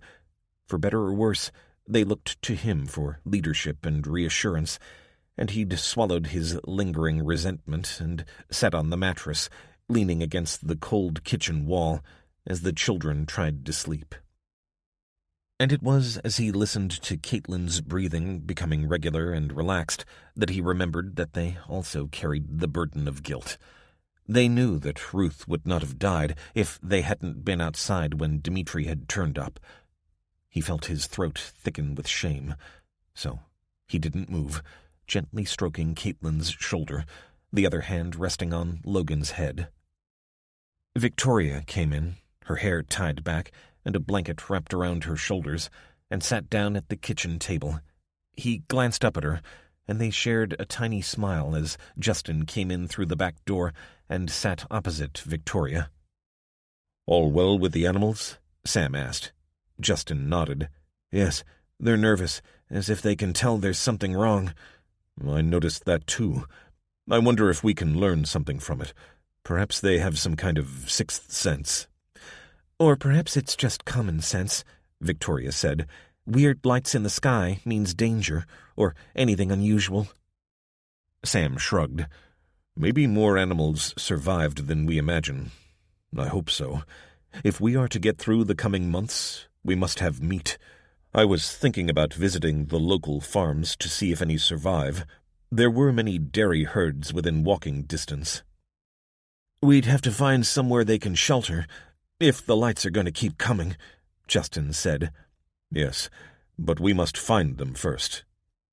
Victoria pointed at Caitlin and Logan, both now sleeping. "Thank you for comforting them." "They are good children. I wish I could be more reassuring." "There's nothing wrong with giving them hope," Victoria said, "as long as it's not false hope." Sam shook his head. "But what hope is there, beyond the next days?" Victoria was about to speak, but Justin opened his mouth first. "Do you still believe this is the tribulation, like you told me, Mr. Gerber?" "I don't know, Justin. I thought I did, but if I was a man of true faith, I wouldn't grieve the loss of Ruth so much, because I would trust that I'd see her again soon. But it feels more like the devil is at loose in the world, as if he has won." "I guess we've just got to keep on keeping on," Justin said. Wise words from a young mouth. Day 25. "It's gone," Justin said, holding up the scrap of fluorescent plastic. "Are you sure?" Victoria asked. The Aurora had faded in the early hours, but Sam had insisted they all stay inside until they could be sure the radiation levels were no longer dangerous. Justin had taken the plastic into the darkest corners of the barn, where, he said, it had remained inert. "Is everything all right, Mr. Gerber?" Caitlin asked, eyes gazing up at him nervously. "Yes. Now, let's get your mattress back upstairs. Logan, will you help?" "Yes, sir." "Good boy." Both children smiled. It was their mother's smile, he thought, and, with the energy of the young, helped him with the unwieldy bed as if they hadn't had a disturbed night at all. "You've done well," Sam said, as he, Justin, and Victoria inspected the completed drainage dike. "Thank you, Mr. Gerber," Justin said with obvious pride. "Sam. Call me Sam. We three are all adults, and it's our job to lead our little family." Victoria glanced at him with obvious curiosity. "Well, the question is, what do we do now?" "What do you mean?" She hugged herself against the bitter wind. "We're not safe, are we? I mean, Dimitri's dead, but what's to stop the same thing happening again?" "You're shivering," Sam said. "Let's discuss this inside." They walked back to the farmhouse, leaving their mud-caked boots by the back door, then sat at the kitchen table. "You're right," Sam said. "We can't defend this place. We can't even keep watch as I'd like. There's just too few of us. But what is the answer? In the longer term, we also must have food. Where else can we get it from? Victoria rubbed her eyes, still shivering even as Justin threw another log into the stove and came to sit down. It's a pity Laura and the others went. Detective Wade would be a good man to have around. Would he? Violence attracts violence, Victoria. I fear he would have been a canker at the heart of our community. I think you're wrong about him. It wasn't Elijah who started the violence. It was Dmitri. And we finished it. You and me. Justin shook his head. It doesn't matter. They're not here anymore. Maybe we should take a look in town? Maybe Jeannie and Lila Norris could come back and live here again? Why? They only left us 3 days ago. You sent them away, Victoria said, though you were out of your mind with grief. He ignored her. Why would they wish to come back? And they wouldn't be much use in keeping us safe. They'd be extra eyes, Victoria said, and extra mouths to feed. The coffee pot began to bubble on the stove, and Victoria got up with a sigh. Seems to me you don't want anyone. Sam shrugged. Maybe you're right. But how else can we feel safe? I mean, I know we can't be completely safe, but it feels like we're just waiting for the next gang to turn up and take everything we've got. Look, I understand you've got other things to think about. Believe me, I get it. But we have to think about the kids. Sam looked at the sadness etched into her face. Was it that obvious? Since the overnight emergency had ended, his mood had declined again, and he was finding it hard to give a damn about the future. I hear you, and you're right, we will work it out. But not today, okay? Of course. Why don't you get some sleep? It was a rough night. Sam shook his head. I've spent enough time in bed. I think I'll go for a walk. Don't do anything stupid, will you? Victoria said, her eyes narrowing. Justin said, I'll come with you. No, I'd rather go on my own. I need some time to think. Justin's eyes flicked to Victoria and back again. I just need time, he said, looking from one to the other. That's all. I'll be back later. I promise. 17. Elijah. The lights had dimmed in the tunnel outside, presumably to encourage some sense of the day-night cycle and preserve the mental health of those imprisoned here. He stalked along, footsteps echoing, passing individuals in small groups hurrying along, keen to get out of the windy corridors. The place was locked tight, with multiple guards on each entrance. He figured his best chance of getting out was to try the west gate, since most of the traffic was into the central corridor from the east. He'd been through that way the first night they'd been here, sharing a smoke with the sentries, before they were shut down by a siren that heralded dancing lights in the sky. But there was no point escaping if he didn't know when Becky was going to be released. He'd likely have trouble on his tail, and if he was out before her, they'd probably use Becky as leverage to get him to return. If they truly cared that much about him, he couldn't take the risk. For now, however, he had dry eyes and a brain full of grist. He had to rest, whether he could sleep or not. So he made his way to his lonely quarters, flopped down on the bed, and darkness took him. Just after midnight. Day 26. A noise in the dark. A hand on his shoulder. He snapped awake instantly, fingers searching under the pillow for a weapon that wasn't there. It's me. Kelly, what the fu— The light flicked on, and Wade screwed his eyes up as he waited for them to adjust.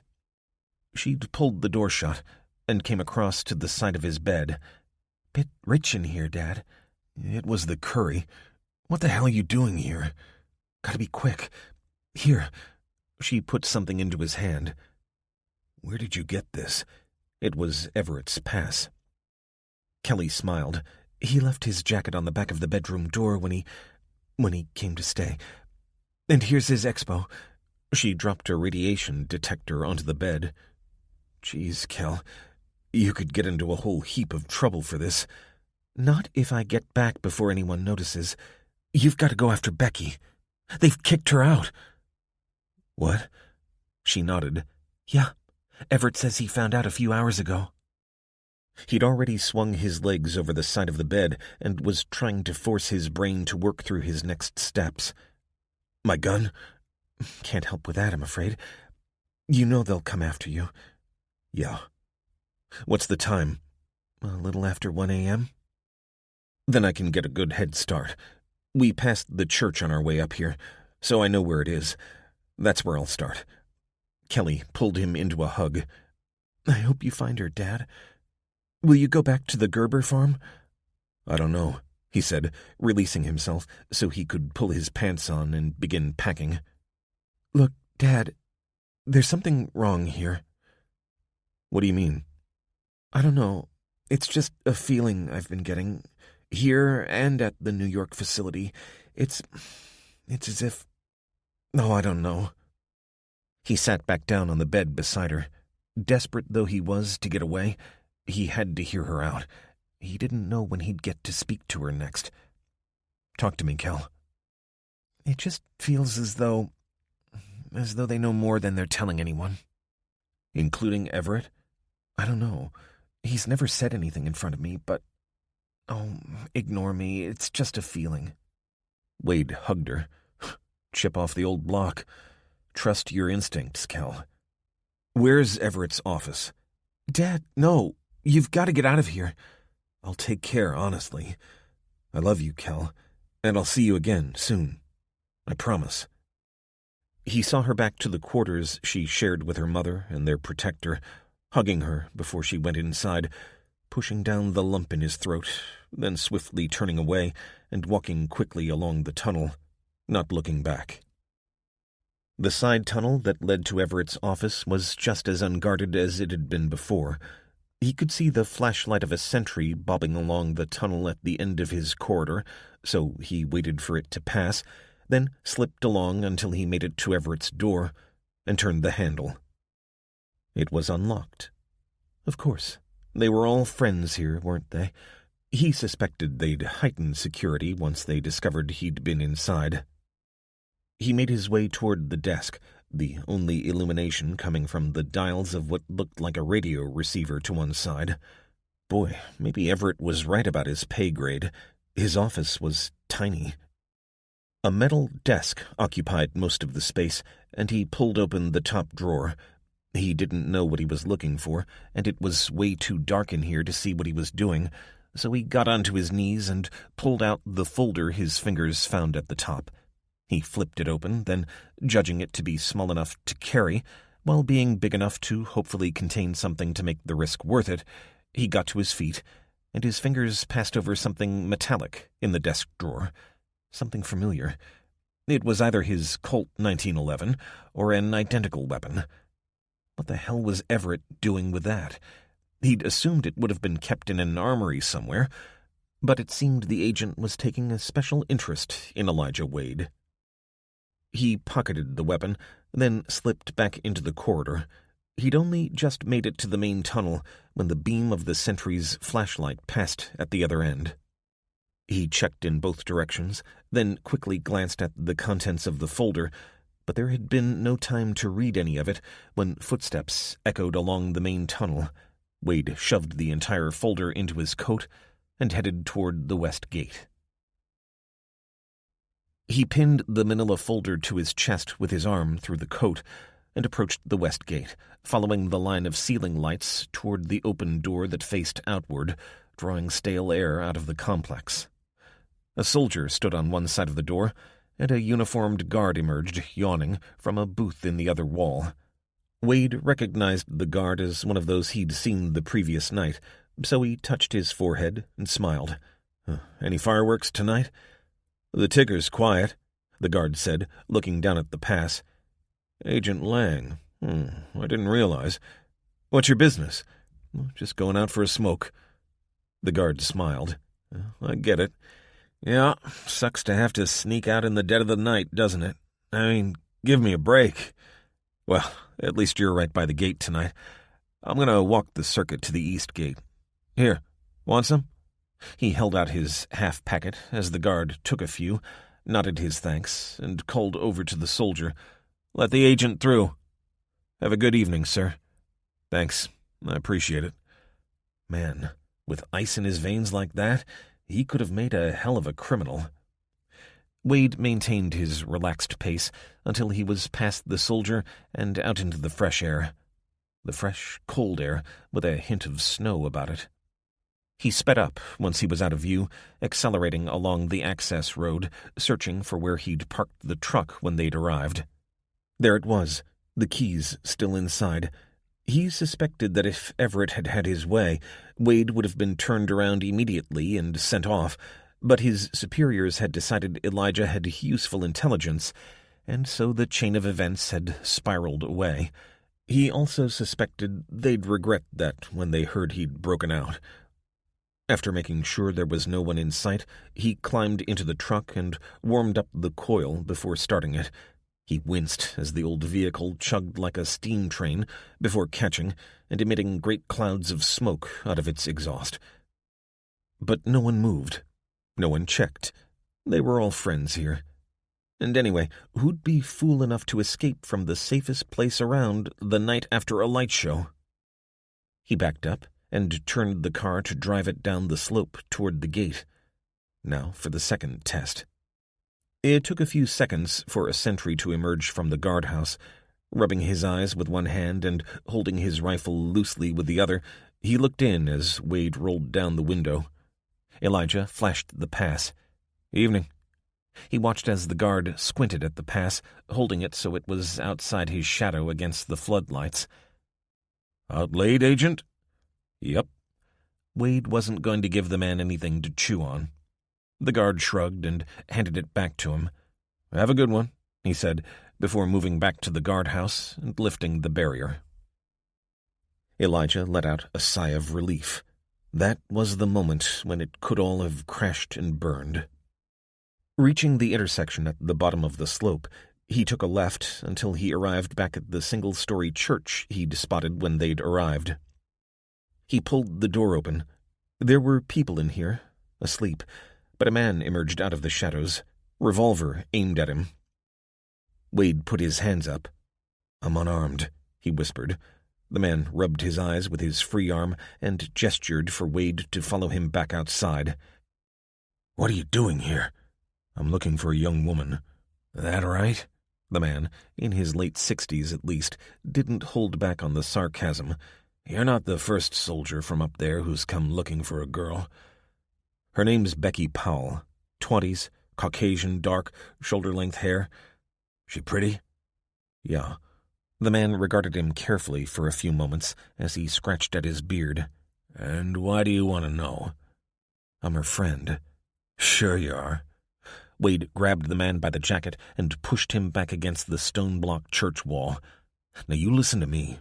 I'm a detective, and this young woman is under my protection. She left the facility sometime yesterday." "I'm sorry. You should have said you're a cop," the man said, the doubt obvious in his expression. Elijah loosened his grip. "I appreciate your caution, but I am a cop. A month ago, I was a detective in the Glendale Police Department." "Glendale?" "Los Angeles. I was working a serial killer case. Becky was the final victim. I found her on the first night the lights showed up." The man nodded. "My name is Philip. Follow me." He led Wade along the side of the small Methodist church and into a room lit only by a pair of candles before indicating one of the chairs. "Please, take a seat." "I don't have long," Elijah said. "She's in danger." "Do you know anything about the Aurora?" "Not really. Just that it makes my pendant glow in the dark." "Some people think it's God's judgment, but I don't know. Do you think we've seen the last of them?" "I hope so, but I'm not counting on it. Now, have you seen Becky, or not?" Philip regarded Elijah closely, as if judging him. "Yes, she was here. She told me she'd been forced out of the complex, but didn't know why."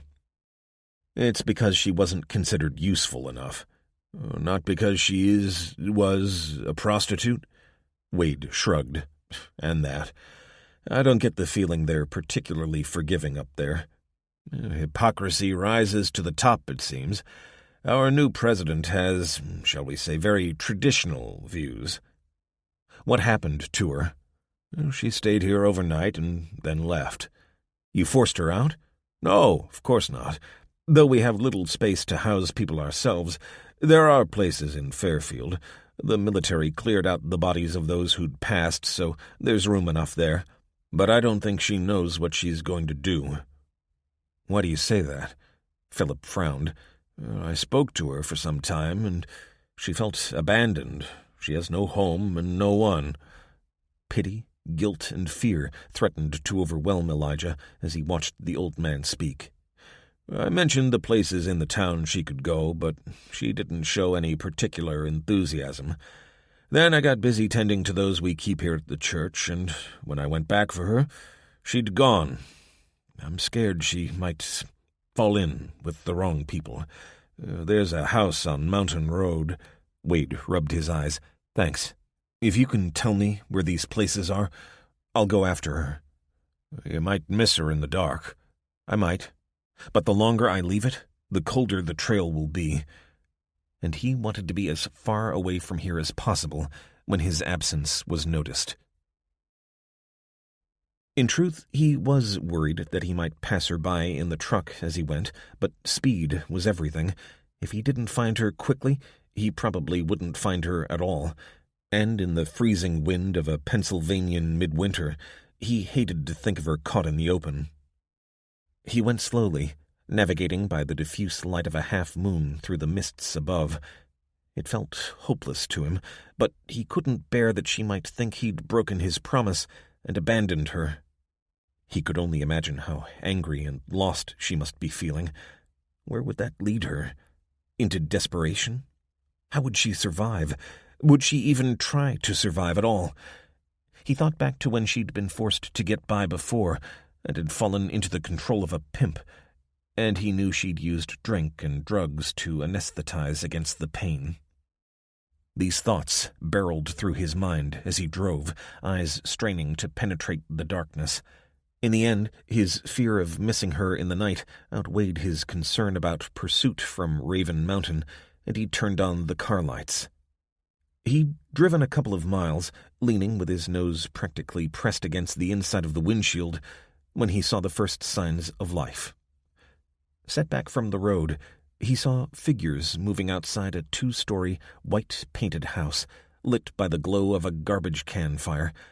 At first, he took them for looters, but he could see no signs of damage to the property. The windows looked intact, and the drapes pulled across. The numbers 1381 were nailed to a white post beside a porch where people were dancing to the thump-thump of some crappy hip-hop or whatever. He stopped the truck and got out, wrapping his fingers around the comforting grip of his 1911, but keeping it hidden inside his pocket.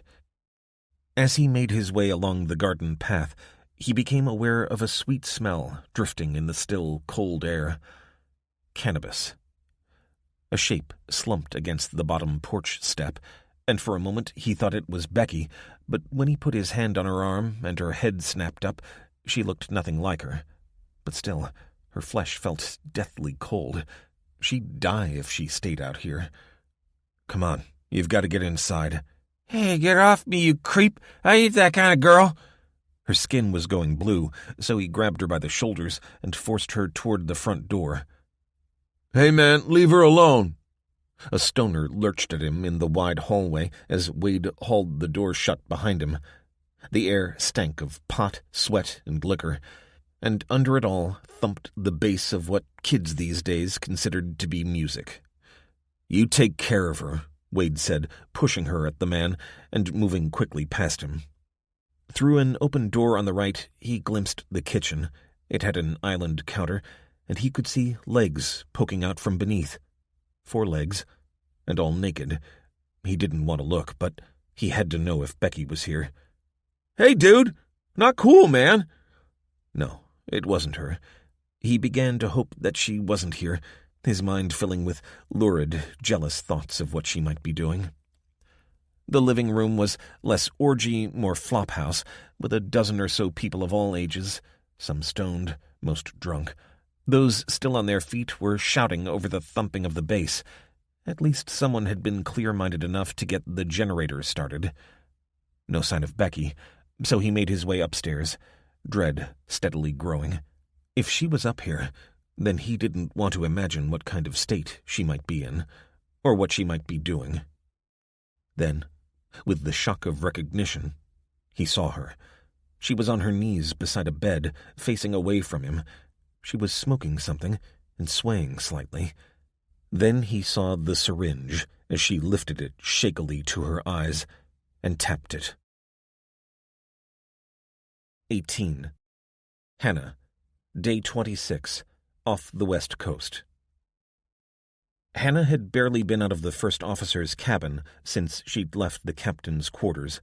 Lieutenant Garrett seemed to know the gist of what Enriquez had said, and immediately offered the unoccupied cabin to the team as the most secure place they could meet together to work. The four of them had made astonishing progress in the barely 24 hours since they'd begun work on the raw data.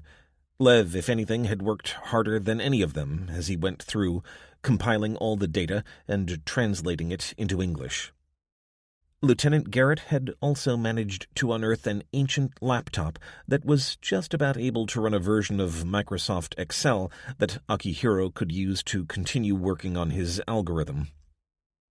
Hannah had been working on the data as Lev translated it, helped by Shane, but the Australian had spent quite a lot of time with the lieutenant, something Hannah couldn't help but notice he seemed to be enjoying.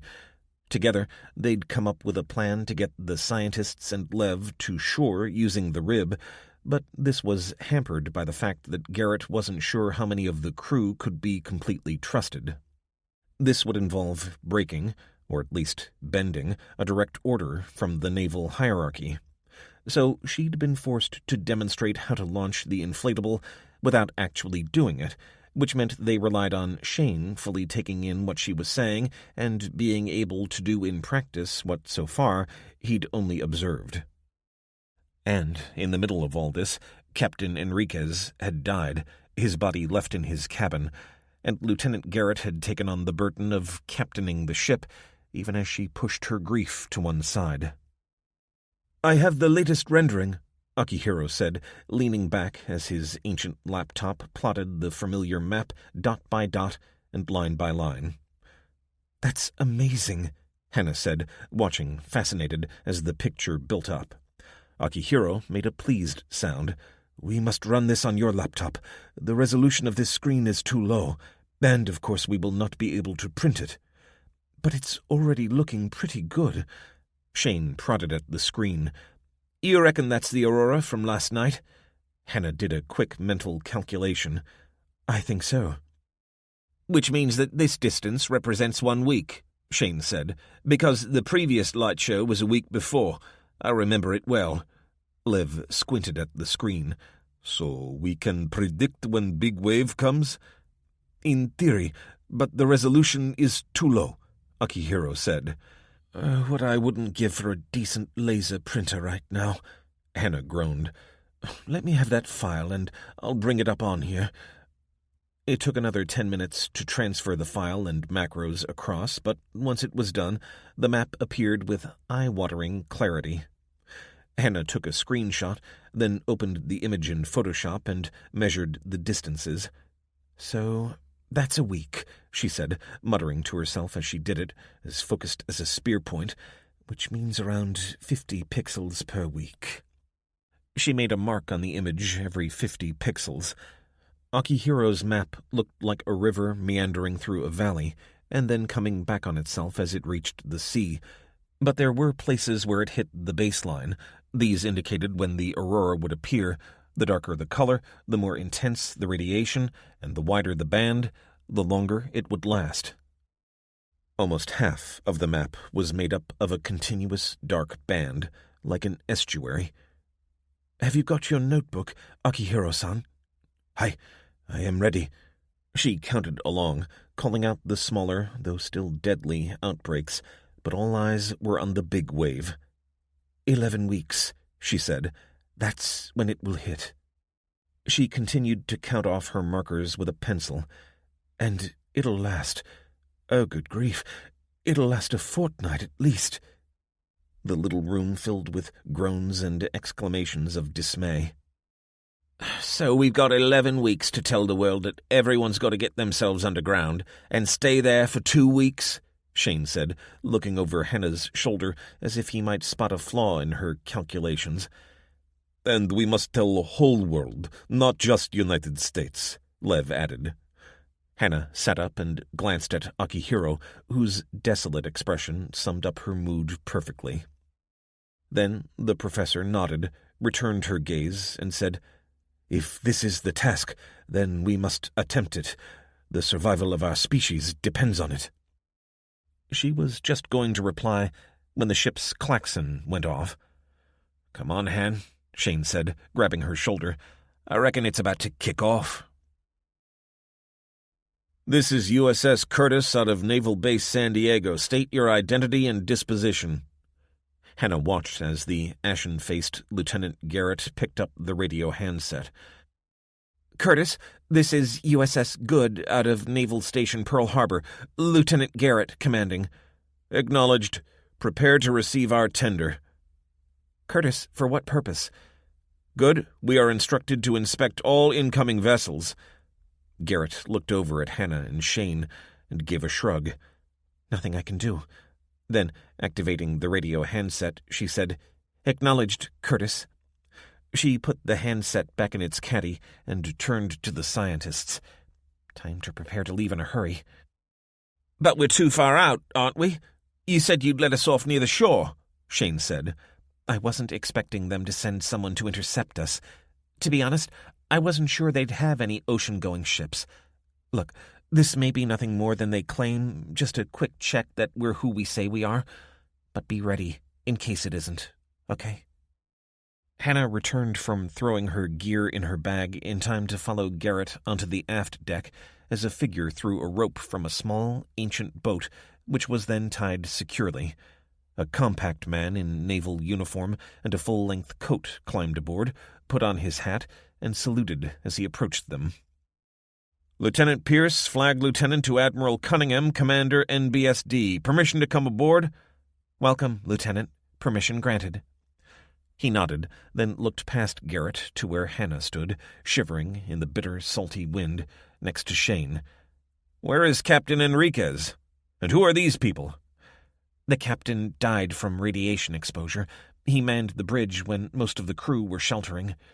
"And you are now commanding?" "Yes, sir.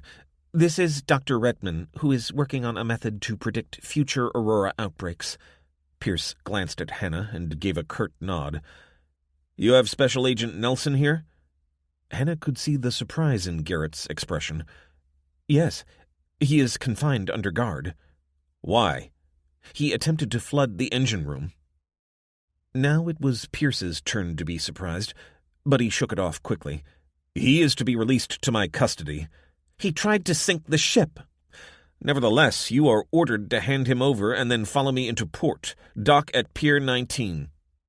Garrett paused for a moment, pondering. "I'm sorry, sir. I need to receive corroboration of that order." "You are disobeying an order that comes from the base commander?" "No, sir. I am asking for confirmation in accordance with General Regulation 1132, as is my duty." Pierce glanced over his shoulder at the 2 Marines standing just behind him, then said in a lower voice that Hannah could barely make out, "Are you sure you wish to go there, Lieutenant? This is an emergency situation, and the commander is not a patient man." "I will be happy to comply with orders when I have confirmed they are lawfully given, Lieutenant." With an undisguised scowl, Pierce spun on his heels and headed across the deck, then down the ladder to the tender below. "What on earth was that all about?" Hannah said, following Garrett back through the bridge door. "You need to gather all your data and get off this ship." "What? Why now?" Garrett grabbed her by the arms, and Hannah could feel the lieutenant's fingers shaking. "Don't you see?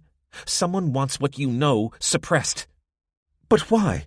It could save millions." "No clue. But it's the most obvious answer to why Nelson scrubbed your work then, when he thought you might be able to recover it, was desperate enough to try to sink or disable the ship. We've talked about it, but these orders are the final confirmation. You saw his shock when I told him what Nelson had done?" "Sure," Shane said. "Looked like he'd swallowed a fly." "And yet he still wanted the man handed over." "He's in on it?" "Must be. And if he's a genuine flag lieutenant, then I'm a deckhand. Now, I think this old rust bucket is pretty valuable in the New World, so I don't reckon they'll try to finish what Nelson started. But we're only really safe. You're only safe while he's on board." "So what do we do?" "Take the rib as planned. Leave a copy of your research here in case you don't make it, and I'll do my best to make sure it gets out there. But if you're here when Pierce comes back, then the best you can hope for is a prison cell." "That makes no sense." "Can you think of any other explanation?" "But a rib? How far offshore are we?" "Not far, and the sea's fairly calm." "That's calm?" Garrett smiled. "It's your choice. I'll send Conrad along with you. He's a good man." "Why don't you come?" "Because I'm the captain of this vessel, and the Good might still be able to live up to its name. For that, it needs to get safely into the naval base. Now, I have to prepare for visitors, probably armed." Hannah sat, fingers wrapped around the lifeline as the rib bounced through the waves heading away from Good. She shrunk into her coat as much as she could, but she knew by the time she reached the shore, if she made it at all, she'd be soaked to the skin. Shane had one arm around her shoulder, the other hand holding the line on his side. He was putting a brave face on it, but she knew he was as wretched as she was. On the row in front, she saw the huddled figures of Lev and the professor, looking just as miserable and frightened as she was. Petty Officer Conrad hadn't been happy about his assignment. Hannah had seen him complaining to Lieutenant Garrett to a degree she couldn't imagine being tolerated by the officer in normal times. But these weren't normal times, and he was the only sailor she could spare and trust. Drizzle mixed with the spray as they headed toward a coast they couldn't yet see. It would be dark in an hour, and Hannah desperately hoped they'd be ashore by that time. But even if they were, what next? They'd be close to the Mexican border, which would at least give them a landmark to guide them. But where were they to go? Their first task was to escape capture, as it seemed likely enough that the base authorities would send out a search team when it was discovered that they weren't aboard. And if they didn't, she suspected Nelson and his employers would want them eliminated if, as seemed clear now, they were desperate to keep the truth from the survivors. And that was the greatest mystery within the puzzle. Why on earth would the government or the military want to suppress this? She'd have understood if Nelson had stolen their work so it could be interpreted by his own people, but to destroy it was insane. With a shriek cast into the wind, she had it. "What is it?" Shane yelled. Hannah tapped Lev on the shoulder and shouted into his ear as he leaned back. "When you caught Nelson, how long had he been there?" "I don't know. Can't have been long." But it didn't need to be long. She turned back to Shane. "He took a copy. I'd bet anything on it. He dumped the data onto a flash drive or SD card and then deleted it." She saw realization dawn on Shane's red-scarred face as he put the pieces together. "But I still don't get why he'd want us knocked off. I mean, it must have been serious if he was prepared to sink the ship. And he'd lose the data, wouldn't he?" Hannah shrunk down into her coat again. Shane was right, and yet she knew she'd gotten close to the truth. It was like a memory that you know is there. You can almost taste it, but you can't quite pinpoint. If he'd downloaded a copy of their data, why would he try to sink the Good? Unless he hadn't meant to go through with it. Or... She screwed her eyes up and tried to force the answer out. Or he had an accomplice. She thought back to the moment when the lights had gone out when they were sheltering from the Aurora. when Nelson had escaped. How had he gotten out of the door? She visualized the scene just before the lights had gone out. She could see Shane, with his head in a bucket. Akihiro was sitting next to her. Nelson was opposite and across. And at the door, who was there? Petty Officer Conrad. He'd switched the lights off and opened the door so Nelson could escape. And now, he was at the wheel of the boat they were using to get away. She got to her feet, crouching to keep hold of the lifeline, and moved the couple of paces to where Conrad stood at the wheel behind an acrylic windshield. "Sit down!" he called, but Hannah acted as if she couldn't hear him. "How far have we got to go?" she yelled, the salt wind pattering against her cheek. "See back there? That's North Coronado Island. The beach is that way. We're in Mexican waters, so we've got to go north." "Seriously?" He gestured back to the seats as Shane and the others turned to see what was happening. "Sit down, please." "I feel sick." "Ma'am, please, sit down." "Where are you taking us?" He did a pretty poor job of pretending to be surprised by the question. Then he reached into his coat and pulled out a sidearm. "Sit down." In truth, Hannah didn't know what she'd been trying to achieve by confronting him, but at least everyone knew there was something wrong now. "What the hell?" Shane called. Conrad covered Hannah as she sat down, this time turning to face the back of the boat, with Lev and Akihiro behind her. "Keep your hands up," Conrad called out. Garrett had given Lev his weapon when they left, but it had been stowed in a waterproof box beside the wheel, along with the laptops, so it was out of reach. Hannah watched as the shoreline came into view out of the mist, the boat now following the coastline. It seemed pretty obvious what Conrad's plan was, to head up the coast and deliver his prisoners to the authorities at the naval base. For a moment, she wondered whether Garrett had known all along, but dismissed that thought. No one was that good an actor, or that cunning. She could merely have arrested them and handed them over without all this trouble. A heaving sound came from behind, and she half-turned to see Lev's head drop. "Keep your hands up," Conrad said. They were closer to the shore now, and the sea was becoming bouncier, especially for a man with only one hand on the wheel. Lev straightened up. Then the rib hit a big wave, Lev's head went down again, and he came up holding a gun in his hand. The bang deafened Hannah, and then the back end of the boat exploded in a red flash. Shane was the first to react. He ran it where Conrad had been, but there was no sign of him. Shane took the wheel as Lev appeared alongside him and opened the box to find his grok, holding onto the console with his other hand before shutting the box again. "Where is he?" The boat was slowing as Shane tried to make sense of the controls. "Dunno, mate. Good idea with the flare gun." "I saw box under your seat. Did not want to meet Nelson again. There!" He pointed to a shape floating in the choppy sea. Hannah looked where he was pointing. "Let's get him." "Are you serious? He was going to hand us over," Shane said. "Just do it. We can drop him off along the coast. We can't just leave him." Shane found the throttle and turned the boat around. "Throw a line to him, Lev." The Russian grumbled, but released a length of the lifeline and threw it to the bobbing figure. Conrad grabbed hold of it without saying a word, and Shane accelerated directly toward the shore. As they got close, they could see a rocky shelf, and Shane turned the boat to follow it north. "Time to get off, friend," Lev said, and, quite suddenly, cut the rope. "Why did you do that?" "He is sailor. He can swim. The shore is just there." Hannah pointed to a rusty metal fence that emerged from the sea 100 yards to the north. "That's the border fence, isn't it?" Lev shrugged. "I guess so." "But you've put him down on the Mexican side." Smiling, the Russian said, "I guess he has long walk ahead of him." Shane laughed out loud. "He's lucky to be alive, Han."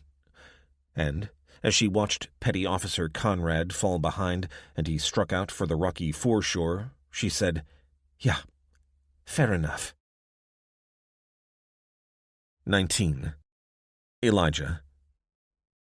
Becky! She spun around, mouth wide. Lige! What the hell are you doing? Jeez, are you using? The smile vanished, replaced by a tight expression of unmistakable anger and disappointment. That's what you think this is? From behind her, she saw a head emerge, a body raising itself off the bed a little. It's okay. She's helping me. Wade stood, unable to find anything to say. He's diabetic, she snapped. This is his house. He's kept the generator running, and some of the people here have scavenged insulin for him. The party is to celebrate. But he collapsed, so we got him onto the bed, and I gave him his dose. Wade looked from her to the young black man on the bed. I'm sorry. Becky ignored him, instead talking to her patient. How do you feel? Okay. So this is him, is it? Yeah, I forgot to mention he's a complete jerk. Now wait just a goddamn minute, Wade said, growing angry in his turn. I've left Kelly behind and broken out of a military base because of a promise I made to you. He saw her shoulders sag, and she pushed herself upright before turning to him. I knew you'd come, she said, her features softening. She fell into his embrace. I'm sorry, he said. Ever since I found that they'd kicked you out, I've been terrified about what might have happened to you. She leaned away a little, studying his face. Well, it was never going to be drugs. Liquor, maybe. But anyway, I was left at the church, but they couldn't help me, so I headed this way. I could hear the music from a mile off, and it was like stepping back in time. When I got here, half the people were out of their skulls, so I had a drink or two, and yes, I smoked a little pot, but nothing stronger. I think that's all that's here. But, in the kitchen. She screwed up her nose and rolled her eyes. Oh, that's what you were worried about. Maybe the former prostitute had gone back to her old ways in a house full of stoners and alcohol? No, he protested, even as he realized how stupid he'd been. Geez, it was hard to get rid of old prejudices. She tilted her head to one side, doubtfully, but then she shrugged. Well, you didn't need to worry. Now let me finish up here, and we can find somewhere quiet to talk. He smiled, kissed her on the cheek, and retreated toward the door. Oh, and Lige, she said. Thanks. Elijah rolled over, his arm coming to rest on Becky's hips, her hair tickling his nose.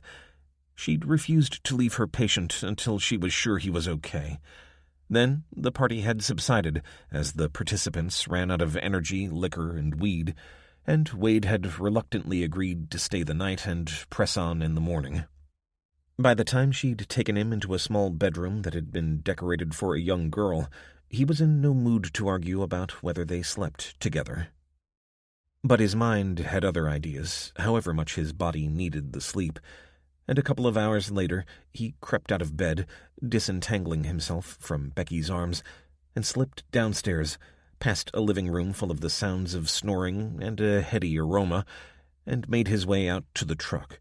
There, in the glove box, he found the manila folder he'd taken from Everett's office, and that had been gnawing at his mind ever since. He'd made it back and sat on the carpet beside the bed, thinking he'd managed it without waking her, when he realized he was wrong. Lige, what are you doing? Sorry. Go back to sleep. Her face appeared over the edge of the mattress as he sat on the floor, squinting at the papers in the flickering light of a single candle. I'm awake now. Are you going to answer my question? He gestured at the manila folder. I found this in Everett's office. You know you always say Everett like you're sucking on a lemon? Wade grunted. She reached out and pushed the top of the paper down. Looks boring. Here. A second candle appeared in front of him. Thanks. Yeah, I just took what I could grab, not the stuff on the top. Everett was a bean counter. There you go again. Everett. He chuckled at the face she pulled. I'm sorry. Again, I thought maybe... I know. But I'm not the girl I was before, Lige. Being kidnapped by a serial killer and then rescued just as the world goes to crap, it'll change you. Well, most of us. What's that supposed to mean? He said, sliding the inventory manifest to the back of the pile and beginning on the next. Oh, come on, Elijah. You're the same grouchy old man I met 3 weeks ago. Old man? Jeez, you know how to make a brother feel good. She giggled, then leaned farther forward and planted a kiss on his cheek and the side of his mouth. You need a shave. Yeah, I know. Been a little busy. She slid back on the bed as his eyes scanned down what turned out to be some sort of requisition form. He couldn't say what he'd expected to find among a random sheaf of papers pulled out of the desk drawers of a minor functionary, but in truth it would be exactly this kind of mind-numbing bureaucratic paper trail. Nothing about him being a member of a race of lizard overlords come to rule the world. Sheesh, he was exhausted. His mind drifted back to Kelly. For 3 weeks, he'd focused on nothing other than getting to her, plagued by all too realistic nightmares of what had become of her. And it had turned out she'd not really needed him.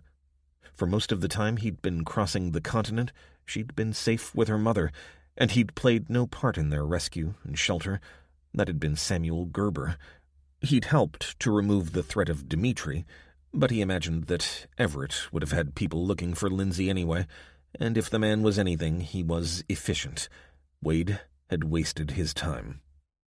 He could have stayed in Haven with Desmond and helped rebuild that community, done some actual good. And then he saw it. Oh my God. Becky sucked in a deep breath and groaned. What is it now, Lige? Wait. Wade began rifling through the paperwork, bringing each sheet into the candlelight and running his finger over it, searching. I'm right. Jeez. He sat back, mouth open, as his mind raced, working through all the implications.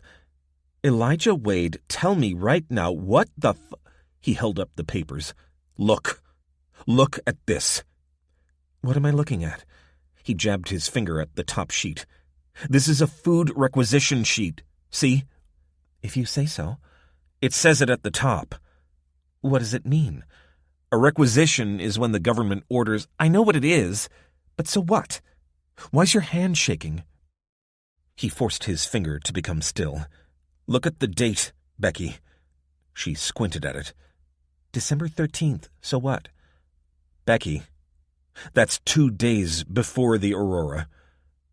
Now it was her turn to gape like a fish. You mean...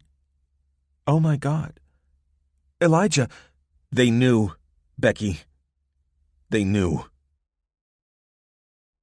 They were up with the birds the following morning. Elijah managed to grab an hour's sleep, but woke as soon as the sun rose on a dreary day in early January.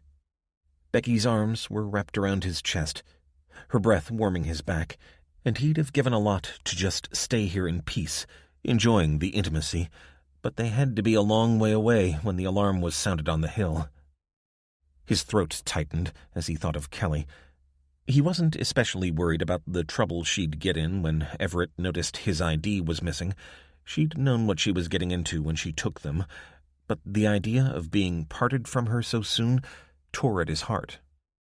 If he hadn't made that discovery the previous night, he'd planned to take Becky back to Sam Gerber's farm and leave her there while he came back to Raven Rock and squared things with Lindsay, Kelly, and the authorities there. She wouldn't have liked it, but at least she'd have been relatively safe. But that had gone out of the window now. Once Everett worked out what Wade had taken, he'd surely come after him. Elijah grunted as Becky wriggled in tighter. Maybe Everett wouldn't care. It's not as if truth mattered that much to people even before Armageddon. Now, when pure survival was all most folks could care about, would it matter that their own government had known that the apocalypse was coming in advance? Well, maybe not right away, but eventually it would, because when things stabilized, assuming they ever did, people were going to start wondering if their dead relatives could have been saved, And the last thing any government would want at that time was evidence that they'd known the Aurora was coming. But try as he might, Wade couldn't make it add up. If they'd known, why didn't they do something about it? Even if they'd had little warning, they could have saved themselves, and yet the president and all his senior officials died on the night. Lige. Uh-huh.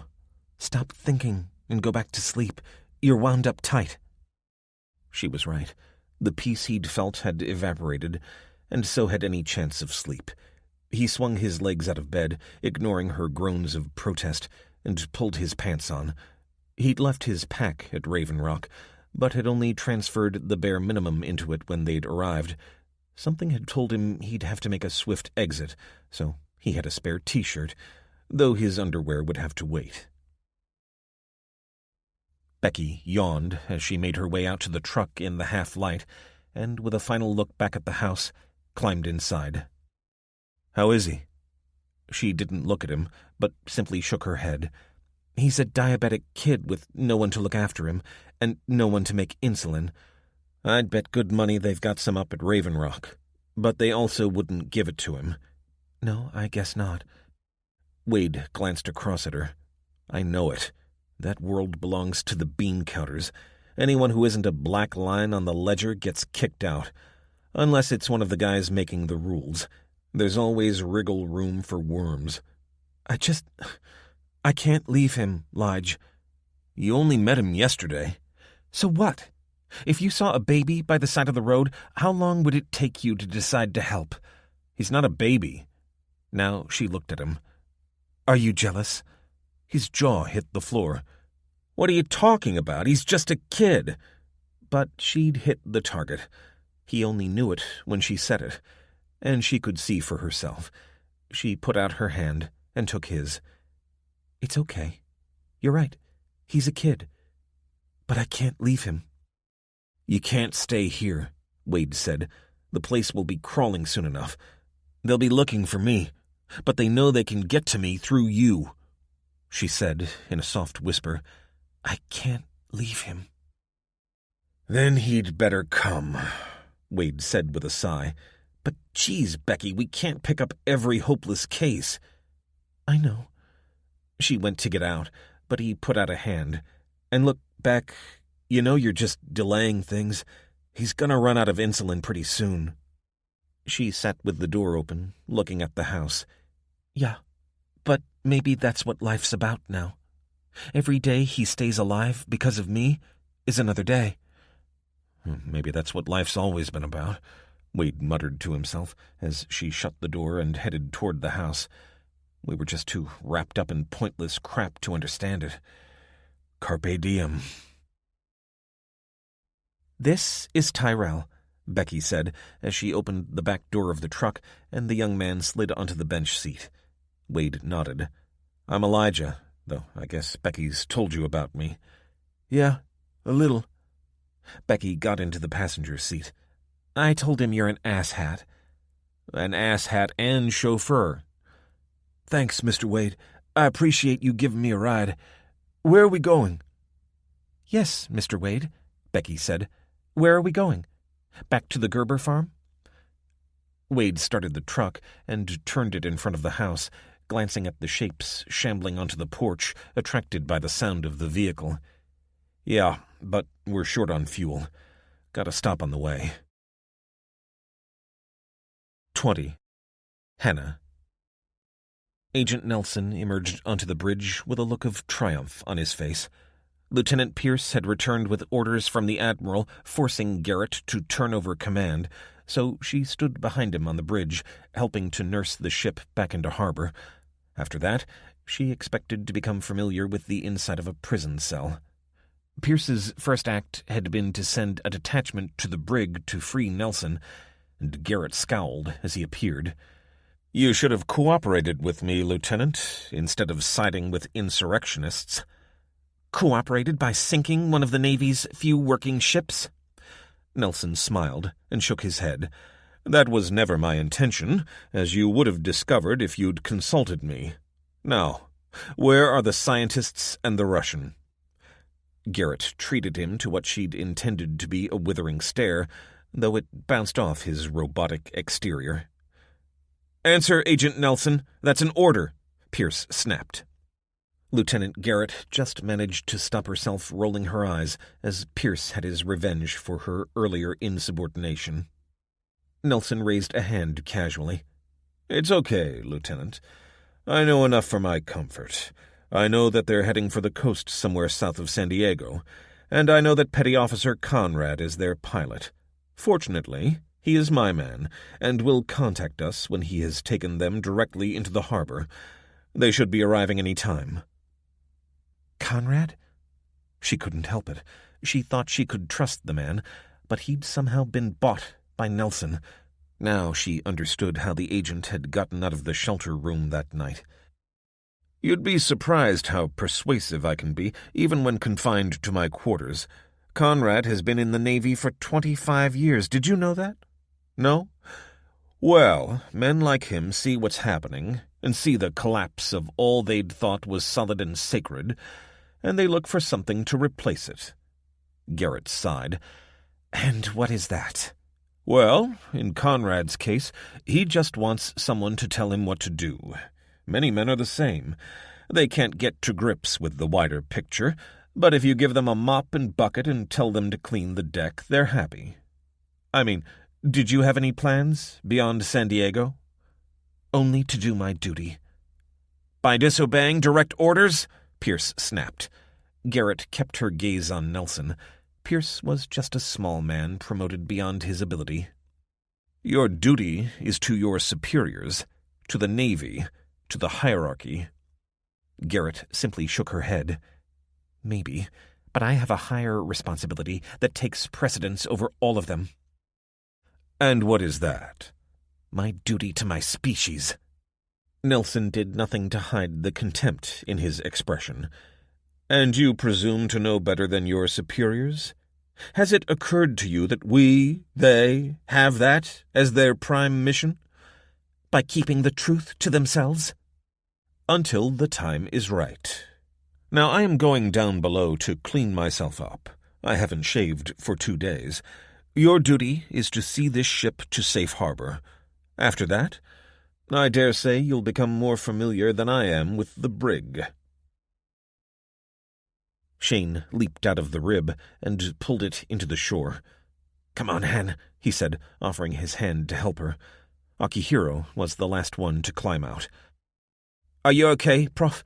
He nodded. "Thank you, Dr. Walsh. I am tolerable." "You look green as sauerkraut," Lev said as he helped the professor onto dry land. Shane and Hannah emptied the waterproof box. Then the Australian went back and took the emergency kit out of the boat before following the others up the beach. "Do you think we should push it out to sea?" Hannah asked. "Nah, the tide's coming in. It'll wash out. Pity we can't empty the petrol out of the tank.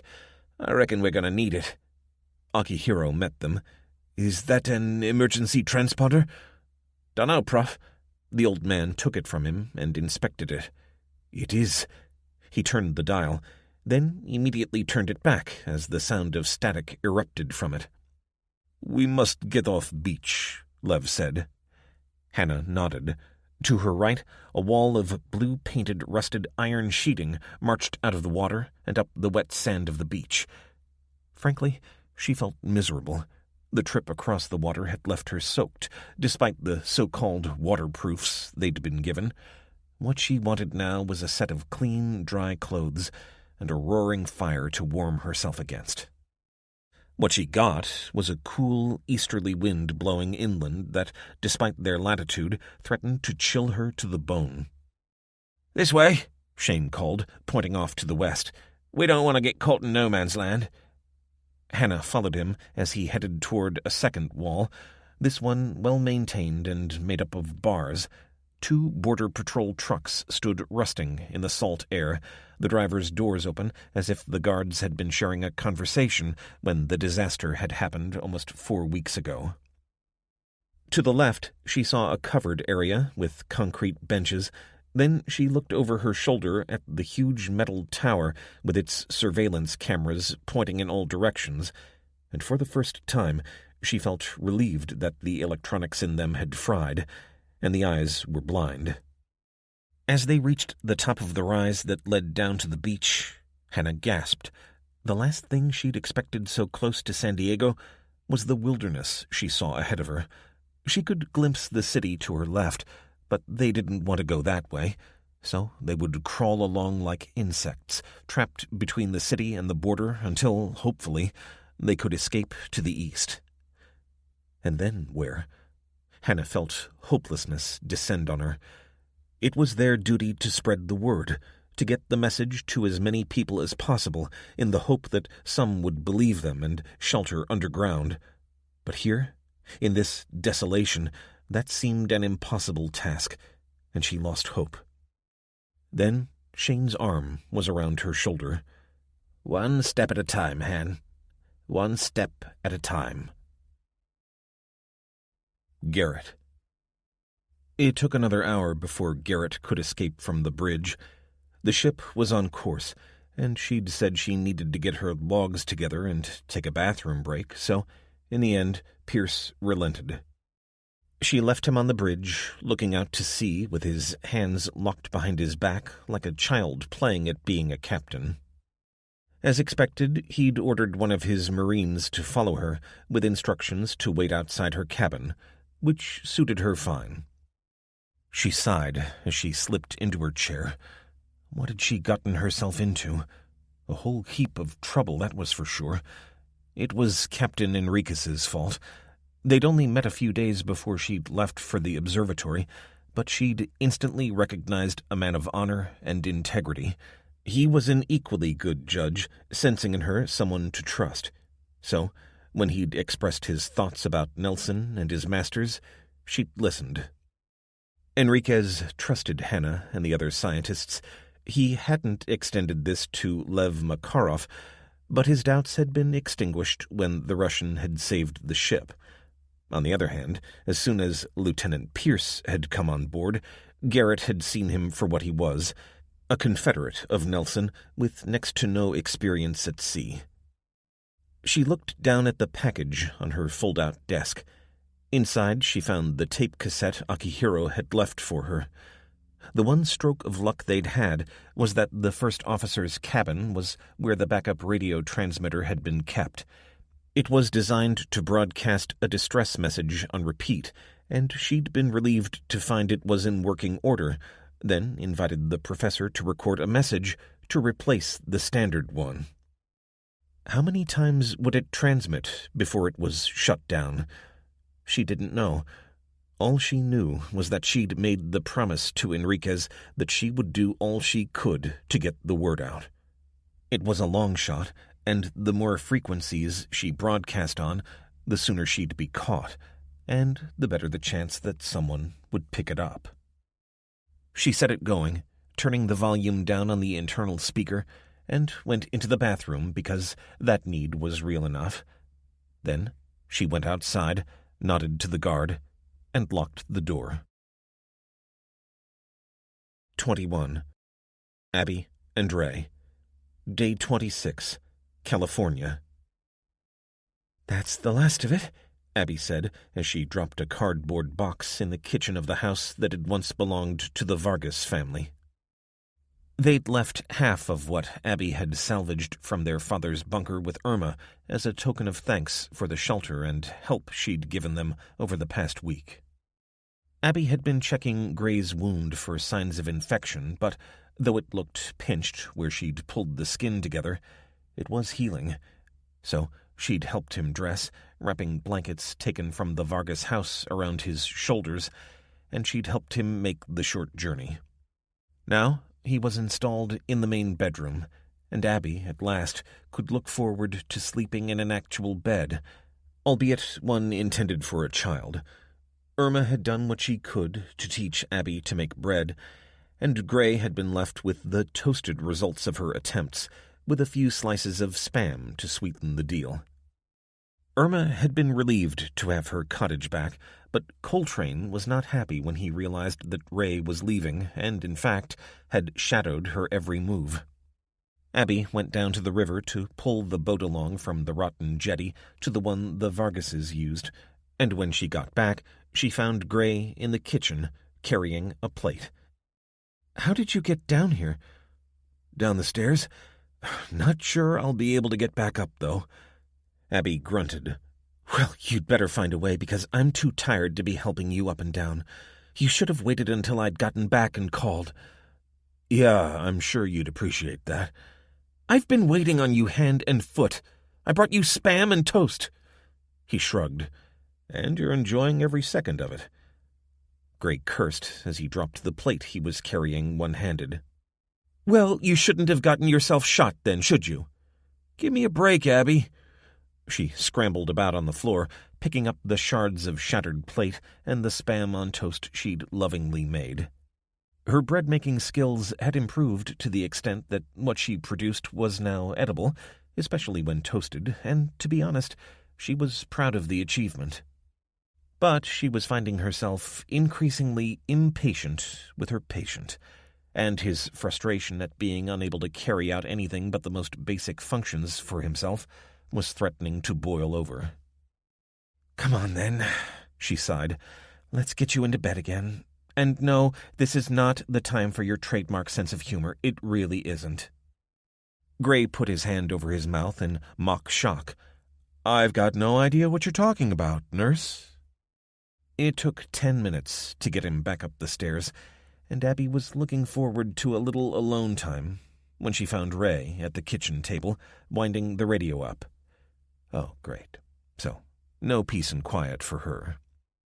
"Keep the volume down, will you? I'm going to go for a snooze." "Uh-huh," Ray responded. "What do you expect to pick up? It's been the same message for days." Ray shrugged. "I don't know, but it's our only way of getting info from out there. I figure if I keep checking, eventually I'll find someone." "But how many frequencies are there? You can't scan them all." "True. So I'm going to set up the one we found here." "You're going to listen to 2 at the same time?" "Sure. Why not?" Abby shook her head. She'd long given up trying to work out the limits of her sister's capabilities. If anyone could listen to 2 channels without going crazy, it was her. "I'm going to get some sleep on the couch. Try not to wake me up, okay?" Ray waved absent-mindedly as Abby flopped down on the couch, the noise of static lulling her to sleep. She didn't know how long she'd been asleep for, but it wasn't long enough. "Wake up!" Ray called from the kitchen. "Listen to this! Come on, come on!" Abby pulled herself upright and rubbed some life back into her numb cheek, then got to her feet and staggered toward the kitchen table as Gray reached the bottom of the stairs. Oh, great. Now she'd have to get him up there again once the excitement had passed. She heard the voice of a man with a Japanese accent emerging from the radio.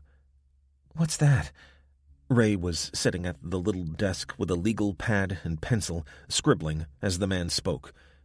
"It's data about the Aurora. He was already speaking when I turned it on, so I'm getting it down, but I hope it's on a loop or something. I don't know how much I've missed." "Where's it coming from?" Gray asked. "I don't know." "This is Professor Oshiro Akihiro, formerly of the Deep Space Survey Telescope, based in Hawaii. I hope these data are helpful to other scientists in the event that my colleagues and I are prevented from delivering our conclusions to the authorities. To our fellow citizens, here is our message. I am recording this message on January 9th.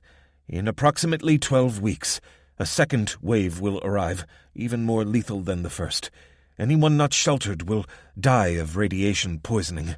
You must find a way to get underground, and you must remain there until it passes. This might be 2 weeks or more. Pass the message. Get underground within 12 weeks, or die. And now I will repeat the data for as long as this channel is permitted to broadcast, in the hope that others will be able to forecast lesser auroras before the big one. There are agencies that for some reason do not wish you to know this. Please spread the word. The survival of our species depends on it. Farewell, my fellow humans." "Let me get this down, then we can talk," Ray said, waving Abby and Gray away. Abby made her way into the kitchen and stood, looking out as darkness gathered. She winced as Gray pulled a chair across the stone kitchen floor, but they said nothing to each other until, finally, Ray appeared and took a seat. "Wow," she said. "I guess it's good to hear that someone's working on this." Abby slumped into a chair opposite her sister.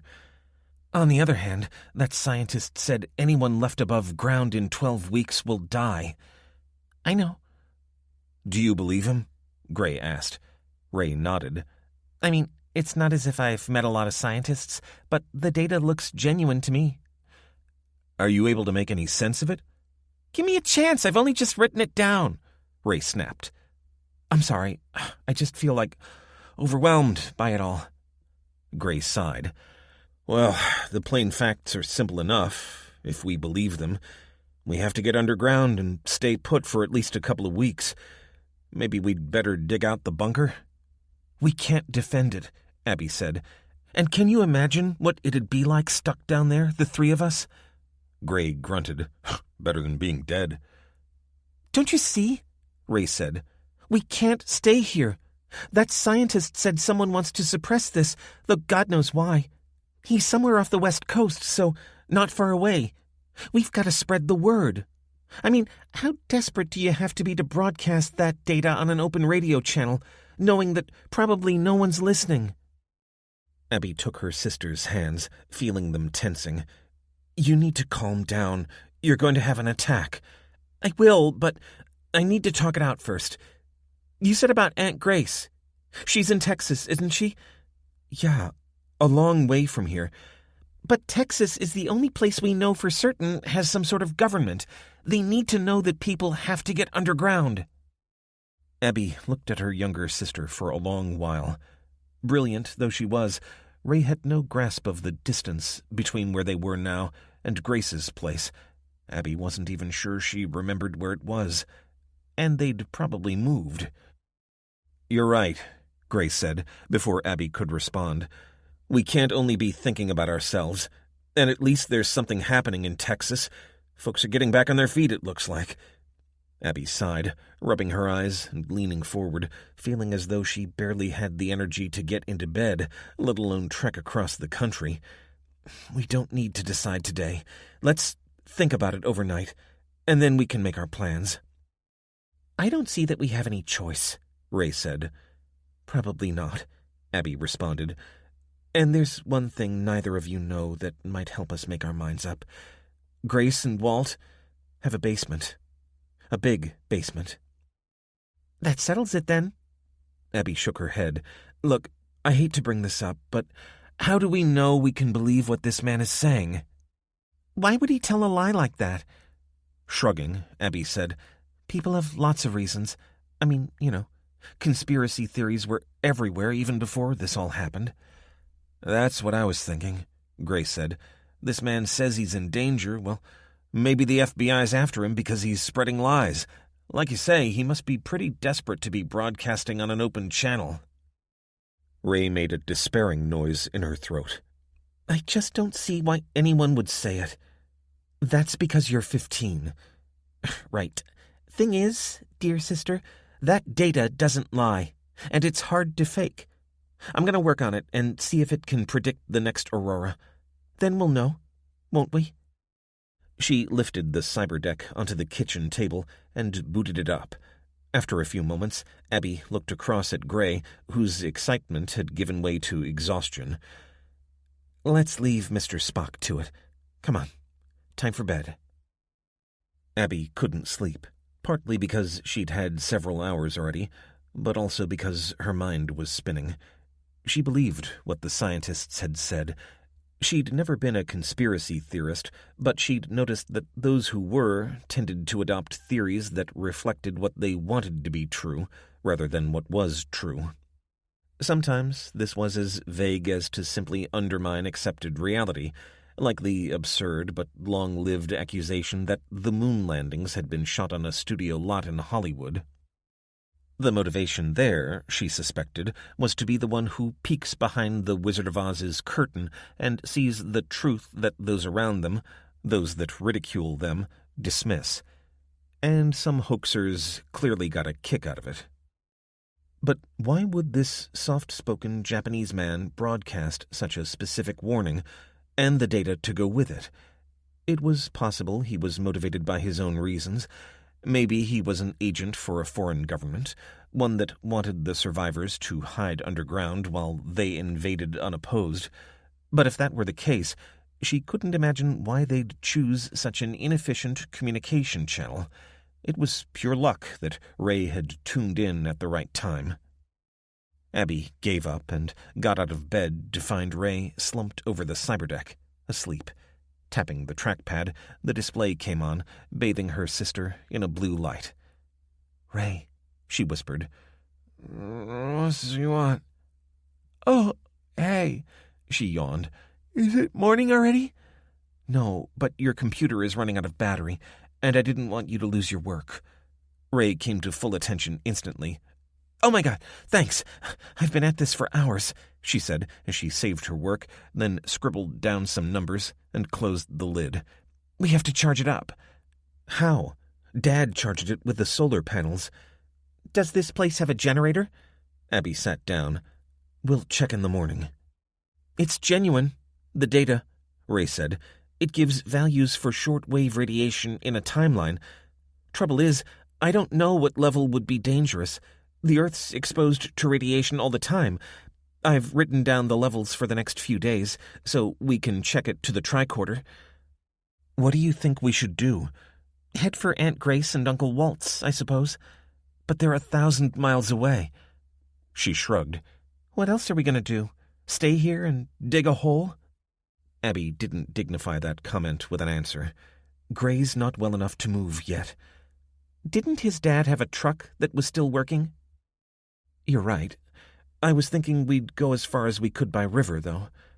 Ray looked puzzled. "Which way is Texas?" "East."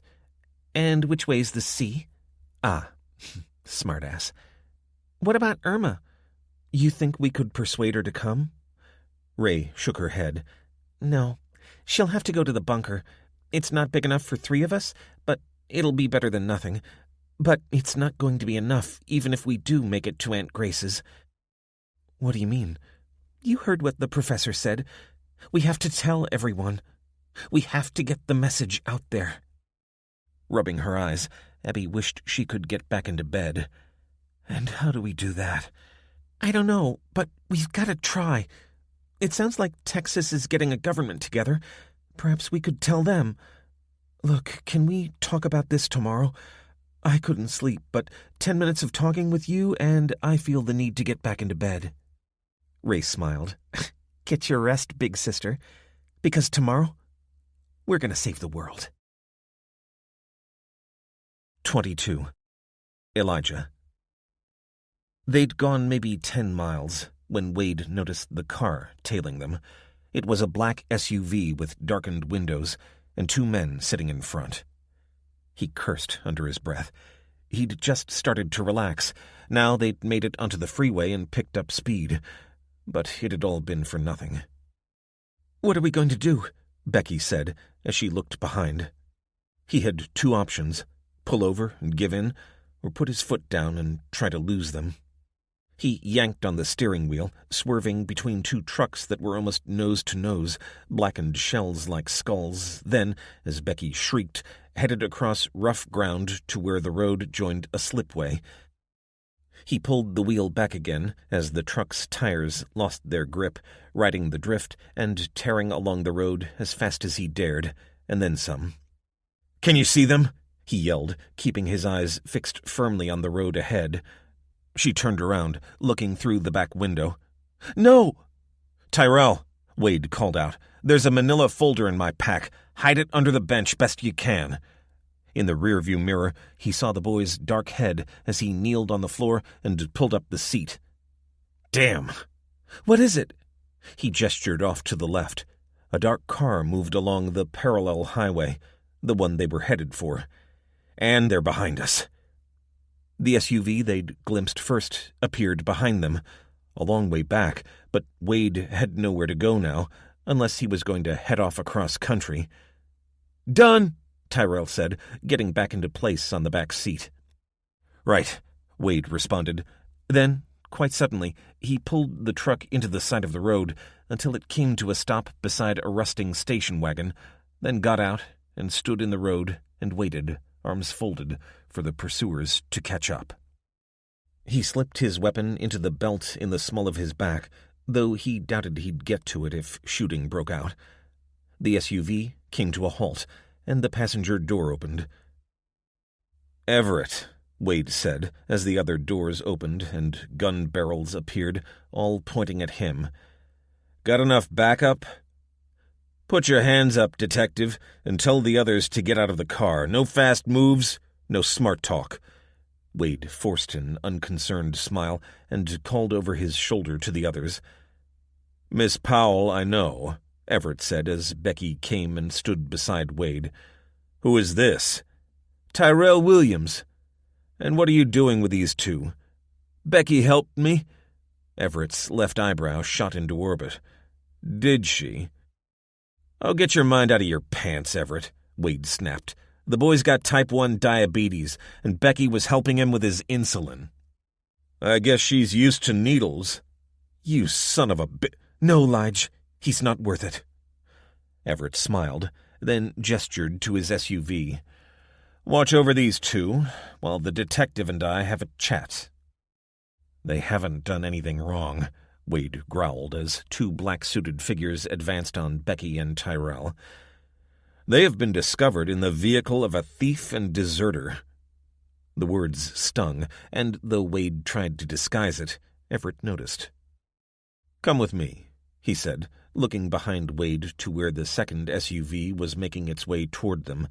Soon, Elijah found himself on the back seat, having handed over his weapon to his captor. "What do you want, Everett?" "You son of a bitch!" he snapped.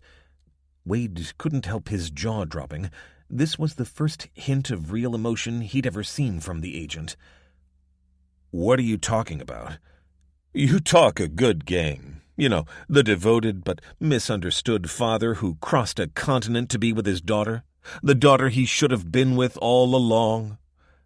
Elijah simply stared back, stone-faced, and let the man speak.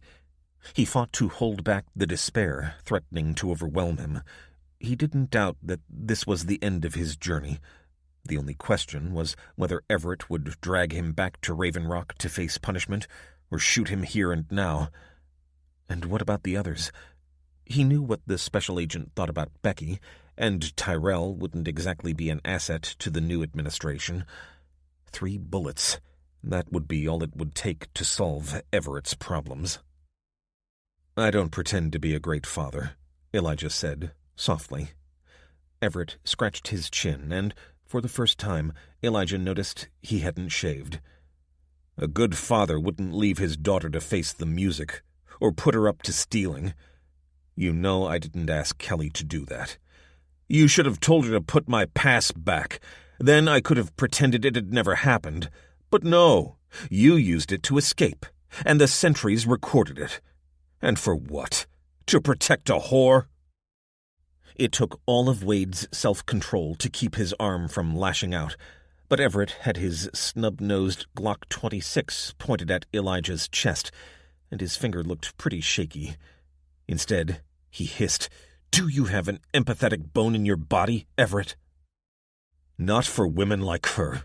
She made her choice. Now she lives or dies by it.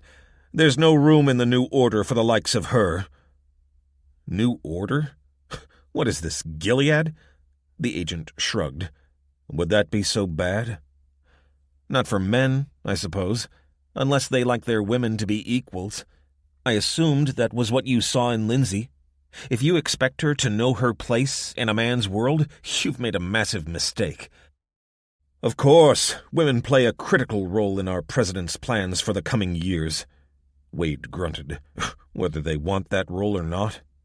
We all have a duty to ensure the survival of humanity. A duty that's a whole lot pleasant for those at the top." Everett sighed. "I wouldn't expect you to understand. Lindsay told me you're not religious." Shrugging, Wade said, "I wouldn't say that. I believe in justice and looking after others. Well, by your actions, you have endangered Kelly. I can't shield her from the investigation." Fear stabbed at Elijah's chest. What will happen to her? At the very least, she'll be held until the investigation is over. But the president does not tolerate criminals to remain. Likely enough, she'll be banished. And Lindsay? Everett looked out the back window. She'll stay. Are you kidding me? I'm sorry, there's nothing I can do about it. This is your fault. You could have faked her involvement if you'd given it 5 minutes of thought, but you were too obsessed with your pretty girlfriend. And now it'll be Kelly who's cast out. And don't even think about coming back for her. You'll be shot on sight. Elijah sat back in his chair, a black hole opening in his heart. What can I do? There was a moment's pause. Then Everett's hand slipped inside his jacket pocket. Sign this confession. What? But Wade knew that this entire performance had been working up to this moment. The only way to protect her is to confess to forcing Kelly into stealing my ID. Wade took the papers. I'll do it. There's a little more to it than that. And the trap snapped shut. This confession also transfers all rights of paternal control to me. I will become her father in all the ways that matter legally, as I already am in all the ways that matter practically. Wade held the sheaf of papers in trembling hands as the earth beneath his feet fell away into the abyss. He couldn't bear the thought of this worm becoming Kelly's father, but how else was he going to save her? Everett wasn't bluffing about what would happen if he showed up at Raven Rock. He was sure of that. Was he telling the truth about Kelly taking the blame and being investigated? Would she be cast out? He let out a deep breath. He couldn't take the chance. He hadn't been a good father, he knew that. He could manage the occasional grand gesture, but not the nitty-gritty of day-to-day parenting. Though it choked him to think of it, Everett was probably better at that. It was hard to imagine anyone worse. I'll sign it. A pen appeared in his shaking hand, and he found the 2 places for his signature. One, signing his fake confession. His hand shook so much as he found the second, the one that signed over his rights as parent, that he had to hold the other wrist. In the old world, it would have been merely symbolic, now that Kelly was 18, but this wasn't the old world, and he felt as though he were signing over custody of her mortal soul. There, he said. Everett snatched it from his grip, pushed the car door open, and gave it to the goon standing there, then half shut the door again. I could have you shot, you know. Here and now. You've confessed to a crime that is now punishable by death. How very biblical, Wade said, without looking at Everett. Knock yourself out. He sensed the special agent wavering, as if he hadn't expected Wade to be so utterly defeated. Then the moment passed. He didn't have the guts for it. I promised Lindsay. He opened the door and gestured for Elijah to follow him. 3 men in black suits were walking toward him, and the SUV he'd arrived in had been brought closer, so the 2 cars were nose to nose. He saw another 2 walking back from his pickup, and the face of Becky looking through the window, searching for him. Where will you go now? Everett said as he gestured toward the truck. They were a few yards from the second SUV, and Wade turned to Lang. That's none of your damn business. Just don't come near Raven Rock. Your family are safe. With me.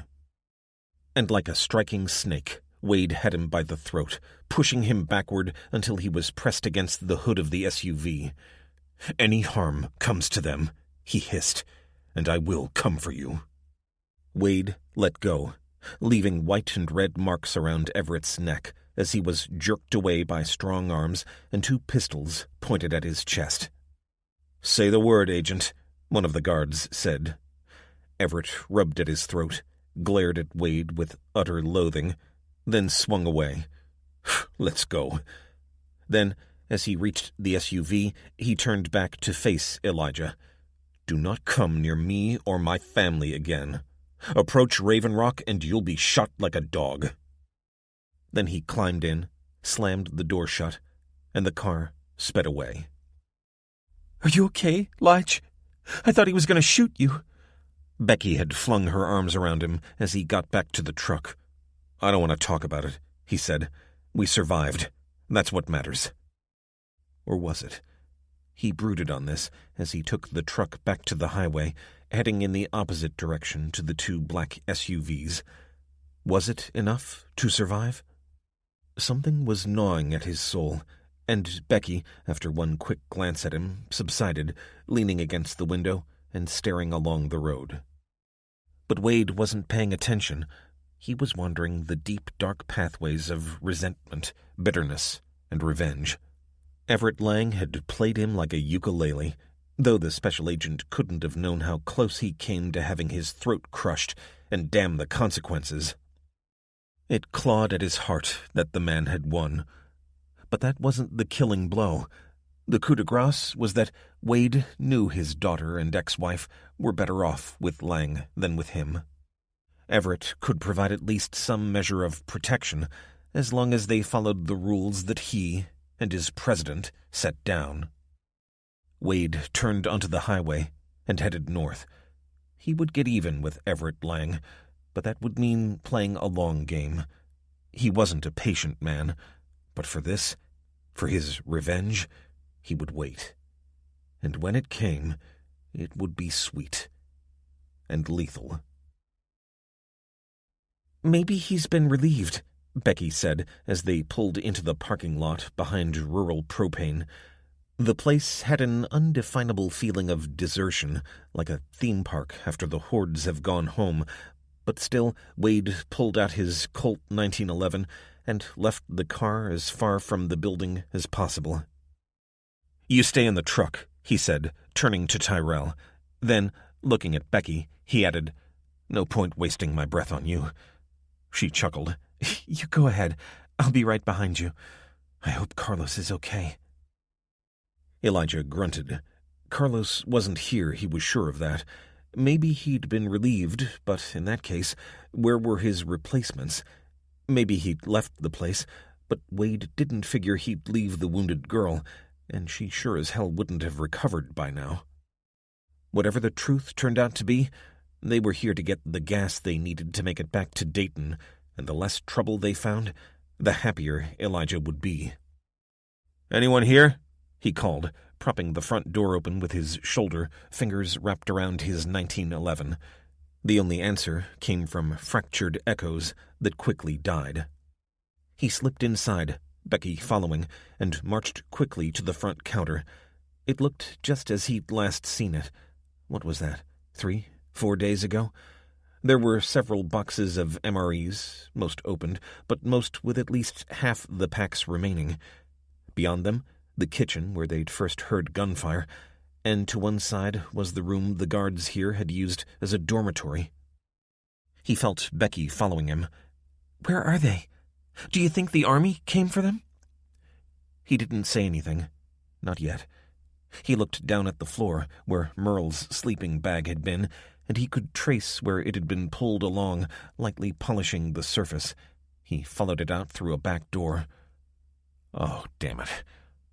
Beside the graves of Stan and Merle was another pile of dirt, with a crude marker made out of a piece of pallet wood, and the word Haley written in Sharpie.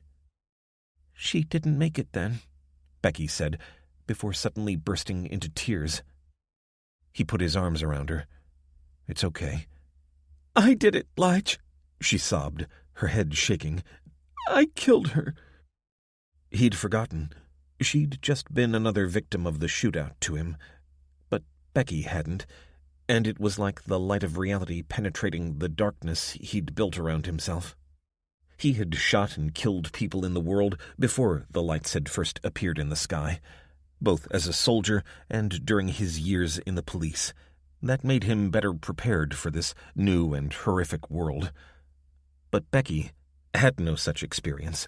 She was, in this at least, an innocent. So He held her close, staring over her shoulder to the grass and woods beyond, and wondering where Carlos was. When she finally subsided, he kissed her on the forehead. "Come on. There's nothing we can do here. But let's get the rations loaded into the back of the truck. Maybe Gerber would accept them as a peace offering." He found, as he thought about the farm, that he desperately wanted to be welcome there, or indeed anywhere. He doubted that Samuel Gerber had had a change of heart, and it was likely enough that he'd make them move on, but at least he'd leave them with more supplies than when he'd arrived. And then, where would he go? What would he do? He had a small manila folder hidden under the back seat that would, in any normal times, blow apart an administration, but he also had Becky and Tyrell to think about. So, they got back in the truck and headed toward Dayton. He would persuade Gerber that he could be useful, and to at least offer shelter to the others. And he would survive, and brood, and plan, and one day he would even the score. People deserved to know the truth, that the man now leading them knew of the disaster in advance, and yet did nothing. Because if Elijah couldn't have his family, he would have justice and revenge. 23. Samuel, Day 27, Pennsylvania. Nighttime was torture, but being outside in the fresh air was the cure, at least in part. Here, as a chill breeze caressed his cheeks, he felt that at least he could experience something. Yesterday, he'd walked south, following the road that had taken the Wades away.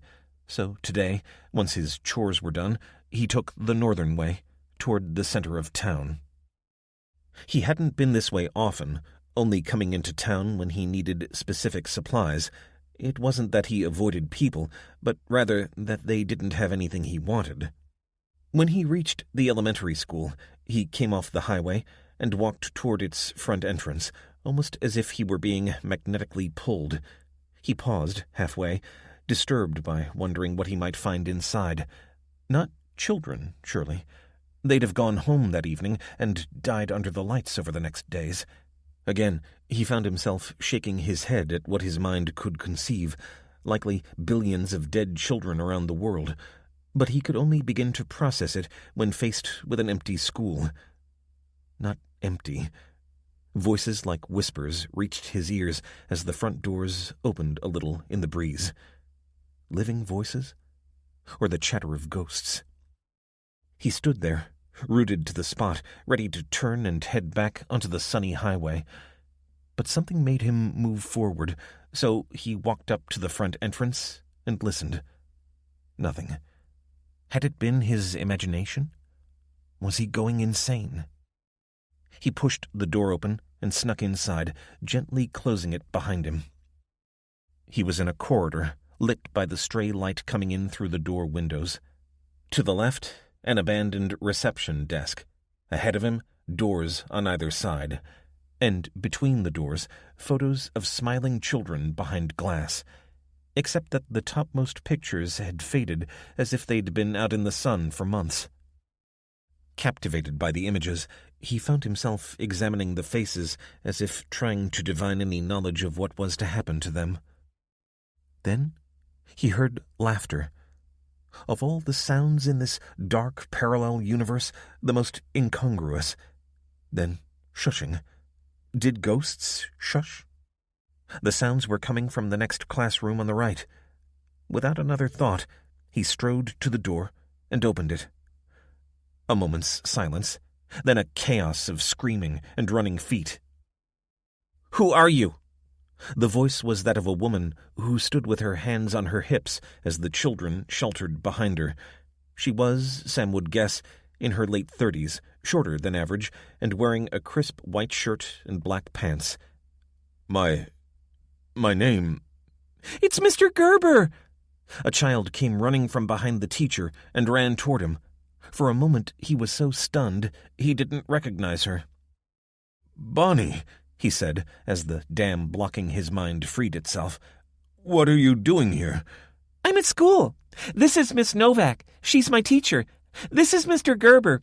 He's from the farm I told you about.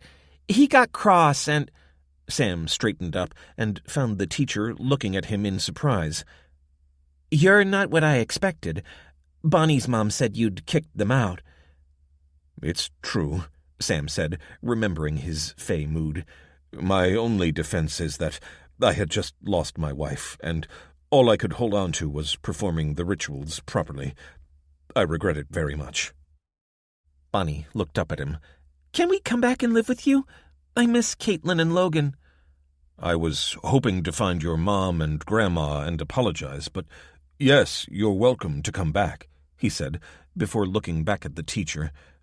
"Do you know where they are?" "I'm here, Mr. Gerber." Lila Norris stood in the door of the classroom, Jeannie behind her. "We sleep here on account of it being better than a basement," Jeannie said. "Mrs. Norris," he said, "I am so sorry for how I spoke. Please, come back." Jeannie rubbed her chin. "Why do you want us there? 3 more mouths to feed?" He was stung by having his own words said back to him. 6 more eyes to keep lookout. There's safety in numbers.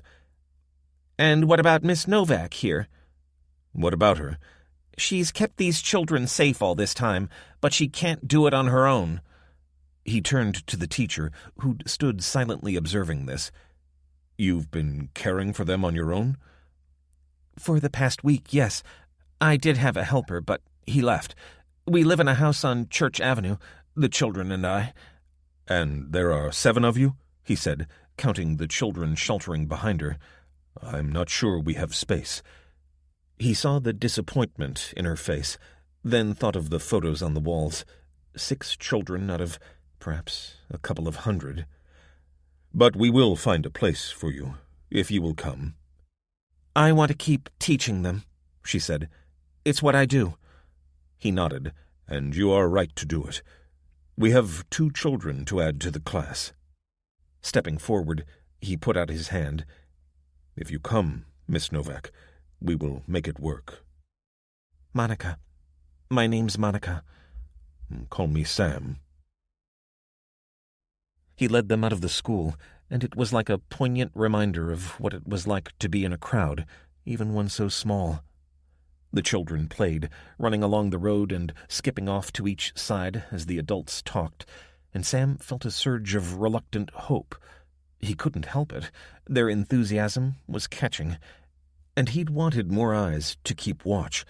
He couldn't help but wish for a couple more men used to handling weapons, but he knew that their hope lay in remaining hidden as far as possible, with violence as the last resort. Still, he wished that he would not be called upon to participate in such violence. But what did they say about wishes and fishes?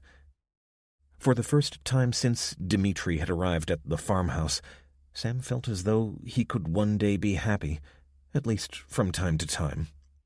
Walking along the highway on a sunny day with children shrieking around him, perhaps some of their resilience would rub off. And then, as the cries died down for a moment, he heard the sound of a truck engine from the direction of the farmhouse, and he began to run. His lungs felt as though they might burst by the time the farmhouse came into view, and the first thing he saw was the business end of a pistol pointing at him from an opening front door. "Stop!" the voice called, but Sam wasn't listening. An ungovernable wrath had built in his chest, and in that instant he didn't care what happened next. Then a female voice called out, "No! It's Mr. Gerber!" That made him come to a halt. He knew that voice, though it took a moment to place it. He stood stock still, his mind spinning uncontrollably as he became vaguely aware of movement from the front door of the farmhouse. The weapon was lowered. "Mr. Gerber, I'm sorry to have frightened you." Then the veil vanished, and he saw Dimitri's hated truck, though it wasn't driven by that murderer. Detective Wade." Elijah emerged with empty hands raised. "Don't worry, we won't stick around long. We just want somewhere for the night, and then we'll be on our way." Sam looked from the exhausted face of the detective to the young woman emerging from the car, then strode quickly toward them. "You are most welcome," he said, finding to his surprise that he meant it. "We are?" Becky took his hand and looked into his eyes. "How are you, Mr. Gerber?" He felt his eyes instantly moisten in response to her compassion. I am as well as can be expected, and I would like you to stay as long as you wish. Both of you." He held out a hand to Elijah, who took it with a puzzled expression. "Welcome to our community. We need your help." Epilogue. The truck Silas Lynch was traveling on had finally given up the ghost north of Ely, Nevada. Most of the other passengers had walked the 5 miles back to the city, but Silas hadn't liked the look of the people haunting the streets, so he decided to head north along Route 93 toward West Wendover, and beyond it, Salt Lake City. That way he was at least making progress toward his ultimate destination, however slowly. He was pleased that Talia Kowalski had elected to go with him. He didn't know why, but there was something about her that he found mysteriously compelling, not in the same way as his 12 victims. Where they had been fallen souls that needed liberating, Talia Kowalski was an avenging angel. She had more in common with him than the whores he'd freed, and the one he was still hunting. He'd been glad of her company on the road north, and had allowed her to do the talking when they arrived at the checkpoint just south of the town of Haven, and they'd been stuck here since. They'd been obliged to work for board and lodging, which had meant Kowalski had joined the local security force on their patrols.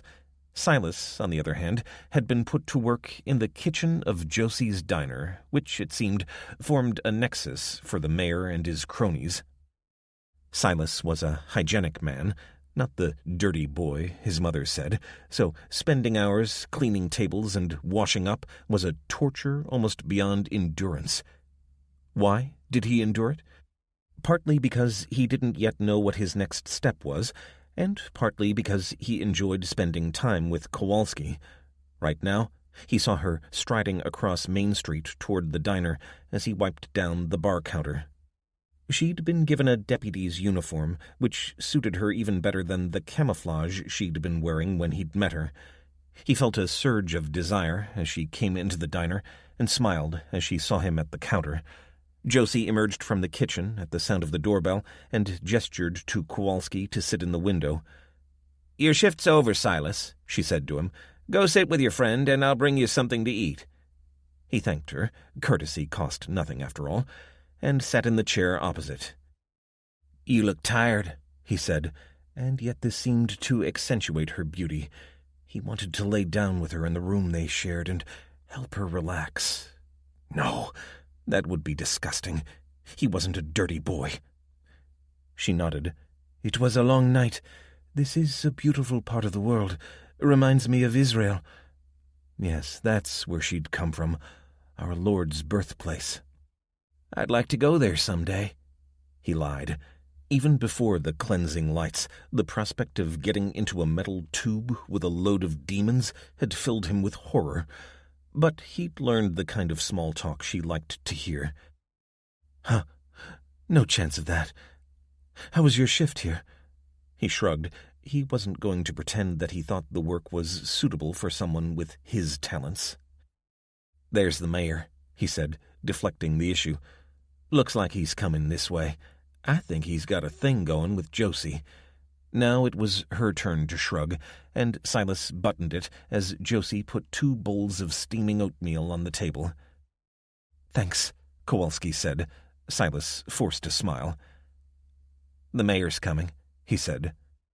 "Oh, he'll be a while yet. Look, Martha's collared him. It'll take him 10 minutes to get across the highway, if I'm any judge." They ate their oatmeal in silence. Eating was almost as disgusting as its inevitable result, but he found that she made it almost look elegant.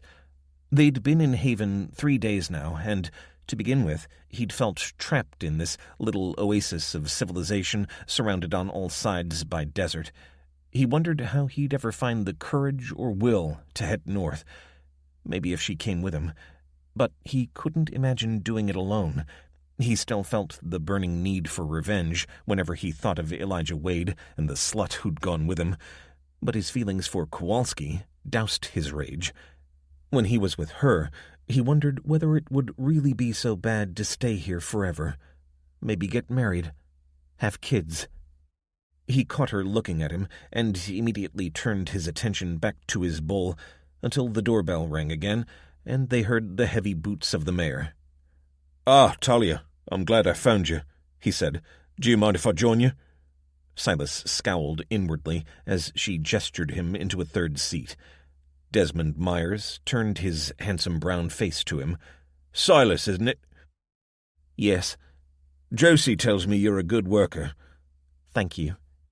"We need people who can make a contribution," he said, and then looked at Kowalski as Josie fussed around, laying another place setting and pouring him a coffee. "Drew tells me you've been a huge help. He's got a long list of things to fix about our defenses." Silas noticed the tiny smile on Kowalski's face, and jealousy burned at him. To be fair to him, he's a provincial cop. He didn't sign up for this. "But you have military training, don't you?" "In Israel, yes." Desmond sipped at his coffee, his eyes darting first to Silas, then Kowalski. "Can I ask what your plans are? We could use someone like you." Then he added, "Both of you." Sure, Silas thought, you need people to wash up and wait. They all knew the question was directed at Kowalski. "We haven't discussed it yet." "We?" His heart missed a beat. Yes, that was an actual thing, it seemed, as she glanced at him. They were an item? "Well, you know you'd be welcome to stay here. We need someone to organize our security force. I mean, Drew's a good man, but I've had to play the role of sheriff since the last sheriff flew off." "Flew?" Desmond smiled. "It's a long, irrelevant story." "We have time, don't we?" "Don't encourage him. Make him go away." "Well, I'm a busy man, but sure, why not?" A bowl of oatmeal appeared in front of him, and he stirred it with his spoon as he composed the story in his head. "The short version is that our mayor died on the first night. He was replaced by a son of a bitch called Hoffman, who tried to turn the worst disaster to hit humanity since the flood to his advantage. Then the guy brought his plane down nearby and off took a dislike to him, nearly had him shot in front of the council. Long story short, he failed, and it turned out the guy he'd tried to kill was a detective from L.A. It was him and his friend, Becky. We did a deal, and he set up the police force here, but I couldn't persuade him to stay, and he flew off a few days later. And since Elijah, I've had to run it myself." "Elijah?" Kowalski said, but Silas wasn't watching her because he was fighting with all his power not to explode with excitement. Was it possible it was him? Desmond nodded, casually. "Elijah Wade. That was him, Becky, and their dog. Jasper, I think." "So, how long have you been running things on your own?" Kowalski asked, equally casually. Just two people shooting the breeze while they ate breakfast. "More than a week now. Seems like forever." Kowalski's chair creaked as she leaned back in it, sipping at her coffee. "Where was he headed? Do you know?" "He said he was looking for his daughter in New York. I told him he was being a fool, but he said he had to try. I think Becky was along for the ride." "And he was flying?" "Yeah, a Cessna. I gave him enough fuel to get most of the way, maybe as far as Ohio or Pennsylvania. I hope he found her. He was a good man." But Silas was barely paying attention. His mind was spinning so fast. What had he been thinking of? Stay here and let Wade get away? The man who'd interrupted his divine mission? The man who'd left him in that cell to die? And the woman he wrested from Silas just before he'd been able to perform the purification ritual. He shook his head and looked out the window. People walked by in ones and twos, acting as if this was the new normal. But while Elijah Wade lived, and the woman he'd taken from Silas, there could be no normal, no peace, no justice. Kowalski could stay if she wanted. She could stay and play at being the town sheriff. Tomorrow, Silas would head east, even though it would take him through Salt Lake City. Nothing would stop him now. He was glad of Desmond Myers. Without him, Silas might have settled for a life of mundanity. But Myers had uttered the one word guaranteed to snap Silas out of his dreams and back into his dark reality. Elijah.